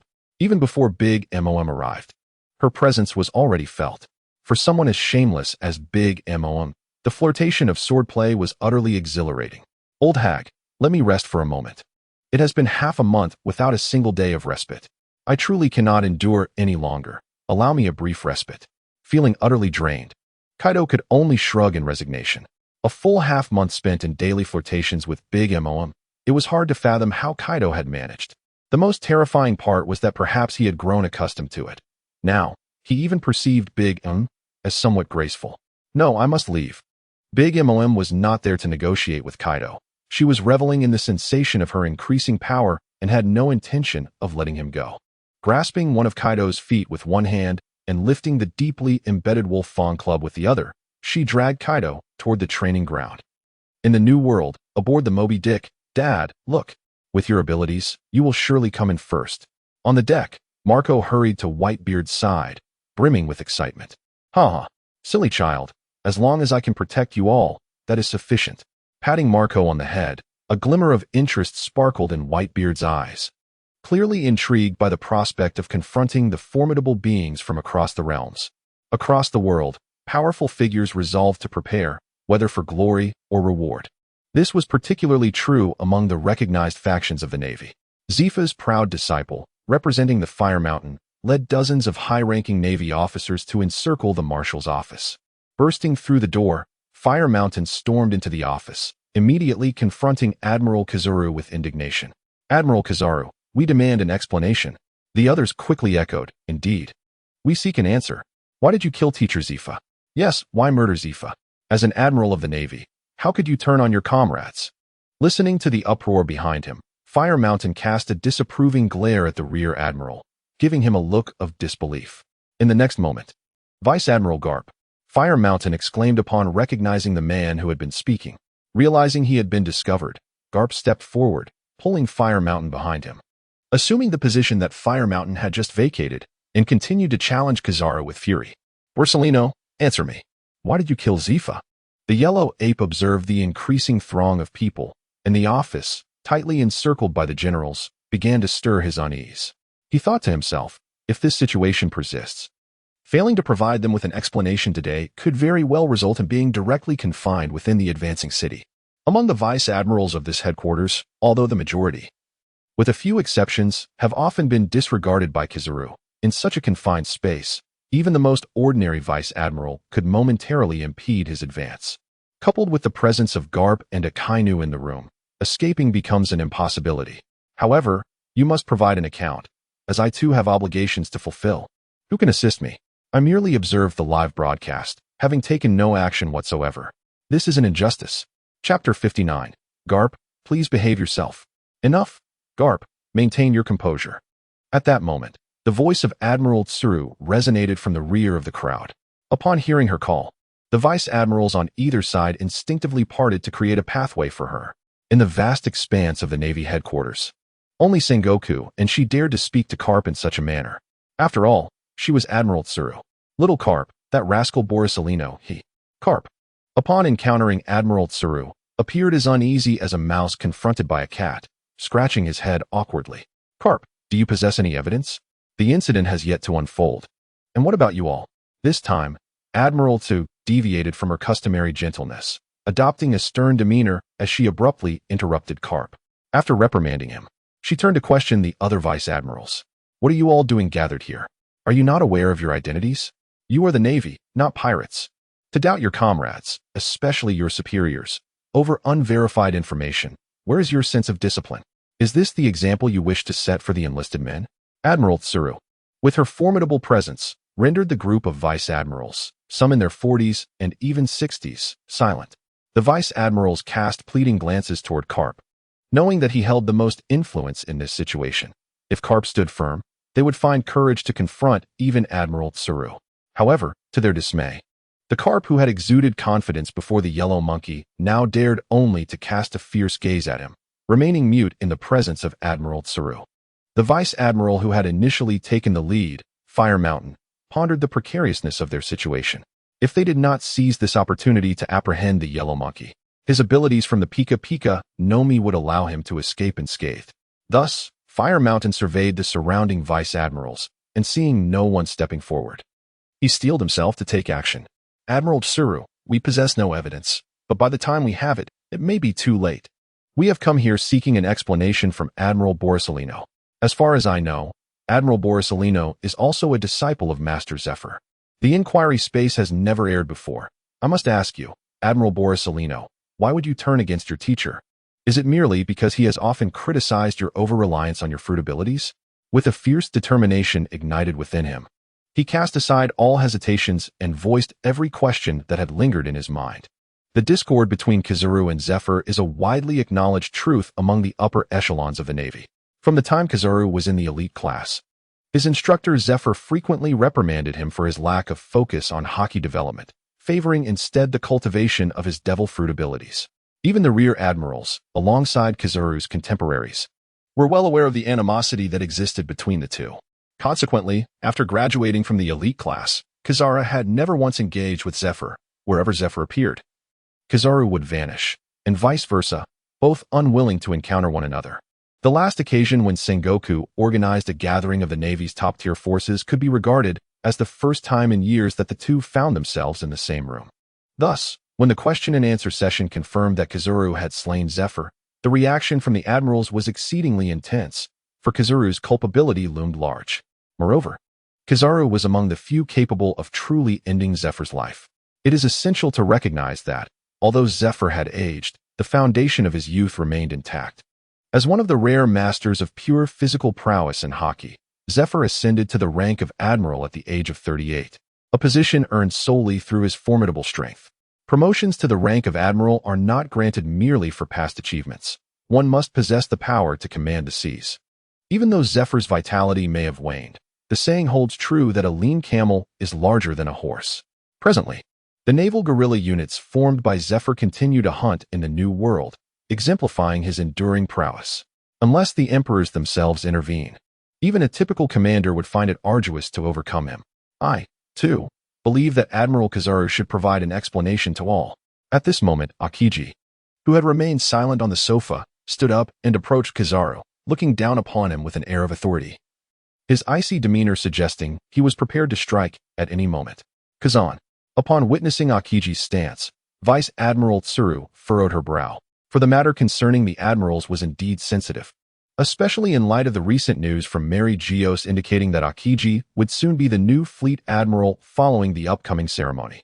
With Akiji's backing, the admirals were bound to pursue this matter with even greater fervor. This has become increasingly difficult. With a fierce glare, Vice Admiral Tsuru silently reprimanded Karp, thinking, Sengoku, please return swiftly. Mariewa, just as she managed to pacify these 5 irritable old men, Sengoku suddenly sneezed. Please have faith in the Navy. We shall not disappoint the government. Ignoring the earlier anomaly, Sengoku anxiously fixed his gaze on the 5 elders across from him. Upon confirming Akainu's victory, the 5 elders exchanged glances, and Saint Vladimir stepped forward to address Sengoku. Sengoku, we have been quite disillusioned with the Navy. But since Akainu has secured a new world for the world government, we are willing to grant you another opportunity. You may handle the situation regarding Kizaru internally. And given Akainu's substantial contribution, he deserves recognition. Therefore, I have decided to retract the earlier appointment of Akiji and provide Akainu with a chance to engage in fair competition without the use of force. In the days to come, the individual who renders the most significant service to the government shall assume the role of the new fleet admiral.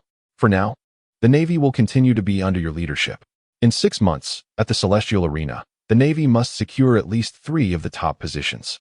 However, the New World must swiftly be placed in the government's hands, fully under their jurisdiction for development. This is a matter of principle, with no room for negotiation. In the face of an unknown new realm, the Navy's minor issues seem trivial.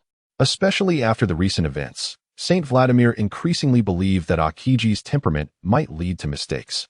Yet the previous actions of Akainu were too severe, significantly tarnishing the Navy's reputation. There are still many areas where the Navy will be needed, so it is best to let Sengoku manage the Navy for now. After all, he has years of experience and prestige as Fleet Admiral. Moreover, for more than 2 decades. Aside from recent events, operations have been quite smooth. The Navy is also preparing for a massive recruitment drive. With this celestial arena, many strong individuals will undoubtedly emerge.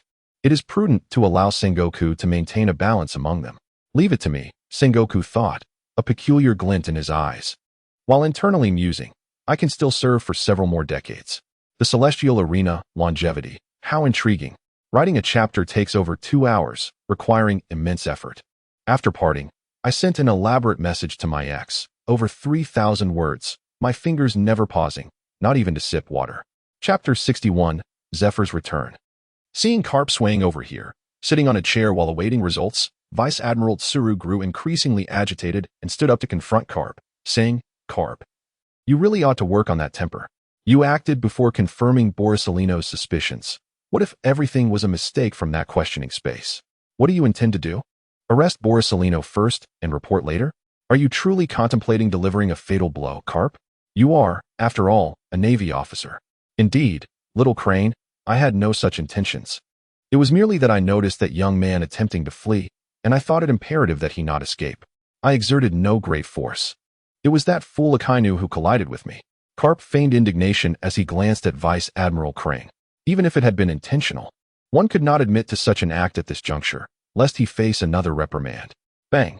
The door to the emergency room was suddenly thrust open from within, and the vice director, a rear admiral responsible for Akainu's surgery, emerged. "Nakamura, what is the condition of Admiral Akainu?" Carp, feeling thoroughly chastised by Crane and acutely embarrassed, rushed to the vice director's side, his heart filled with hope. "The situation is not particularly optimistic. Although Admiral Akainu has passed the critical phase under our care, we cannot ascertain when he will regain consciousness. His condition is exceedingly frail, yet it appears he may awaken within the next few days. However, given his current state, it is likely he will require 2 weeks before discharge and a full month before he can resume normal activities." The vice director wore a grave expression. This situation was indeed a considerable burden for him. The room was filled with superiors, apart from Fleet Admiral Sengoku and Master Zephyr. All the senior officers of the Navy headquarters had gathered. Thankfully, they had managed to save him. Had anything happened to Akainu, it was likely that the vice director's career would have come to an abrupt end. How could this be? I merely delivered a gentle punch. How has he become so fragile? Carp was utterly bewildered, unable to fathom the situation. Although his punch had some force, it should not have been sufficient to incapacitate someone of Akainu's stature. Had he truly grown stronger? Vice Admiral Carp, the majority of Admiral Akainu's injuries are frostbite. The damage inflicted by your punch is not severe. The primary concern is indeed the frostbite, which has penetrated down to the bone. Upon hearing Carp's words, Vice Director Nakamura hastily interjected. The gazes of all present involuntarily gravitated towards Akiji, their hearts lamenting the ruthless nature of the Admiral. Akainu's physique had been rendered nearly frozen, and one could only imagine the fate that awaited Kizuru, who might well be turned into an ice block. Kizuru, too, regarded Akiji with an unusual intensity. Internally pondering, is Akiji attempting to eliminate me under the guise of this opportunity? Have I wronged him in any way? Most perplexing was the fact that Akainu's stomach was filled with earth, and his body resembled that of one who had endured prolonged starvation, with muscles having atrophied. A normal individual in such a state would have long since perished. It was only Akainu who could still cling to life. Vice Admiral Nakamura continued to elaborate on the situation. "Akainu is consuming soil?" Garp exclaimed, his expression one of utter bewilderment, unable to grasp the absurdity of it all. When did that lad develop such a peculiar affinity? Enough. Garp, refrain from complicating matters further. Let Nakamura and his team handle this. Nakamura, whatever means you employ, ensure the safety of Sakazuki. He must not come to harm. Do you understand?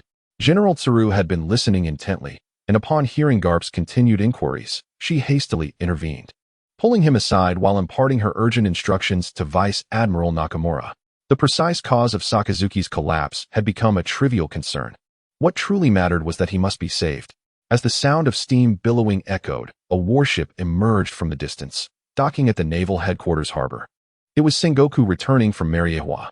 Immediately following Sengoku's ship, several other vessels sequentially anchored in the harbor. Noticing the distinct insignia adorning the hulls, Sengoku recognized at once that Zifa had returned. This is troubling, Sengoku mused internally. En route, he had already communicated with the naval headquarters via Den Mushi, and the communications officer had briefed him on the current circumstances. Garp and Akiji had engaged Kizuru, and Sakazuki had suffered an unmerited calamity, sustaining severe injuries and remaining unconscious. Yet to awaken. The return of Zephyr at this moment is far from a fortuitous event. Should he come seeking retribution against Kizuru, the headquarters would undoubtedly descend into chaos under his leadership. I fear that even he would be unable to contain the ensuing turmoil. At this moment, Numerous naval admirals began to disembark from the warships, among them the formidable former Admiral Zephyr, whom Sengoku had been anxiously anticipating. Zephyr, you have returned. I trust you are aware of the situation at headquarters. I believe in Kizaru's character. This must surely be a misunderstanding. Noticing Zephyr's imposing demeanor, Sengoku hastily approached and obstructed his path.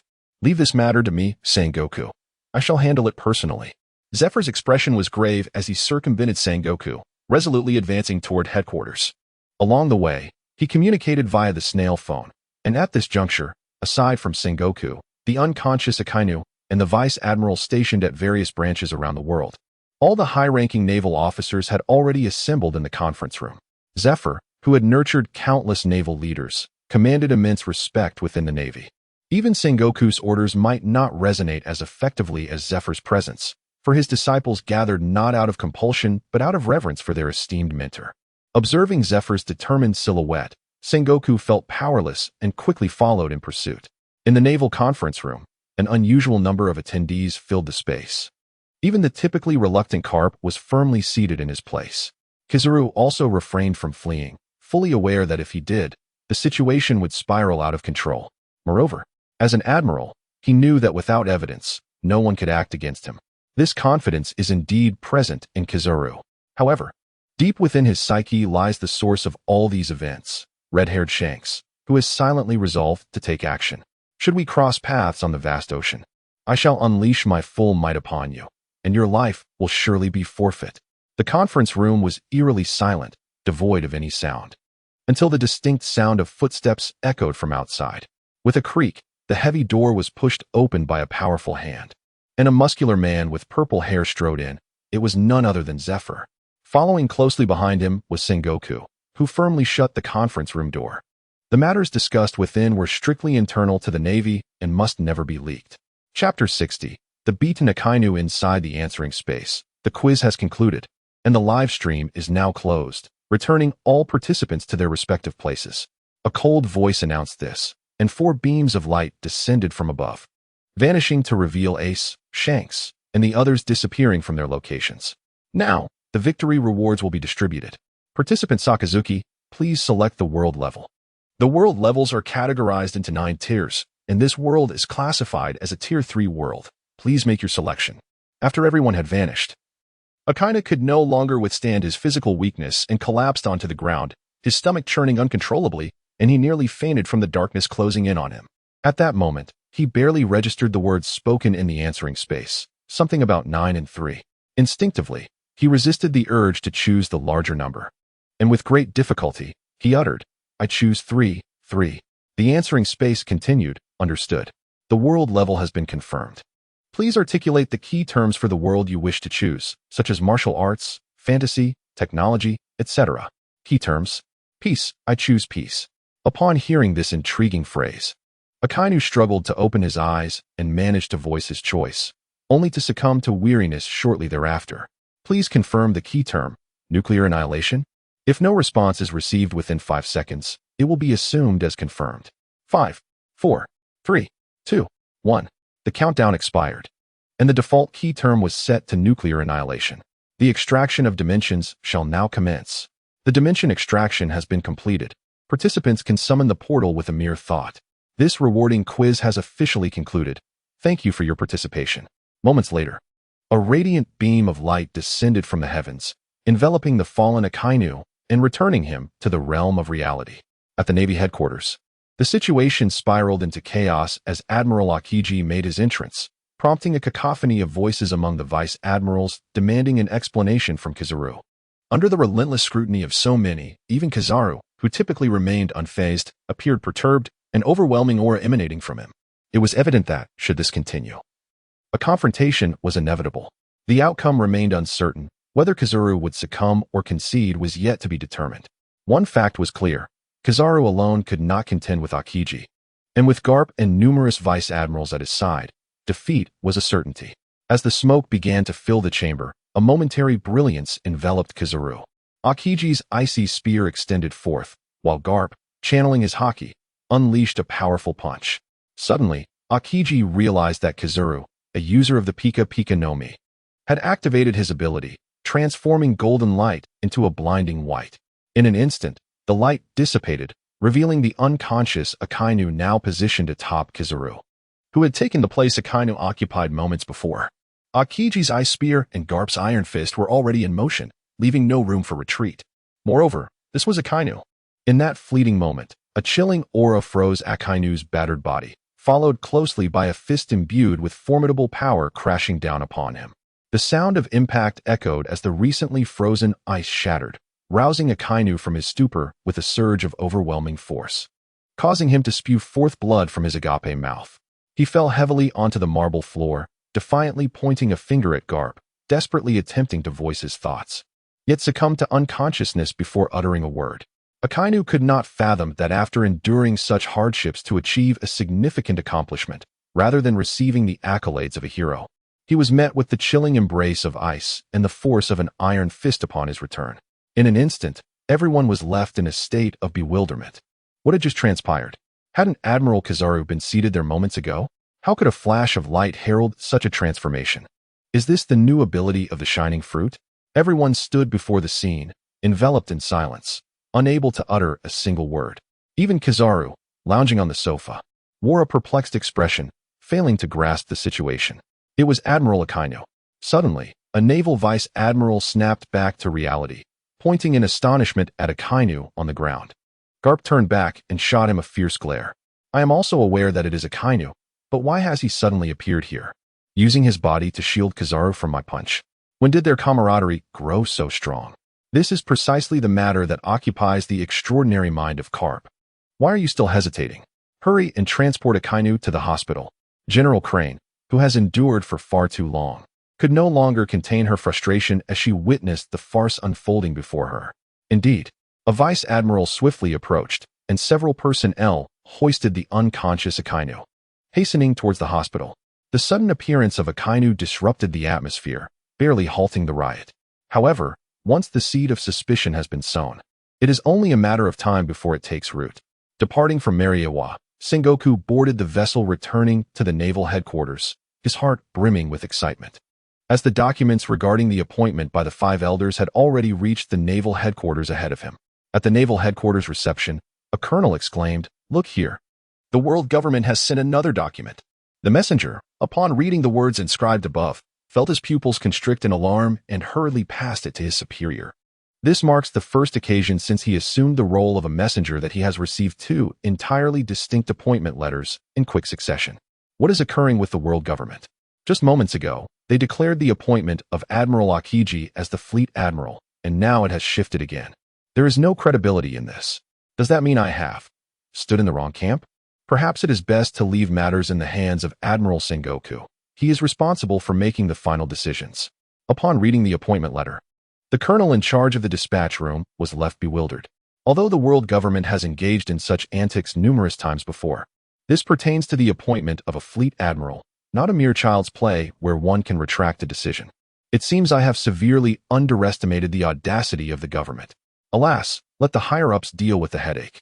At the naval hospital, after being knocked unconscious by Garp, Akainu was carried into the emergency room by several vice admirals. With so many influential leaders of the Navy present, and considering the patient was a high-ranking admiral, the medical staff dared not be negligent. The two vice presidents specializing in external and internal injuries personally attended to the case, fearing even the slightest complication with Akainu's condition. Garp, Akiji, and others anxiously gathered outside the emergency room, their worries palpable. Yet, amidst the anxiety, Garp felt a twinge of confusion. Although he acknowledged that upon realizing he had struck Akainu, he experienced a mix of surprise and secret satisfaction. The crux of the matter lay in the fact that his earlier punch, despite being forceful, should not have rendered Akainu unconscious. Akainu's physique was formidable under normal circumstances. Even if he were to simply stand there and take the hits, provided Garp did not strike directly to the head, he could withstand several blows. So what had transpired? Could it be that he had grown stronger recently? Chapter 61. Zephyr's return, observing Garp swaying in his chair as he awaited news. Vice Admiral Tsuru grew increasingly agitated and stood up to confront him directly. Garp, you really ought to temper your temperament. You acted impulsively before even confirming Borisolino's guilt. What if everything was a mistake stemming from that question and answer space? What are you attempting to achieve? Are you planning to apprehend Borisolino first and ask questions later? Or do you intend to kill him outright? Garp, you are a member of the Navy. Yes, little Tsuru, I mean no harm. I just saw that lad attempting to flee and thought I couldn't allow him to escape. I didn't exert much force. It was Akainu who ran into it himself. Garp feigned an injured expression while gazing at Vice Admiral Tsuru.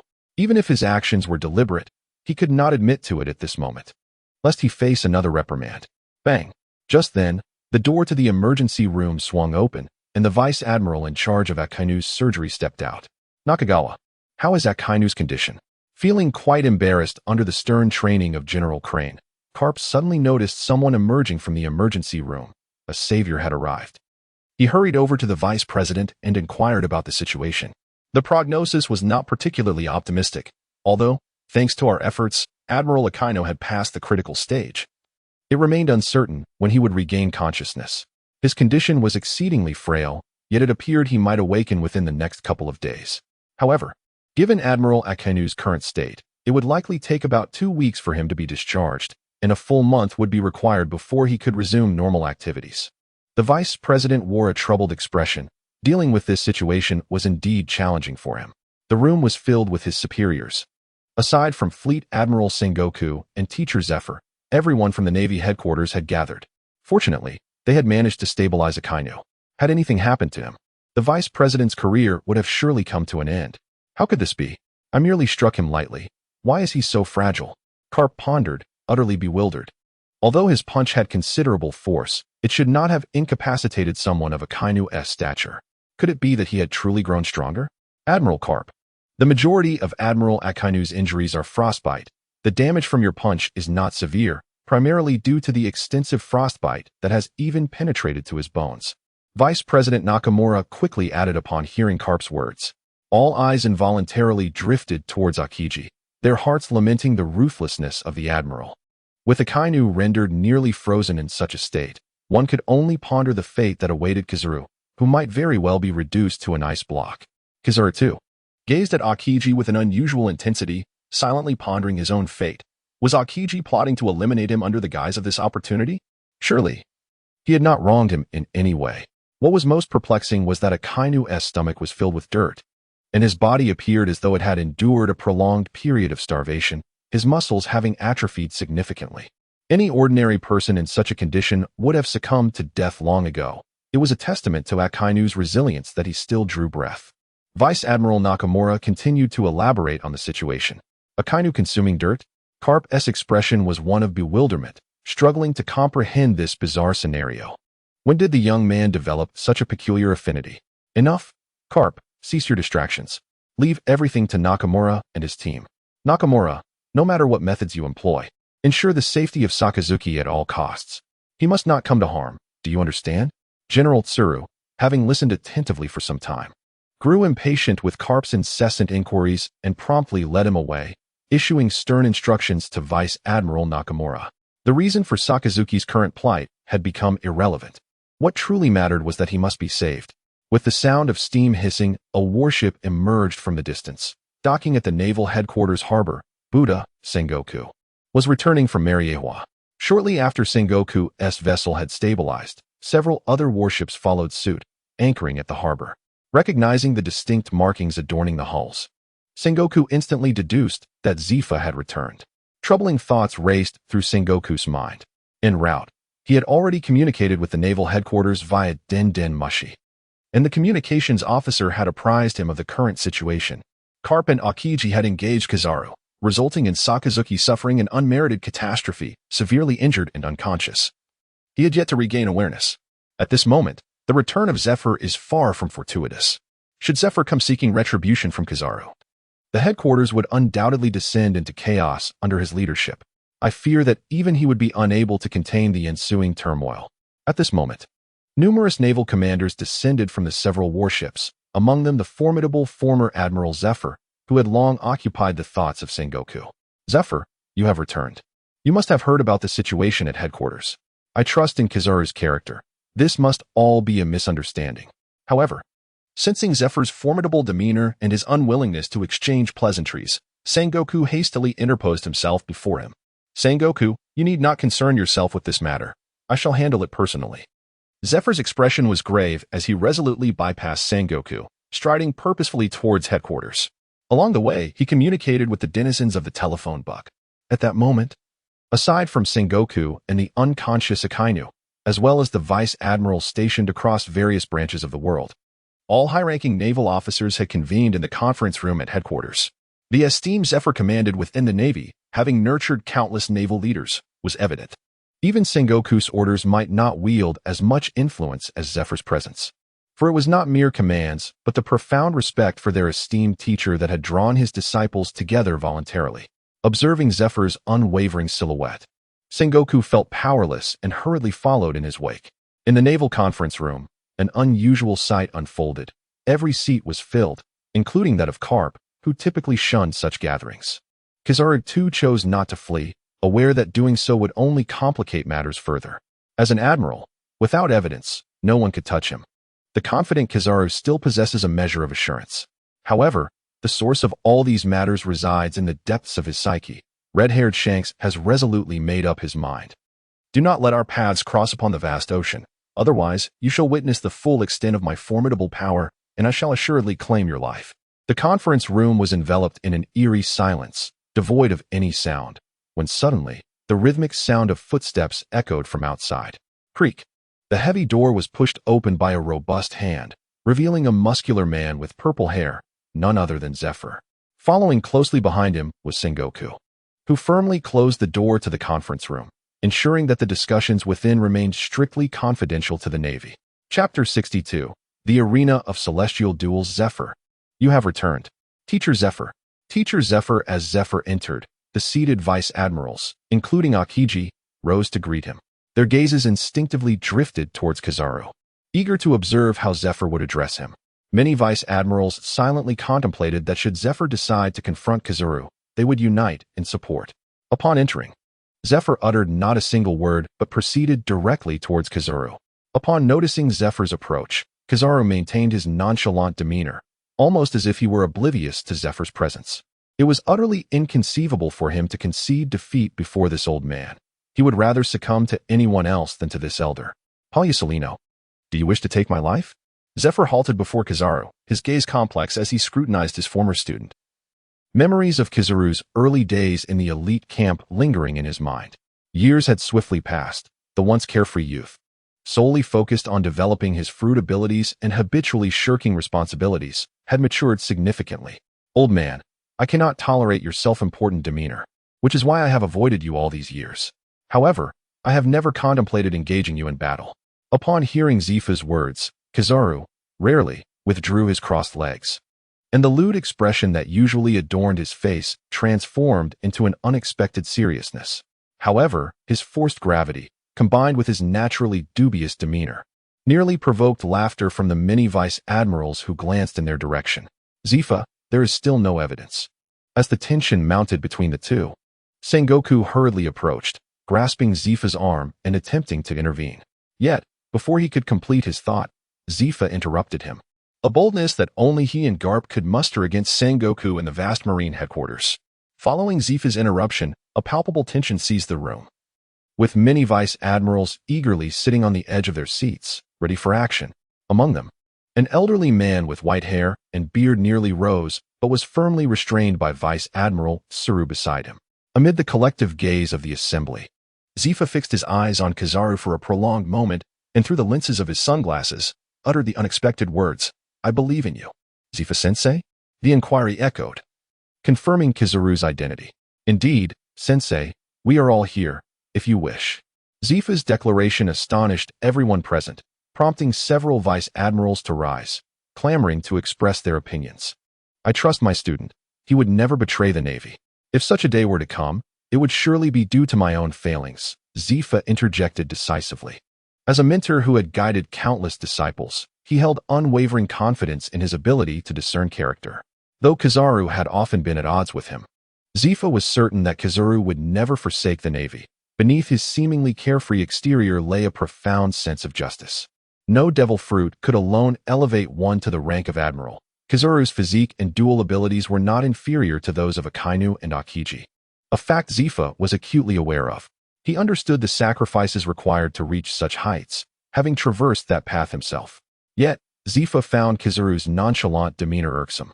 He bore little resemblance to a soldier. To an unfamiliar observer, Kizaru could easily be mistaken for an Inuit loitering on the street. No one is born a natural warrior. Even the legendary Yonko, such as Whitebeard or Kaido, revered in tales, achieved their formidable strength through diligent training and perseverance. Kizaru undoubtedly harbored his own ambitions, and having been nurtured within the Navy from a young age, he would assuredly remain loyal. Such a man, concealed beneath a facade of indifference, possessed a profound sense of justice and was far from the type to betray the Navy. Upon hearing Zifa's declaration, Kizaru's body jolted slightly, his expression momentarily complex. Yet, after a brief pause, he reverted to his previous nonchalant demeanor, reclining back and crossing his legs atop the table once more. After Zifa concluded, he disregarded the murmurs of the crowd and seated himself calmly in his chair. Ahem. However, as soon as he settled into his seat, he noticed the yellow ape casually resting his legs on the table. Zephyr fixed his gaze intently on the yellow ape without uttering a word, merely clearing his throat a few times. The yellow ape, keenly aware of Zephyr's scrutiny, had grown accustomed to it. After all, Zephyr had always taken it upon himself to monitor him during their days in the elite camp. The reluctance to share the same space over the years stemmed largely from this very reason. Nevertheless, he had never heeded Zephyr's words. This time, in this instance, I shall grant you a favor, just this once. Silently, Kizaru lowered his legs, leaving no one able to fathom the thoughts swirling within his mind. As everyone prepared, the upheaval that had nearly upended the Navy was finally subsiding, and Sengoku found himself at the center of the room, assuming the position of authority. Esteemed colleagues, while this incident may now be behind us, I earnestly hope such occurrences will not repeat. Remember your identities. You are members of the Navy, not mere street thugs. Conduct your duties with evidence and refrain from casting doubt upon your comrades based on unverified information. With a discerning glance at Zephyr, then at Kizaru, and finally surveying the entire room, Sengoku spoke with gravitas. Although he harbored private doubts regarding Kizaru, for the greater good and the stability of the Navy, he found himself compelled to tolerate his old comrade. After all, Kizaru represented the Navy's most formidable strength. For the future endeavors of the Navy, it was imperative that they did not lack the strongest asset. Dong, dong, dong. At that moment, a knock echoed from outside. Its sound particularly pronounced in the stillness of the conference room. At that moment, who could it be? Sengoku furrowed his brow but allowed the individual to enter. A communications officer pushed the door open and hurried to Sengoku's side, presenting 2 documents with urgency. The 5 elders initially commended Admiral Akiji for his efforts. However, the current state of the Navy has left the government disillusioned. Consequently, the government has resolved to fund a global recruitment campaign for the Navy, entrusting this responsibility to you. Akiji. Sengoku glanced at the documents and quickly grasped the situation. He waved his hand, signaling the communications officer to withdraw, and continued to speak. Such matters that can enhance military merit are undoubtedly best entrusted to one's own people. Speaking of which, we must express our gratitude to Sengoku for the recent events. Had it not been for his intervention in incapacitating Akainu, the escalates would surely have fallen upon the recently triumphant Akainu. Given Akainu's already unruly nature, his recent victories would have further emboldened him to rally new admirals under his command, leading to uncontrollable chaos. As a leader, it is imperative to adhere to the principles of checks and balances. Only when Akainu and Akiji contend will the role of this admiral be even more significant. Chapter 63. The translation artifact. Noticing everyone was prepared, Sengoku commenced the discussion. I trust you have all witnessed the live broadcast. In 6 months, the interdimensional Coliseum will commence. With 5 available slots, the 5 elders have issued a stern directive that the Navy must secure at least 3 of these positions. Moreover, there are only 2 factions this time. Those noble warriors who refuse to join the pirate side will undoubtedly gravitate towards the Navy. Thus, Akiji, you must be well prepared for the selection process. At this point, Sengoku cast a serious gaze towards Akiji. Understood. Akiji, having caught wind of some internal news, sat upright. Although he does not place great importance on power, he believes that true justice can only be realized when one occupies a position of authority. Observing Akiji's unusual alertness today, with even his habitual eye mask absent, Sengoku was well aware of his thoughts. After all, he was the successor he had personally nurtured, He did not wish to keep him waiting too long, for greater expectations often lead to deeper disappointments. Ahem. Sengoku cleared his throat and directly stated. Regarding our previous discussions about the new admiral, with the imminent war approaching and after deliberations among the 5 elders, it has been decided that we will not appoint a new admiral at this time. I will temporarily assume the position of admiral, and the future performance of the 2 candidates will dictate who will ultimately serve as the new Navy admiral. Upon hearing Sengoku's words, Akiji felt as though his mind had been struck with a thunderous echo. Although he comprehended each word clearly, the overall meaning eluded him. Due to the circumstances surrounding Kizuru, Akiji had not witnessed the latter part of the broadcast and was unaware that Akainu had triumphed in the quiz competition, leaving him bewildered by the current turn of events. Just moments ago, a communications officer had informed him of his appointment. Yet now Sengoku announced that the 5 elders had decided to let Sengoku temporarily hold the position of Navy Admiral, with the 2 candidates' future performances under consideration. Which 2 candidates? Kizaru? Akiji was not the only one grappling with this question. The vice admirals who had recently sought out Kizaru were equally perplexed. They had all heard the earlier communications, and Sengoku had hinted at Akiji's nomination. How could there be such a sudden change? Can the government truly change its stance at a moment's notice? Furthermore, Carp, you actually managed to injure Akainu. You must be aware of the significant contributions he has made this time. Just as he was about to commend Akainu, Sengoku suddenly recalled that Akainu was still unconscious in the hospital, and in an instant, he erupted into a furious tirade against Carp. This is indeed a hero of the Navy. Had Akainu not triumphed in the quiz, he might currently be busy packing his belongings in preparation for his assignment to impel down. Carp, Akainu has achieved merit? What merit? After venting his emotions, Sengoku regained his composure and addressed the assembly. Regarding this new world won by Akainu, the 5 elders have mandated that it be entrusted to the government for development. This decision has already been finalized without my input. Akainu's reward for winning the quiz. Upon hearing Sengoku's words, Akiji suddenly grasped the situation and exclaimed in realization. So that is how it is. Everything becomes much clearer. However, I shall compete once more. Akainu, this time I shall not let you prevail. Recalling the projection he had witnessed in the live stream, a glint of cold determination flickered in Akiji's eyes. This time, he shall not hold back. If Admiral Akainu triumphs in the quiz, it would undoubtedly grant the government a new realm of possibilities. It is no wonder the government has decided to have the 2 admirals re-elected. Are they truly preparing for a confrontation? I am utterly perplexed by the appearance of individuals from other worlds and the distinctions that set us apart. How is it that the government is orchestrating this?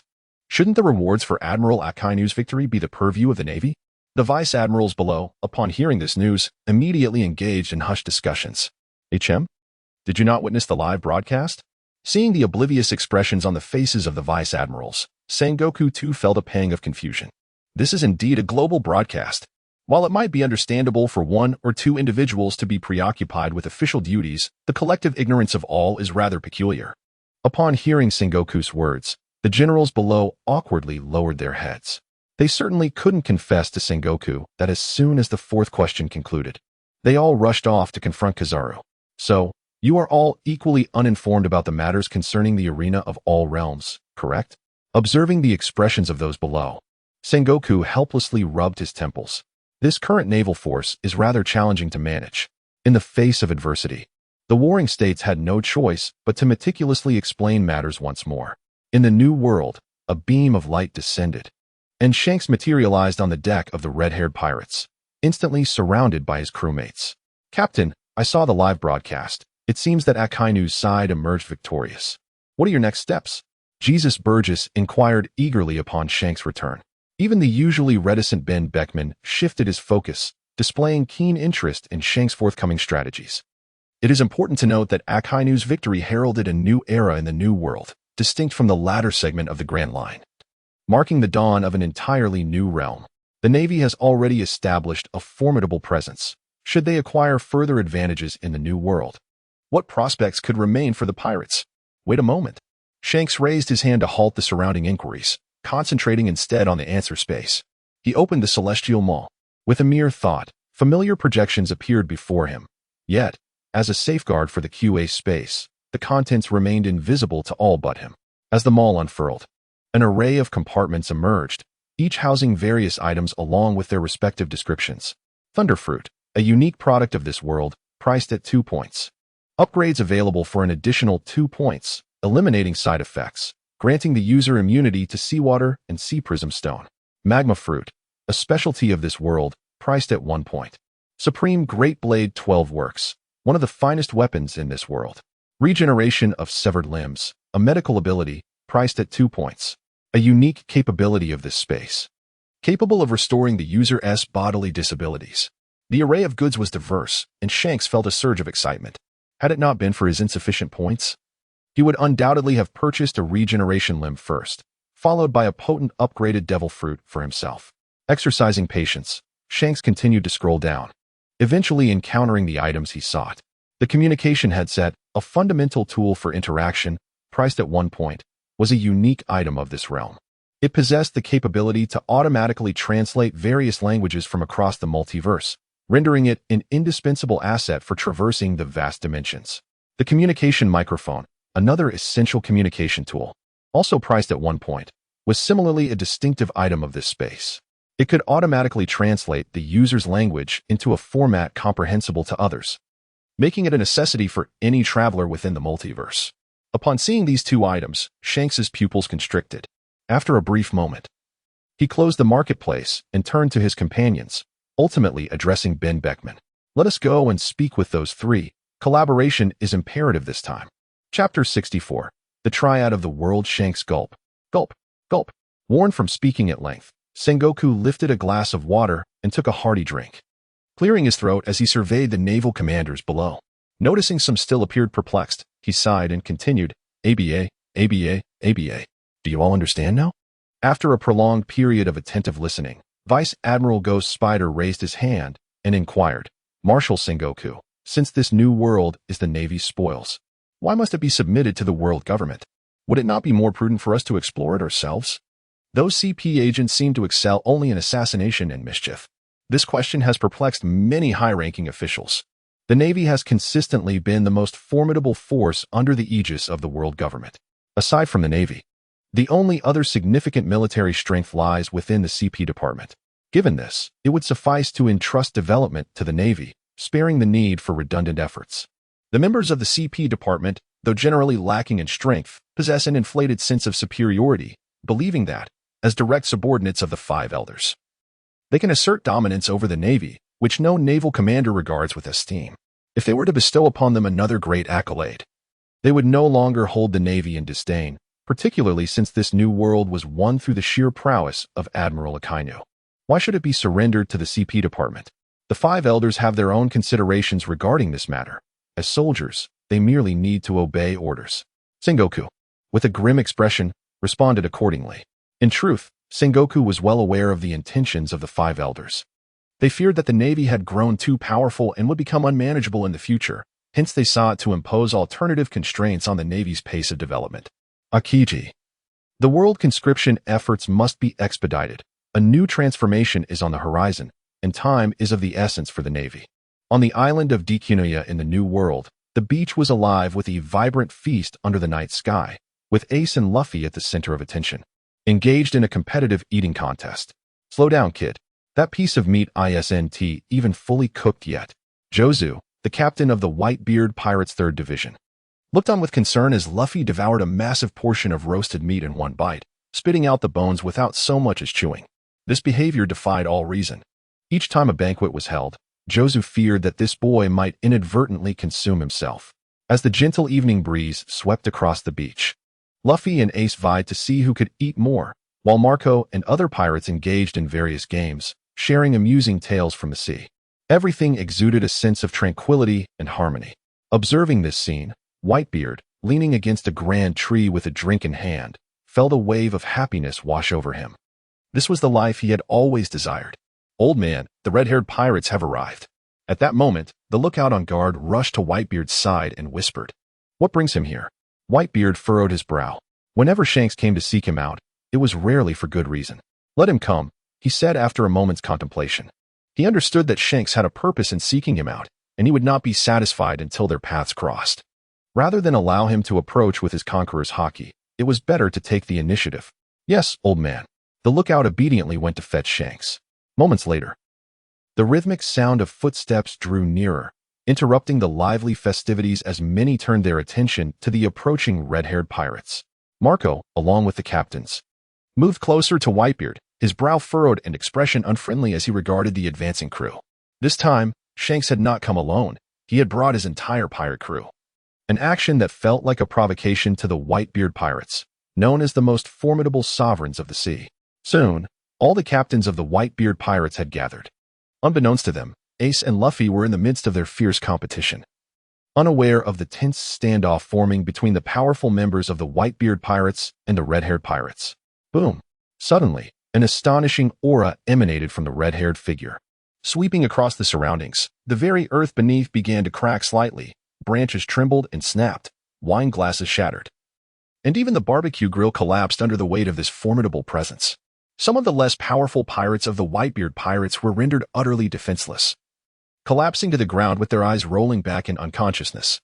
This encapsulates Shanks' habitual approach, to seize the initiative by showcasing his prowess in order to command respect. Witnessing this, Whitebeard's expression darkened considerably. This marked the second occasion that Shanks had acted against his family. Enraged, Whitebeard rose to his feet, his piercing gaze clashing with Shanks' conqueror's haki, resulting in a powerful counterforce that reverberated through the air. The two formidable forces created a visibly discernible red line suspended between them. As their immense auras dispersed the clouds overhead, the pressure of their confrontation sweeping across the earth and causing it to fracture. On one side stood the mightiest man of the sea, while on the other, the most domineering. For a moment, they were evenly matched, locked in a stalemate. Noticing this, a flicker of intrigue crossed Shanks' eyes. He recalled that during their last encounter aboard Whitebeard's ship, the latter had not reacted with such intensity. What had changed? Unbeknownst to Shanks, Whitebeard's physical condition had transformed. An aging lion may not feel threatened by a prowling wolf, yet a robust, fully mature lion would never allow anyone to display bravado before him, even if that challenger were another lion. As the two conquerors' haki clashed fiercely, their respective crews drew weapons, guns raised, poised for confrontation. At that moment, a surge of conquerors' haki erupted explosively, instantly altering the dynamics of the scene. It was Luffy, who had been indulging in roasted meat. Just as he was relishing his meal, Shanks' haki struck him, causing the meat to lodge in his throat. Struggling to cough it out, he was suddenly caught in the crossfire of both Whitebeard and Shanks' haki, leaving him trapped in the middle. Under the mounting pressure, the latent energy within him erupted forth. Upon the emergence of Luffy's own conqueror's haki, Shanks instinctively withdrew his imposing presence. After all, he had not come to engage in battle, but to discuss collaboration. He had not anticipated that Whitebeard would possess another individual with conqueror's haki. Surely this was the captain's son, Ace. With this thought, Shanks turned his gaze in that direction. Humph. Noticing Shanks' concession, Whitebeard let out a cold snort and also retracted his aura. Although he was displeased by Shanks' provocation, he recalled that the last time, Shanks had at least brought wine. This time, it was evident that Shanks intended to provoke him. However, with so many family members present, engaging in conflict with the red-haired pirates would lead to unnecessary casualties. Shanks. Luffy forcefully expelled the meat from his throat, swallowing it again, and then noticed the red-haired pirates, particularly a familiar figure, prompting him to joyfully shout out loud. Chapter 65, Shanks discusses the state of the world. Luffy? Upon hearing Luffy's voice, Shanks was taken aback. He had indeed sought out the Pirate King, requesting guidance for Luffy, so how could Luffy possibly be here with Whitebeard? Luffy was a pivotal element in his vision of the New World, and he could not allow him to acknowledge Whitebeard as a father figure. Such a fate would render his sacrifice in vain. Shanks had overstepped his boundaries by daring to cause a ruckus in Whitebeard's territory. At that moment, Ace also noticed the unfolding situation. Observing the former crew member of Roger's ship, a surge of anger welled within him, particularly because Shanks' earlier actions had harmed his comrades. Crossing a line for Ace, with a resounding crack, Ace unleashed a furious punch, the air around him trembling and fracturing as a formidable force surged towards Shanks. An expression of Whitebeard's tremor ability. After conquering a solo dungeon, Whitebeard had received a version of the Tremor fruit devoid of side effects, which he had promptly given to Ace. Through over a month of meticulous training under Whitebeard's guidance, Ace had avoided many pitfalls. Having developed his own fiery abilities to their utmost potential, Ace was now capable of integrating Whitebeard's tremor powers into his arsenal. In their sparring sessions, Ace could hold his own against Whitebeard, and with the refinement of his dual haki, he was on the cusp of ascending to the ranks of the sovereigns. Indeed, if one were to assess purely based on offense, Ace had already reached that echelon, standing at the pinnacle of it. What he lacked were physical prowess and haki. Yet even in the face of his terrifying offensive capabilities, few could rival Ace's haki. Kizaru was a prime example. His unparalleled speed, combined with the lethal penetrating power of the light fruit, rendered him formidable, even without the use of haki. With his acute observation haki detecting the terrifying force ahead, Shanks' expression shifted. He swiftly drew his sword, Griffin, from his waist, enveloping it in a dark haki as he unleashed a decisive slash into the void before him. The massive, pitch-black strike, infused with Shanks' unparalleled conqueror's haki, cleaved through the air, obliterating the ground and crashing into the fractured void, resulting in a stalemate. Even Ben Beckman, usually composed, let his cigar slip from his lips, oblivious to his own actions due to the shock gripping him. Although Shanks had acted hastily and likely did not unleash his full power, Ace was known as Fire Fist Ace, and he had refrained from wielding the full extent of his fiery abilities. Did this not imply that the Whitebeard Pirates had gained yet another formidable warrior standing at the pinnacle of the sea? Ace, witnessing the clash between two individuals of immense significance to him, felt a tumult of emotions. However, in an instant, his resolve solidified. He would put an end to this battle. Before Luffy could make a move, the atmosphere was interrupted by the sound of laughter. All right, Ace, cease your assault, Shanks. What brings you here this time? Whitebeard approached with a hearty laugh, putting an end to the conflict. Let the festivities continue, my young comrades. Whitebeard was genuinely pleased. He clearly understood the implications behind Shanks' earlier provocation. It was a display of strength. Ace's intervention was a fierce defense of the honor of the Whitebeard Pirates, even managing to overshadow Shanks. It effectively conveyed to the red-haired pirates that, even without the intervention of Whitebeard himself, a mere captain could stand toe-to-toe with their leader. What a delightful moment this is. The mere presence of Whitebeard has prompted Ace to cease his actions. This is their stronghold, regardless of the conflict. They cannot allow the battleground to be centered here. Having endured the events of Marineford, Ace has matured, no longer as impulsive as he once was. Indeed, growth is a part of life. Much like Shanks, Ace's involvement is intended to showcase the strength of the Whitebeard Pirates. With both parties having displayed their prowess, it is now time for discourse. Ace took Luffy's hand and guided him to sit behind Whitebeard, where the captains also settled down. Large bowls of exquisite wine and tantalizingly fragrant roasted meat were presented before everyone. All understood the situation, except for Luffy, who gazed in bewilderment at the scene. Upon noticing the roasted meat before him, he instinctively seized a piece and took a hearty bite. The onlookers, anticipating an exchange of candid words between Whitebeard and Shanks, turned their attention to Luffy's actions.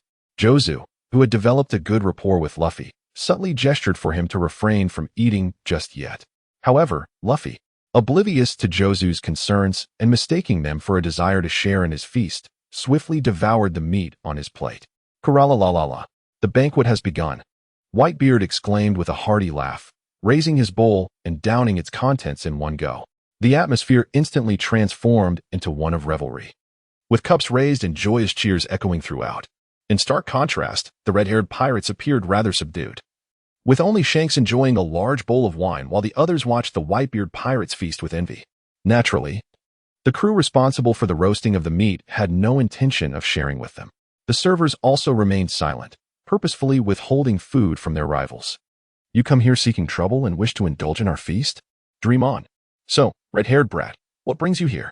I refuse to believe you've come merely to make a show of force, Whitebeard inquired, reclining slightly as he addressed Shanks, setting down his wine jug. I have come to discuss a collaboration. You witnessed the previous broadcast. Akainu was victorious, Shanks replied without hesitation, unveiling the purpose of his visit. The Navy has grown formidable. Although you triumphed in that battle, as someone who has faced the Navy for a lifetime, you are well aware that this does not reflect their true strength. The broadcast depicted what is to come. The Navy will soon bolster its ranks through a global conscription, acquiring 2 individuals of unparalleled power. Following this enhancement, the current dynamics of the seas will likely be utterly transformed.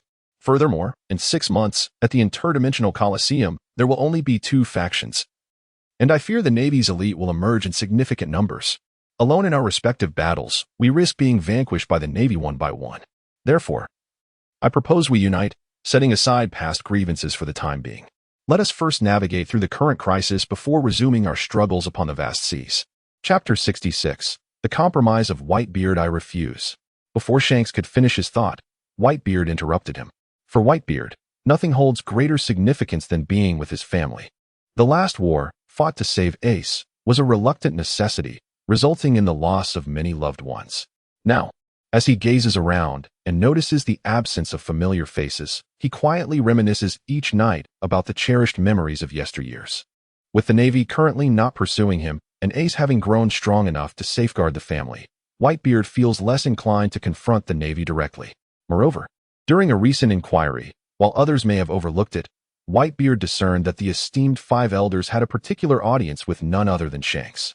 Such a vacillating individual, now being approached to unite against the Navy, Whitebeard truly finds it hard to believe, even though Shanks was once a crewmate of Roger. The Navy is currently enlisting new recruits. I have gathered intelligence that Sengoku has tasked Akainu with organizing a worldwide conscription, especially with the Navy now facing an unprecedented new world.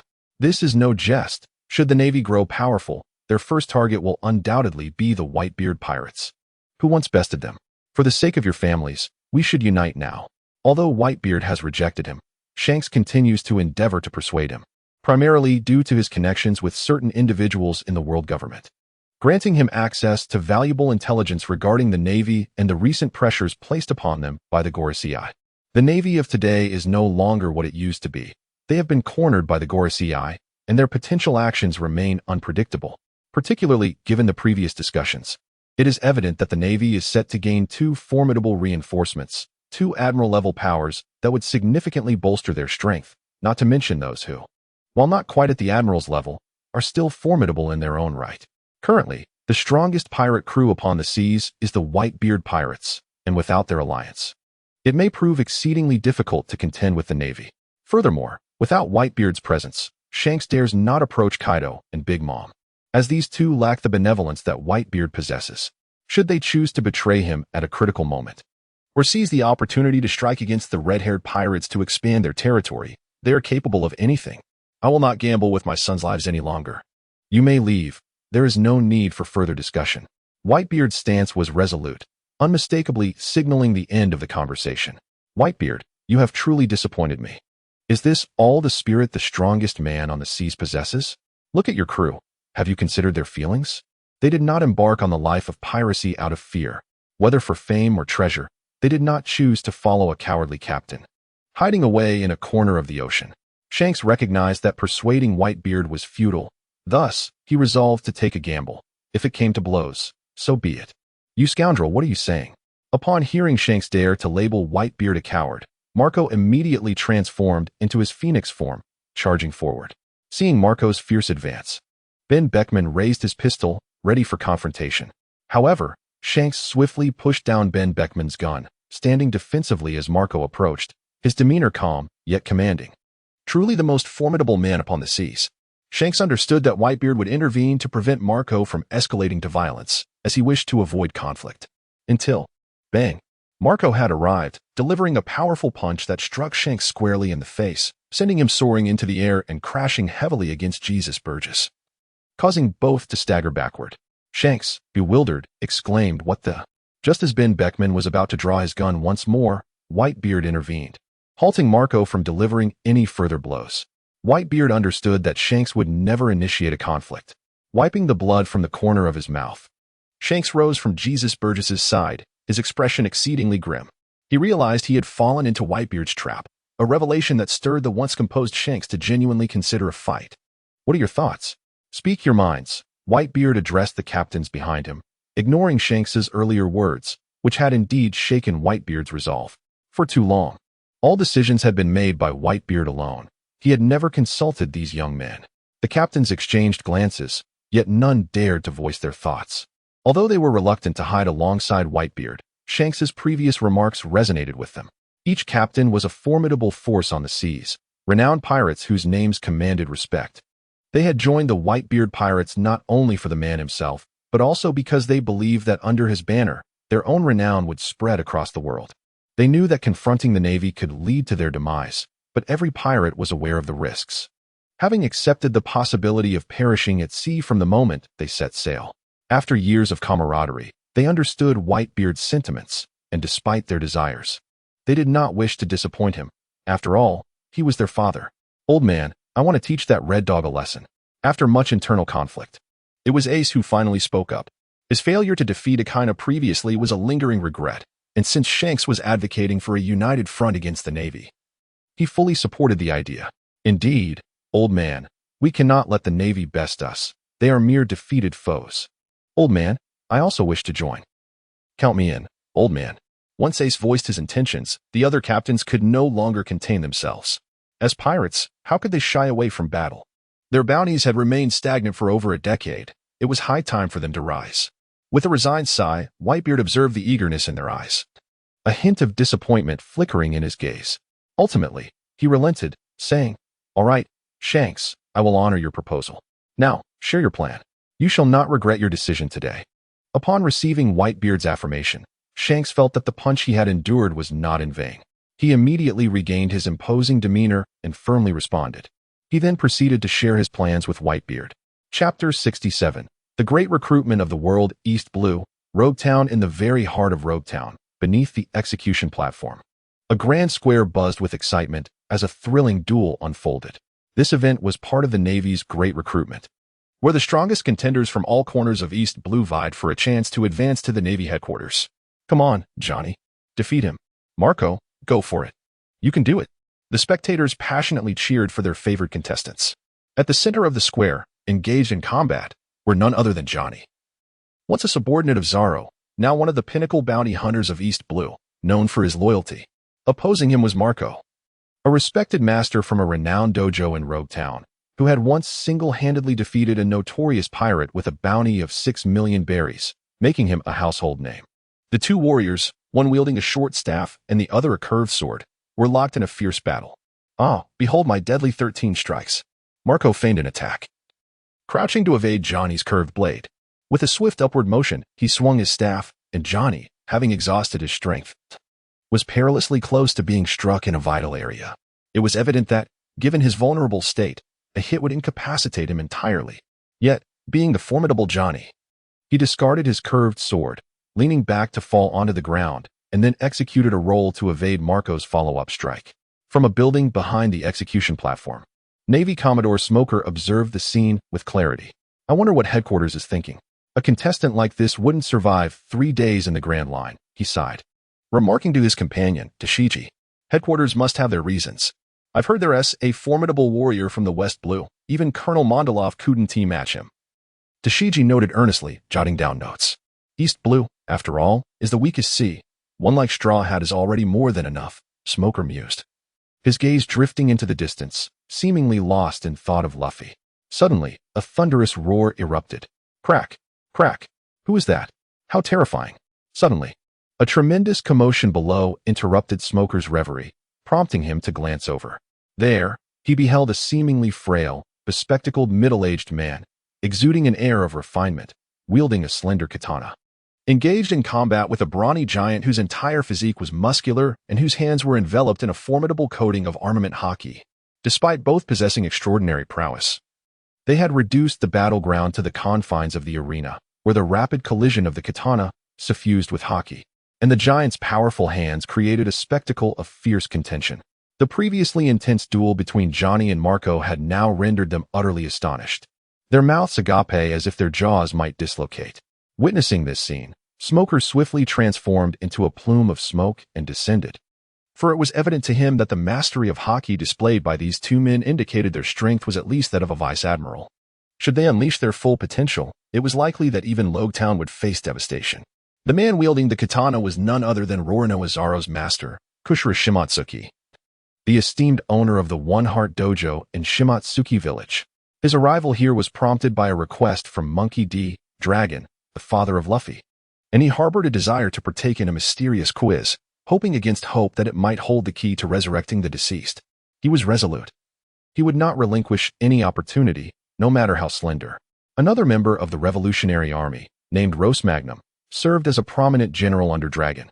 possessing strength comparable to that of a typical Navy vice admiral. He was also one of the covert operatives Dragon intended to place within the Navy. Of course, Dragon had agents not just in the East Blue, but across various seas as well. The higher echelons of the Navy typically groomed their own leaders. And with the existence of a world conscription that could elevate one directly to the rank of general, Dragon could scarcely let such an opportunity slip through his fingers. Stop. Smoker descended between the two, his armament hockey enveloping his left hand and weapon, effectively thwarting their attacks. The duo had not intended to engage in a prolonged conflict. It was merely a performance for show. Upon witnessing the long-awaited arrival of the main character, they ceased their hockey and halted the skirmish. You need not continue fighting.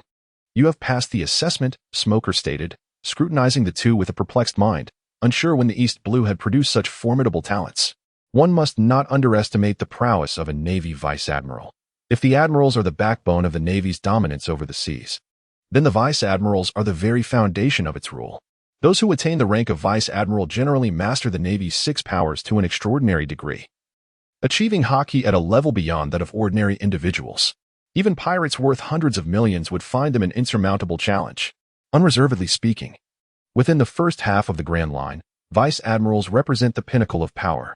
Even figures like Crocodile, a warlord of the sea, pale in comparison. One could argue that Oda's power scaling has become exceedingly rapid.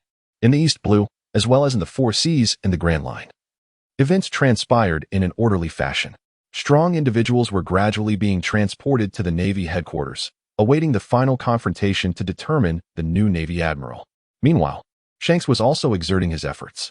On Cake Island, in an open area, Kaido and Big Mom were passionately rehearsing the exchanges they had gleaned from the quiz space. Their movements appeared languid, reminiscent of an elderly disco, as they took turns advancing and retreating, a dance of strategic interplay. Grasping the spiked mace, the fierce gaze of the tiger-like eyes arched a brow, while the enormous, alluring peach blossom eyes of Napoleon cast a flirtatious glance. To be candid, initially, when Big Mom flirted, Kaido felt a tumultuous churn in his stomach. However, perhaps due to the frequency of such encounters, he now perceived an inexplicable allure in Big Mom's gaze. Mother. Just then, a pirate raced from a distance. And upon witnessing the exchange between Kaido and Big Mom, he momentarily forgot his purpose. Sensing the approaching presence, Kaido quickly distanced himself from Big Mom, his eyes glinting with menace as he fixated on the pirate, silently contemplating that having seen what he should not have, this day would not end well for him. What is it? Big Mom inquired, her training interrupted, displaying her displeasure. Mother, red-haired Shanks has arrived, accompanied by his entire crew. They've already passed 8 Skull Island and should be here shortly. Prompted by Big Mom's fierce demeanor, the pirate recalled his mission and hastily responded. What does that brat want? Big Mom frowned, turning her attention to Kaido. Without hesitation, Kaido unleashed a thunderous blow, reducing the pirate to a mere pulp as he concluded his statement. Meanwhile, Big Mom appeared indifferent to the spectacle. Never mind. Let us proceed to meet him, Kaido declared, wiping the blood from his mace before striding purposefully toward the island's center. Chapter 68. The frustrated Shanks on Cake Island. At the dock, Charlotte Perispero and Charlotte Kakuri had gathered, along with the notorious Plague Queen from Kaido's ranks, as the ship of the red-haired pirates slowly approached from afar. Thud, thud, thud, thud, thud. The sound of heavy objects crashing echoed, resembling someone hurling sandbags from above. Of course, this place was not under renovation, nor would such things be necessary. It is merely the sound of Kaido and Big Mom's footsteps. Beneath their formidable physiques lies an extraordinary weight that surpasses that of ordinary beings. Mother, you have arrived. Where is Brulee? He just went to find you. Katakuri approached Big Mom, though he was mentally astonished that his brother, whom he had sent to locate Big Mom, had not returned with her. His brother had always been overlooked by Big Mom due to his lack of strength, and the opportunity to engage with her was a rare chance he had specially orchestrated for Brulee. As for him, he thought it best to disregard it and prepare for battle. Big Mom seemed entirely unconcerned about her son Brulee. After all, what relevance did a deceased child hold? Instead, her fierce gaze fixated on Shanks, who stood defiantly on the deck. To dare bring an entire pirate crew into her territory was nothing short of blatant provocation. Upon hearing Big Mom's tone, Katakuri sensed something amiss. Suddenly, he noticed that one side of Kaido's kanabo was smeared with blood. How could there be blood? In the rear mountains, it had only been Big Mom and Kaido, given Big Mom's formidable stature. It would take a significant vulnerability to sustain such injuries and lose this much blood. For all these years, Katakuri has yet to witness Big Mom sustain any injuries. Could it be that as a vague suspicion began to dawn on Katakuri, he resolved to venture to the back mountain to ascertain the truth? Shanks' ship anchored less than 100 meters from the dock. "Why have you brought so many people, Shanks? Are you looking for a fight?" Big Mom, fully armored, was ablaze with a fervent madness. After a prolonged exchange of glances and swordplay with Kaido, she now sought a worthy adversary to test her swordsmanship, and Shanks, as a fellow emperor, certainly fit that bill. "I have come in the name of peace," Shanks declared, surveying the formidable presence of Kaido and Big Mom across from him, and discreetly assessing the strength of their forces. Ultimately, he decided to extend a courtesy befitting their status as emperors, foregoing the usual display of conqueror's haki. Suddenly, a thunderous roar reverberated across the dry land. Kaido and Big Mom exchanged a knowing glance, their formidable conqueror's haki surging forth, crashing rapidly through the atmosphere towards the red-haired pirates. This was a prearranged discussion between Kaido and Big Mom as they traveled along the road. Both had encountered Shanks on numerous occasions and were well aware of his penchant for utilizing his conqueror's haki as the first order of business upon meeting. This not only served to establish his authority, but also to exhibit his formidable strength. Having both experienced Shanks's imposing display, they were cognizant that their own conqueror's haki paled in comparison to his. Thus, they resolved that should Shanks attempt to assert his dominance once more, they would unite in their efforts to counter his intimidation. During this period, the two individuals trained together daily, having long since mastered the seamless fusion of their conqueror's haki, allowing them to communicate with one another effortlessly. Although it was unclear what had caused Shanks to suddenly adopt a more subdued demeanor today, they were fully prepared. It would be futile not to utilize their readiness. "If you do not come, we shall proceed without you." The familiar scene left Shanks momentarily rooted to the spot. How many years had it been? How many years had passed without anyone daring to display conqueror's haki before him? This display had always been his exclusive opening. Yet today it was employed against him by another. Fury surged from the depths of his heart, igniting his fighting spirit. A thunderous roar erupted as an indescribable, formidable aura swept forth from Shanks, directly countering the haki of Kaido and Big Mom, even pushing back with a visibly accelerating force. At the intersection of their conqueror's haki, a faint red boundary line became discernible, and the very concrete of the dock began to crack under the immense pressure.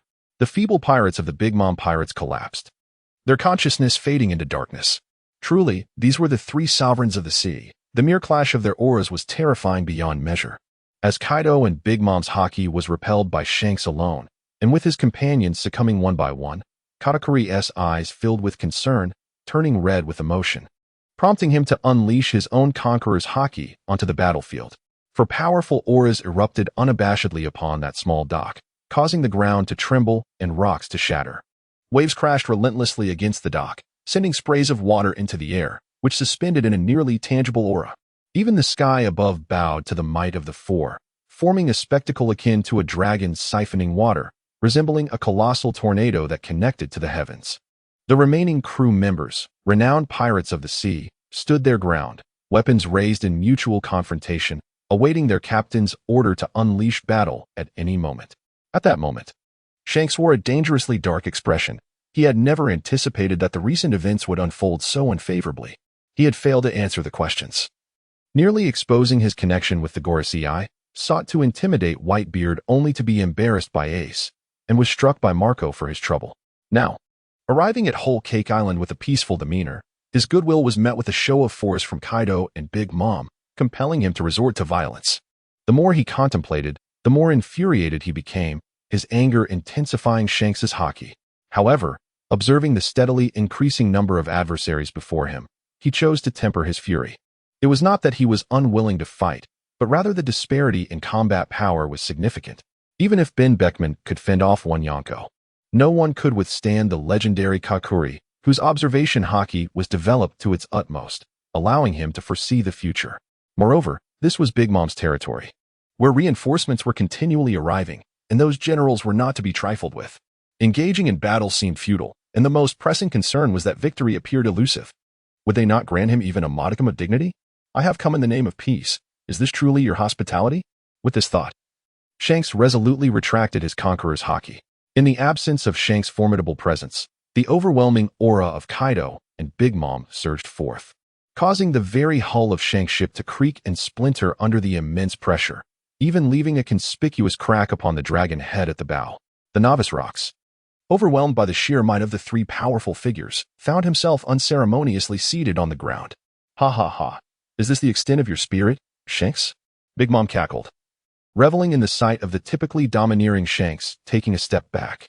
It was a cathartic moment for her, as she recalled their last encounter when Shanks had exuded an air of invincibility. Although she was eager to test the new sword techniques she had practiced with Kaido, Big Mom was reluctant to engage in battle on Cake Island, especially with the newly delivered candy from the islands below. Chapter 69. Kaido's masculinity. Listening to Big Mom's unrestrained taunts and observing the cracked hull on the seated rocks, it was clear that since ascending to the throne of the four emperors, they had never experienced such treatment. The hot-headed Ben Beckman and Jesus Burgess found it increasingly difficult to suppress their desire to retaliate, yet without Shanks giving the signal, they could only grip their weapons tightly, forcefully stifling the urge to eliminate Big Mom on the spot. I have come with the intention of collaboration. I trust you have recently witnessed the live broadcast. The Navy is currently conducting a worldwide conscription, and it will not be long before their combat capabilities undergo a dramatic transformation. Surely, you can perceive this. Shanks continued. Since we've already lost face, let us set that aside for now. The most pressing matter is to unite against the Navy. Though Shanks had some clandestine connections with the Gorosei, the world ultimately operates on the principle of strength. He is now recognized as the sovereign of the seas. Even the Gorosei must treat him with respect. However, should the Navy easily suppress them, the so-called four emperors would become nothing more than a jest in their eyes. No one understands the precariousness of the current situation better than Shanks. He has expended considerable effort to maintain the balance between the Navy and the pirates. His future plans have yet to fully unfold. How could he allow the ascendance of the Navy to bring about his downfall? Even if the Navy gains a couple of admirals, what of it? They would not dare to tread upon my territory. Big Mom acknowledged that Shanks spoke the truth. Yet the maritime landscape had remained unchanged for a decade. She did not believe that the addition of 2 admirals could alter the balance. Moreover, she and Kaido had not toiled in vain in the thickets of the back mountains during this time. Even if the 3 admirals of the Navy were to unite, Big Mom would dare to summon Kaido to test their mettle. The Navy is not merely reinforced by 2 additional admirals. Reliable sources have indicated that they have discovered 2 formidable warriors in the New World, rivaling the strength of admirals, as well as a hidden master swordsman in the East Blue and a skilled practitioner of armament haki in my homeland of the West Blue. When combined with the current might of the Navy headquarters, they are now fully capable of taking action against the 4 emperors. If we do not unite soon, we may face the grim fate of being subjected to the Navy's reckoning. Shanks's words carried a weighty gravity, yet they were entirely factual. Although he did not know the master from the West Blue, he had witnessed the prowess of the swordsman from the East Blue during his youth. With the sharpest of weapons, he could strike with such precision that even paper would remain unscathed. Even now, Shanks could not help but marvel at this astonishing control. The Navy has truly acquired the strength to dominate the seas. With the 3 admirals, Akiji, Kizaru, and Akainu, alongside the unfathomably powerful Garp and the steadfast Sengoku, as well as the 2 candidate admirals, Momonosuke and Chado, and the emergence of 3 new warriors of admiral caliber, one could assert that they boast a total of 10 top-tier combatants. Should the Navy resolutely embark on its campaign into the New World, it is likely that even the combined forces of the 4 emperors would prove insufficient to match their might. Even when considering the captains and vice-captains of each of the 4 emperors' crews, along with Ace from the Whitebeard Pirates, one must ponder whether the vice-captains could truly withstand an admiral in battle. Even if they could, they would merely number 9. The absence of a single top-tier powerhouse from the Navy would undoubtedly tip the scales overwhelmingly in favor of whichever side he joins. Moreover, while vice-captains may engage admirals in combat for a fleeting moment, they cannot sustain such confrontations for an extended duration. The moment one of them is defeated, calamity would undoubtedly ensue. At this level of confrontation, it becomes evident that no individual can contend with 2 adversaries of equal strength simultaneously, not even Whitebeard himself. This is not a matter of marginally superior strength. Once one reaches this echelon, the disparity between their physique and that of an ordinary person becomes glaringly apparent. Not to mention the formidable physiques of beings like Big Mom and Kaido. Even a relatively ordinary body, like his, could withstand a fair amount of punishment due to the continuous flow of armament hockey within, and he would not be so naive as to stand idly by. Crucially, the unity of the Navy far surpasses that of the four emperors. Regardless of the circumstances, these four can scarcely align their intentions. Merely avoiding backstabbing one another would be a notable achievement. Should they face defeat, none would fight to the bitter end, as they would inevitably opt to conserve their strength and retreat. Even the relatively benevolent Whitebeard would not engage in a futile struggle. However, the Navy now possesses the opportunity to seize the new world. If they do not capitalize on this moment to present an ultimatum, compelling the Navy to collaborate in the exploration of the new world under the threat of mutual destruction, the future will leave even fewer avenues for the pirates. In truth, what Shanks fears most is this so-called new world. This unknown realm has completely eluded his control. He remains uncertain whether their world is deemed strong or weak amidst the myriad realms of existence. All of this is no longer under his control. And what is most terrifying is that death is imminent. Kaido and Big Mom, along with Whitebeard, naively believe that nothing will happen. Is this not a form of slow suicide? The promising stocks he currently favors have yet to mature, and given the present pace of development, it seems unlikely that they will ever reach fruition. Did Shanks not leave Luffy behind when he encountered him in the Whitebeard Pirates? He can no longer afford to wait for Luffy's growth. What he requires now is immediate combat capability. Even if Luffy were to become invincible in the future, ascending to the title of Pirate King and commanding countless followers to overthrow the world government, that is still a matter for the future. Should the Navy choose to decisively suppress the seas at this moment, the future would be extinguished in an instant. Thus, the balance upon the seas must not be disrupted. Moreover, I have already approached Whitebeard, who has consented to an alliance. If you two agree, I can summon another formidable ally to our cause. At this juncture, Shanks has laid his cards on the table. Shanks, please share your plan. Big Mom, still a bit unconvinced, was about to voice her objections when Kaido grasped her arm, signaling for Shanks to continue. Kaido is far from the mindless woman that Big Mom is, who only knows how to eat and bear children. His ambition is evident from his manipulation of Orochi to usurp power. During the last Navy livestream event, he had already sensed a marked difference in the Navy's conduct. Previously, the Navy possessed the strongest individuals but lacked unity, each with their own motives, rendering them a scattered force. However, the cohesion they demonstrated in the recent event was formidable, to the extent that even that old man Whitebeard was swiftly replaced. It is likely that even his presence would not have altered the outcome. Now, armed with information from Shanks and a deeper understanding of his character, Kaido has begun to trust Shanks's words. Interrupted by Kaido, this time Big Mom surprisingly did not express anger. Instead, she took a step back, allowing Kaido the space to converse. This unexpected behavior astonished Katakuri, who rubbed his eyes in disbelief, thinking he must have misperceived the scene. Since he could remember, he had never witnessed Big Mom behave in such a manner. Chapter 70. The Touch of Sengoku Navy Headquarters Training Ground. In the expansive training ground, thousands of high-ranking Navy officers encircled the arena, observing the proceedings. At the forefront stood a grand observation platform, where Sengoku, Garp, Aokiji, Kazuru, and Akainu gazed down upon the myriad challengers summoned from across the globe. Akainu? Indeed, after a fortnight of recuperation, one can only marvel at the extraordinary resilience of Akainu. While an ordinary individual would be burdened by the weight of earth within, with even bones rendered numb from the cold and bearing the brunt of a powerful strike from Garp, one would expect a fate of either death or lifelong disability. Yet, Akainu has persevered, recovering swiftly and robustly. At this rate, he may fully regain his strength in less than a month.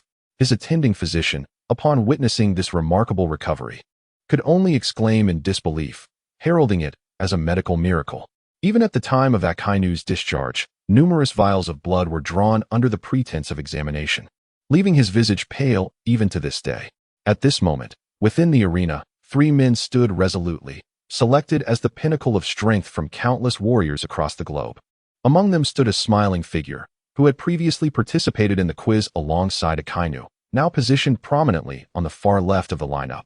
Beside him was Gung Shiro from the One Heart Dojo of Frostmoon Village, and next to Gung Shiro was a strikingly handsome man.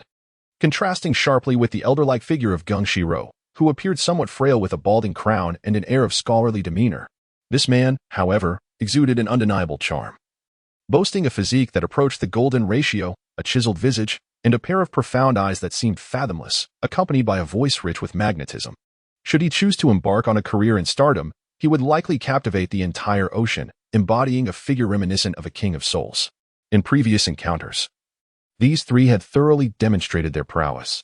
Thus the final assessment, traditionally conducted by a general, was deemed unnecessary. After all, with Akainu incapacitated, Kizaru reluctant to complicate matters, and Akiji lacking absolute confidence, the ceremony continued.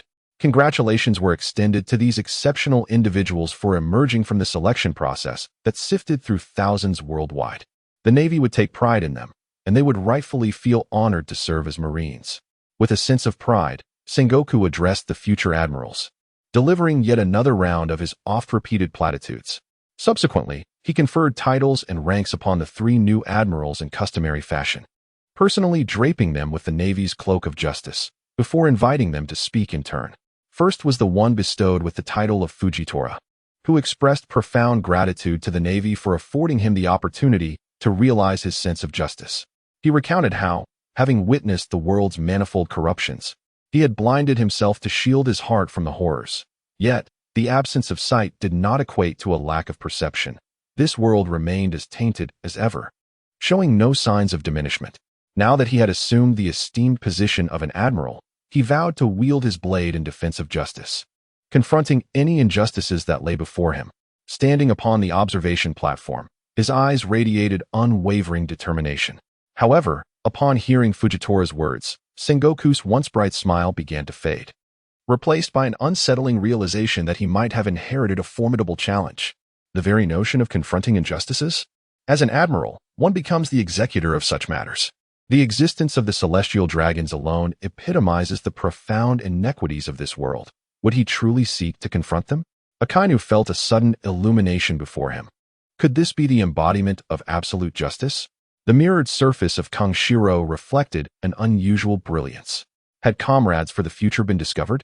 After his speech, Ikkyo descended the stage to the resounding applause of the audience, promptly followed by the newly appointed Marine Admiral, Green Bull. Ha ha ha ha. I look forward to your guidance in the times to come. The name from my past is of no consequence. From now on, simply call me Green Bull. If there is any way I can assist you, do not hesitate to speak up, he proclaimed cheerfully. In contrast to Ikkyo's solemn and weighty words, Green Bull's demeanor was notably lively, a true reflection of his character. Sengoku's expression gradually darkened. He suddenly felt that leading the future crew would be increasingly challenging. These two individuals did not seem like the sort who could be relied upon to execute tasks with ease. Was it possible that with the transformation from 3 admirals to 6, only Akiji could be utilized? The mere thought of it sent a wave of headache through Sengoku. As the applause continued, Green Bull also exited the stage, and the renowned swordsman Kung Shiro from the East Blue finally made his entrance. Esteemed audience, I am the newly appointed Admiral Qin Yang, hailing from Frostmoon Village in the East Blue. I was once the master of a dojo. My desire to join the Navy stems from our village's fortunate circumstance. Thanks to the efforts of the Navy's local branch, we have never been disturbed by pirates. Kung Shiro respectfully saluted the Marine officers below with a swordsmanship gesture, then spoke in a gentle tone. Indeed, this world harbors many dark corners. It is an inevitability that where there are people, there are disputes and interests at play. However, I believe that such dualities are unavoidable. Where there is light, darkness will inevitably exist. The Navy exists to safeguard the majority of peace-loving individuals, and thus I wish to wield my blade to protect more lives. As Kung Shiro spoke of the darkness in the world, Sengoku's countenance darkened further, his thoughts echoing with concern about yet another individual who harbored a fervent disdain for evil. Leading the crew was becoming increasingly daunting. Yet, as the speeches progressed, the atmosphere grew more invigorating, especially when the final remarks sparked a radiant gleam in everyone's eyes. Like light bulbs coming to life. This is the awareness that a naval admiral should possess. Light and darkness are inherently interdependent. Wherever there is light, it must rely upon the presence of darkness. The Navy serves as the force that upholds this delicate equilibrium. This is precisely the person I have been seeking all along. At this moment, Sengoku appeared to have encountered a kindred spirit. Little did he know that these words had been meticulously prepared in advance by the Revolutionary Army. Indeed, those who understand you best are often your adversaries. Dragon had become acutely aware of the current state of the Navy, observing a plethora of talent and strength. Yet each individual harbored their own distinct philosophies. The only ally Sengoku could rely on was Kazan, thus. Any mole he intended to infiltrate the Navy would have to align with his preferences. Dragon harbored a dream of one day seeing his subordinates ascend to the rank of admiral, with many of his trusted generals in their ranks.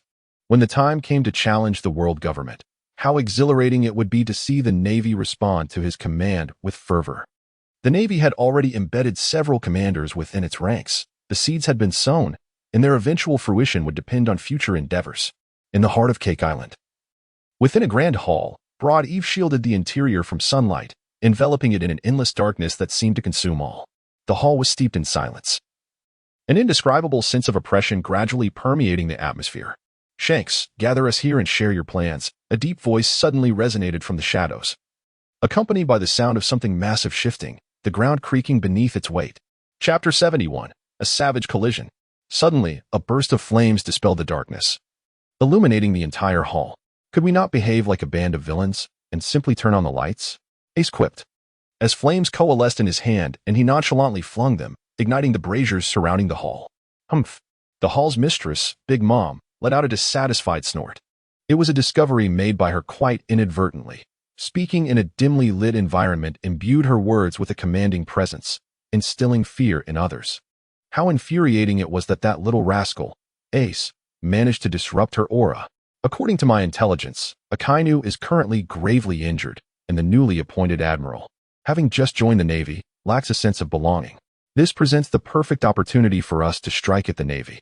Beneath the flickering flames, Shanks wore a resolute expression, yet the words he uttered, if they were to circulate beyond this moment, would undoubtedly stir a tempest. Could it be that the pirates are planning a counterattack against the Navy's headquarters? What audacity this is! However, if anyone were to behold the assembly within this grand hall, they would undoubtedly draw a sharp breath and begin contemplating the vast oceanic landscape of the future. The hall is expansive, yet only 5 individuals are seated around a table. Despite their limited number, the palpable aura that permeates the chamber is astonishingly formidable. Aside from Ace, the 4 emperors of the seas have astonishingly convened in one place. This is merely within the hall. From a bird's eye view, one would observe 4 factions stationed around the central aisle. To the east lies the red-haired pirates, with Ben Beckman and Jesus Burgess among them. The core members of the red-haired pirates have gathered. Although few in number, each is a renowned powerhouse in the New World. The big MOM pirates are represented by their eldest son, Paraspero, accompanied by the sweet commanders led by Kakuri, along with various ministers from the family. Firmly occupying the Western Front, their ranks boast over 100 individuals, making them the most populous faction among all. In the southernmost forefront, we find the 3 prominent figures of Kaido's beast pirates, the Calamity of Fire, King, the Calamity of Plague, Queen, and the Calamity of Famine, Jack, who may also be referred to as the Calamity of Recklessness.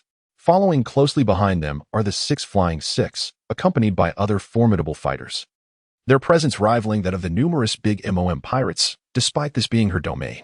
Lastly, in the northern quarter resides the universally acknowledged strongest of the 4 emperors, the Whitebeard Pirates. Marco is seated there alongside Jozu and others, exuding an invisible pressure that firmly dominates the other pirate factions. This is a bold assault on the Navy headquarters, a decisive triumph over the very existence of the Navy, establishing them as the unequivocal strongest pirate crew. Moreover, within the Grand Hall, besides the world's mightiest, Whitebeard, there stands a formidable newcomer, Portgas Ace. The significance of entering this hall is unmistakable to all present. In the realm of pirates, strength reigns supreme. Behind the 4 pirate crews, numerous affiliated crews of varying sizes accompany them, and even the small islands harbor brims with a multitude of pirate ships, resembling a grand congregation of pirates from the New World. As the host, the Big Mom pirates have generously prepared a feast for all present, albeit limited to the local factions. Those lacking the privilege to dock on the island are unworthy of their hospitality. Why do they feast on meat and drink while we are left with mere cake? Jack of the Beast Pirates lamented, glaring at the meager cookies and juice before him, enviously eyeing the roasted meats on the table of the red-haired pirates not far away. His face contorted with fury. He pondered, why should they indulge in succulent meats while we are relegated to dry biscuits? Is this a deliberate slight against us? The others, including Jean, found amusement in the unfolding drama, choosing to observe rather than intervene. curious about how the Big Mom Pirates and the red-haired pirates would respond. The disparity on the tables was indeed excessive. As fellow pirates, each had their own way of addressing grievances, and the underlying truth remained strength. Indeed, it was all about strength. Even among allies, positions were determined by power, with the spoils of victory inevitably favoring the stronger. The discussions among the captains inside were of little concern to them, yet outside, they were determined to uphold the formidable spirit of their pirate crews. Regarding Jack's reaction, Perospero found it perplexing. After all, this was Cake Island, where sweets were typically a special provision from Mother. Had it not been for their mother's explicit instructions, they would have had no right to indulge in such exquisite desserts. Why seek trouble when they had the finest? It was evident that they themselves had not savored the sweets, forced instead to silently consume succulent meats, generously seasoned, featuring the most tender and delectable seafood grilled to perfection. If only Jack could fathom their inner turmoil, his frustration would undoubtedly reach a boiling point. What do you call these offerings on the table? Aside from the cookies, which are all uniform in flavor, they are infuriatingly shattered. They are dry and devoid of moisture. The juice is so faintly colored that even those with poor eyesight would struggle to identify it as juice, overwhelmed by the briny taste of the sea. Judging by the hue, it seems this entire array of juice was derived from a single apple. Big guy, if you find this unpalatable, you may set it aside. I have a bone here. Would you care for a share? Before Perospero could utter a word, Jessup from the red-haired pirates could no longer contain himself. The recent events had been stifling. Since sailing with Shanks, Jessup had never endured such indignities and now sought a brawl to vent his frustrations. These cookies are what I prepared. Are you dissatisfied? Before Jack could respond, Katakuri's voice reached him. The provisions for the beast pirates were his responsibility, and after Shanks' departure, he had ventured to the back mountain, encountering a sight he had dreaded. Connecting it to the bloodstains on Kaido's club, the situation became all too clear. That was his brother, the brother he could never bear to harm. He had thought to provide him with an opportunity to bond with their mother, yet inadvertently, he had driven him to the brink of destruction. Currently, Kaido was undoubtedly beyond his capability to confront, and with their mother protecting him, it was prudent to bide his time and collect interest in the meantime. This is what you prepared for us to eat? After tasting the crumbled cookie and hearing Katakuri's taunts, Jack erupted. As the most renowned figure of the beast pirates, when had he ever suffered such humiliation? He flipped the table and charged forward. This scene left Jesus Budo utterly bewildered. What was happening? How could someone intercept midway? Marco, with great interest, stood alongside the captains of the Whitebeard Pirates, arms crossed, observing the unfolding drama. A barbaric clash was imminent. Jack took immense pride in his formidable physique, which rendered him nearly invincible. Amongst the powerful members of the Beast Pirates, only Kaido could rival him in strength. Thus, Jack's approach to combat has always been straightforward. He would charge headfirst into the fray. As for defeat, he was still alive and well on solid ground. So clearly, he had nothing to fear. Chapter 72, Dracul Mihawk. When Jack's massive form charged forward, it was akin to an oncoming freight truck. Though not made of steel, he possessed strength that surpassed it. Particularly striking were the two ivory tusks on his shoulders, glistening like sharp daggers, instilling a sense of dread in anyone who beheld them, leaving no doubt that they could pierce through flesh. Upon witnessing the ferocious advance of Jack, Perospero and others scoffed and hastily cleared a path for him. Did this giant truly underestimate Katakuri, the master of dealing with such brutes? Indeed, Katakuri's eyes widened in surprise as a flash of red light illuminated his gaze, revealing his unparalleled observation haki. In that fleeting moment, he comprehended every movement Jack would make. Suddenly, he transformed into a colossal mass of machi, ensnaring Jack the moment he collided with it, using Jack's own force to pull him deeper into the sticky embrace. As Jack became completely enveloped, Queen of the Beast Pirates could no longer remain seated. He stood up, eager to join the fray. You underestimate Jack. The battle has only just begun, he asserted confidently. But before he could intervene, he was restrained by Jin. Jin, the one who had collaborated with Jack the longest, was acutely aware of the latent power concealed within Jack's formidable physique. He mused that Jack possessed the capacity for strategic thought. His sheer strength, coupled with armament haki, could potentially rival the position of the top tier among the calamities, if it were so effortless to be vanquished. With Jack's reckless nature, he would have perished countless times by now. Just as Jin's words settled, the massive machi began to swell dramatically, bulging with enormous protrusions as if it were on the verge of bursting from within. However, if the trap he had meticulously crafted could be so easily escaped. Katakuri's position as the second-in-command would not remain so secure. A sudden flash of darkness enveloped the Machi, as Katakuri's armament haki encased it entirely, freezing all movement within. Even Jack's breath being completely consumed beneath the sticky surface. Seeing this, Jin released his grip on Queen, signaling that he could now ascend to the battlefield. He acknowledged that he had underestimated Katakuri's might and overestimated Jack's intellect. In such circumstances, it would have sufficed to find a point of escape rather than waste energy floundering within another's body. Yet, upon Jin's release, Queen merely sat down again. I understand. The battle is merely beginning. We shall patiently observe, he proclaimed confidently while munching on the crumbs scattered across the table. Although the taste left much to be desired, at least it quelled his hunger. Surprised, Jin glanced back at Queen and then at the now motionless Machi, almost doubting his own eyes. Could it be that this lack of intellect was contagious? Did he not notice Jack's stillness? I meant for you to go up and save him, you fool, he exclaimed. It seemed he had no choice but to intervene himself. Being with this group would either exhaust him or lead to his demise. Just as Jin was about to soar forward, he witnessed the colossal, dark mass of the rice cake quivering ominously before him, compelling him to momentarily suppress his urge to intervene.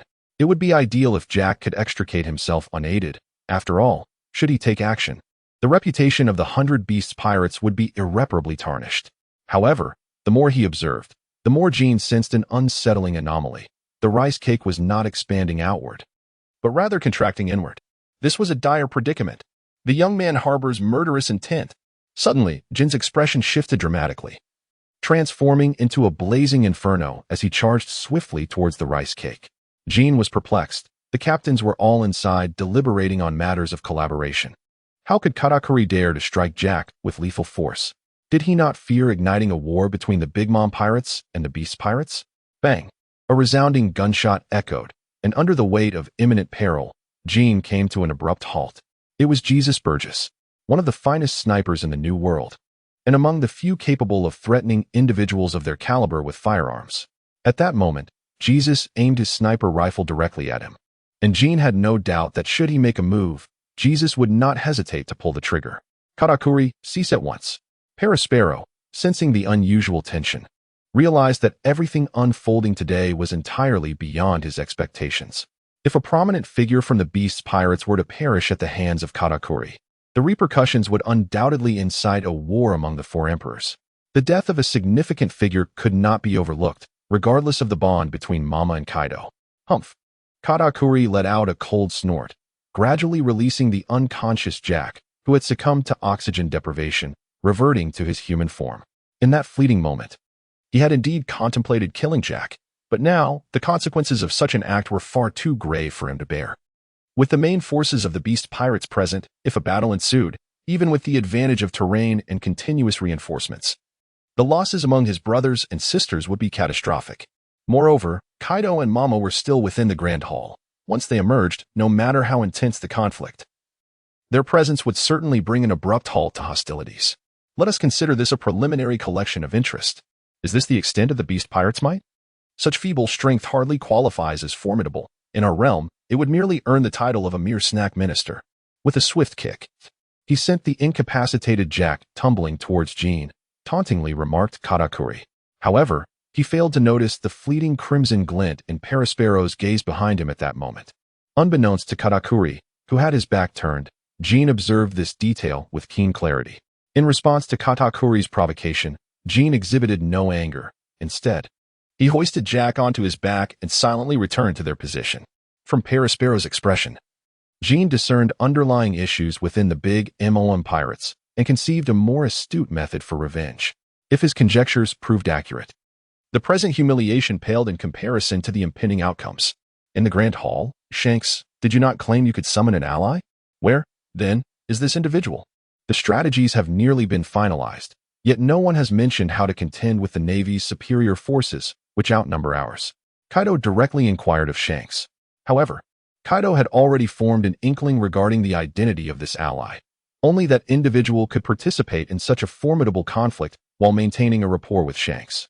The world's preeminent swordsman, Dracula Mihawk. He is a formidable force that Kaido could not afford to overlook, although they had never clashed. Years of territorial disputes had afforded Kaido a profound understanding of Shanks' capabilities. The mere fact that he could engage in a stalemate with Shanks attested to his extraordinary prowess. There is no need for haste. Once we commence our operations, he will undoubtedly align with us, and he can at the very least occupy 2 of the admirals. Of course, he shall also receive his share in the development of the new world. Speaking of that individual, Shanks exuded confidence. He was certain that this ally would not disappoint him. Chapter 73, Headquarters Meeting. In the New World, at the Navy headquarters, Sengoku diligently navigated through a multitude of documents on his desk, simultaneously comparing the recent growth trends of pirates across the seas. Observing the gradually declining statistics brought him both solace and a profound sense of accomplishment.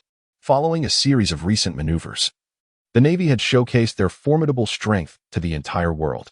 The rate of newly emerged pirates with bounties this month was the lowest it had been in over a decade, especially post the global conscription. After the addition of 3 new admirals to the Navy, the EC had witnessed the emergence of merely 1 pirate crew in this short span, a phenomenon previously deemed unimaginable over the last several decades. It is crucial to note that while the East Sea is labeled the weakest, it does not imply that it possesses the least strength. On the contrary, the likes of Roger, Rayleigh, and even Garp hailed from the East Sea. In recent years, the East Sea has been dubbed the weakest of all oceans, primarily due to the rapid return of Garp to his homeland in previous years.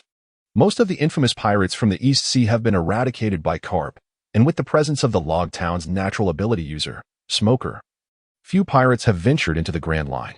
However, it is also because the East Sea is the birthplace of Roger that the number of pirates has consistently increased at the fastest rate among the 4 seas, with countless pirates setting sail each year.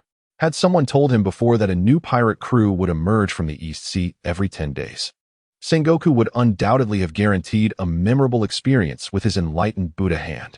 Yet now, witnessing this data firsthand, he felt a complex mixture of emotions, which in turn inspired him even more. These are indeed the remarkable achievements of his tenure as a marshal. Perhaps, given a few more years, he could entirely quell the tide of piracy, becoming a legendary figure etched into the annals of the world government, celebrated for eternity and potentially included in naval textbooks. With this thought, Sengoku felt an urge to share his elation, yet upon surveying the office, he resignedly returned to his seat. In the past, the office was a lively scene with Garp munching on donuts, the lazy Akiji sprawled on the sofa snoring, and Kizura seated on the other side perusing a newspaper. Akainu, however, was occupied in the new world, seldom seen. Now, the office buzzed with activity. Garp was still indulging in his donuts, Akiji remained on the sofa, and Kizaru was absorbed in his reading. Meanwhile, Green Bull and Yonko were engaged in lively conversation over tea, while Akainu sat alone, his expression dark as he glared at the others. Despite the addition of 3 admirals, Sengoku felt as though he had merely acquired more leeches. But what was Akainu doing here? The truth is, Akainu had been lingering around Sengoku for a reason. Upon awakening, he learned that Akiji's promotion to marshal had been suspended by the world government. Furthermore, after he handed over that portal to the world government, Sengoku had clearly indicated his return as a candidate for the position of admiral once more. This meant that the 2 of them were back on the same battlefield. However, Sengoku's bias was apparent. Akainu could see that any opportunities for merit would undoubtedly be awarded to Akiji in his absence. It was just like the recent Grand Conscription event, where, despite his significant contributions to the Navy and the world government, the considerable credit that was rightfully his was handed to Akiji simply because he had awakened 3 hours late. The accolades he earned from his years of fierce battles in the New World were overshadowed by this missed opportunity. This marks the addition of 3 new admirals to the Navy, all selected by Akiji. It stands to reason that in future votes, preference will undoubtedly lean towards Akiji. Thus, he has resolved to take up residence in Sengoku's office. Given the weight of his significant achievements, surely he can select from the finest opportunities to further distinguish himself. Suddenly, the office door was flung open by a messenger, who burst in, breathless and clutching a report. Marshal Sengoku. Marshal, I rushed here so quickly that I nearly lost my breath, he stammered, holding the documents in a flurry of anxiety, words failing to escape his lips. Get out. Sengoku snapped, already exasperated by the antics of several admirals. At the moment the door was breached, he had almost mistaken the intruder for Garp, who he had just seen indulging in donuts. Was anyone now free to storm into his office? Was his authority as fleet admiral truly so diminished? A polite knock should precede entry. Matters cannot be addressed in such a hasty manner. Remember, you are a member of the Navy. Even if the sky were to fall, we would bear the weight. Take your time to articulate your concerns clearly. Suppressing the urge to send the messenger flying with a slap, Sengoku adjusted his spectacles and spoke. Gazing at the report in his hand, the messenger appeared anxious, yet after hearing Sengoku's words, he took a deep breath, rendered a respectful salute, and exited the room. Knock. Knock. Knock. Enter. After a lengthy absence of such knocks, Sengoku finally responded with satisfaction. Good day, Marshal Sengoku. Good day, Admiral Akiji. Good day, Admiral Akainu. Good day, Admiral Kizaru. Good day, Admiral Fujitora. Good day, Admiral Green Bull. Good day, Admiral Yamato. The Navy messenger cautiously pushed open the door, meticulously closing it behind him before saluting and greeting Sengoku and the other admirals in turn. However, a flicker of dissatisfaction crossed Akainu's eyes. The eyes of the Marine must surely be flawed. How could he possibly be positioned behind Akiji? Is there a matter at hand? Nodding in satisfaction, Sengoku remarked that this was the demeanor befitting the Navy. The tension within the warlord subsided, and he inquired softly, Admiral Sengoku, it's nothing grave. It appears that the 4 emperors of the New World have formed an alliance, and a significant portion of the pirates in the New World are congregating at Big Mom's Cake Island. According to intelligence shared with the Strategic Department, they seem to be preparing to launch an assault on Marine headquarters. The communications officer recalled Sengoku's earlier words, indicating that the situation hadn't yet reached catastrophic proportions, and he spoke slowly. Nanny. Upon hearing this news, Sengoku could no longer remain seated. He sprang up, employing his powers to seize the intelligence report from the hands of the Marine officer and began to scrutinize it intently. Even Akiji, who had been dozing, ceased his snoring, while Kizaru set aside his newspaper. The trio, who had been engaged in casual conversation, now stood and turned their attention to Sengoku. Akainu, in a fit of urgency, grabbed the communications officer by the collar and bellowed, "Why didn't you relay such critical information sooner?" But Admiral Sengoku said not to panic even if the sky were to fall. The communications officer stammered, intimidated by Akainu's demeanor and unable to retort, muttering softly instead.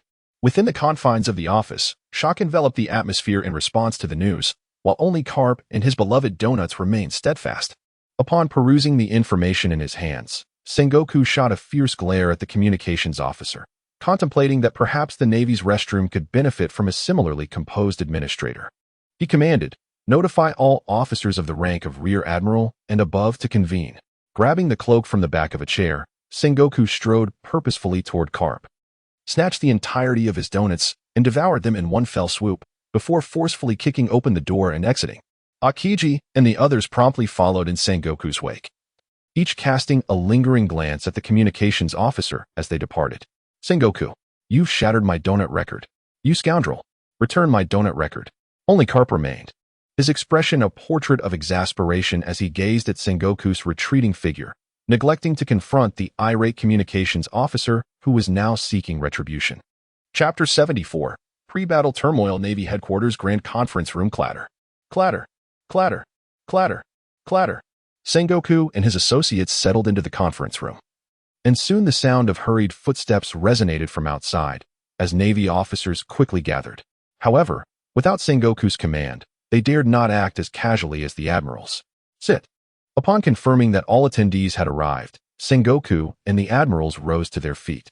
He surveyed the room with a stern gaze, ensuring that no one had arrived tardily. Before issuing a direct command, all officers straightened their postures, and though they did not salute, they stood tall and responded in unison, "Yes." In an instant, everyone sat down simultaneously, perfectly synchronized, showcasing the Navy's remarkable discipline. Sengoku nodded with satisfaction. This was the caliber of soldiers under his command. This newly surfaced intelligence indicates that the Yonko, led by Whitebeard, have converged upon Big Mom's Cake Island, potentially targeting Navy headquarters. What are your thoughts? Sengoku proclaimed gravely, raising the document in his hand and subsequently instructing the secretary beside him to distribute the printed intelligence. The Yonko have united? The officers murmured in astonishment. Their strength is formidable. To underestimate them would surely lead to dire consequences. Have those 4 not always engaged in their own battles? How could they possibly join forces? Are they attempting to overthrow the world? Surely not. With 3 new admirals bolstering our ranks, they wouldn't dare court death, would they? Perhaps they merely seek to host a banquet. This brings together a significant portion of the pirates from the New World. Given the current strength of our headquarters, we may struggle to contend with them. Indeed, our previous encounter with the Whitebeard Pirates was arduous. Facing all 4 Yonko together would be a formidable challenge. What is there to fear? Pirates are but pirates. Before the Navy, they are akin to a mantis trying to stop a chariot. A feeble effort, easily crushed. The generals below engaged in fervent discussions, yet none dared to voice their thoughts, causing Sengoku to furrow his brow. Enough, let us all be silent for a moment. He abruptly halted the discourse and approached the map at the back, tracing the route from Cake Island to the Navy headquarters with his finger. Abandon any notions of luck. The only force capable of uniting them is the Navy. If they truly intend to assault the Navy headquarters, we must not allow the battleground to be set there. Sengoku marked a focal point between Cake Island and the Navy headquarters, highlighting an uninhabited isle. This island, if we mobilize our forces, Akiji, employ your abilities to freeze them here. We shall engage in a decisive battle on this isle. Their demise is assured.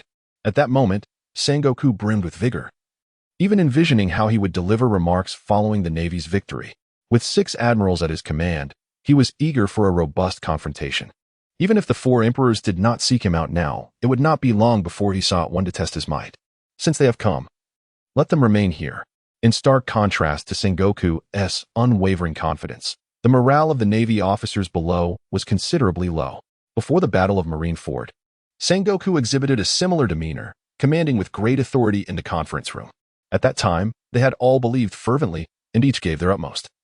Yet the outcome left the Navy unable to lift their heads, with the 3 admirals nearly reduced to 2. That was merely against the Whitebeard Pirates. A single Emperor's crew, albeit one that was later joined by a formidable faction. However, disregarding that, the initial engagement with the Whitebeard Pirates was quite evenly matched. Now, the Navy had introduced 3 new admirals, alongside over a dozen vice admirals and thousands of lieutenant commanders, effectively doubling their strength. Yet, the adversary was no longer a single pirate crew. This time, they faced 4 Emperor crews. Even if their strength had not quadrupled, it was reasonable to assume it had at least tripled. Moreover, it was widely acknowledged that admirals were inferior to the 4 emperors. Though such claims had remained unverified by concrete evidence, admirals typically did not venture deep into the New World, while the 4 emperors rarely traversed the Grand Line. However, not long ago, Whitebeard had swiftly subdued Admiral Akainu, serving as a prime example. Reflecting upon it now, it seemed that Admiral Akiji was also cast into the sea by Whitebeard with a mere glance, and Admiral Kazara had engaged in a fierce struggle with Marco, the captain of the Whitebeard Pirates' 1st Division. Could it be that the admirals truly lagged behind the 4 emperors, possessing only the strength of the elite cadre of the emperor crews? This issue is one that many dare only to ponder, and upon deeper contemplation, it evokes a profound sense of dread. How little time has passed since the last failure, and at this moment, the naval commanders truly struggle to muster their spirits. It is understandable why these leaders harbor such thoughts. There has long existed an unspoken equilibrium between the pirates and the Navy. This equilibrium dictates that, aside from Shanks occasionally traversing the 4 seas, the emperors largely refrain from venturing into the New World, while the Navy discreetly guards the 4 seas in the first half of the Grand Line, seldom daring to encroach upon the New World. Even Admiral Akainu's presence in the New World is primarily limited to patrolling its borders, eliminating a few newly arrived pirate rookies. Since the battle against Whitebeard, there has been a decade-long hiatus in conflicts of such magnitude. Conversely, on the pirate side, whether it be Kaido's dramatic falls from the skies or the calamities and commanders seeking to exploit opportunities, the Navy's bases in the New World require periodic reconstruction. Even among the high-ranking commanders, several lives are lost each year. The new generation of commanders, who have risen through the ranks in recent years, find it challenging to summon any confidence regarding the current situation. In contrast, the seasoned vice admirals possess a wealth of experience. They have lived through the era of rocks and have ventured into the New World alongside legendary pirates such as the Steelbone Admiral and the renowned Carp. Their deeper understanding of these pirates brings a profound sense of concern. After all, the formidable Rocks was not vanquished solely by Vice Admiral Carp. Had that man not been present, history might have been rewritten. Although they are part of the Navy and are imbued with an unwavering spirit of sacrifice for justice, the impending battle appears daunting. Fujitora, I require your abilities too. Kizaru, utilize your speed to separate them and provide support at a moment's notice. Akainu, unleash all your fury upon. Sengoku passionately articulated his strategy, his fingers swiftly tracing the map in animated gestures. Yet, the anticipated cheers and affirmations from the naval officers below were conspicuously absent. Glancing back, his frustration mounted as he observed that a significant number of naval officers had their heads bowed, while the newly recruited commanders, fresh from the world conscription, attentively held their heads high, listening intently. This scene left Sengoku utterly amused. Chapter 75, Pre-War Mobilization. After serving as the Grand Admiral of the Navy for so many years, Sengoku found himself bewildered by their thoughts, realizing they were in deep trouble. He felt a mix of exasperation and amusement within. The battle has yet to commence. Yet the high-ranking naval officers have already displayed signs of cowardice. How can we rely on them to secure victory in this war? Ghost Spider, please share your thoughts. However, this predicament is not daunting for Sengoku. He is well aware of whom to seek counsel from at this juncture. The several hawkish generals had never disappointed him, particularly Admiral Ghost Spider. A seasoned vice admiral of the Navy, he was the epitome of a hardliner. Not only would he devote the entire Navy to confront the four emperors, but he would also charge forth alone without a moment's hesitation. Yes, upon hearing the voice of Admiral Sengoku, Admiral Ghost Spider promptly rose to his feet. Observing Sengoku's expectant gaze, and given the time, they were all wily old foxes, who did not know whom. However, his grandson had only been born last month, and his son was also a naval officer. Was this battle perhaps too perilous? Admiral Sengoku, I believe we must not underestimate the strength of the pirate Four Emperors crew. We should deliberate cautiously. Although I trust that the Navy can indeed suppress them, even in victory, we would undoubtedly suffer heavy losses. The sea still requires the Navy to uphold justice. A weakened Navy may invite further unrest, allowing all manner of fiends to emerge, making the situation even more difficult to manage. Therefore, my suggestion is to send someone to test the waters and see if a negotiation is possible. Their sudden gathering indicates a lack of unity. If peace can be achieved, it is best to prioritize the greater good. As Ghost Spider's words echoed in the conference room, an eerie silence enveloped the space. Sengoku instinctively adjusted his glasses, questioning whether the figure before him was truly Ghost Spider. In the past, Ghost Spider had been fiercely antagonistic, always advocating for confrontation in every meeting, regardless of whether the situation was favorable or not. His unwavering stance was, I believe we must engage, and we must demonstrate the Navy's resolve. What had transpired today? The other admirals, familiar with Ghost Spider's character, could hardly believe their ears. Had they misheard? This is truly the Ghost Spider. After more than 40 years of unwavering commitment as a hawkish enforcer, now he speaks of negotiating with pirates? Am I dreaming? Ghost Spider, what are you saying? You are a Navy officer. How can the Navy possibly compromise with pirates? You must take responsibility for your words. The previously composed Akainu abruptly stood up, preempting Sengoku to reprimand Ghost Spider. Akainu felt a disconcerting shift in the world. Since his awakening, everything appeared altered. Even those who had steadfastly supported him had adopted a hesitance akin to Akiji's. What transpired during his unconsciousness? Admiral Akainu, indeed, I am first and foremost a Navy officer, which is precisely why I must consider matters from the Navy's perspective. The current situation is such that the Navy must simultaneously guard the four seas in the first half of the Grand Line while protecting the allied nations of the world government. If we engage the four emperors head-on, the consequences of defeat are clearer to you than to me. Even if we were to achieve a fortunate victory, the Navy would undoubtedly suffer heavy losses, only providing an opportunity for those lurking in the shadows. Seeing Akainu's stance, Ghost Spider felt a tremor within. He knew Akainu's character all too well. However, having already spoken, he resolved to continue, closing his eyes to steel his heart. Haha. Is this what we can expect from a high-ranking officer of the Navy? Sengoku, finding a rare moment to align with Akainu, forcibly suppressed his rising fury and managed a slight smile as he inquired, who else shares this opinion? Raise your hand, so I may see how many stand with him. In a world where only a few dictate the course of war, maintaining the dominance of a faction necessitates the presence of all societal classes.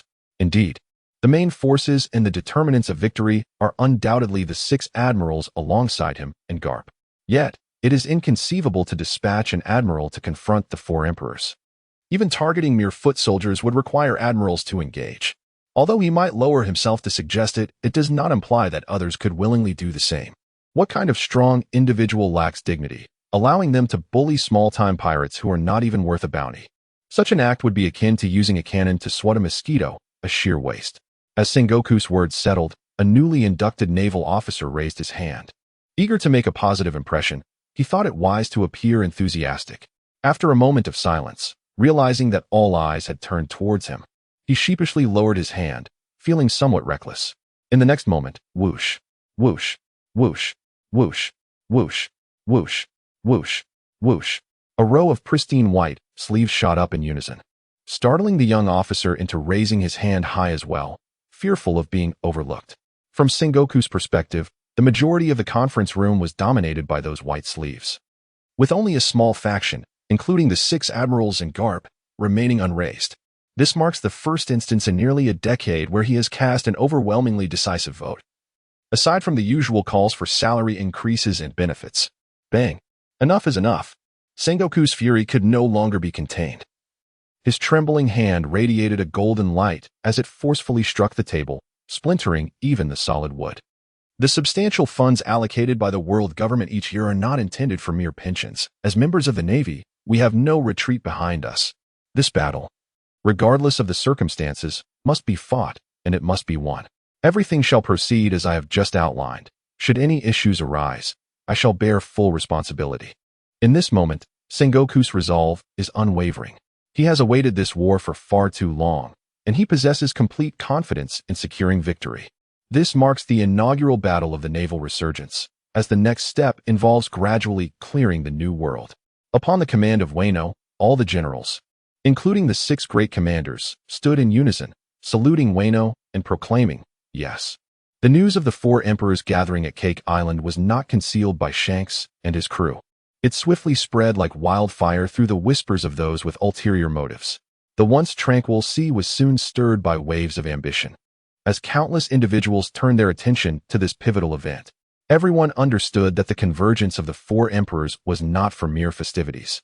Such a gathering could only be orchestrated by one formidable force. On one side stood the pinnacle of piracy, the 4 emperors, and on the other, the Navy, which had recently showcased its unparalleled dominion during a live broadcast.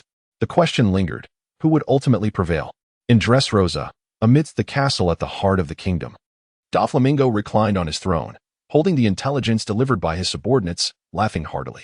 A dazzling red gleam flickered in his eyes, a manifestation of his ambition. He understood that regardless of which side emerged victorious, neither would emerge unscathed. A portion of the throne of the sea would inevitably be vacated, heralding the arrival of his long-awaited opportunity. Chapter 76, Press Conference on Cry-Cana Island, The Clash of Titans? With a newspaper in hand, Mihawk sat upon a stone chair, murmuring to himself. Indeed, it was a newspaper. Morgan could not possibly overlook such a monumental story as the gathering of the 4 emperors. In fact, his report had been dispatched even before the Navy had gathered any intelligence. For him, this was merely a fundamental aspect of his craft. If a journalist could not outpace the officials, such a significant story that could tarnish the Navy's reputation would be intercepted and suppressed by the authorities. At this moment, it was not just Mihawk and the select few who were aware of this news. The entire world had already learned of the 4 emperors congregating at Cake Island, poised to assault the Navy's headquarters, heralding a battle that would determine the fate of the world. This edition of Morgan's newspaper was aptly titled, Crisis, Crisis, Crisis, the greatest threat in naval history. For Emperors Unite. Target, Navy Headquarters. The newspaper's bounty notice has vanished, its uniform layout disseminated across the globe. Some individuals received the papers while the ink was still wet, a testament to how eager Morgan truly is. In the New World, the notorious pirate Johnny, wielding a 3-meter-long axe, grinned wickedly, revealing a mouthful of crooked yellow teeth as he perused the newspaper, chuckling to himself. Come, lads. Let us witness the spectacle at the Navy headquarters. In the East Blue, the legendary pirate Golden Lion laughed heartily in a resplendent hall, tears streaming down his face as he clutched the newspaper. How could I miss such a grand event? That young lad should be there too. Indigo, prepare the gifts. We shall set sail. A colossal island shifted, its shadows gradually fading. A dagger was deeply embedded in a bounty notice on the table, inscribed with the name, Monkey D. Luffy, bounty of 300 million berries. With the momentum of the newsprint, gazes from around the world converged upon these two figures. Sengoku, seizing the opportunity, convened a press conference at the Navy headquarters. At the Navy headquarters training ground, a designated press area had been established. Even an hour before the interviews commenced, the venue brimmed with reporters. Every corner was filled with journalists, all poised with pen and paper, awaiting Sengoku's arrival. The Navy headquarters exhibited remarkable discipline. Soldiers stood like spears, rifles at the ready, gazing ahead with an indescribable aura. Amidst this formidable atmosphere, even with dozens of reporters gathered, a profound silence reigned until Sengoku made his entrance. Thud, thud, thud. The synchronized footsteps echoed from afar, drawing the attention of every reporter present. Soon, all eyes were fixed upon the corner from whence the sound emanated. Each journalist aware that the protagonist of the day was about to appear. Thud, thud, thud. The footsteps grew closer, and soon 4 tall figures emerged from around the corner. Sunlight bathed them, instantly captivating the crowd's gaze. Among them stood one with a serious demeanor, another with a fiery glare, a third appearing indifferent, and the central figure exuding an overwhelming aura of authority. The quartet entered with a regal presence, instantly silencing the training ground, to the extent that even heartbeats could be heard. Cough, cough. Stepping up to the microphone, Admiral Sengoku softly cleared his throat twice to test its functionality, then extended his arms towards the assembled journalists. Esteemed reporters from around the globe, I am aware of your purpose here. Please feel free to pose any questions you may have. His voice shattered the long-standing silence that enveloped the venue, eliciting instinctive flinches from the journalists who met his penetrating gaze, as if confronted by a formidable adversary. Such an imposing presence. Is this truly the Admiral Sengoku of the Navy headquarters, exuding such commanding authority? A reporter encountering Sengoku for the first time gripped his pen tightly, trembling to the point that he lost all courage to inquire. Observing this scene, Kayashiro behind Sengoku felt a flicker of illumination in his eyes, reflecting silently, one day, the Revolutionary Army shall command such respect. In light of the gathering of the 4 emperors, Sengoku had already dispatched Ichiro's and Green Bull, accompanied by 5 vice admirals from headquarters, to surveil the vicinity of Cake Island in advance. Thus, should they exhibit even the slightest movement, the Navy would be poised to react and strike at any moment. After a prolonged silence, a journalist who had previously interacted with Admiral Sengoku posed a question. Admiral Sengoku, it is rumored that the 4 emperors of the pirates have gathered at Whole Cake Island with the intent to annihilate the Navy. What is your perspective on this? Upon hearing this inquiry, Sengoku's brow furrowed slightly, and the atmosphere among the journalists shifted, imbued with a palpable tension. Yet, they clutched their notepads tightly, for as journalists, they would not relinquish a monumental story, even at the cost of their lives. After a lengthy pause, Sengoku resolutely replied, Firstly, the Navy does not acknowledge their self-proclaimed status as 4 emperors. They are merely 4 formidable pirates. Secondly, their congregation at Whole Cake Island is not as you suggest for the purpose of obliterating the Navy, but rather a desperate attempt to unite in the face of the Navy's overwhelming strength to avoid being eradicated. Most critically, the forthcoming move will not be theirs to attack, but rather the Navy, which is fully prepared to deploy and extinguish them.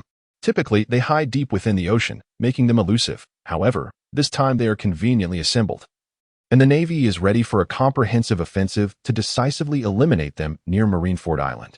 Upon the conclusion of Sengoku's statement, the journalists erupted in fervor, for this was the sensational news they had sought. Indeed, in response to the provocation from the 4 emperors, the Navy was prepared to take the initiative.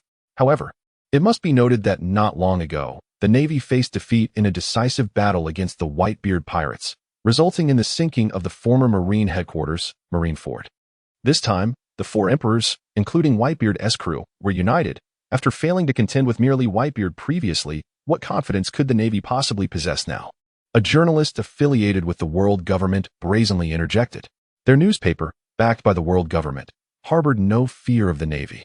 As I have already stated, their so-called 4 emperors are self-anointed with no one to corroborate their claims. Furthermore, the last encounter was a resounding victory for the Navy over the Whitebeard Pirates. There is nothing more to discuss. If your inquiry pertains to the Navy's confidence in vanquishing these 4 pirate crews, I can answer that right now. It is solely based on strength. The Navy boasts 6 admirals, Akiji, Akainu, Kazu, Fujitora, Green Bull, and 2 vice admirals of admiral caliber, Suru and Momonosuke. along with myself. Garp and Zephyr. This is the formidable power that the Navy wields to suppress the seas. Does that suffice? Although Sengoku was irked by the journalist's disparaging remarks regarding the Navy, he recognized this as an opportunity to transparently showcase the Navy's might to the world. The doubts cast upon the Navy would soon find resolution after this battle. Chapter 77. The eve of the final battle. Whole Cake Island. Sengoku's press conference was broadcast live to the world, and even on Whole Cake Island. The news was relayed through the din-din mushi. Bang! Upon hearing this, Kaido slammed his hand down, shattering the din-din mushi on the table. Sengoku. You wish for war? Then let it be war. It seemed as though this moment had long been anticipated. Shanks slowly retrieved another transponder snail from behind him, cradling it in his hand without any intention of placing it on the table. Taking a moment to collect himself, he acknowledged that, at the very least, he had gained insights into the Navy's movements. They intended to designate the battleground at Marineford Island. I have visited that small island before. Its primitive nature makes it an ideal locale for battle. With that said, Shanks deftly pressed the play button on the transponder snail, and the voices of a reporter and Admiral Sengoku echoed forth. Reporter 1. Admiral Sengoku.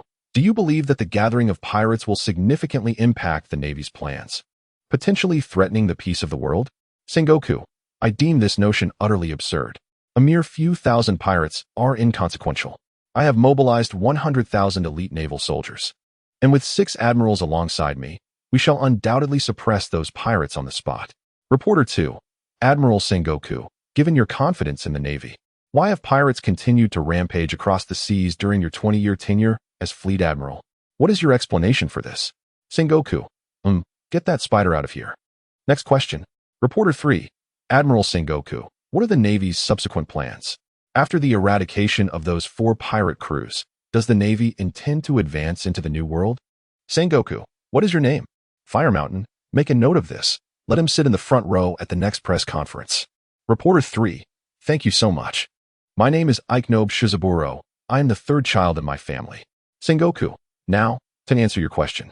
After the annihilation of the 4 pirate brothers, the Navy's next step is to thoroughly advance into the New World, clearing the seas of all pirates and bringing an end to this legendary era of great pirates. Thunderous gossip erupted. Bang! Shanks, upon hearing Sengoku's words, felt an inner fury rising. Suddenly, he noticed a massive spiked club hurtling towards him, prompting a swift evasive maneuver. You bastard, are you trying to kill me? Without needing to look, Shanks immediately recognized the assailant and shouted angrily at Kaido. He had never anticipated such a sudden attack. Had he not dodged in time, he would have been struck, and unlike Kaido's monstrous physique, he would likely have broken at least 2 bones and required several days for recovery. I will personally ensure Sengoku pays for this. Kaido roared, equally enraged. Aside from the 2 of them, the expressions of Whitebeard and Big Mom were equally grim. Anyone would feel discontented when so openly belittled, as if one could simply crush them with a mere gesture. Enough. Let us speak of serious matters. Since the Navy underestimates us, we shall teach them a lesson through our strength. Seeing Shanks act as recklessly as Kaido, the 2 even drew their weapons, ready to engage in battle. However, Whitebeard's authoritative voice commanded them to halt. Upon hearing Whitebeard's call, both men momentarily suppressed their simmering anger. This fragile alliance is able to be maintained only temporarily. Shanks, please share your analysis. Noticing that the 2 have calmed down for the moment, Whitebeard turned to Shanks and continued speaking. This matter pertains to intellect. Whitebeard has completely lost hope in Kaido and Big Mom. If Ace were truly wise, he would not need to rescue himself. Shanks furrowed his brow, contemplating for a moment before articulating. Burgess's audacity to convene a press conference underscores his resolute determination and affirms the necessity of our alliance. Should we fail to unite, we risk being systematically dismantled by Sengoku in the future. Therefore, I propose we strike without delay. The Navy can summon reinforcements from across the globe. Every second we linger increases the peril we face. We must seize the moment, taking advantage of the press conference to catch him off guard. Whitebeard glanced at Ace, nodding in agreement as he observed Ace's eagerness. He then turned to Kaido. I concur. I intend to rip Sengoku's head from his shoulders and stuff it where the sun doesn't shine. Kaido bellowed, his countenance darkened with fury. Finally, all eyes shifted to Big Mom. Mama, how could I be absent from such an affair? Let us upheave this world together. She cackled heartily. At the Navy headquarters, During the press conference, a messenger rushed to Sengoku's side, clutching a document with an anxious demeanor. Suddenly, as if struck by inspiration, a smile graced his face. He approached Sengoku and saluted with impeccable formality. "Good day, Admiral." Sengoku, facing the reporters, regarded him with a bewildered gaze. He struggled to comprehend the urgency of the situation. Given the gravity of the press conference being broadcast live, is there something so pressing that it couldn't wait? Speak if it's truly urgent. Yet, maintaining his composure before the journalists, Sengoku gracefully returned the salute, indicating for him to continue. "Admiral Sengoku, there's really nothing of great concern," the messenger began. Sengoku's expression shifted to one of confusion. "Nothing of import? You dare approach me with such news?" "Indeed, all 4 Emperor crews have mobilized and are advancing towards us." Sengoku's confusion deepened. "Remember, they are not emperors. They are merely 4 pirate crews. This press conference is hereby concluded." Just as Sengoku was about to unleash his wrath upon the messenger, he recalled the reporters nearby, forcing himself to suppress his rising anger and attempting to reassure them. "Such matters do not seem to concern you. Perhaps you will only feel urgency when the pirates have reached the headquarters. Why have you not yet assumed the role of toilet administrator? What arrangements have been made below?" After pacifying the reporters, Sengoku seized the document from the hands of the communications officer and strode towards the conference room. In the conference room, aside from the already dispatched Kizaru and others en route, all senior naval officers had assembled. Sengoku was delivering his final strategic briefing before the operation. "Akainu, once the conflict commences, I require you to hold off the red-haired pirates. Their sharpshooters pose a significant threat to Kizaru's capabilities. Akiji, as soon as we confirm the pirates' arrival, freeze the sea without delay. We cannot allow a single pirate to escape." Clang, clang, clang. At this moment, a familiar knocking sound echoed from outside. Sengoku, his face marred with frustration, commanded, "Enter." It was the same familiar communications officer, bearing that recognizable smile. However, this time, with a swift motion, the officer vanished from the conference room, leaving the documents firmly grasped in Sengoku's hands. Chapter 78. The eve of the final battle. As Sengoku perused the intelligence detailed in the documents, his expression fluctuated between gloom and anxiety. Why must such events transpire at this critical juncture? What has transpired with Admiral Sengoku? Noticing the grimace on Sengoku's face, his steadfast ally, Fire Mountain, inquired directly, "What is happening?" The Revolutionary Army has unexpectedly gathered its forces in the first half of the Grand Line. Intelligence operatives from the world government have uncovered that they intend to launch an assault on Marineford. The 5 elders have urgently requested the Navy to dispatch at least 2 admirals for support. Sengoku's brow furrowed deeply. How could such occurrences unfold at this pivotal moment? He could hardly believe it was mere coincidence. No wonder those individuals, fully aware that the Navy had recently appointed 3 new admirals, dared to instigate a decisive confrontation. It appeared they had allied themselves with the Revolutionary Army. At that moment, Sengoku felt a profound sense of disillusionment towards the world government. While the CP's strength cannot be compared to that of the Navy, it is certainly sufficient to contend with the temporarily assembled revolutionary forces. Now, with the Navy poised for a decisive clash with the 4 emperors, the necessity to divert their top-tier combatants is alarming. Do they not fear the prospect of the Navy's defeat? Or is it that preserving the world government's own strength takes precedence? Or perhaps they wish to see the Navy and the 4 emperors mutually annihilate each other, thereby gaining better control over the Navy? However, orders have been issued. Should one choose to defy them at this juncture, it would be tantamount to facilitating the complete annihilation of the 4 emperors. With the world government poised to turn its gaze upon the Navy next, an uncontrollable weapon is but a source of trepidation for those in power. Suddenly, as Sengoku wrestled with these thoughts, the telephone on his desk rang, its sound piercing through the tension in the air.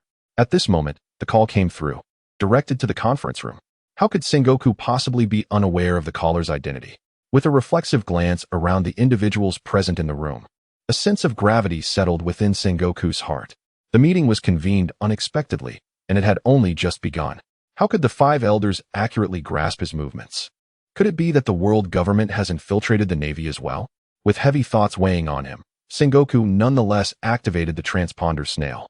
"Sengoku, this is Donald Trump's saint. The Revolutionary Army is already advancing towards Marineford. I command you to immediately dispatch 2 admirals for support.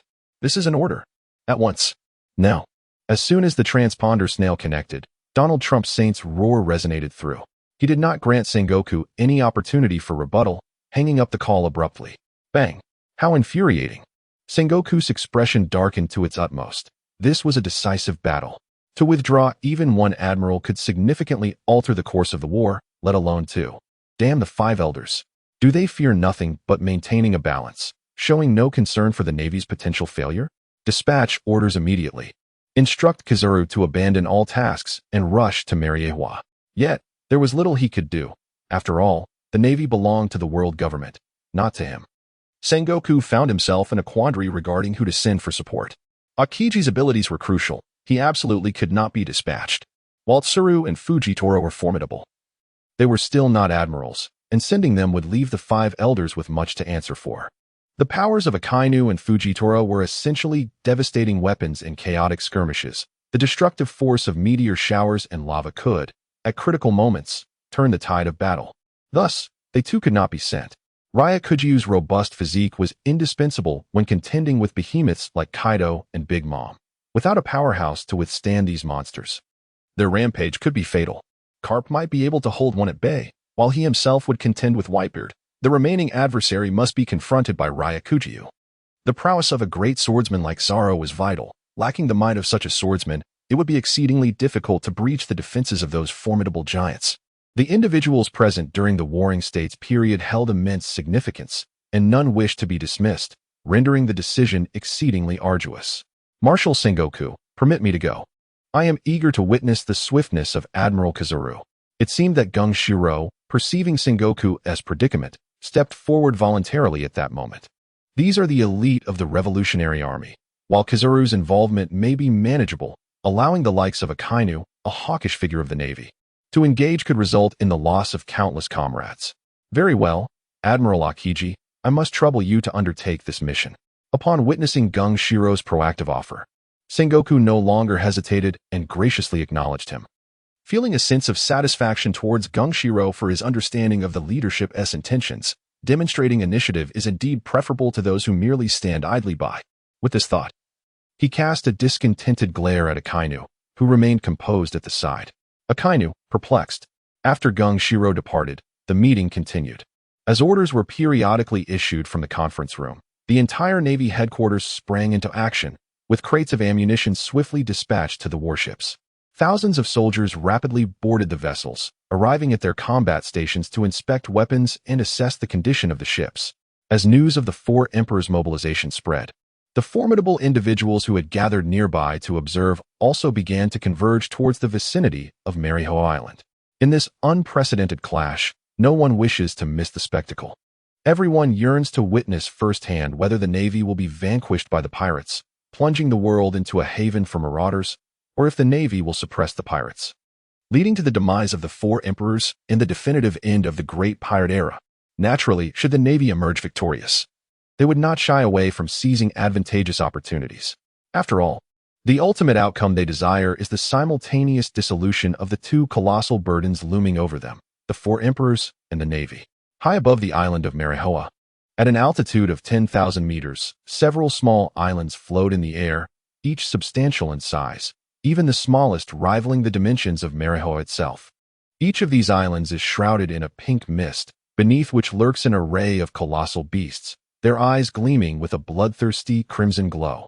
Atop the largest island, the formidable Shiki the Golden Lion gazes down upon the sea below through a suspended Den Mushi, observing the dozens of warships arrayed in formation, while in the distance, pirate ships, diminutive as ants, gradually come into view. A cruel smile creases Shiki's lips, for he is convinced that both the Navy and the so-called Four Emperors will relish the carefully prepared gift he has in store. Among the Four Emperors, only Whitebeard commands Shiki's respect, while the others, a couple of capable former crewmates from the Rocks Pirates and a mere apprentice of Roger, are but mere youngsters in his eyes. This time, his opponents consisted solely of Whitebeard, Sengoku, and Carp. This was the grand showdown he had eagerly anticipated. Much like the time he single-handedly confronted the Marine headquarters. Let this world tremble once more at his return. Across the ocean, warships from the Marine headquarters raced through the waves. Each vessel was a formidable weapon of the Navy, its hull glinting menacingly in the sunlight, rows of cannons reflecting a chilling brilliance. In the operations room behind the cannons, a rather ordinary Navy soldier set down a recently moved ammunition box and retrieved a slightly yellowed photograph from his breast pocket. It was a group photo taken when he had just joined the Navy alongside his family, uncertain if he would survive the impending conflict. He remained steadfastly aware that what he was about to undertake was an exceptionally righteous endeavor. Having witnessed countless families torn apart upon these waters, he understood that the reign of pirates must come to an end for the sake of those innocent souls who had perished. Chapter 79. The eve of the great battle on the tranquil sea, waves suddenly surged as enormous and diverse pirate ships sailed into the area, riding the winds. Aboard the red-haired pirate ship, Jesus Burgess leaned against the railing and voiced his dissatisfaction to Shanks, exclaiming, "Captain, if you don't stop me, I might just smash that big fool's head." Burgess was increasingly discontented with their recent experiences. He believed Shanks had changed. In the past, Shanks would always respond to provocation with strength. Yet, at some point, it seemed that combat had become increasingly distant from them. Burgess had even forgotten when the last bullet had struck its target. Especially in recent times, they had endured against Whitebeard because Shanks had commanded it, and they had similarly tolerated Kaido and Big Mom at his behest. Having endured time and again, one could almost say he has become as moldable as dough, easily shaped by anyone. Jesus Burgess had been following the live broadcasts and was aware that whispers outside claimed they were the weakest of the four Emperor's crews. The towering figure he spoke of was none other than Jack, who had recently been taught a lesson by Katakuri. Upon regaining consciousness, Jack, despite feeling he had done no wrong and that Katakuri had merely targeted them, came to a harsh realization. He was no match for Katakuri. Thus, recognizing his limitations, he resolved to seek out an opponent he could contend with. It wasn't just Katakuri who had provoked him. There was also the long-nosed member of the red-haired pirates. Jack had the audacity to attempt a heist even against a warship guarded by the likes of Sengoku and the admirals, let alone a mere sniper. Consequently, Jack sought out Jesus Burgess, and just as the two were about to engage in combat, Shanks and his crew concluded their meeting, which prevented the clash. Jesus Burgess, who had anticipated reclaiming some sense of presence with Jack's arrival, found his opportunity thwarted by Shanks. Enduring encounters with anyone, this life as a pirate felt excessively stifling. Jesus Burgess, the decisive battle with the Navy is imminent. Should you eliminate the beast pirate's prominent figure, a confrontation with Kaido will be inescapable, ultimately leaving us vulnerable to the Navy's opportunism. Shanks, oblivious to Jesus Burgess's thoughts, was himself nearing the brink of impatience with recent events. Were it not for the Navy's sudden surge in strength disrupting his plans, he would have long since dealt with Ace, even if it meant confronting two others alongside him. Patience is key. Once the Navy is defeated, opportunities for vengeance will abound. "Captain, are you aware of what is transpiring outside?" Jesus Burgess lamented, a face full of resentment. Just then, the transponder snail nestled in Shanks's arms began to ring. Upon pressing the answer button, it transformed into the visage of a long-faced figure adorned with two slender whiskers, none other than Kaido himself. "Shanks, we are nearly at the rendezvous. Where are the reinforcements you mentioned?" Kaido's voice emanated from the transponder snail, laced with skepticism. Previously, Shanks had assured him that formidable reinforcements would arrive, and Kaido had surmised it would be Mihawk, as there were only a few top-tier fighters on the seas, and only Mihawk shared a cordial relationship with Shanks. Yet, as they neared their destination, the absence of Mihawk was puzzling. The reinforcements have already made their move. They should be arriving at Mariewa by now. Shanks replied with a confident chuckle. "Mariewa? What business does Mihawk have there? Do you truly have connections with the Gorosei, persuading them to command the Navy to retreat?" Shanks' words left Kaido bewildered. Why would Mihawk not join the battlefield but instead venture to Mariewa? Upon hearing this, even Ben Beckman and Jesus Burgess fixated their gazes intently upon Shanks. If Kaido expressed such sentiments, could it be that Shanks truly was a traitor among pirates? "Kaido, what nonsense are you spouting? I have never claimed to be seeking Mihawk. My pursuit has always been Monkey D. Dragon." A flicker of panic flashed in Shanks' eyes, which was soon replaced by a composed and formidable aura. At this moment, there is no need for explanations. The more one tries to clarify, the more muddled it becomes. It suffices to simply not acknowledge it. Revolutionary Army. Upon hearing this name, Kaido exclaimed in astonishment. This situation diverges significantly from his expectations. How is it possible for Shanks to engage with those scoundrels? These rascals, under the guise of revolution, have been undermining others. And while such incidents have not occurred on his territory, he has long been aware of the notorious reputation of the Revolutionary Army. Every member of the revolutionary cadre is a master of indoctrination, enticing numerous individuals to charge into battle under the banner of freedom. Indeed, all the youth from those nations they claim to liberate have been swept away by them. The very notion that Shanks is in collusion with them, coupled with his suspected connections to the Five Elders, leaves one utterly bewildered. However, if it is indeed the Revolutionary Army, would they dare to assault Marineford? How amusing it is to envision the Revolutionary Army attacking Marineford. Those 5 elderly gentlemen would surely go mad, and the Navy would have to dispatch several admirals. Kaido discerned this trick immediately, heightening his wariness of Shanks. If this man cannot be vanquished outright, it is best to avoid antagonizing him. Beep, beep, beep. After finishing his thoughts, Kaido promptly hung up the transponder snail. Meanwhile, aboard the Moby Dick, Whitebeard stood quietly at the bow, with the captains lined up behind him. At this moment, Whitebeard's emotions were tumultuous. He had no desire to partake in this war and was uncertain how many of the children he had brought along would survive the aftermath. Old man, we are nearing the vicinity of Marineford. Why is there still no movement from the Navy? Have they been paralyzed with fear? Blenheim, wielding his large blade, was unusually exhilarated. He had been unable to sleep for several days since hearing that Shanks would instigate this war. He pursued piracy solely for the sake of fame, aspiring to become a renowned pirate like Whitebeard, which was why he had joined the Whitebeard Pirates. However, upon joining, he discovered that the reality of the Whitebeard Pirates was far from his expectations. Not only was there a lack of grand spectacles befitting a world-renowned figure, but even the battles were scarce, rendering it safer than his previous exploits. Whitebeard truly treated them as children, always taking the lead in every endeavor, fearful that they might come to harm. Chapter 80, Fire Fist. At this moment, beneath the island of Marineford, the ground had nearly been excavated, with pacifists gathered below. This was the Navy's preparation for the forthcoming battle. Admiral Fujitora, all preparations are complete. A naval rear admiral held out a document to Ishiao, detailing the complete deployment of naval forces for the upcoming battle at Malab Island. Ishiao accepted the document and, with his pale, sightless eyes, gazed silently at the admiral. General Tank Tiger is indeed like this. We have mobilized a total of 20,000 elite naval personnel, along with 30 of the latest peacekeepers, and the sea stone ammunition. The admiral, feeling unnerved under Ishiao's intense gaze, suddenly recalled that Ishiao was blind, and hurriedly began to explain. What was he thinking? Presenting a document to a blind man? Did he no longer wish to continue? Meanwhile, the sea seemed to sense something amiss. The once tranquil surface suddenly erupted into tumultuous waves. The sky darkened gradually, as if a storm were imminent, with dark clouds swirling in with the approaching gale over this maritime expanse. This is the weather of the New World, devoid of any discernible patterns. A realm only the most skilled navigators can traverse with ease. Each year, countless pirates and merchant vessels succumb to the wrath of nature. Suddenly, a series of resonant steam engine sounds echoes from the distance. This distinctive melody unmistakably signifies the presence of a Navy warship. Only the Navy can orchestrate their steam engines with such remarkable uniformity. The forces led by Admiral Sengoku approached steadily from the distant horizon, their ships brimming with anticipation. The illustrious admiral had already arrived in the waters off Malibu, where signs of pirates had been detected ahead. A vigilant lookout from the Navy hastened to relay the news of their findings below.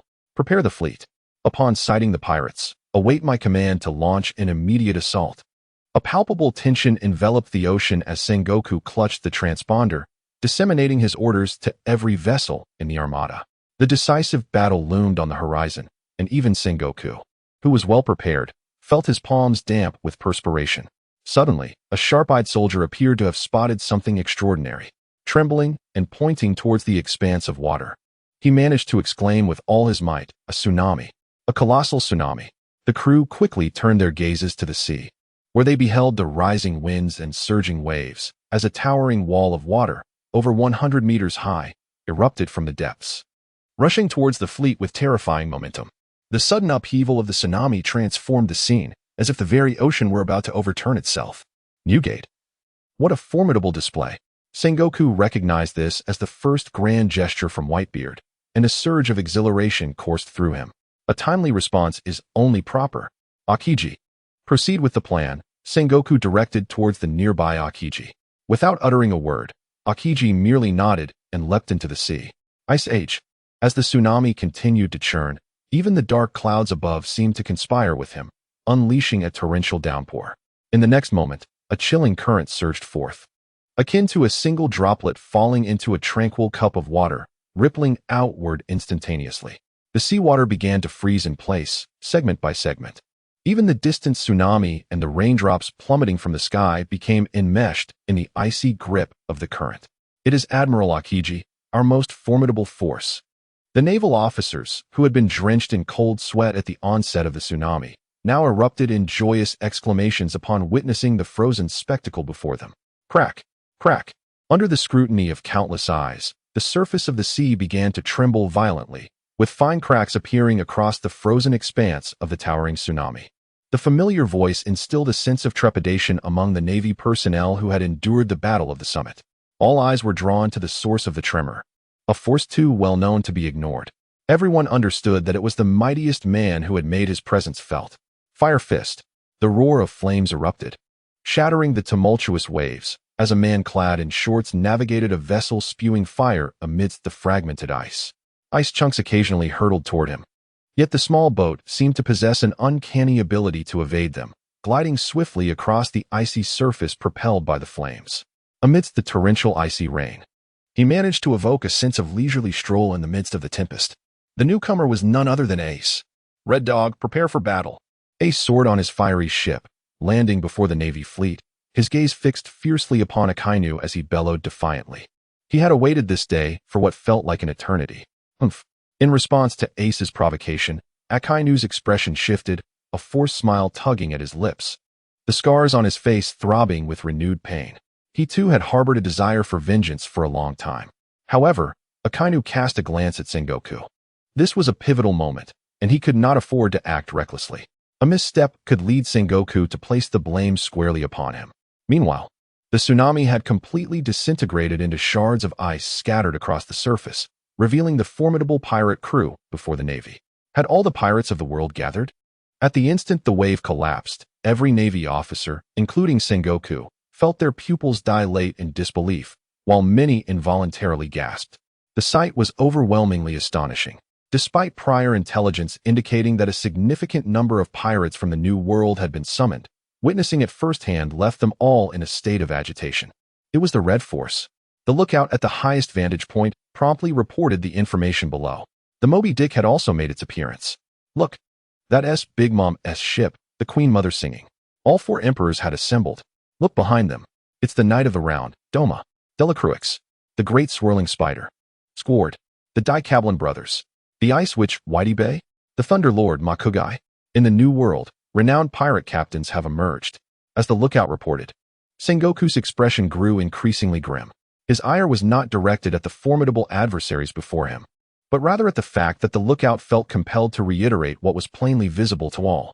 This repetition only served to heighten the tension in the atmosphere. The naval soldiers below were filled with apprehension, as if it were they who were being hunted rather than the other way around.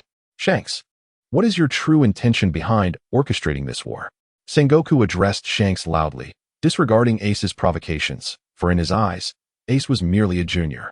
Although the Navy's intelligence network exhibited some delays, its infiltration capabilities remained commendable.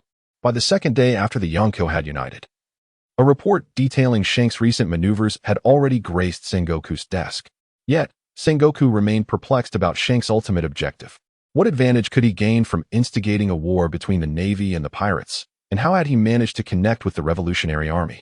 Before the battle commenced, Sengoku sought to dispel the doubts clouding his mind.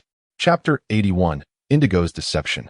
Sengoku, we have but one purpose in coming here, to demand the extra-dimensional portal be handed over, allowing both the Navy and pirates to explore it together. Otherwise, even if it leads to mutual destruction, we shall see this matter resolved today. Shanks squinted slightly, drawing his grip hand from his waist and pointing it at Sengoku, emanating an aura of regal dominance. Now I understand why you could persuade those three. If that is the case, there is little more to discuss. Let us settle this through our actions. Sengoku nodded in comprehension. Everything suddenly made sense. It was no wonder Shanks could sway Whitebeard and the others. He had set his sights on this new world. What a fanciful notion. Setting aside the fact that the portal was no longer in the Navy's possession, even if it were, the Navy would never concede like the pirates. Open fire. With this thought, Sengoku formally issued the battle command to the Navy. Although Kizaru was absent to divide the battlefield, the Navy's sheer strength was not to be underestimated. Boom, boom, boom, boom, boom. At Sengoku's command, a cacophony of cannon fire erupted. Hundreds of warships unleashed a storm of artillery, their shells soaring like raindrops. Akainu rubbed his stiff wrist, his gaze fixed intently on Ace. At last, the battle was upon them. He was determined to personally execute this pest of the seas before Whitebeard's eyes. Just then, Ace raised his hands, which suddenly shimmered with a white light. Clenching his fists like hammers, he struck the void before him. In the astonished eyes of Sengoku and the others, all the projectiles in midair were forcibly suspended by an invisible force. Crack, crack, crack, crack. Gradually, fissures emerged in the atmosphere, revealing Ace's hands, which were astonishingly ensnared by a web-like network of cracks. However, the areas enveloped had transformed into swirling flames. This is a new ability developed by Ace, combining his flame powers with the force of vibrations.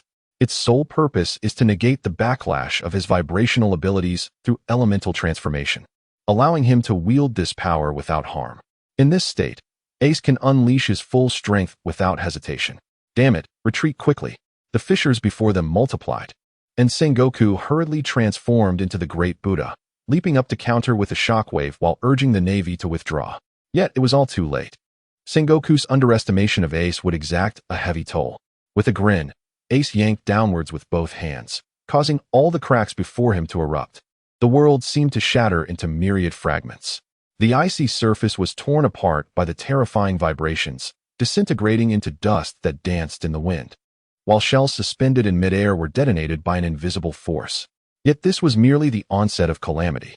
Ace had been positioned right in front of Sengoku's warship, perilously close to the Navy. Moreover, in an unguarded moment, he unleashed his full potential. In an instant, under the influence of vibrations, dozens of warships disintegrated upon the ice, and thousands of Navy soldiers, lacking the strength of hockey, fell lifelessly to the ground, staining the area with blood.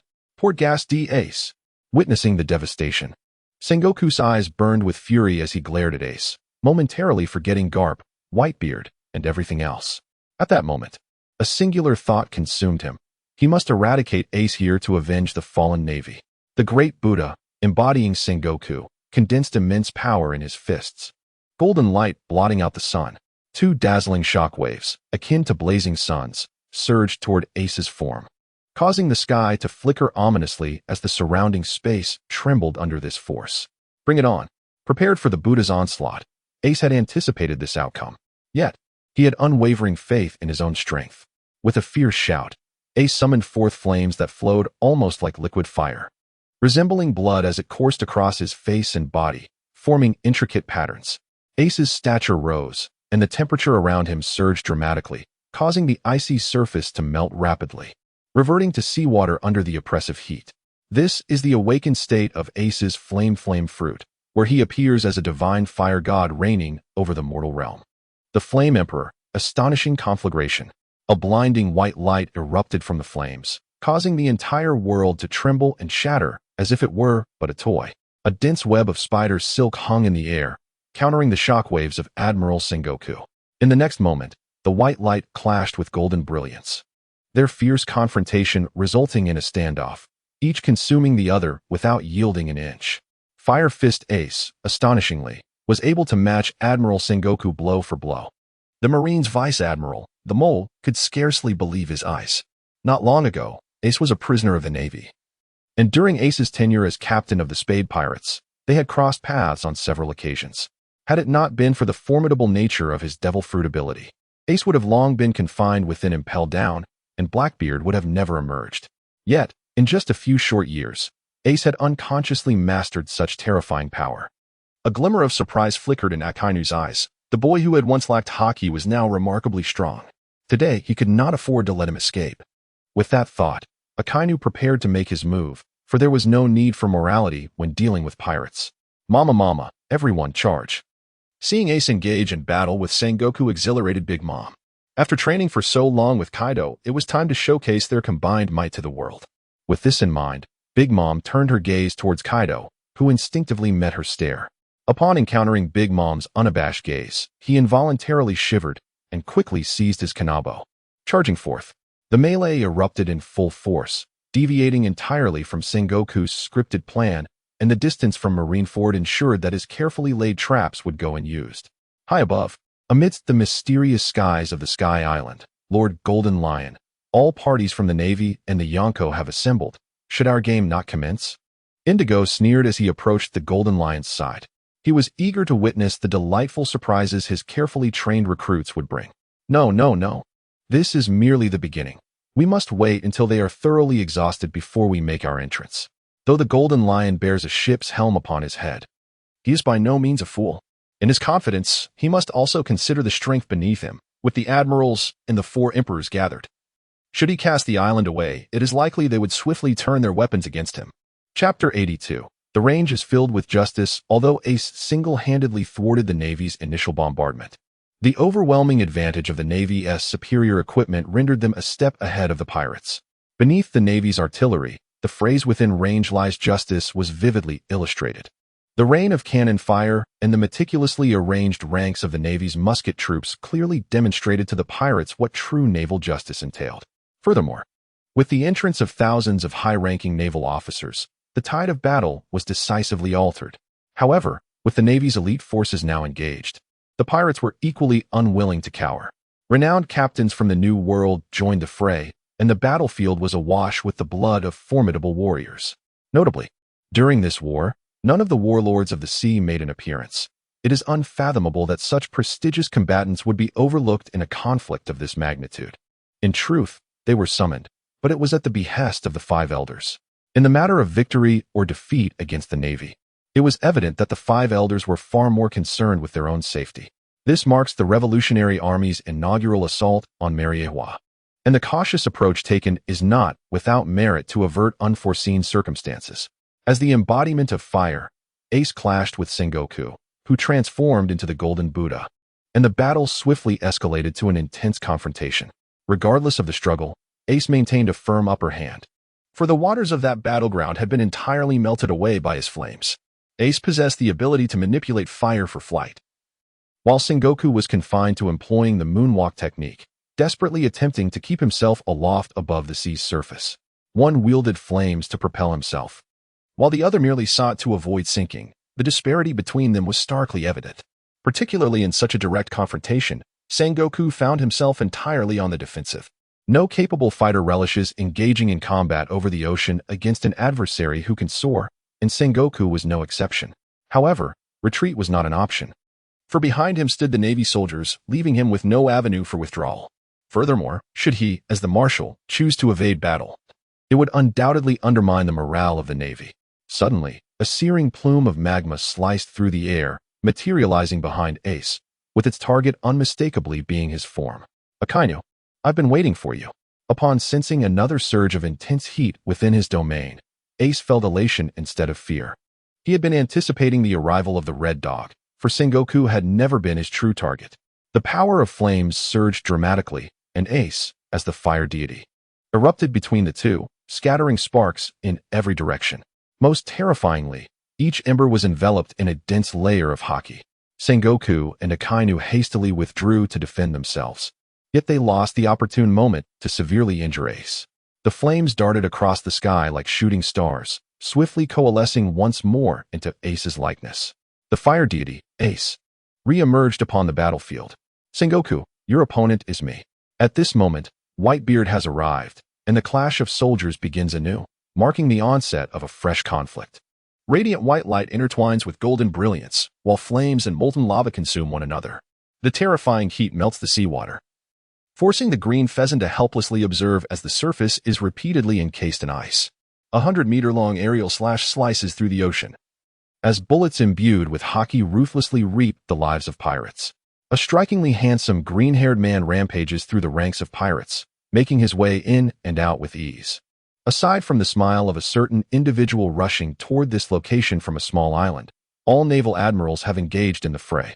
Even the seasoned Carp, stationed at the rear, grips a massive cannonball, searching for Shanks's whereabouts.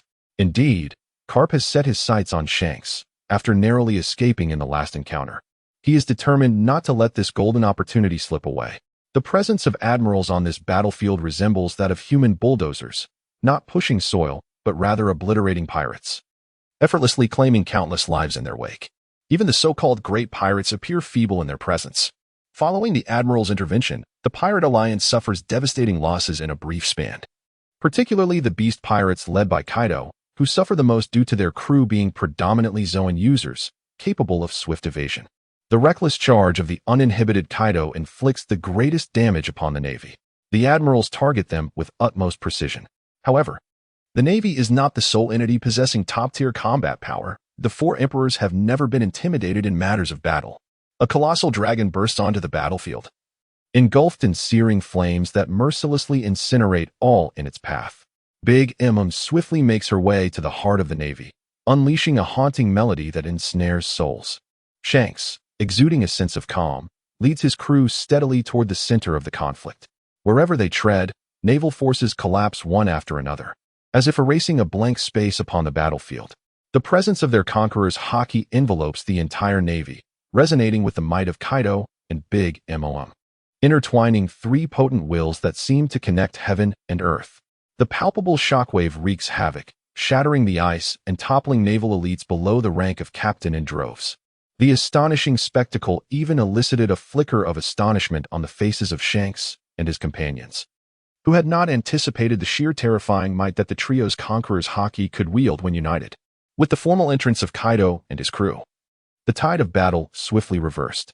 Although Sengoku and his comrades were reluctant to concede, it was undeniable that the Navy lacked such a formidable clearing technique as the conqueror's haki.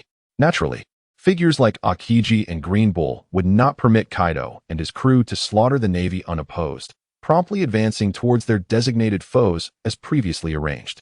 In terms of lethality, they could not match Kaido and his ilk. Moreover, their objective was to annihilate the pirates entirely. However, comprising the elite of the Navy from around the globe, they could ill afford any losses.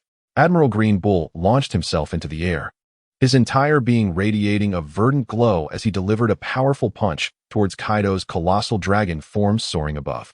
Akiji seamlessly melded with the icy surface, conjuring enormous ice spikes that erupted around Big Mom, centered on her formidable presence.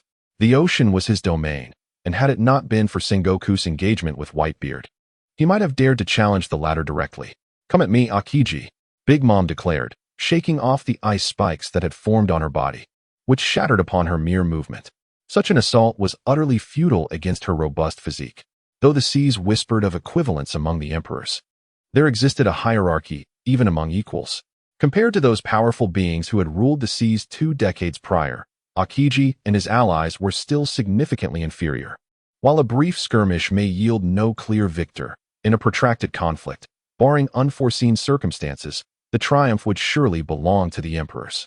This was especially true for titans like Kaido and Big Mom.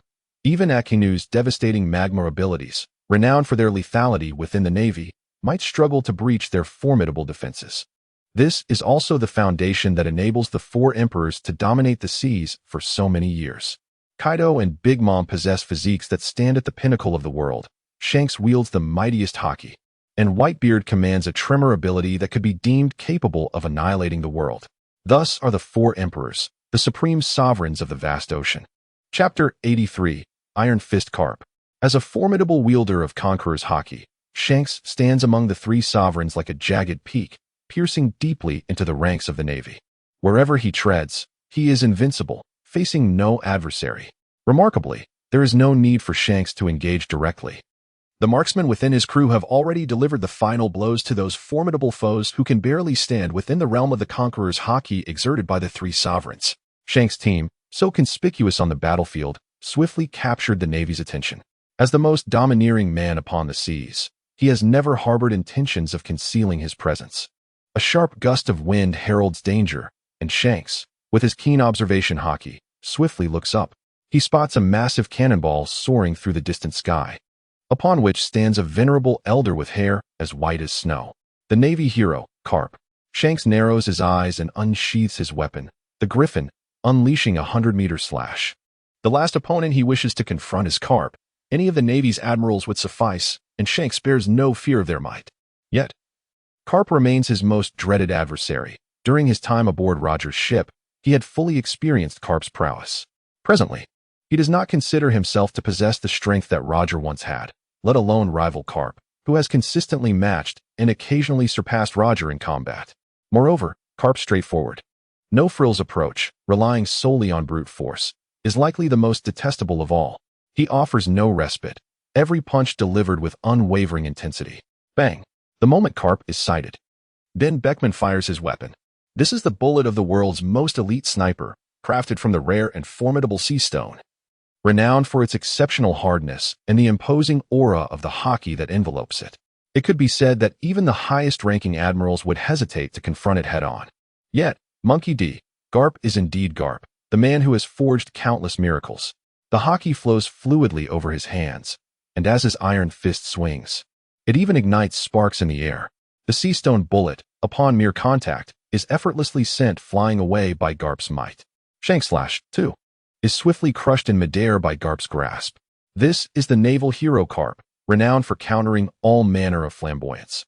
In the next moment, Iron Fist, Griffin's furious strike. The clash of fists and swords produced a thunderous roar that even caused a ringing in the ears of those nearby. Seizing the opportunity while Carp and Shanks were engaged in battle, Ben Beckman's eyes glinted with a crimson light. At this distance, even Carp would find it exceedingly difficult to evade his bullets. Bang! Bang! Two bullets struck almost simultaneously, one belonging to Ben Beckman and the other to Vice Admiral Jellybean of the Navy headquarters. "I won't allow you to disturb Vice Admiral Carp," Jellybean said, nonchalantly blowing away the smoke from the muzzle of his gun. A brazen smile plastered across his lecherous face. Jellybean. Ben Beckman narrowed his eyes, his gaze betraying an unmistakable intent to kill. Thus, the two world-class snipers commenced their duel. The clash between Shanks and Carp swiftly tilted in favor of Carp, as it was exceedingly challenging for Shanks, who fought with only one hand, to contend with a fully capable Carp. Regardless of how splendid Shanks's techniques appeared to Carp, it was merely a matter of him delivering a punch in response to Shanks' assault, followed by another from his unoccupied hand. "With one hand, I will strike you. If you evade, I shall strike again. Should you flee, I will pursue you." Shanks's prideful conqueror-esque haki was rendered utterly ineffective against Carp. Yet Carp's iron fists were far too formidable for Shanks's slight frame to withstand. Consequently, the naval and pirate forces on the battlefield bore witness to an amusing scene. The man hailed as the most domineering on the seas, Shanks, was being relentlessly pursued and pummeled by Carp. The stark contrast to his earlier display of overwhelming dominance over the Navy caused many to stifle laughter, unable to contain their mirth. The morale that the pirates had recently built up suffered a grave blow. Vice Admiral Carp is majestic. Long live Vice Admiral Carp. Seeing this, numerous naval commanders began to rally behind Carp, cheering him on. "Shanks, what are you doing? Hurry up and take down that old relic who should have been discarded by the times." Kaido, who was busy suppressing Green Bull, also took note of this spectacle, feeling that being alongside Shanks, one of the four emperors, was utterly humiliating. If you can't even defeat an old man nearing obsolescence, how can you claim to be an emperor of the seas? Damn it, you dare to lose focus while fighting me? Kaido's momentary distraction allowed Green Bull to break free from his grasp and land a heavy punch squarely on Kaido's face. Meanwhile, Akiji found himself in a grueling struggle, as Katakuri had also joined the fray. The world's strongest observation haki, capable of foreseeing the future, combined with Big Mom's terrifying power, left Akiji with no choice but to continuously elementalize and evade. He could neither counterattack nor maintain his ability to freeze the sea. Just as Katakuri once again ensnared Akiji with his machi, a massive aerial slash, spanning 100 meters, hurtled toward them from the distance. Crack, crack, crack, crack. The strike soared through the vast expanse, slicing through the ocean's surface and directly cleaving the rice cake that enveloped Akiji, creating a distinct boundary line several meters wide upon the sea. Utilizing sheer numbers to overwhelm the few, it was indeed intriguing. It was Admiral Mamasuk of the Navy headquarters, the gravity blade, fierce tiger. At this moment, the formidable figure known as Ishao had arrived, unleashing a colossal black whip with a decisive strike. This formidable attack cleaved a direct path through the battlefield, leading straight to Kaido. On his journey, Ishao had already employed his Kenbunchika haki to discern which faction was encountering the most arduous struggles. The conflict between Sengoku and Whitebeard had reached a stalemate. Although Sengoku found himself at a slight disadvantage, as long as his stamina held out, he could endure for at least 3 days and nights. The battle between Akainu and Ace was equally intense, both combatants engaging in a clash of strength, yet their powers were closely matched, making it difficult to determine a victor in the short term. As for Vice Admiral Garp, his prowess was undeniable. He had already knocked red-haired Shanks to the brink, and barring any unforeseen events, it was certain that Garp would be the first to secure victory for the Navy. The confrontation between Kaido and Big Mom, however, was the most precarious, with Admirals Green Bull and Akiji being relentlessly pressed. Nonetheless, reinforcements had already arrived to support Big Mom, ensuring that no immediate issues would arise on that front. Green Bull, however, was enduring the brunt of the struggle as a fellow powerhouse. He clearly found Kaido's physicality to be superior. To compound matters, Kaido possessed the formidable conqueror's haki, making it exceedingly difficult to evade his attacks, which were shrouded in an overwhelming pressure. Chapter 84. The Battle of Marbury, Thunderous Revelations. Observing himself suspended in midair, Kaido swiftly reverted to his human form, wielding his kanabo with intent and delivering a devastating blow to Green Bull. The massive weapon, imbued with Kaido's unparalleled conqueror's haki, struck with the ferocity of a thunderclap, landing a heavy blow on the unsuspecting Green Bull. By the time Green Bull registered Kaido's movement, it was too late for evasive action. He hastily raised his arms to shield his chest, enveloping them in armament haki to its utmost potential. The impact resounded with a thunderous crash. Kaido's formidable strike caught Green Bull off guard. The enormous kanabo, cloaked in the might of Conqueror's haki, made brutal contact, sending half of the ice surface flying. Green Bull soared through the air, blood gushing forth, staining the ice below, ultimately crashing into the ranks of pirates, inadvertently dispatching 2 fighters in the process, thus contributing to the Navy's efforts. Long live Lord Kaido. The Navy admirals possess such meager strength.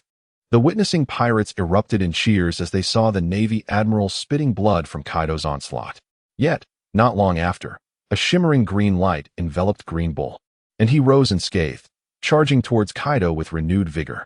This is his extraordinary ability, akin to the immortal flames of Marco that can swiftly heal wounds.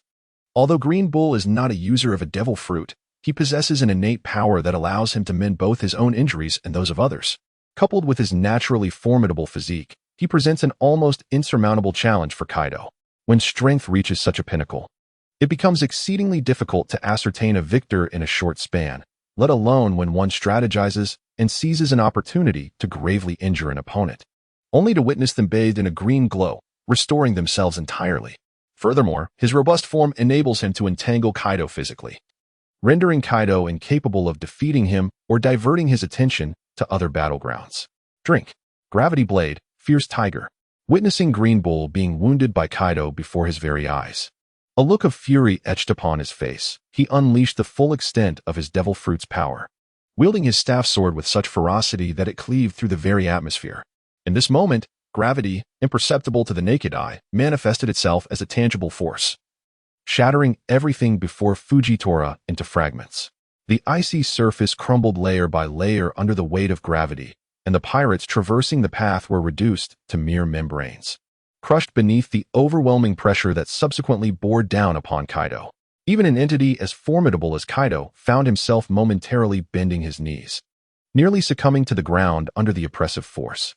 Yet, as the gravity dissipated, the atmosphere returned to a serene tranquility, as if an invisible brush had swept across the sky, leaving behind a trace.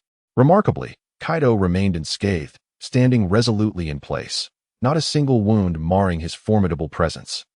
This exemplifies the prowess of a formidable warrior. No matter how many offensive techniques one employs, no matter how skillful they may be, if they fail to breach my defenses, they remain mere embellishments. As for gravity, it falls woefully short. Having suffered such a significant setback, if he could endure this, he would cease to be Kaido and would charge directly at Fujitora. Boom. In midair, Green Bull manifested, and 2 muscular giants collided with tremendous force. In the next instant, they separated, and their hands, elbows, knees, and even heads transformed into lethal weapons, mercilessly striking one another. The two were entangled in a relentless struggle, and as Fujitora, unable to see either combatant, utilized his observation haki to lock onto them, he sensed their auras intertwining, rendering him hesitant to employ his abilities. Consequently, he relinquished his gravity interference and brandished his staff to engage in the fray. Chapter 85. Akiji's Resolve. The Ice Age.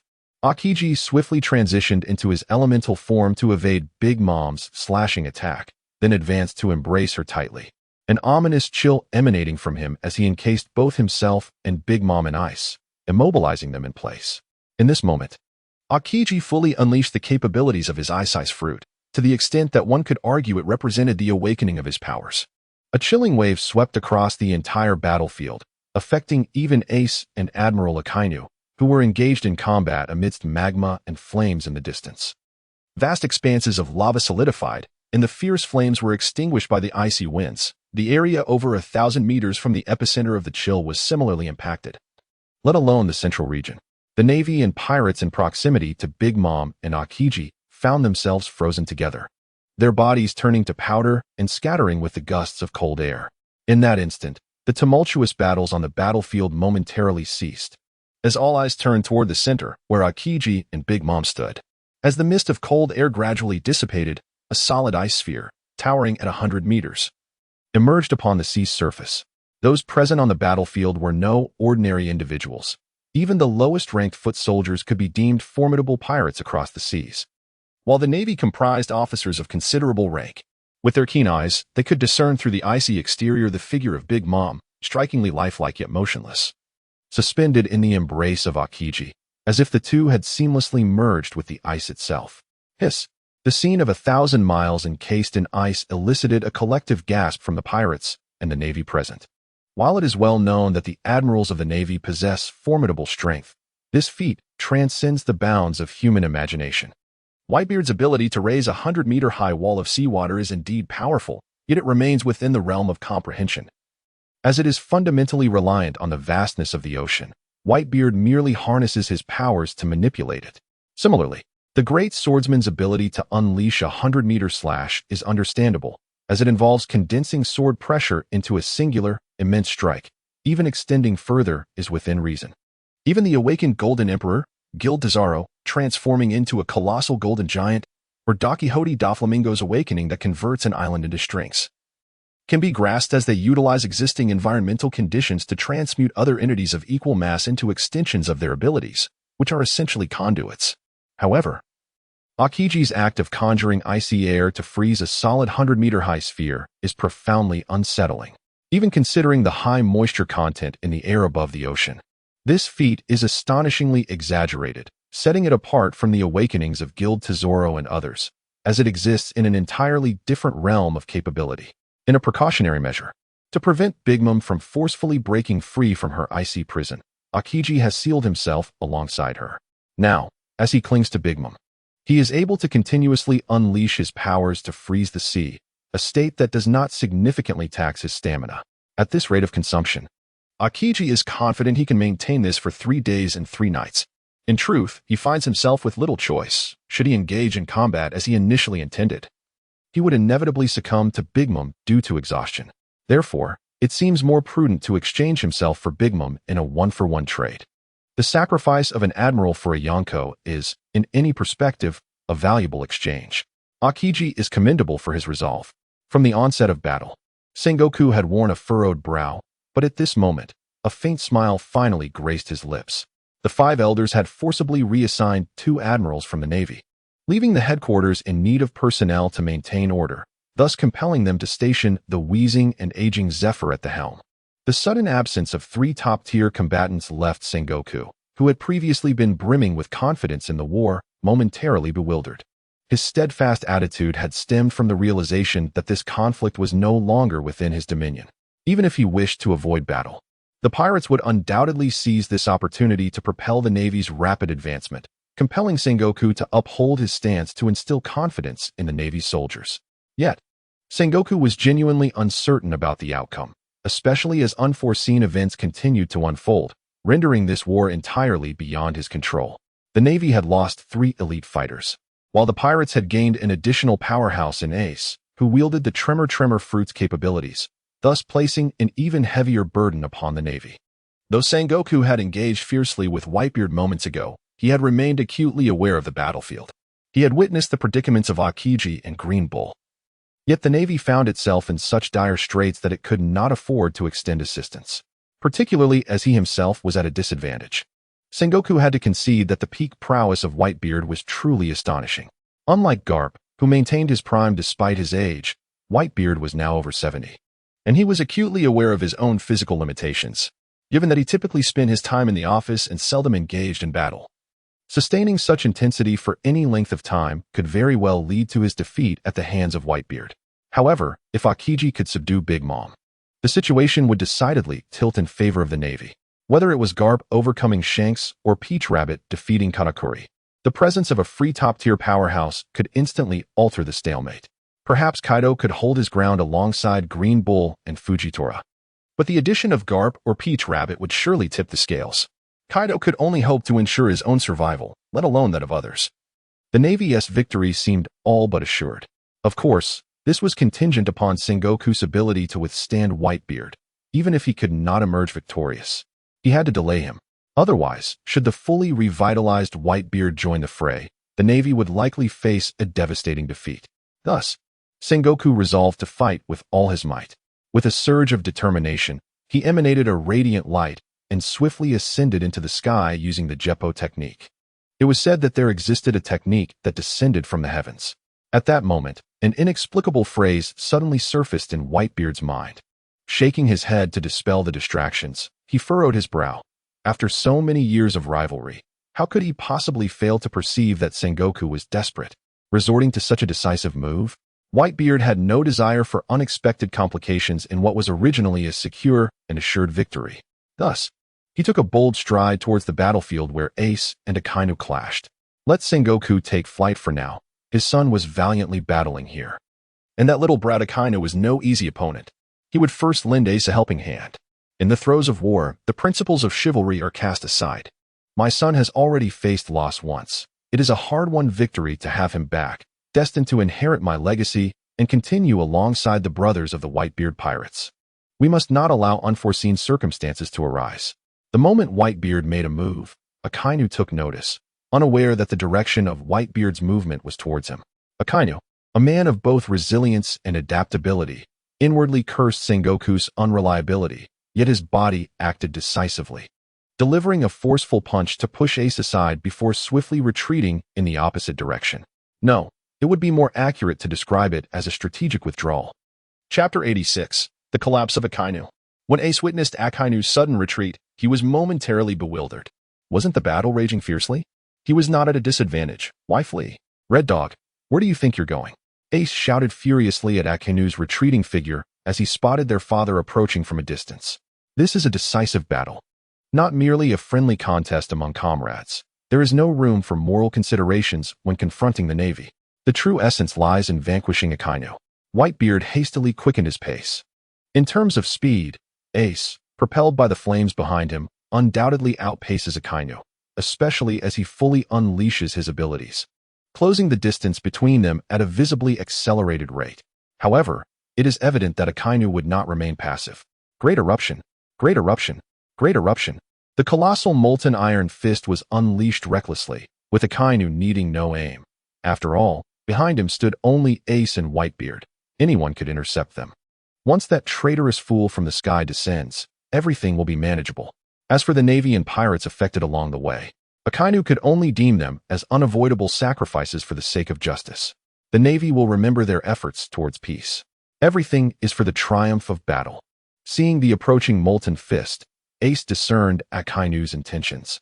Thus, to allow his father to keep pace, he swung his fist to shatter the atmosphere, fracturing Akainu's great eruption and clearing a path for Whitebeard. Ace possessed this confidence. With their combined strength, no one could hinder them, not even Akainu. The spectacle of Akainu, Ace, and Whitebeard traversing the battlefield instantly captivated countless onlookers, primarily due to the chaos wrought by Akainu's relentless magma and Ace's fervent counteractions. Even in this realm of the highest caliber of combat, those capable of wielding haki are exceedingly rare, The pirates are all of high rank, and the Navy consists of officers of at least Rear Admiral status. The scattered magma posed a lethal threat to those lacking haki, as mere contact could spell death or severe injury. In an instant, the battlefield, once relatively tranquil, descended into chaos. Even formidable figures like the commanders of the Whitebeard Pirates and the calamities of the Beast Pirates could not remain unaffected. The Navy's vice admirals were compelled to respond. Aside from a select few top-tier warriors, none could disregard Akainu's formidable powers. As Akainu stirred the entirety of the battlefield, Kaido, who had been embroiled in fierce combat, finally found respite. The gravitational suppression from Fujitora was insufficient to ignore Akainu's magma. With Akainu's arrival, he had no choice but to concentrate solely on evading impending disaster, thereby diminishing the pressure on Kaido. Thunderous 8 trigrams. How could Kaido relinquish such a splendid opportunity? He leapt forward, launching himself directly in front of Akainu, delivering a powerful blow. Encased in the formidable armor of haki, his spiked club, imbued with the overwhelming force of Conqueror's haki, struck viciously against Akainu's visage, twisting his entire head as if it had been shattered in an instant. In the following moment, with a resounding crash, Akainu was propelled sideways by Kaido's immense strength, soaring across the battlefield to collide with the central ice formation, which suffered deep fissures from the impact. This left Green Bull, who had braced himself for a beating after Fujitora's liberation of Kaido, momentarily stunned. After a brief pause, he quickly regained his composure and rushed forward, once again entangling himself with Kaido, who was intent on delivering further blows. Akainu, upon colliding with the ice pillar, seemed to fall lifeless, blood gushing forth relentlessly, staining his body as he slid rapidly down the ice sphere before crashing onto the icy surface. For a considerable time, he remained motionless. Countless gazes converged upon the figure sprawled on the ground, Sakazuki. As a top-tier powerhouse who had suppressed the seas for over a decade as an admiral, a man who even Whitebeard could not vanquish, was he truly destined to perish here today? Even Sengoku, descending from the skies, refrained from striking, wary of inflicting further harm on Akainu from the shockwave. An intense stillness enveloped the battlefield, save for a few skirmishes, as everyone anxiously watched the spot where Akainu had fallen. Then came the sound. Crack, crack, crack, crack, crack. Ace soared above the ice sphere, his right hand clenched into a fist, gathering an overwhelming force that suddenly descended with ferocity. The atmosphere trembled under Ace's might, as if the very fabric of the void had been shattered, creating a web-like pattern. In the next instant, a profound power, imperceptible to the naked eye, followed closely behind, causing the ice surface to fracture and even obliterating the towering ice sphere. A cataclysmic force erupted. Boom, boom, boom. The entire battlefield quaked beneath this overwhelming might, the sea roiling as if the world itself was on the brink of annihilation.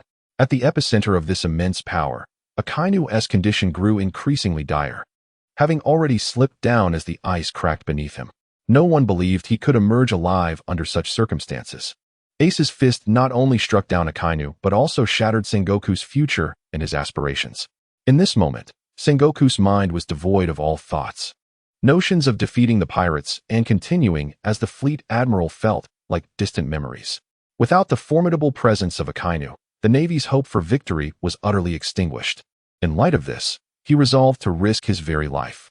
Perhaps the fate of a soldier is to perish on the battlefield. Such an end carries its own form of honor. Damn it! Do you even comprehend the gravity of your actions? You must die today. With his spirit extinguished, Sengoku no longer considered matters related to Garp's grandson. Fueled by rage, he unleashed the full extent of the Buddha fruit's powers, with golden shockwaves shimmering in his palm as if ready to explode.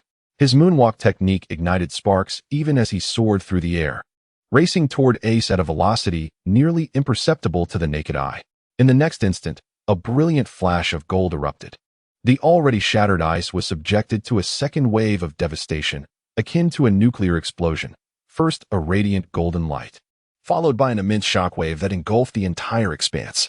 It was cataclysmic in nature, as the dazzling radiance illuminated the surroundings, and the colossal force swept through the heavens and the earth. Friends worried about my state of mind and offered words of comfort, noting that today's update was delayed. However, I assured them that updates would resume, and a chapter would be added in the early hours. Chapter 87, The Solo Acts of Kaido and Big Mom. As the smoke dissipated, all combat ceased. Even those in advantageous positions, like Carp relentlessly pursuing Shanks and Marco, or Kaido who had vanquished Akainu, including Whitebeard who had witnessed Sengoku's fierce assault on his beloved son, held their breath, focusing intently on the Radiant Center, searching for Ace's whereabouts. No one dared to believe that the formidable being who had just shattered the world with a mere gesture could so easily succumb to death. Sengoku, you must perish. Whitebeard clenched his fists tightly. If Ace were truly dead, he would spare no effort to ensure that Sengoku paid for Ace's life. Ace, his closest companion in the Whitebeard Pirates, Jozu, worriedly searched for Ace's figure. He could not fathom how, after surviving the battle at Marineford, Ace could so easily perish here. Fortunately, prior to the onset of battle, Luffy had been taken away by Shanks and Torielli. Otherwise, another clash of conquerors hockey would have erupted at this moment. Sengoku paid no heed to the crowd, instead directing his gaze toward the distant ice sphere encasing Big Mom. The sphere was already riddled with cracks, appearing as if it might shatter at the slightest touch. Theoretically, with Akiji persistently wielding his powers, such a scenario should not occur, especially since the ice sphere was not his primary target. As the architect of the earlier attack, Sengoku was acutely aware of what had transpired. His assault had seemed cataclysmic, yet it had not fully struck Ace. Ace was no fool. He would not remain stationary, awaiting the blow. After the attack on Akainu, Ace had anticipated that Sengoku would not grant him a moment's respite. Thus he had already prepared his escape. Sengoku's strike had indeed connected with Ace, but it had only impacted Ace's elemental form. As Sengoku approached, Ace had already transformed, and at the moment Sengoku unleashed his attack, Ace had utilized the force of the shockwave to create distance. Now, if Sengoku's perception had not faltered, Ace should be within the ice sphere. Sengoku had to admit. This time he had been outmaneuvered by Ace. Utilizing the power of the shockwave, Ace had slipped through the cracks of the ice sphere, sealing Big Mom. It appeared he was about to confront a furious emperor once more. With Akainu lost, it seemed the Navy had met its match. Damn the Gorosei. Had they not removed Kizuru and Akiji, such a predicament would not have arisen. Crack, crack, crack, crack, crack, just as Sengoku cursed the Gorosei's unreliability in his mind. The earth trembled incessantly, and the cracks on the ice sphere became increasingly numerous and profound, as if it were about to explode. Indeed, this was the reality. Boom. A surge of flames erupted from the center of the ice sphere, sending shards of ice flying and steam billowing outward. Akiji, you little brat, I will kill you. Big Mom's furious voice resounded from within. With a powerful sweep of her hand, the intact, encased Big Mom and Ace, engulfed in flames and radiating a terrifying heat, emerged before the onlookers. Ace. Ace. Wonderful, Ace is still alive. Upon witnessing Ace unharmed and having rescued Big Mom, the pirate faction instantly displayed expressions of delight. Even Carp, who had been tense throughout, secretly let out a sigh of relief. Torn between his old comrade Sengoku, with whom he had fought for 60 years, and his own grandson, Carp was reluctant to choose between the two. Suddenly, a realization struck him, causing his expression to shift dramatically. Wait a moment. Ace and Big Mom in the ice. What happened to Akiji? Where had he gone? Akiji had been following Carp since graduation, and to Carp, he was akin to a son. He could not bear the thought of Akiji encountering any misfortune. At that moment, beneath the ice, molten lava erupted, creating a passage from the seabed to the surface. Two men, adorned in the justice cloaks of the Marines, emerged from the depths, Akiji and Akainu. Although Akiji had been exerting all his strength to contain Big Mom, he remained vigilant of the external circumstances.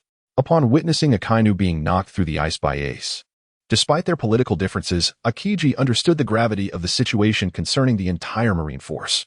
He decisively abandoned his efforts to suppress Big Mom, transforming into his elemental form and merging with the ice to rescue Akainu, promptly tending to his wounds beneath the surface. At their level of prowess, their physical forms were almost monstrous. As long as the injuries were not fatal, they could rapidly regain their combat strength. Akainu. The moment Sengoku laid eyes on Akainu, he gasped in astonishment, swiftly followed by an overwhelming surge of joy, still oblivious to the circumstances that had just transpired. Akiji truly proved himself worthy. He was undoubtedly the heir Sengoku had envisioned. Seeing that Akainu appeared fit for battle rekindled Sengoku's fighting spirit. Newgate, prepare for battle. He transformed into the Golden Buddha and charged towards Whitebeard. With all the admirals present, the Navy held a significant advantage. If an admiral could defeat one of the Emperor's commanders, it would trigger a cascading effect. During this interval, his task was to hold Whitebeard at bay.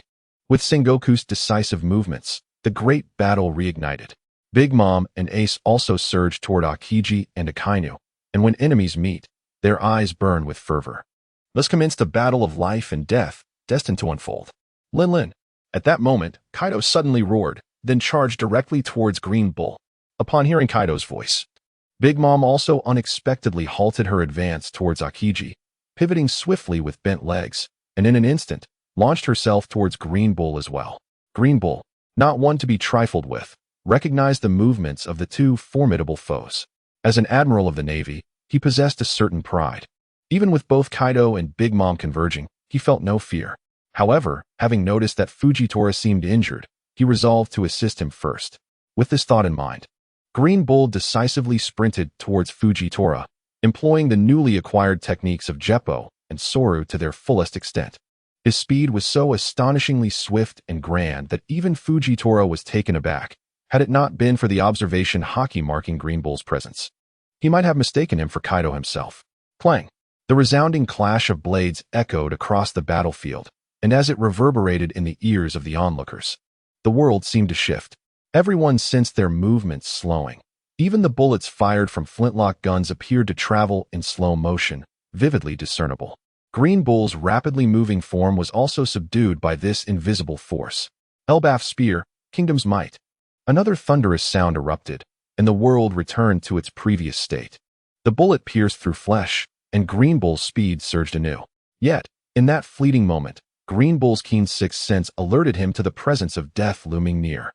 With no time to look back, a massive spiked club was perilously close to the back of his head, and he could even smell the blood of Akainu upon it. Combination technique. Elbaf spear, thunderous 8 trigrams. Boom. The enormous spiked club descended, and the nearest Fujitora merely heard the sound of a watermelon exploding, followed by the scalding blood raining down upon him. Chapter 88. Fujitora's smile. Bang! Fujitora heard a sharp crack, followed by a warm liquid splattering onto his face. Simultaneously, within the perception of his observation haki, a warm, green aura of a friendly presence gradually faded away. Can a person survive without their head? At this moment, Fujitora was suddenly struck by a profound thought. Even though Green Bull possessed formidable healing abilities and was a practitioner of physical prowess, could he truly survive a fatal blow to the head? Although Fujitora was acutely aware that today's battle would be fiercely brutal, perhaps even leading to his own demise in the name of justice and peace, he found it difficult to ascertain his true feelings when he witnessed a person with whom he had shared tea and conversation only moments ago perish right before his eyes. As one of the numerous elite warriors of the seas, death had always seemed a distant specter to him. The last time a top-tier warrior had been slain was long forgotten. For such beings were regarded as deterrents akin to nuclear power by any faction. Encounters between equals could stretch on for days without resolution, and it could be said that if one side wished to retreat, no one could guarantee the capture of a top-tier combatant. Much like the legendary Golden Lioness assault on Marine headquarters, had he not been so headstrong, he would have fled. For even the Marines would not dare to forcibly detain him. The repercussions of an unleashed top-tier warrior were simply too great to bear. Feeling the warmth of blood on his face, Fujitora resolved within himself. Just moments ago, as Kaido and Big Mom's weapons clashed with a thunderous roar, he sensed the world shift, though he could not comprehend how it had transpired. It was only with the combined efforts of himself and Green Bull that they had managed to subdue Kaido. Now, left alone, the odds were even more daunting. If Kaido and his allies possessed the capability to slay Green Bull, who was physically superior, then they surely had the means to eliminate him as well.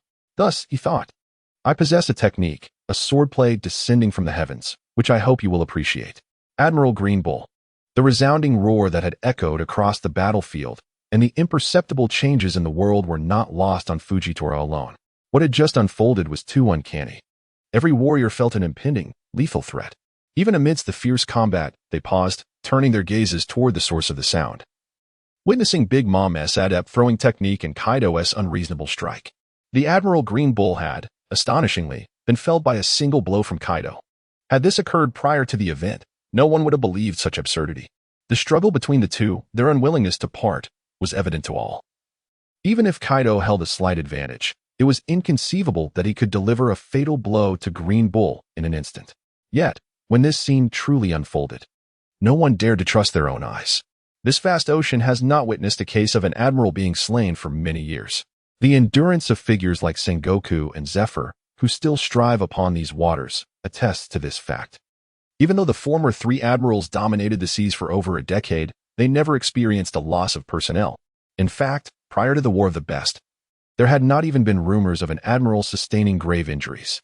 Green Bull appears to be the first top-tier powerhouse to be vanquished in over a decade. Sengoku rubbed his eyes repeatedly, unable to believe the scene unfolding before him. The distinction between heaven and hell seemed to hinge on a mere thought. Sengoku felt as though he were on a tumultuous roller coaster. One moment he was frenzied by the presumed demise of Akainu, and in the next, Akiji emerged from the depths of despair, bringing Akainu back with him. Just as he exhaled a sigh of relief, Green Bull was struck down before his very eyes. Although Sengoku and Green Bull had not shared much time together, let alone any deep emotional bond, the loss of such a formidable force was devastating. The inherent advantage of the Navy was utterly obliterated. Most critically, Sengoku remained perplexed about the actions of Kaido and Big Mom only moments ago. He had felt the world shift in a profound way. In that fleeting moment, it was as if time itself slowed. His thoughts flowed as usual, yet his body responded with excruciating slowness. Even the sea breeze and the snowflakes suspended in midair seemed frozen by an unknown, formidable power. The power to manipulate time is an ominous force, one that should not exist in this world, let alone be wielded by others. Particularly alarming is the fact that this power rests in the hands of his adversaries. Kaido and Big Mom could easily eliminate Green Bull, and similarly, they could extinguish the lives of others, even their own. At that moment, an unexpected disturbance arose on the battlefield. Surrounding Fujitora, black rings of light suddenly ascended, and Kaido, caught off guard, stumbled backward as one of these rings appeared. He was then propelled away by an omnipresent repulsive force. Everything upon the icy surface began to rise in an uncharacteristic manner. As the gravity surrounding Fujitora became utterly chaotic, this signified the awakening of his gravity fruit's true potential. The most formidable technique he had kept sealed. The reason he had never utilized it was not due to a lack of power, but rather the overwhelming strength that compelled him to seal it away, fearing its catastrophic implications. However, now that his life was under threat, Fujitora resolved to unleash it. As the chaos of gravity intensified around him, the rings became increasingly animated and robust. One ring swiftly split into two, which then further divided into four, each one growing thicker and more formidable. Within this pitch-black domain, even the air was compressed to a terrifying density. Gradually, Fujitora's feet lifted from the ground, and he began to float, gazing down upon the earth like a deity. The black rings danced around him, fluctuating in an ethereal manner, while the sky darkened under an invisible, oppressive gravity.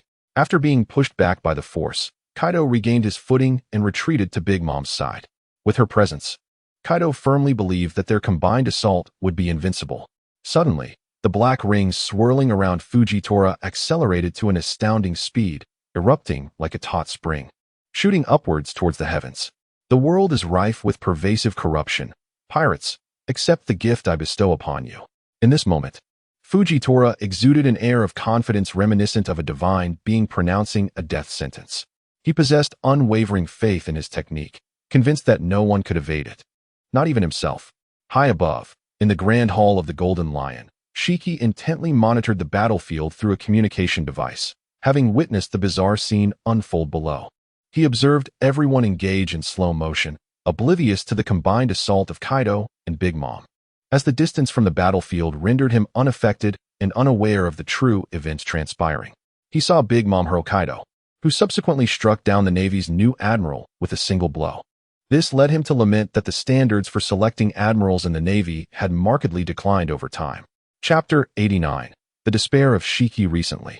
The Navy's global conscription had been broadcasted across newspapers worldwide, and Shiki had taken note of the three newly appointed admirals. Despite his arrogance and disdain for these juniors, he could not afford to disregard their existence. He was acutely aware of his physical condition, though he remained immersed in the glory of his past. A lack of self-confidence led him to seek collaboration with Whitebeard immediately upon his release from prison. He refrained from engaging in the chaotic maritime situation, opting instead to retreat and develop his intelligence. Deep down, He understood that his era had long since faded. He was no longer the legendary Golden Lion of yore. In terms of sheer combat power, he was no match for the youth of today. Competing for dominance over the seas would likely result in these younger generations teaching him a lesson. Intelligence had become his last bastion of defiance, compelling him to place his hopes in external forces. Yet, Shiki might not have heeded the adage that plans are often outpaced by events. Soon, he noticed the spectacular emergence of a singular force, its unmatched power captivating his attention. Shiki watched in awe as a dark energy orb gathered strength beside Fujitora, suddenly launching skyward. The orb expanded in midair, accelerating as if propelled by an unseen force. It ascended to an altitude of 10,000 meters, crashing into the islands under Shiki's command. Portions of the orb's energy pierced through the gaps between the islands, surging skyward. With a resounding thud, Shiki felt the island beneath him tremble violently, followed by an indescribable force pulling the land downward. In the next instant, the unsuspecting Shiki had no time to react as the islands were violently yanked down by the gravitational force. In an instant, an invisible gravity exerted a tremendous force, causing the cluster of islands to plummet several hundred meters. The descent was so rapid that the flora and fauna upon the islands remained suspended in midair, while the islands themselves vanished from sight. Within the Grand Hall, the Golden Lion was abruptly thrust against the ceiling by a downward reaction force. Had the hall not been constructed with such robustness, he would likely have been flung away. Initially engulfed in confusion, the Golden Lion quickly regained his composure amidst the sensation of weightlessness and hastily employed his abilities to seize control of the islands. Although Fujitora's awakened state was formidable, the powers of the Golden Lion's float fruit matched his gravity fruit and had been developed over several decades longer. Furthermore, the islands were inherently his domain, while Fujitora's powers merely added gravitational force to the sky. Once that force was applied, there was no subsequent support, rendering him incapable of overcoming the Golden Lion. As the islands continued to descend for several hundred more meters, the Golden Lion ultimately regained dominion over them. Below, Sengoku and others, along with those who had witnessed the live stream, were reminded of the projection video they had previously seen upon witnessing the aura emanating from Fujitora. Instinctively, they gazed towards the heavens, their minds consumed by a singular thought. The meteorites were approaching. Observing the naval soldiers scattered across the battlefield, Sengoku felt a weight in his heart, yet he understood that Fujitora's actions were justified. In the absence of a means to counteract the bizarre powers wielded by Kaido and Big Mom, it was prudent to resort to the most ferocious approach, ensuring mutual destruction. This was, in fact, the final strategy deliberated upon at their meeting. Should the Navy unexpectedly find itself at a disadvantage, the formidable duo of Akainu and Fujitora would take action, aiming to perish alongside this cohort of the world's most powerful pirates. Even in the absence of these formidable adversaries, the Navy, bolstered by the likes of Zephyr, Kazuru, and Fujitora, would still wield the strength to dominate the seas. Conversely, without the Four Emperors' crew, the New World would become effortlessly attainable for the Navy, leaving the entire world devoid of any force capable of thwarting their ambitions. The formidable stance of Fujitora indicated that the impending meteor would undoubtedly be far more terrifying than what had been portrayed in previous projections. Fleeing? Such an endeavor would be futile. Beyond this area, encased in ice by Aokiji, lay the vast and boundless ocean. Where could one possibly escape? It would be wiser to confront the situation with valor, for among so many powerful beings, there might yet be a glimmer of hope. The battle, for the moment, had seemingly come to a halt as all eyes turned skyward, anticipating the arrival of the meteor. 1 second, 2 seconds, 3 seconds, a minute passed. With Fujitora's gravity dispelling the clouds, the scorching sunlight blazed upon their faces, causing many to sweat profusely, yet the sky revealed no anomalies. Even Fujitora, suspended in midair, gazed quizzically at the horizon, a sense of doubt creeping into his mind. Could it be that no meteor was forthcoming? Reluctant to concede, he began to gather strength anew, sending forth several black orbs soaring into the heavens once more. Meanwhile, on a small island high above, after being recaptured by the Golden Lion, a torrential rain of beasts began to fall. The creatures, nurtured over 2 decades, had been left suspended in the air by the suddenly descending island, and were now plummeting freely from the sky. The abrupt drop of hundreds of meters would be sufficient to crush anything, let alone mere flesh and blood. Thud, thud, thud, thud, thud. The moment the sounds reached his ears, the golden lion rushed to the entrance of the grand hall. The beast fell like raindrops, creating splashes of blood while simultaneously shattering the golden lion's ambitions. Standing at the threshold, he watched helplessly as 20 years of his hard work crumbled before his eyes. His heart heavy with despair, yet powerless to act. Admiral Fujitora lowered his head, then slowly raised it. In that instant, the golden lion's eyes were bloodshot, akin to a malevolent spirit emerging from the depths of hell. At this juncture, he no longer contemplated fame or any grand resurgence. He harbored but one thought: the blood debt must be repaid in kind. You desire the island? Allow me to deliver it to you. Just then, a shadow loomed above the golden lion's head.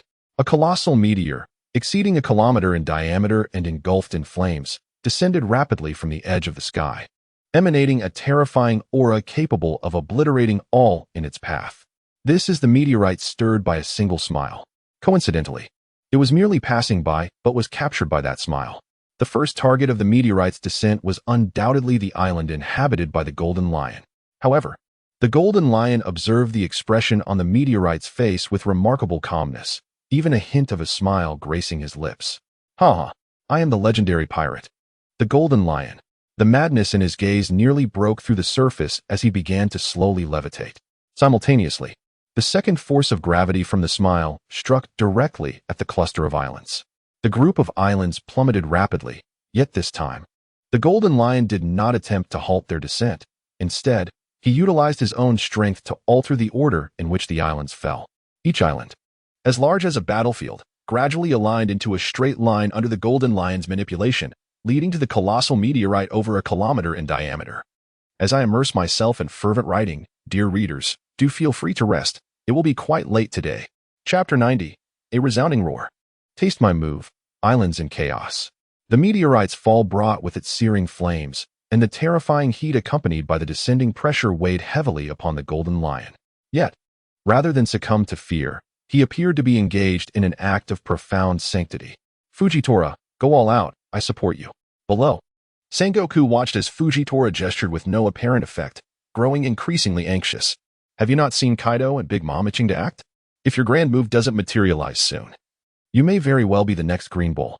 Kaido, too, regarded Fujitora with astonishment, sensing that his posture was indicative of a powerful move, especially since the wind pressure had just swept him away.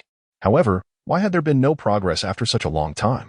Fujitora remained suspended in midair, his expression somewhat awkward.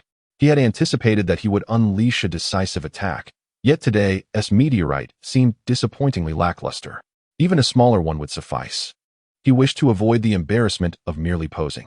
At that moment, the sky suddenly grew dim, sunlight gradually fading as darkness took control of the heavens. Everyone instinctively looked upwards. Ah, look, an island is falling from the sky.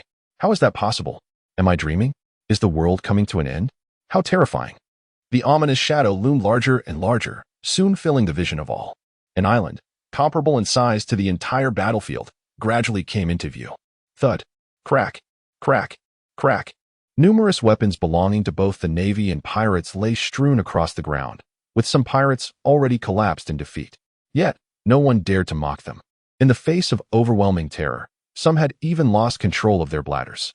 Even Sengoku's eyes widened in astonishment. He had anticipated the extraordinary nature of Fujitora's gravity fruit. But this was utterly beyond comprehension. Is this within the realm of human capability? Such a vast island is capable of withstanding even the unrestrained might of Whitebeard for a while. The gravity fruit evoked a haunting memory in Sengoku. Reminiscent of his former nightmare, the float fruit wielded by the golden lion. No matter the size of the island, a mere touch would cause it to ascend, obediently drifting wherever it was directed. It was not only Sengoku who was taken aback. Even the instigator of this phenomenon, Ichi, was momentarily stunned. Although Ichi's eyes were veiled from sight, his observation haki ranked among the finest in the world. Despite the island being several kilometers away, Ichi's perception had already reached the outskirts of it. At that moment, he could only feel one thing: immense, immense, immense. Truly magnificent. Is this something I summoned myself? I initially believed that I could manage to capture a meteorite merely around 100 meters in size, under the force of gravity. That would have sufficed to make a significant impact on this battlefield. Yet, what is this colossal object? It appears to be of a size comparable to that of a medium-sized island. Is this not akin to the dimensions of Mobile Island? Have the meteorites in the heavens grown so audacious? Or is it that I have fortuitously encountered one of the legendary sky islands? This is no jest. This entity truly possesses the capacity to cause fatality. Nonetheless, it is ultimately of my own conjuring, and most importantly, I am well aware of my own strength. Setting aside how this thing was procured, it is utterly impossible to return it. Whoever wishes to claim it may do so, but I certainly cannot. Thus I, with a nonchalant demeanor, sheathed my weapon and crossed my arms over my chest, adopting an air of arrogance befitting one who believes themselves the greatest in the world. After so many years of restraint, it is time to indulge in a moment of pride before the end. What a farce. Fujitora, do you intend to bury the entire navy here? Since the island's emergence, the battle has ceased entirely, and Akainu, with a grim expression, shouted vehemently at Fujitora. His dream of altering the world remains unrealized. He has yet to ascend to the rank of fleet admiral, and he does not wish to perish here. With this thought, Akainu summoned every ounce of his power, enveloping his heated magma in a cloak of armament hockey. This punch could undeniably be regarded as the pinnacle of his existence. Whitebeard, enraged, also made his move. With his sons present, he could not allow them to be annihilated by a mere island, for that would signify the complete eradication of the Whitebeard Pirates. Great earthquake, deathly hammer. A blinding white light danced wildly, as if the very atmosphere were made of paper, being ruthlessly torn asunder. Whitebeard's fist created afterimages as it struck forth. The entire world seemed to tremble, as though on the brink of collapse. Boom! From a distance, a thunderous roar echoed, and a golden pillar of fire surged before Akainu. This pillar, akin to a celestial column, ascended towards the heavens, radiating boundless might. Within the golden flames, a figure gradually emerged. Upon seeing this silhouette, Akainu was momentarily taken aback. Poor Ghastly Ace, despite his intense animosity, this lad surprisingly refrained from launching a sneak attack and instead joined forces to confront the island. It seems he possesses a modicum of integrity. Elbaf's spear, the kingdom of Wano. Big Mom, wielding Napoleon, swung it powerfully towards the sky, unleashing a dark, slicing strike. This is the formidable technique learned by Big Mom from the giant tribe, wielded with such potency that it surpasses even the mightiest of the giants. The endless thunderous Bagua. Kaido ascended into the sky, his spiked club swinging with extraordinary ferocity, cleaving a gash across the island. Witnessing this spectacle, Akiji let out a soft sigh. And with a graceful flourish of his hands, two towering ice pillars emerged from the surface, resembling the hands of giants, cradling the descending island. The combined might of several top-tier warriors caused the very fabric of this space to tremble incessantly. Boom, boom, boom, boom, boom. Blinding white light, radiant red light, fiery sparks, and dark shadows illuminated the icy expanse as the island, ignited with embers, endured relentless and terrifying assaults. Under the leadership of the four emperors and admirals, both the navy and pirates below ignited their final courage. Bang, bang, bang, bang, bang, crack, crack, crack, crack, crack. Bullets rained down without restraint, while the swordsmen unleashed slashes that soared skyward. In this moment fraught with peril, or rather, under the duress of Fujitora, both the navy and the pirates found themselves standing in rare solidarity. Yet, gravity seemed to be the most formidable force poised to obliterate it all. The island lay tantalizingly close, yet even when united, their collective strength fell short of shattering it completely. At this critical juncture, a brilliant explosion of golden light erupted. Boom! Accompanied by the island's utter disintegration, a shockwave surged forth, yet in the eyes of all present, this devastating force appeared as a harbinger of fortune. The island was reduced to mere pebbles, no longer a threat to anyone in attendance. Suddenly, a voice resonated from the heavens. Chapter 91, The Great Pirate, Gold Lion. Ha ha ha, I am the Gold Lion. A deep, resonant voice echoed from above, startling Sengoku and causing his expression to change dramatically. The voice of this man is one that will linger in the annals of this lifetime, particularly since he has already revealed his identity. Gold Lion Shiki. He possesses a fruit that grants him dominion over the skies. Even more formidable is the ambition he harbors, one that is commensurate with the power of his fruit. At this moment, the warring states no longer harbored doubts. This small island must undoubtedly be the handiwork of the Golden Lion. No wonder it is so vast. Indeed, as Fujitora himself declared, The most successful feat he could achieve was to bring down a meteorite measuring 1 kilometer in size. This time, the emergence of an island spanning hundreds of square kilometers is truly astonishing. It is none other than that of Golden Lion Shiki, which is hardly surprising. No, one might say it is rather terrifying. Given Shiki's grandiose style, it is implausible that he would settle for merely this solitary island. What we have witnessed thus far is likely just an appetizer. The true horror lies ahead. Indeed, as the sky darkens once more, a medium-sized island, no smaller than the previous one, descends. It is Golden Lion Shiki. He is known to command at least 10 such islands. If one wishes to survive, unity among all is imperative. Kaido, too, recognized that familiar voice, and his expression was hardly more favorable than Sengoku's. Having spent over a decade aboard the same ship as Shiki, he was all too familiar with the man. This madman is unfazed by any event. What? It is the Golden Lion of the 3 legendary pirates. With so many islands, how could we possibly survive? Upon hearing Kaido's words, the powerful warriors silently clenched their fists and weapons. Despite being in a dire situation, they maintained faith in their own strength. Conversely, the ordinary pirates and Navy personnel succumbed to despair. They had already witnessed the formidable challenges posed by the previous island, and in the face of such terrifying magnitude, they felt utterly powerless. Now, Kaido informs them that there are at least 10 such islands. This indeed amounts to at least 10, any more would be uncertain. Just now, the 4 emperors exerted tremendous effort to shatter but a single one, leaving the others to face inevitable demise. Silence. The fierce gaze of Shanks swiftly subdued the entire arena with his conqueror's haki. Those with wavering resolve and self-doubt fell one after another to the ground. This time, even Sengoku remained silent. His earlier actions signified his stance. He, too, wished to survive. It is truly perplexing how a situation that initially favored the Navy has evolved into this. Let us cooperate, Newgate, Sengoku declared, turning to Whitebeard. Although it was difficult for him to voice such words, he acknowledged that, in order to preserve the Navy's strength to suppress the seas, he must concede. Indeed, Whitebeard, observing Sengoku's sincere demeanor, nodded resolutely.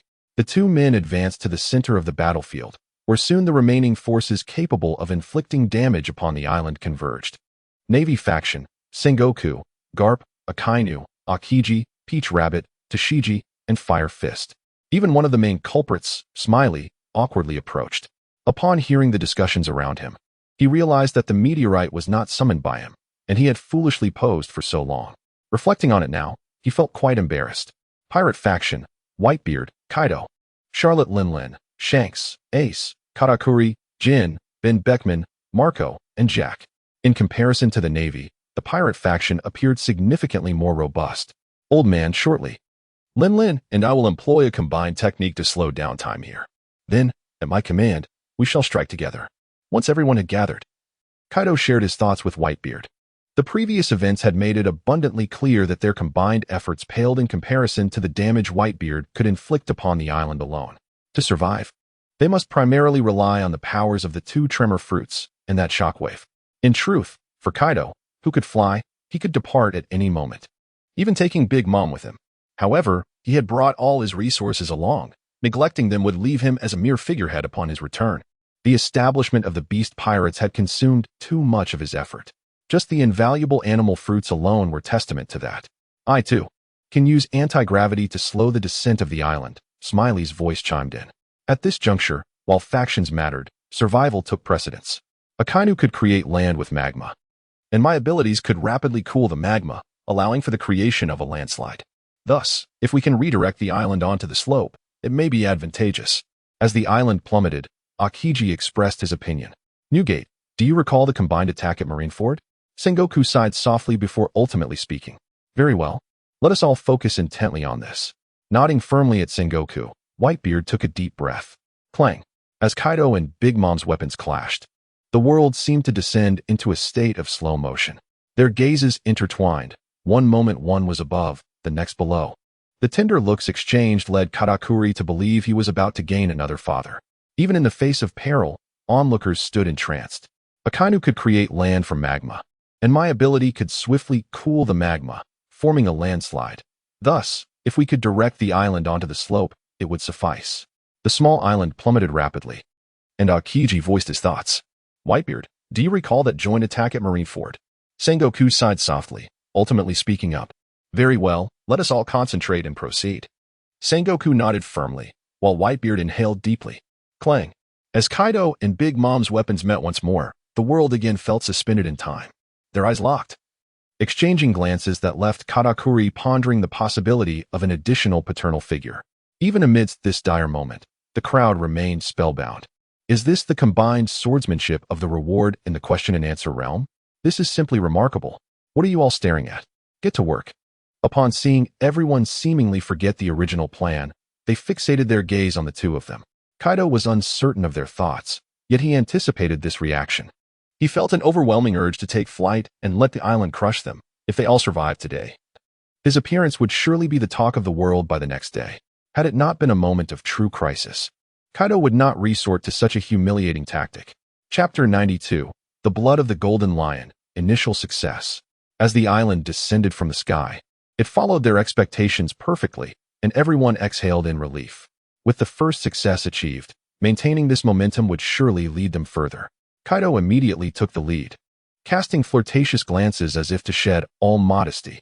Big Mom was equally undeterred, her towering form striking a seductive pose that was truly invigorating. Whitebeard and the others were left in stunned silence, while Ace nearly retched at the sight. Damn it, why are you all dazed? Hurry up and take action. Having initiated the combined attack technique, Kaido, poised to shout the command, suddenly noticed the vacant expressions of those around him. In a moment where life and death hung in the balance, how could they still afford to be dazed? Such disregard for their own lives was utterly infuriating. At this juncture, only Lingling seemed dependable. With this thought, Kaido began to sway into the dance, drawing closer to her, all for the greater good. The icy formations and molten magma continued to take shape, golden and white lights intertwining in an embrace. Fujitora relentlessly launched his gravity-black rings towards the sky. Islands were being dispatched to various locations, and everything appeared to be progressing favorably. As time passed, 1 island, 2, 3, 4, 5. 10 small islands swiftly came and went, with Kaido and Big Mom already drenched in sweat from their vigorous movements. After all, this was not mere dancing. It was a synchronized sword technique, requiring every ounce of their strength in each motion. Akainu and Akiji were panting heavily, having exerted their abilities to the utmost for an extended period. Even at their level, their bodies felt the strain, especially considering they had engaged in intense battles prior. Just moments ago, Akainu had nearly perished in the sea. Conversely, Whitebeard and Ace appeared to be faring relatively well. In his prime, Whitebeard could unleash his full power for days without consequence, while Ace, being the youngest, was likely the fastest to recover among them. However, Sengoku showed signs of fatigue. His age, compounded by a prolonged struggle against the formidable Ace and Whitebeard, had taken a toll. Now, assisting both in their offensive maneuvers only exacerbated his already limited stamina. In contrast, Fujitora seemed the least burdened. He merely needed to continue launching rings skyward. Like a card game, he persistently played his hand, standing straight with arms crossed, while gravity rings ascended endlessly into the heavens. At an altitude of 3,000 meters, the Golden Lion was firmly pinned to the island by a meteorite that had fallen from the sky. Though he possessed the ability to levitate the meteorite, he chose to endure the pressure, resolutely refusing to employ his powers even as flames began to engulf his body. This meteorite serves as the final surprise he bequeaths to the Warring States and Whitebeard, an unreserved celestial body, plummeting from the heavens with a diameter exceeding 1 kilometer. Evokes a sense of thrilling anticipation. The islands below, one by one, slip beyond control, a scenario well within the foresight of the Golden Lion. If Whitebeard and his allies cannot even contend with such an appetizing morsel, they are unworthy of being regarded as his adversaries. This will be his final battle, one in which he stakes his very life. The flames of the meteor gradually enveloped the Golden Lion, an indescribable agony piercing through every fiber of his being. Had it been an ordinary person, they would have cried out in torment and writhed on the ground, or fled in search of water. Yet, the Golden Lion remained resolute, gritting his teeth and steadfastly controlling the descent of the island. Even as his body began to carbonize and his innards ignited, he did not budge an inch.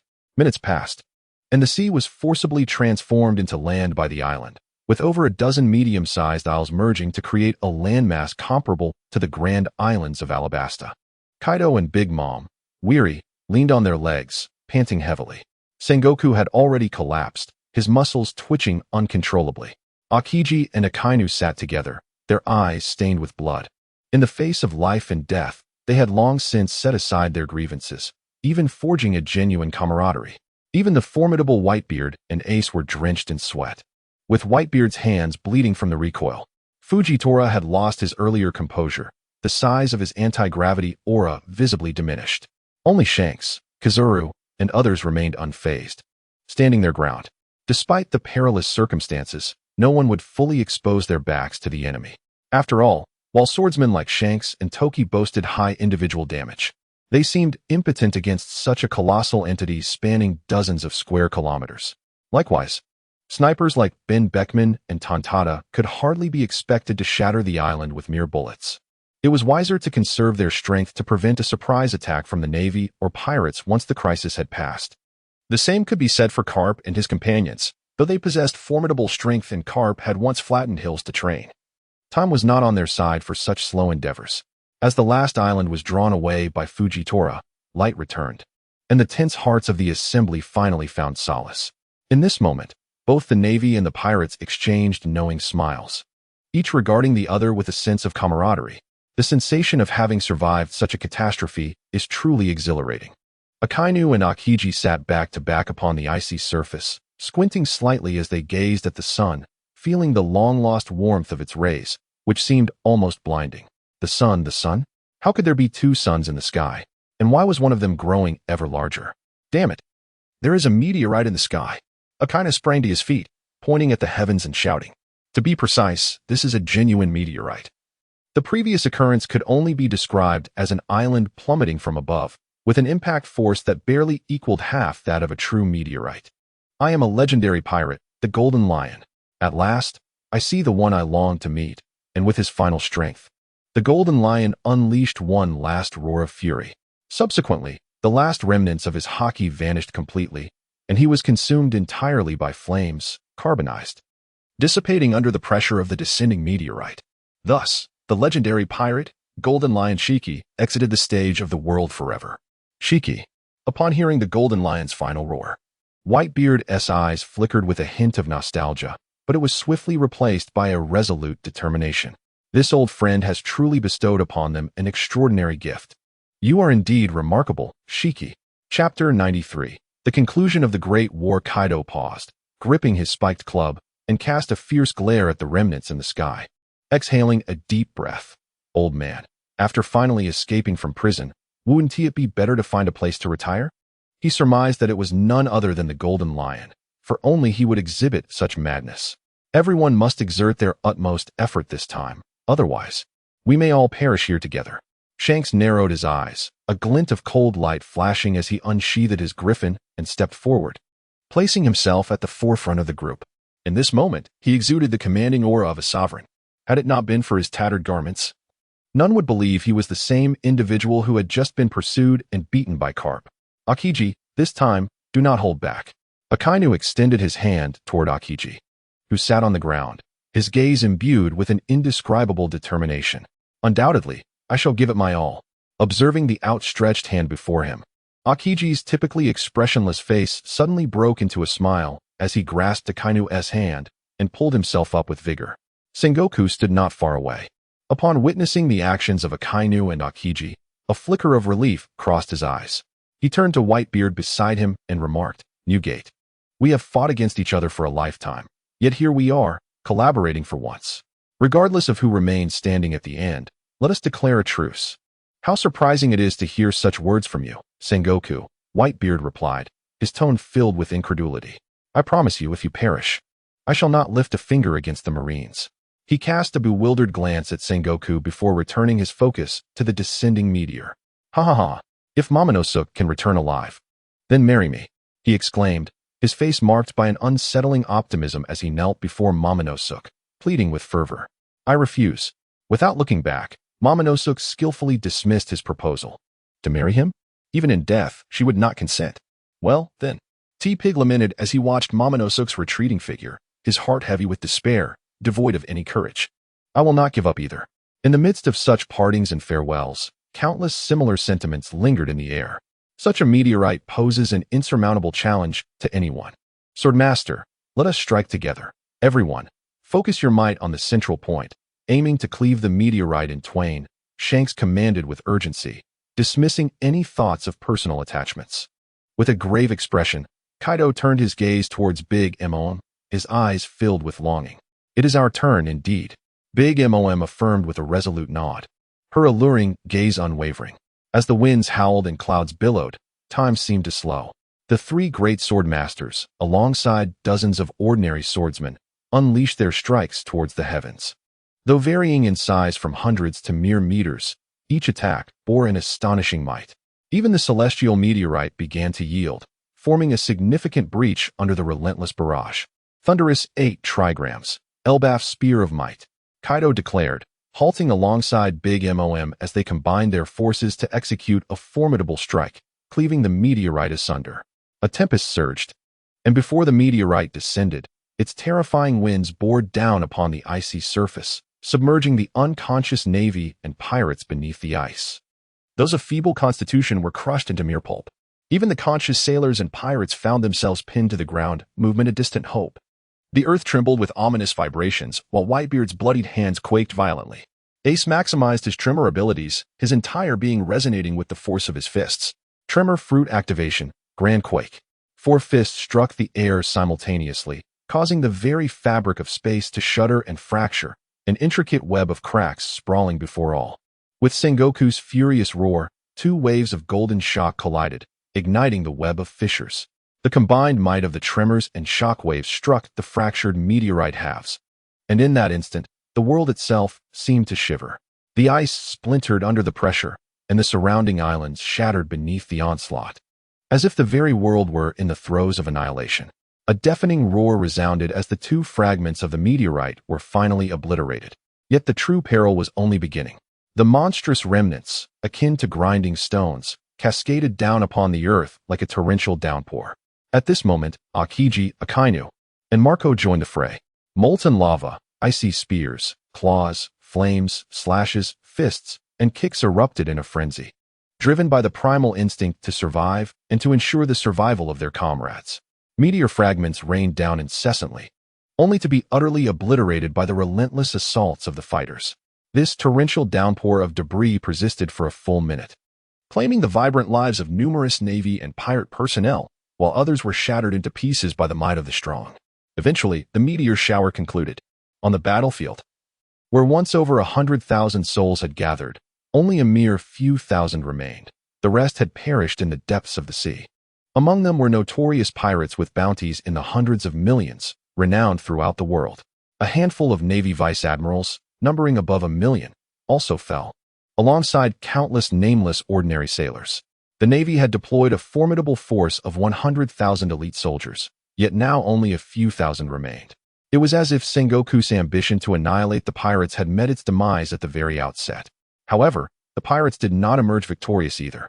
Several captains from the Whitebeard Pirates, along with the calamities of the Beast Pirates and numerous sweet commanders from the Big Mom Pirates, perished, as did several elite members from the Red-Haired Pirates, despite their smaller numbers.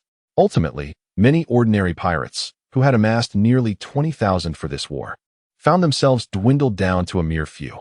The vast majority of the pirates from the New World had converged here, yet only a scant few would survive. After the conclusion of this war, the New World will reveal vast expanses of unoccupied territory. Those with ambition will undoubtedly seize such an opportune moment. And it is conceivable that even the influence of the 4 emperors will be affected. The Navy, too, will bear the brunt of this turmoil, having suffered tremendous losses, including the death of a high-ranking admiral. The most significant loss lies in the elite personnel, the backbone of every force across the seas and the Grand Line. Though they may appear insignificant on this pinnacle battlefield, each one is undeniably a pillar of strength in their respective domains. With their absence, the Navy will likely struggle to maintain control even over the East Blue, as those with ambition will surely be stirred into action. Particularly, the Revolutionary Army, led by Monkey D. Dragon, will certainly not let such a golden opportunity slip by. Chapter 94. The Great Xia Nation. Mariehua in an expansive clearing. The 5 elders, accompanied by high-ranking officials from the world government and nobles who had come to observe, gathered with eager anticipation, their eyes fixed intently on a shimmering machine before them. The machine, elliptical in shape, appeared quite dilapidated, resembling an hourglass at its center, with a scale line etched above and a rotating symbol marked on its base. This is the key to another world that the five elders obtained from Akainu, though its form does not resemble that of a standard key. Mars Tiff, open it. Let us all witness the miracle, Donald Trump Shung exclaimed with exuberance, commanding a CP0 agent to step forward and activate the machine, while gesticulating dramatically to the surrounding five elders. As the elite CP0 member approached and turned the machine's switch, the cacophony of rusted metal screeched through the air, tearing at the eardrums of all present, the sound excruciatingly harsh. Not only did the high-ranking government officials and nobles grimace, but even the elite members of CP were furrowing their brows in discomfort. As the machine was cranked to its limits, beams of radiant light began to emanate from within. Meanwhile, in the Daxia Kingdom, on the former RB battlefield, a colossal military fortress stood resolute amidst the desolate landscape, where not a single sign of life could be discerned apart from the fortress itself. The military stronghold towered 30 to 40 meters high, sprawling across thousands of square kilometers. Its design both minimalist and imposing, adorned with vivid red markings. The glint of cannon muzzles peeking through the fortress, alongside massive tanks stationed around, punctuated by the resounding shouts of slogans emanating from within, vividly illustrated what it meant to be a military stronghold. Undoubtedly, the most striking feature was the bright red flag fluttering atop the fortress. This planet is known as Waterblue Star, which once boasted numerous nations that stood in opposition to one another, embroiled in perpetual conflict. Eventually, due to internal strife, the progress of the entire world stagnated.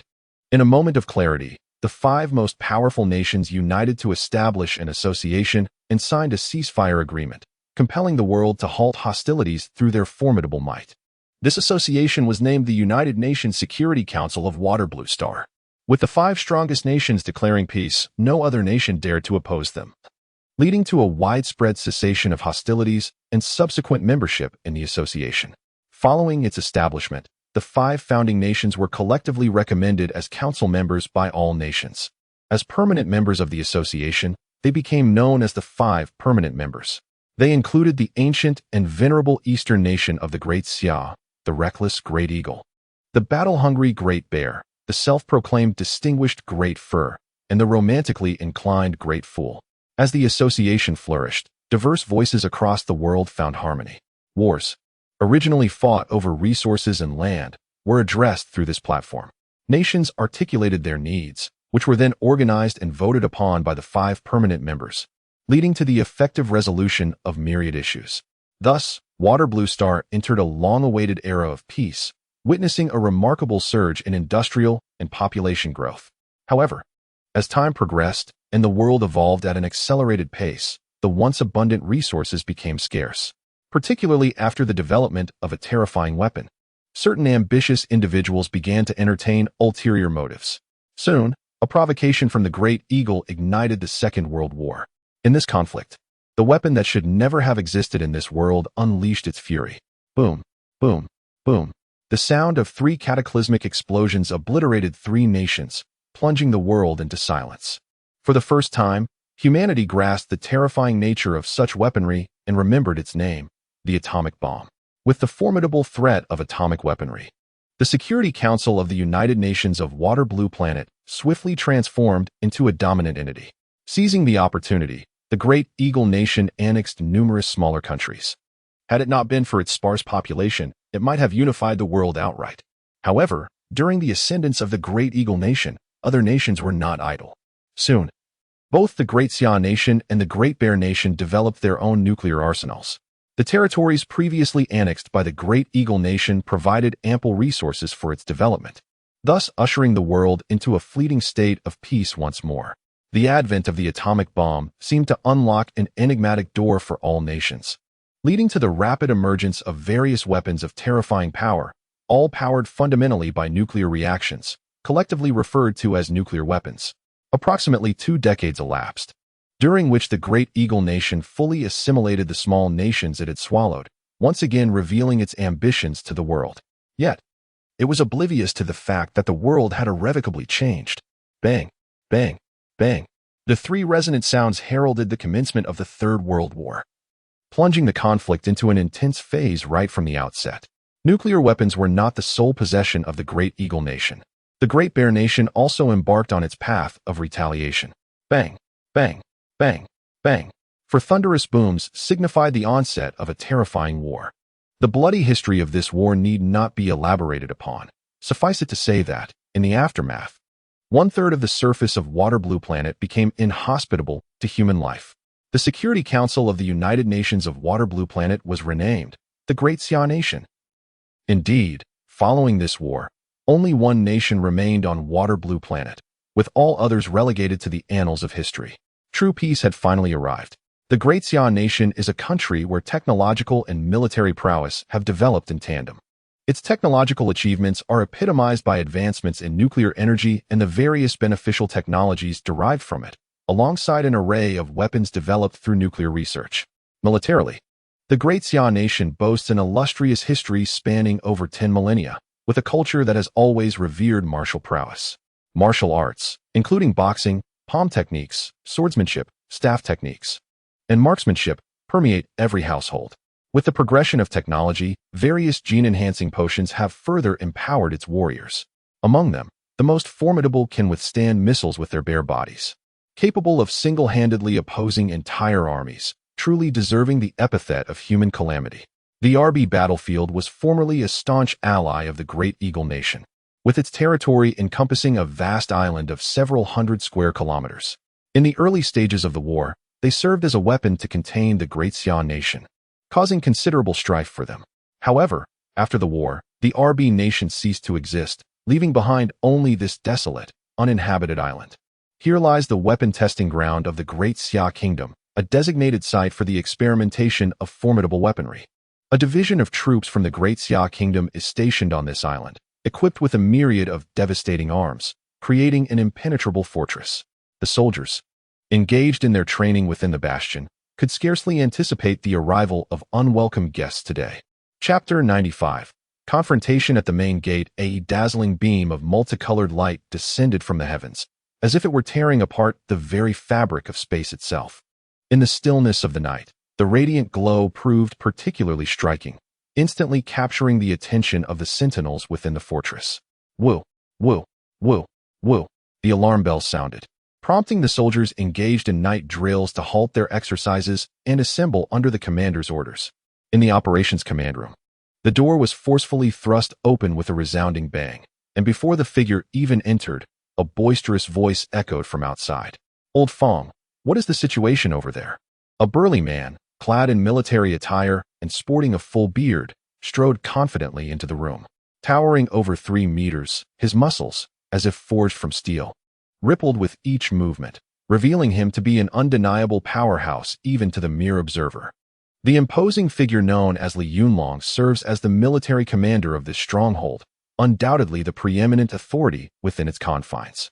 The individual referred to as Old Fong is Fong Zhini, the political commissar of the fortress and, in essence, its second-in-command. Clad in military attire, Fong Zhini stands somewhat shorter than the robust Li Yunlong, yet his presence is equally formidable, exuding an air of scholarly martial prowess through his spectacles. At this moment, he gazes intently at the large screen before him, his brow furrowed in concentration, clearly perplexed. Displayed on the screen is a topographical map of the battlefield, dotted with numerous red markers indicating the reconnaissance units he has dispatched. "Old Li, you've arrived. I've already dispatched Gotzi and his team for reconnaissance. We should receive updates shortly." Fong Zhini reassures Li Yunlong, accustomed to calming his irritable old companion. Suddenly, a series of alarming screeches emanate from the screen as the number of red dots diminishes rapidly. Concurrently, the distant rumble of artillery fire resonates ominously. This is bad. Something has gone awry. At this critical juncture, Fong Zhini realizes the gravity of the situation, his expression shifting dramatically as he turns to Li Yunlong. "Damn it. I intend to find out who dares to stir trouble on my turf," Li Yunlong retorts, equally incensed by the unfolding events on the screen.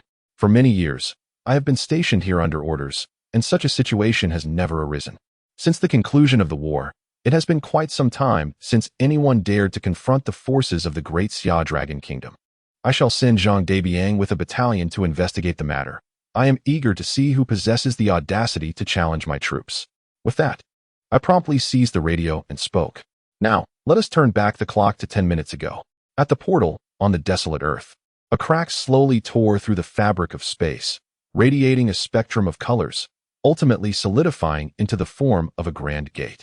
From within this portal emerged the elite members of CP, led by the formidable Dao Gudichi.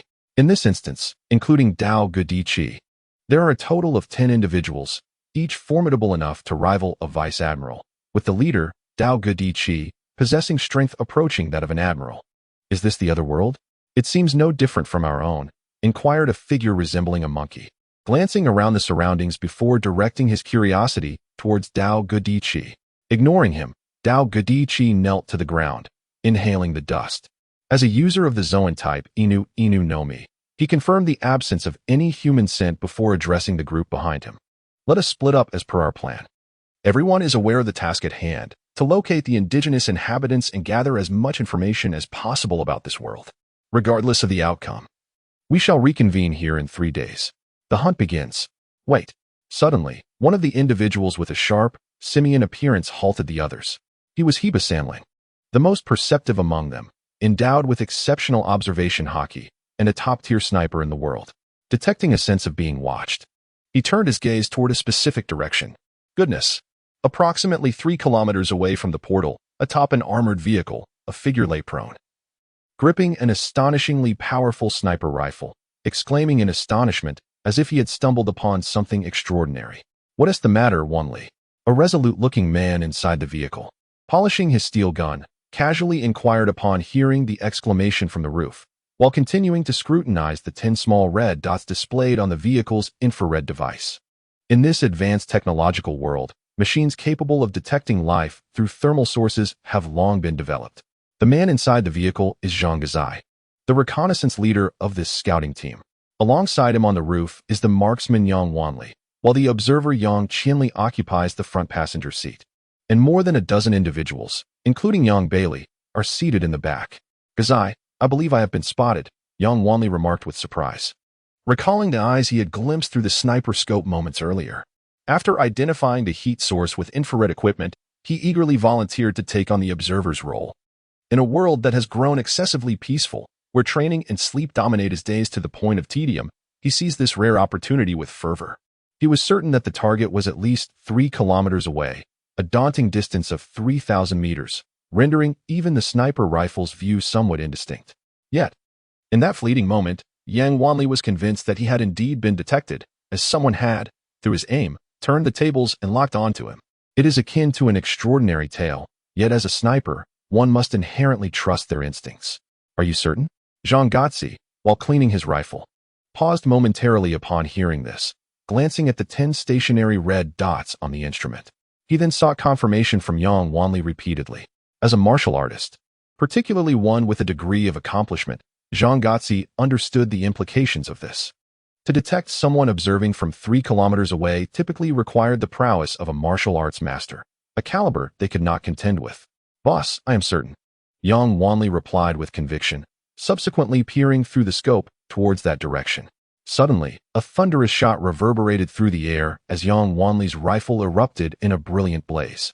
Damn it, Yang Wanli, who permitted you to fire? The gunshot startled those within the vehicle, as military protocol strictly mandates that one must await orders before discharging a weapon. At that moment, the highest authority in the vehicle, Zhang Gazai, had yet to issue a command, and Yang Wanli's unilateral action risked their position. Unaware of the enemy's situation or whether they were friends or foes, how could one afford to fire indiscriminately, lest they mistakenly strike an ally? However, Yang Wanli, positioned above, could not respond to Zhang Gazai's inquiry, for a gaping hole had appeared in his skull. The reason Yang Wanli fired without hesitation was that he had observed, through his scope, the individual who seemed to have detected him, wielding an unusual sniper rifle, with the scope already trained upon him. A sniper's worst fear is to be seen through the enemy's scope, especially when it is someone who imposes significant pressure on them. Thus, Yang Wanli had no time to consult and decisively pulled the trigger. At the same instant, the adversaries from CP0 also fired their weapons. With bullets infused with armed haki, they traversed over 3,000 meters, penetrating Yang Wanli's head. Hippopotamus.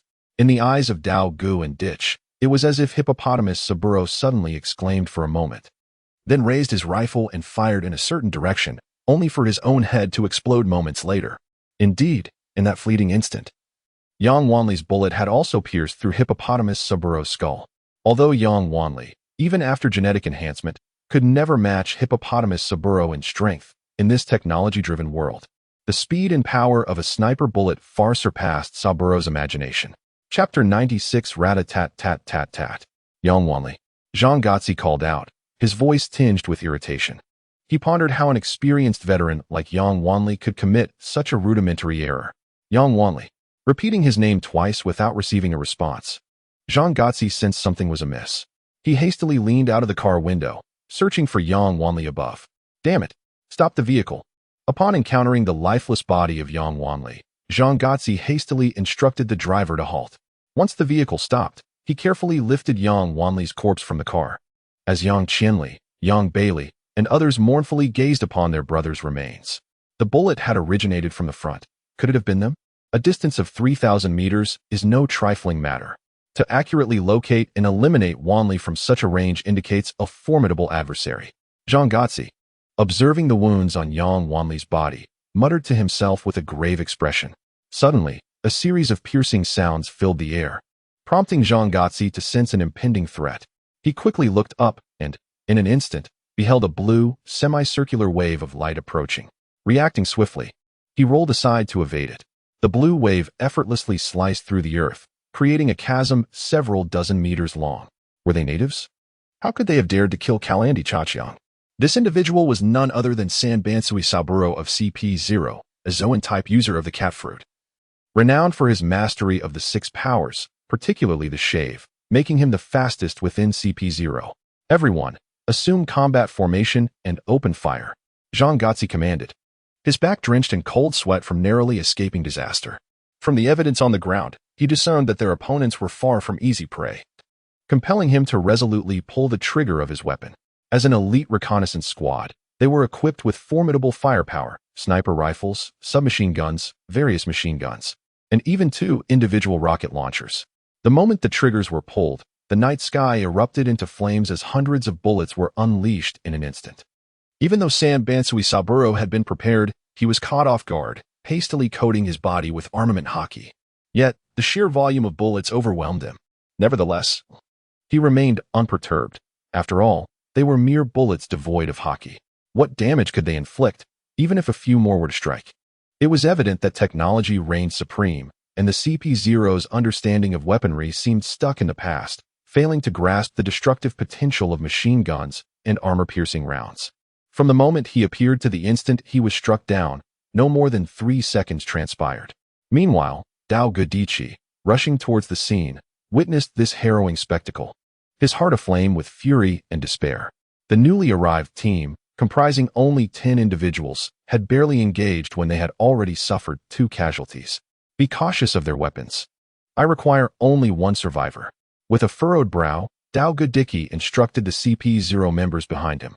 Time rewound to its origin, as armored vehicles swiftly exited the fortress, accompanied by fighter jets taking to the skies from the airfield. Li Yunlong was well aware of the capabilities of Zhang Gotzi's squad. This team consistently ranked among the finest within the entire fortress. To put it plainly, in the realm of outdoor positional warfare, a single squad could rival the combat effectiveness of an entire company. Yet, astonishingly, they had been utterly decimated within mere minutes. This enemy truly warranted serious respect.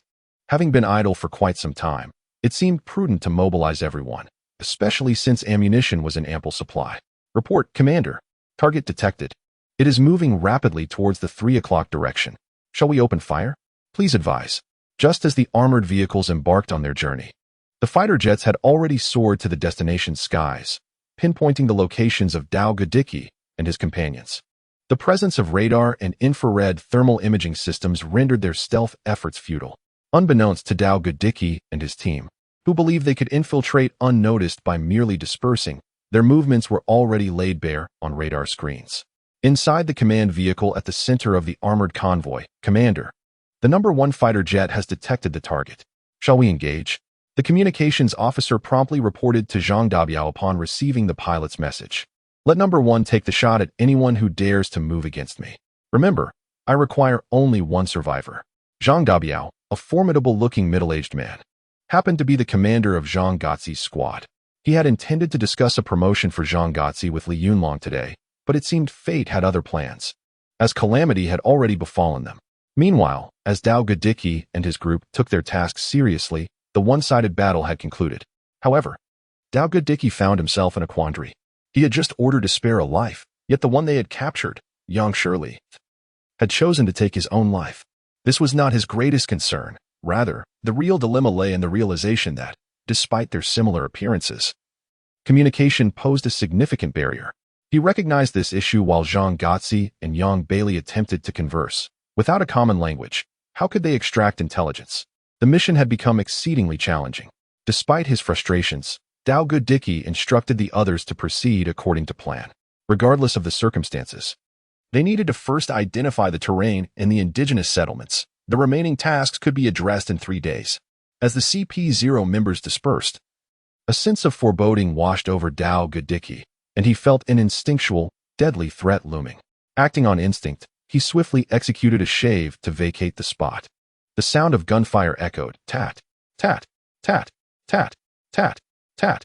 As the figure vanished in an instant, a deluge of bullets descended upon the very spot he had just occupied, resembling a cascade of crimson iron chains. It was indeed the fighter jet.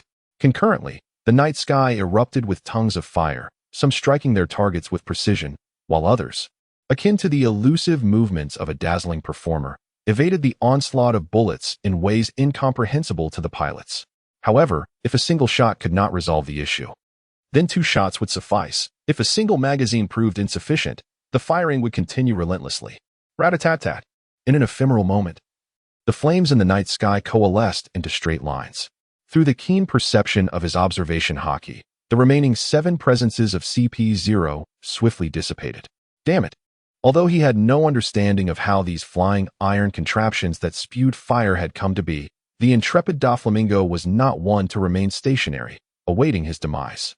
The fighter jet soared too high for his foot techniques and finger guns to reach, so he transformed into a sleek black hound, deftly dodging bullets with his shave technique while using moonwalk to ascend through the air. As for the authoress note, I am uncertain whether the presence of block chapters affects the publication status, but I shall express my thoughts nonetheless. This marks my 2nd attempt at publication, and the results have been rather disappointing, as anticipated. The theme has been thoroughly exhausted, combined with my rather mediocre writing style. Nonetheless, the disparity is somewhat alarming. Prior to the release of this book, I had amassed 24,000 collections, but during the same period, my initial subscriptions ranked 6th. This book has garnered 4K collections, and the initial orders are beyond my wildest dreams. In any case, I had previously abandoned my last book, but I shall not do so with this one. As long as there is even a single reader each day, I shall steadfastly persevere. How many words until completion? To speak candidly, I am uncertain. Nevertheless, I have outlined a considerable amount of the subsequent plot, and it is likely to take several months to finish the existing outline.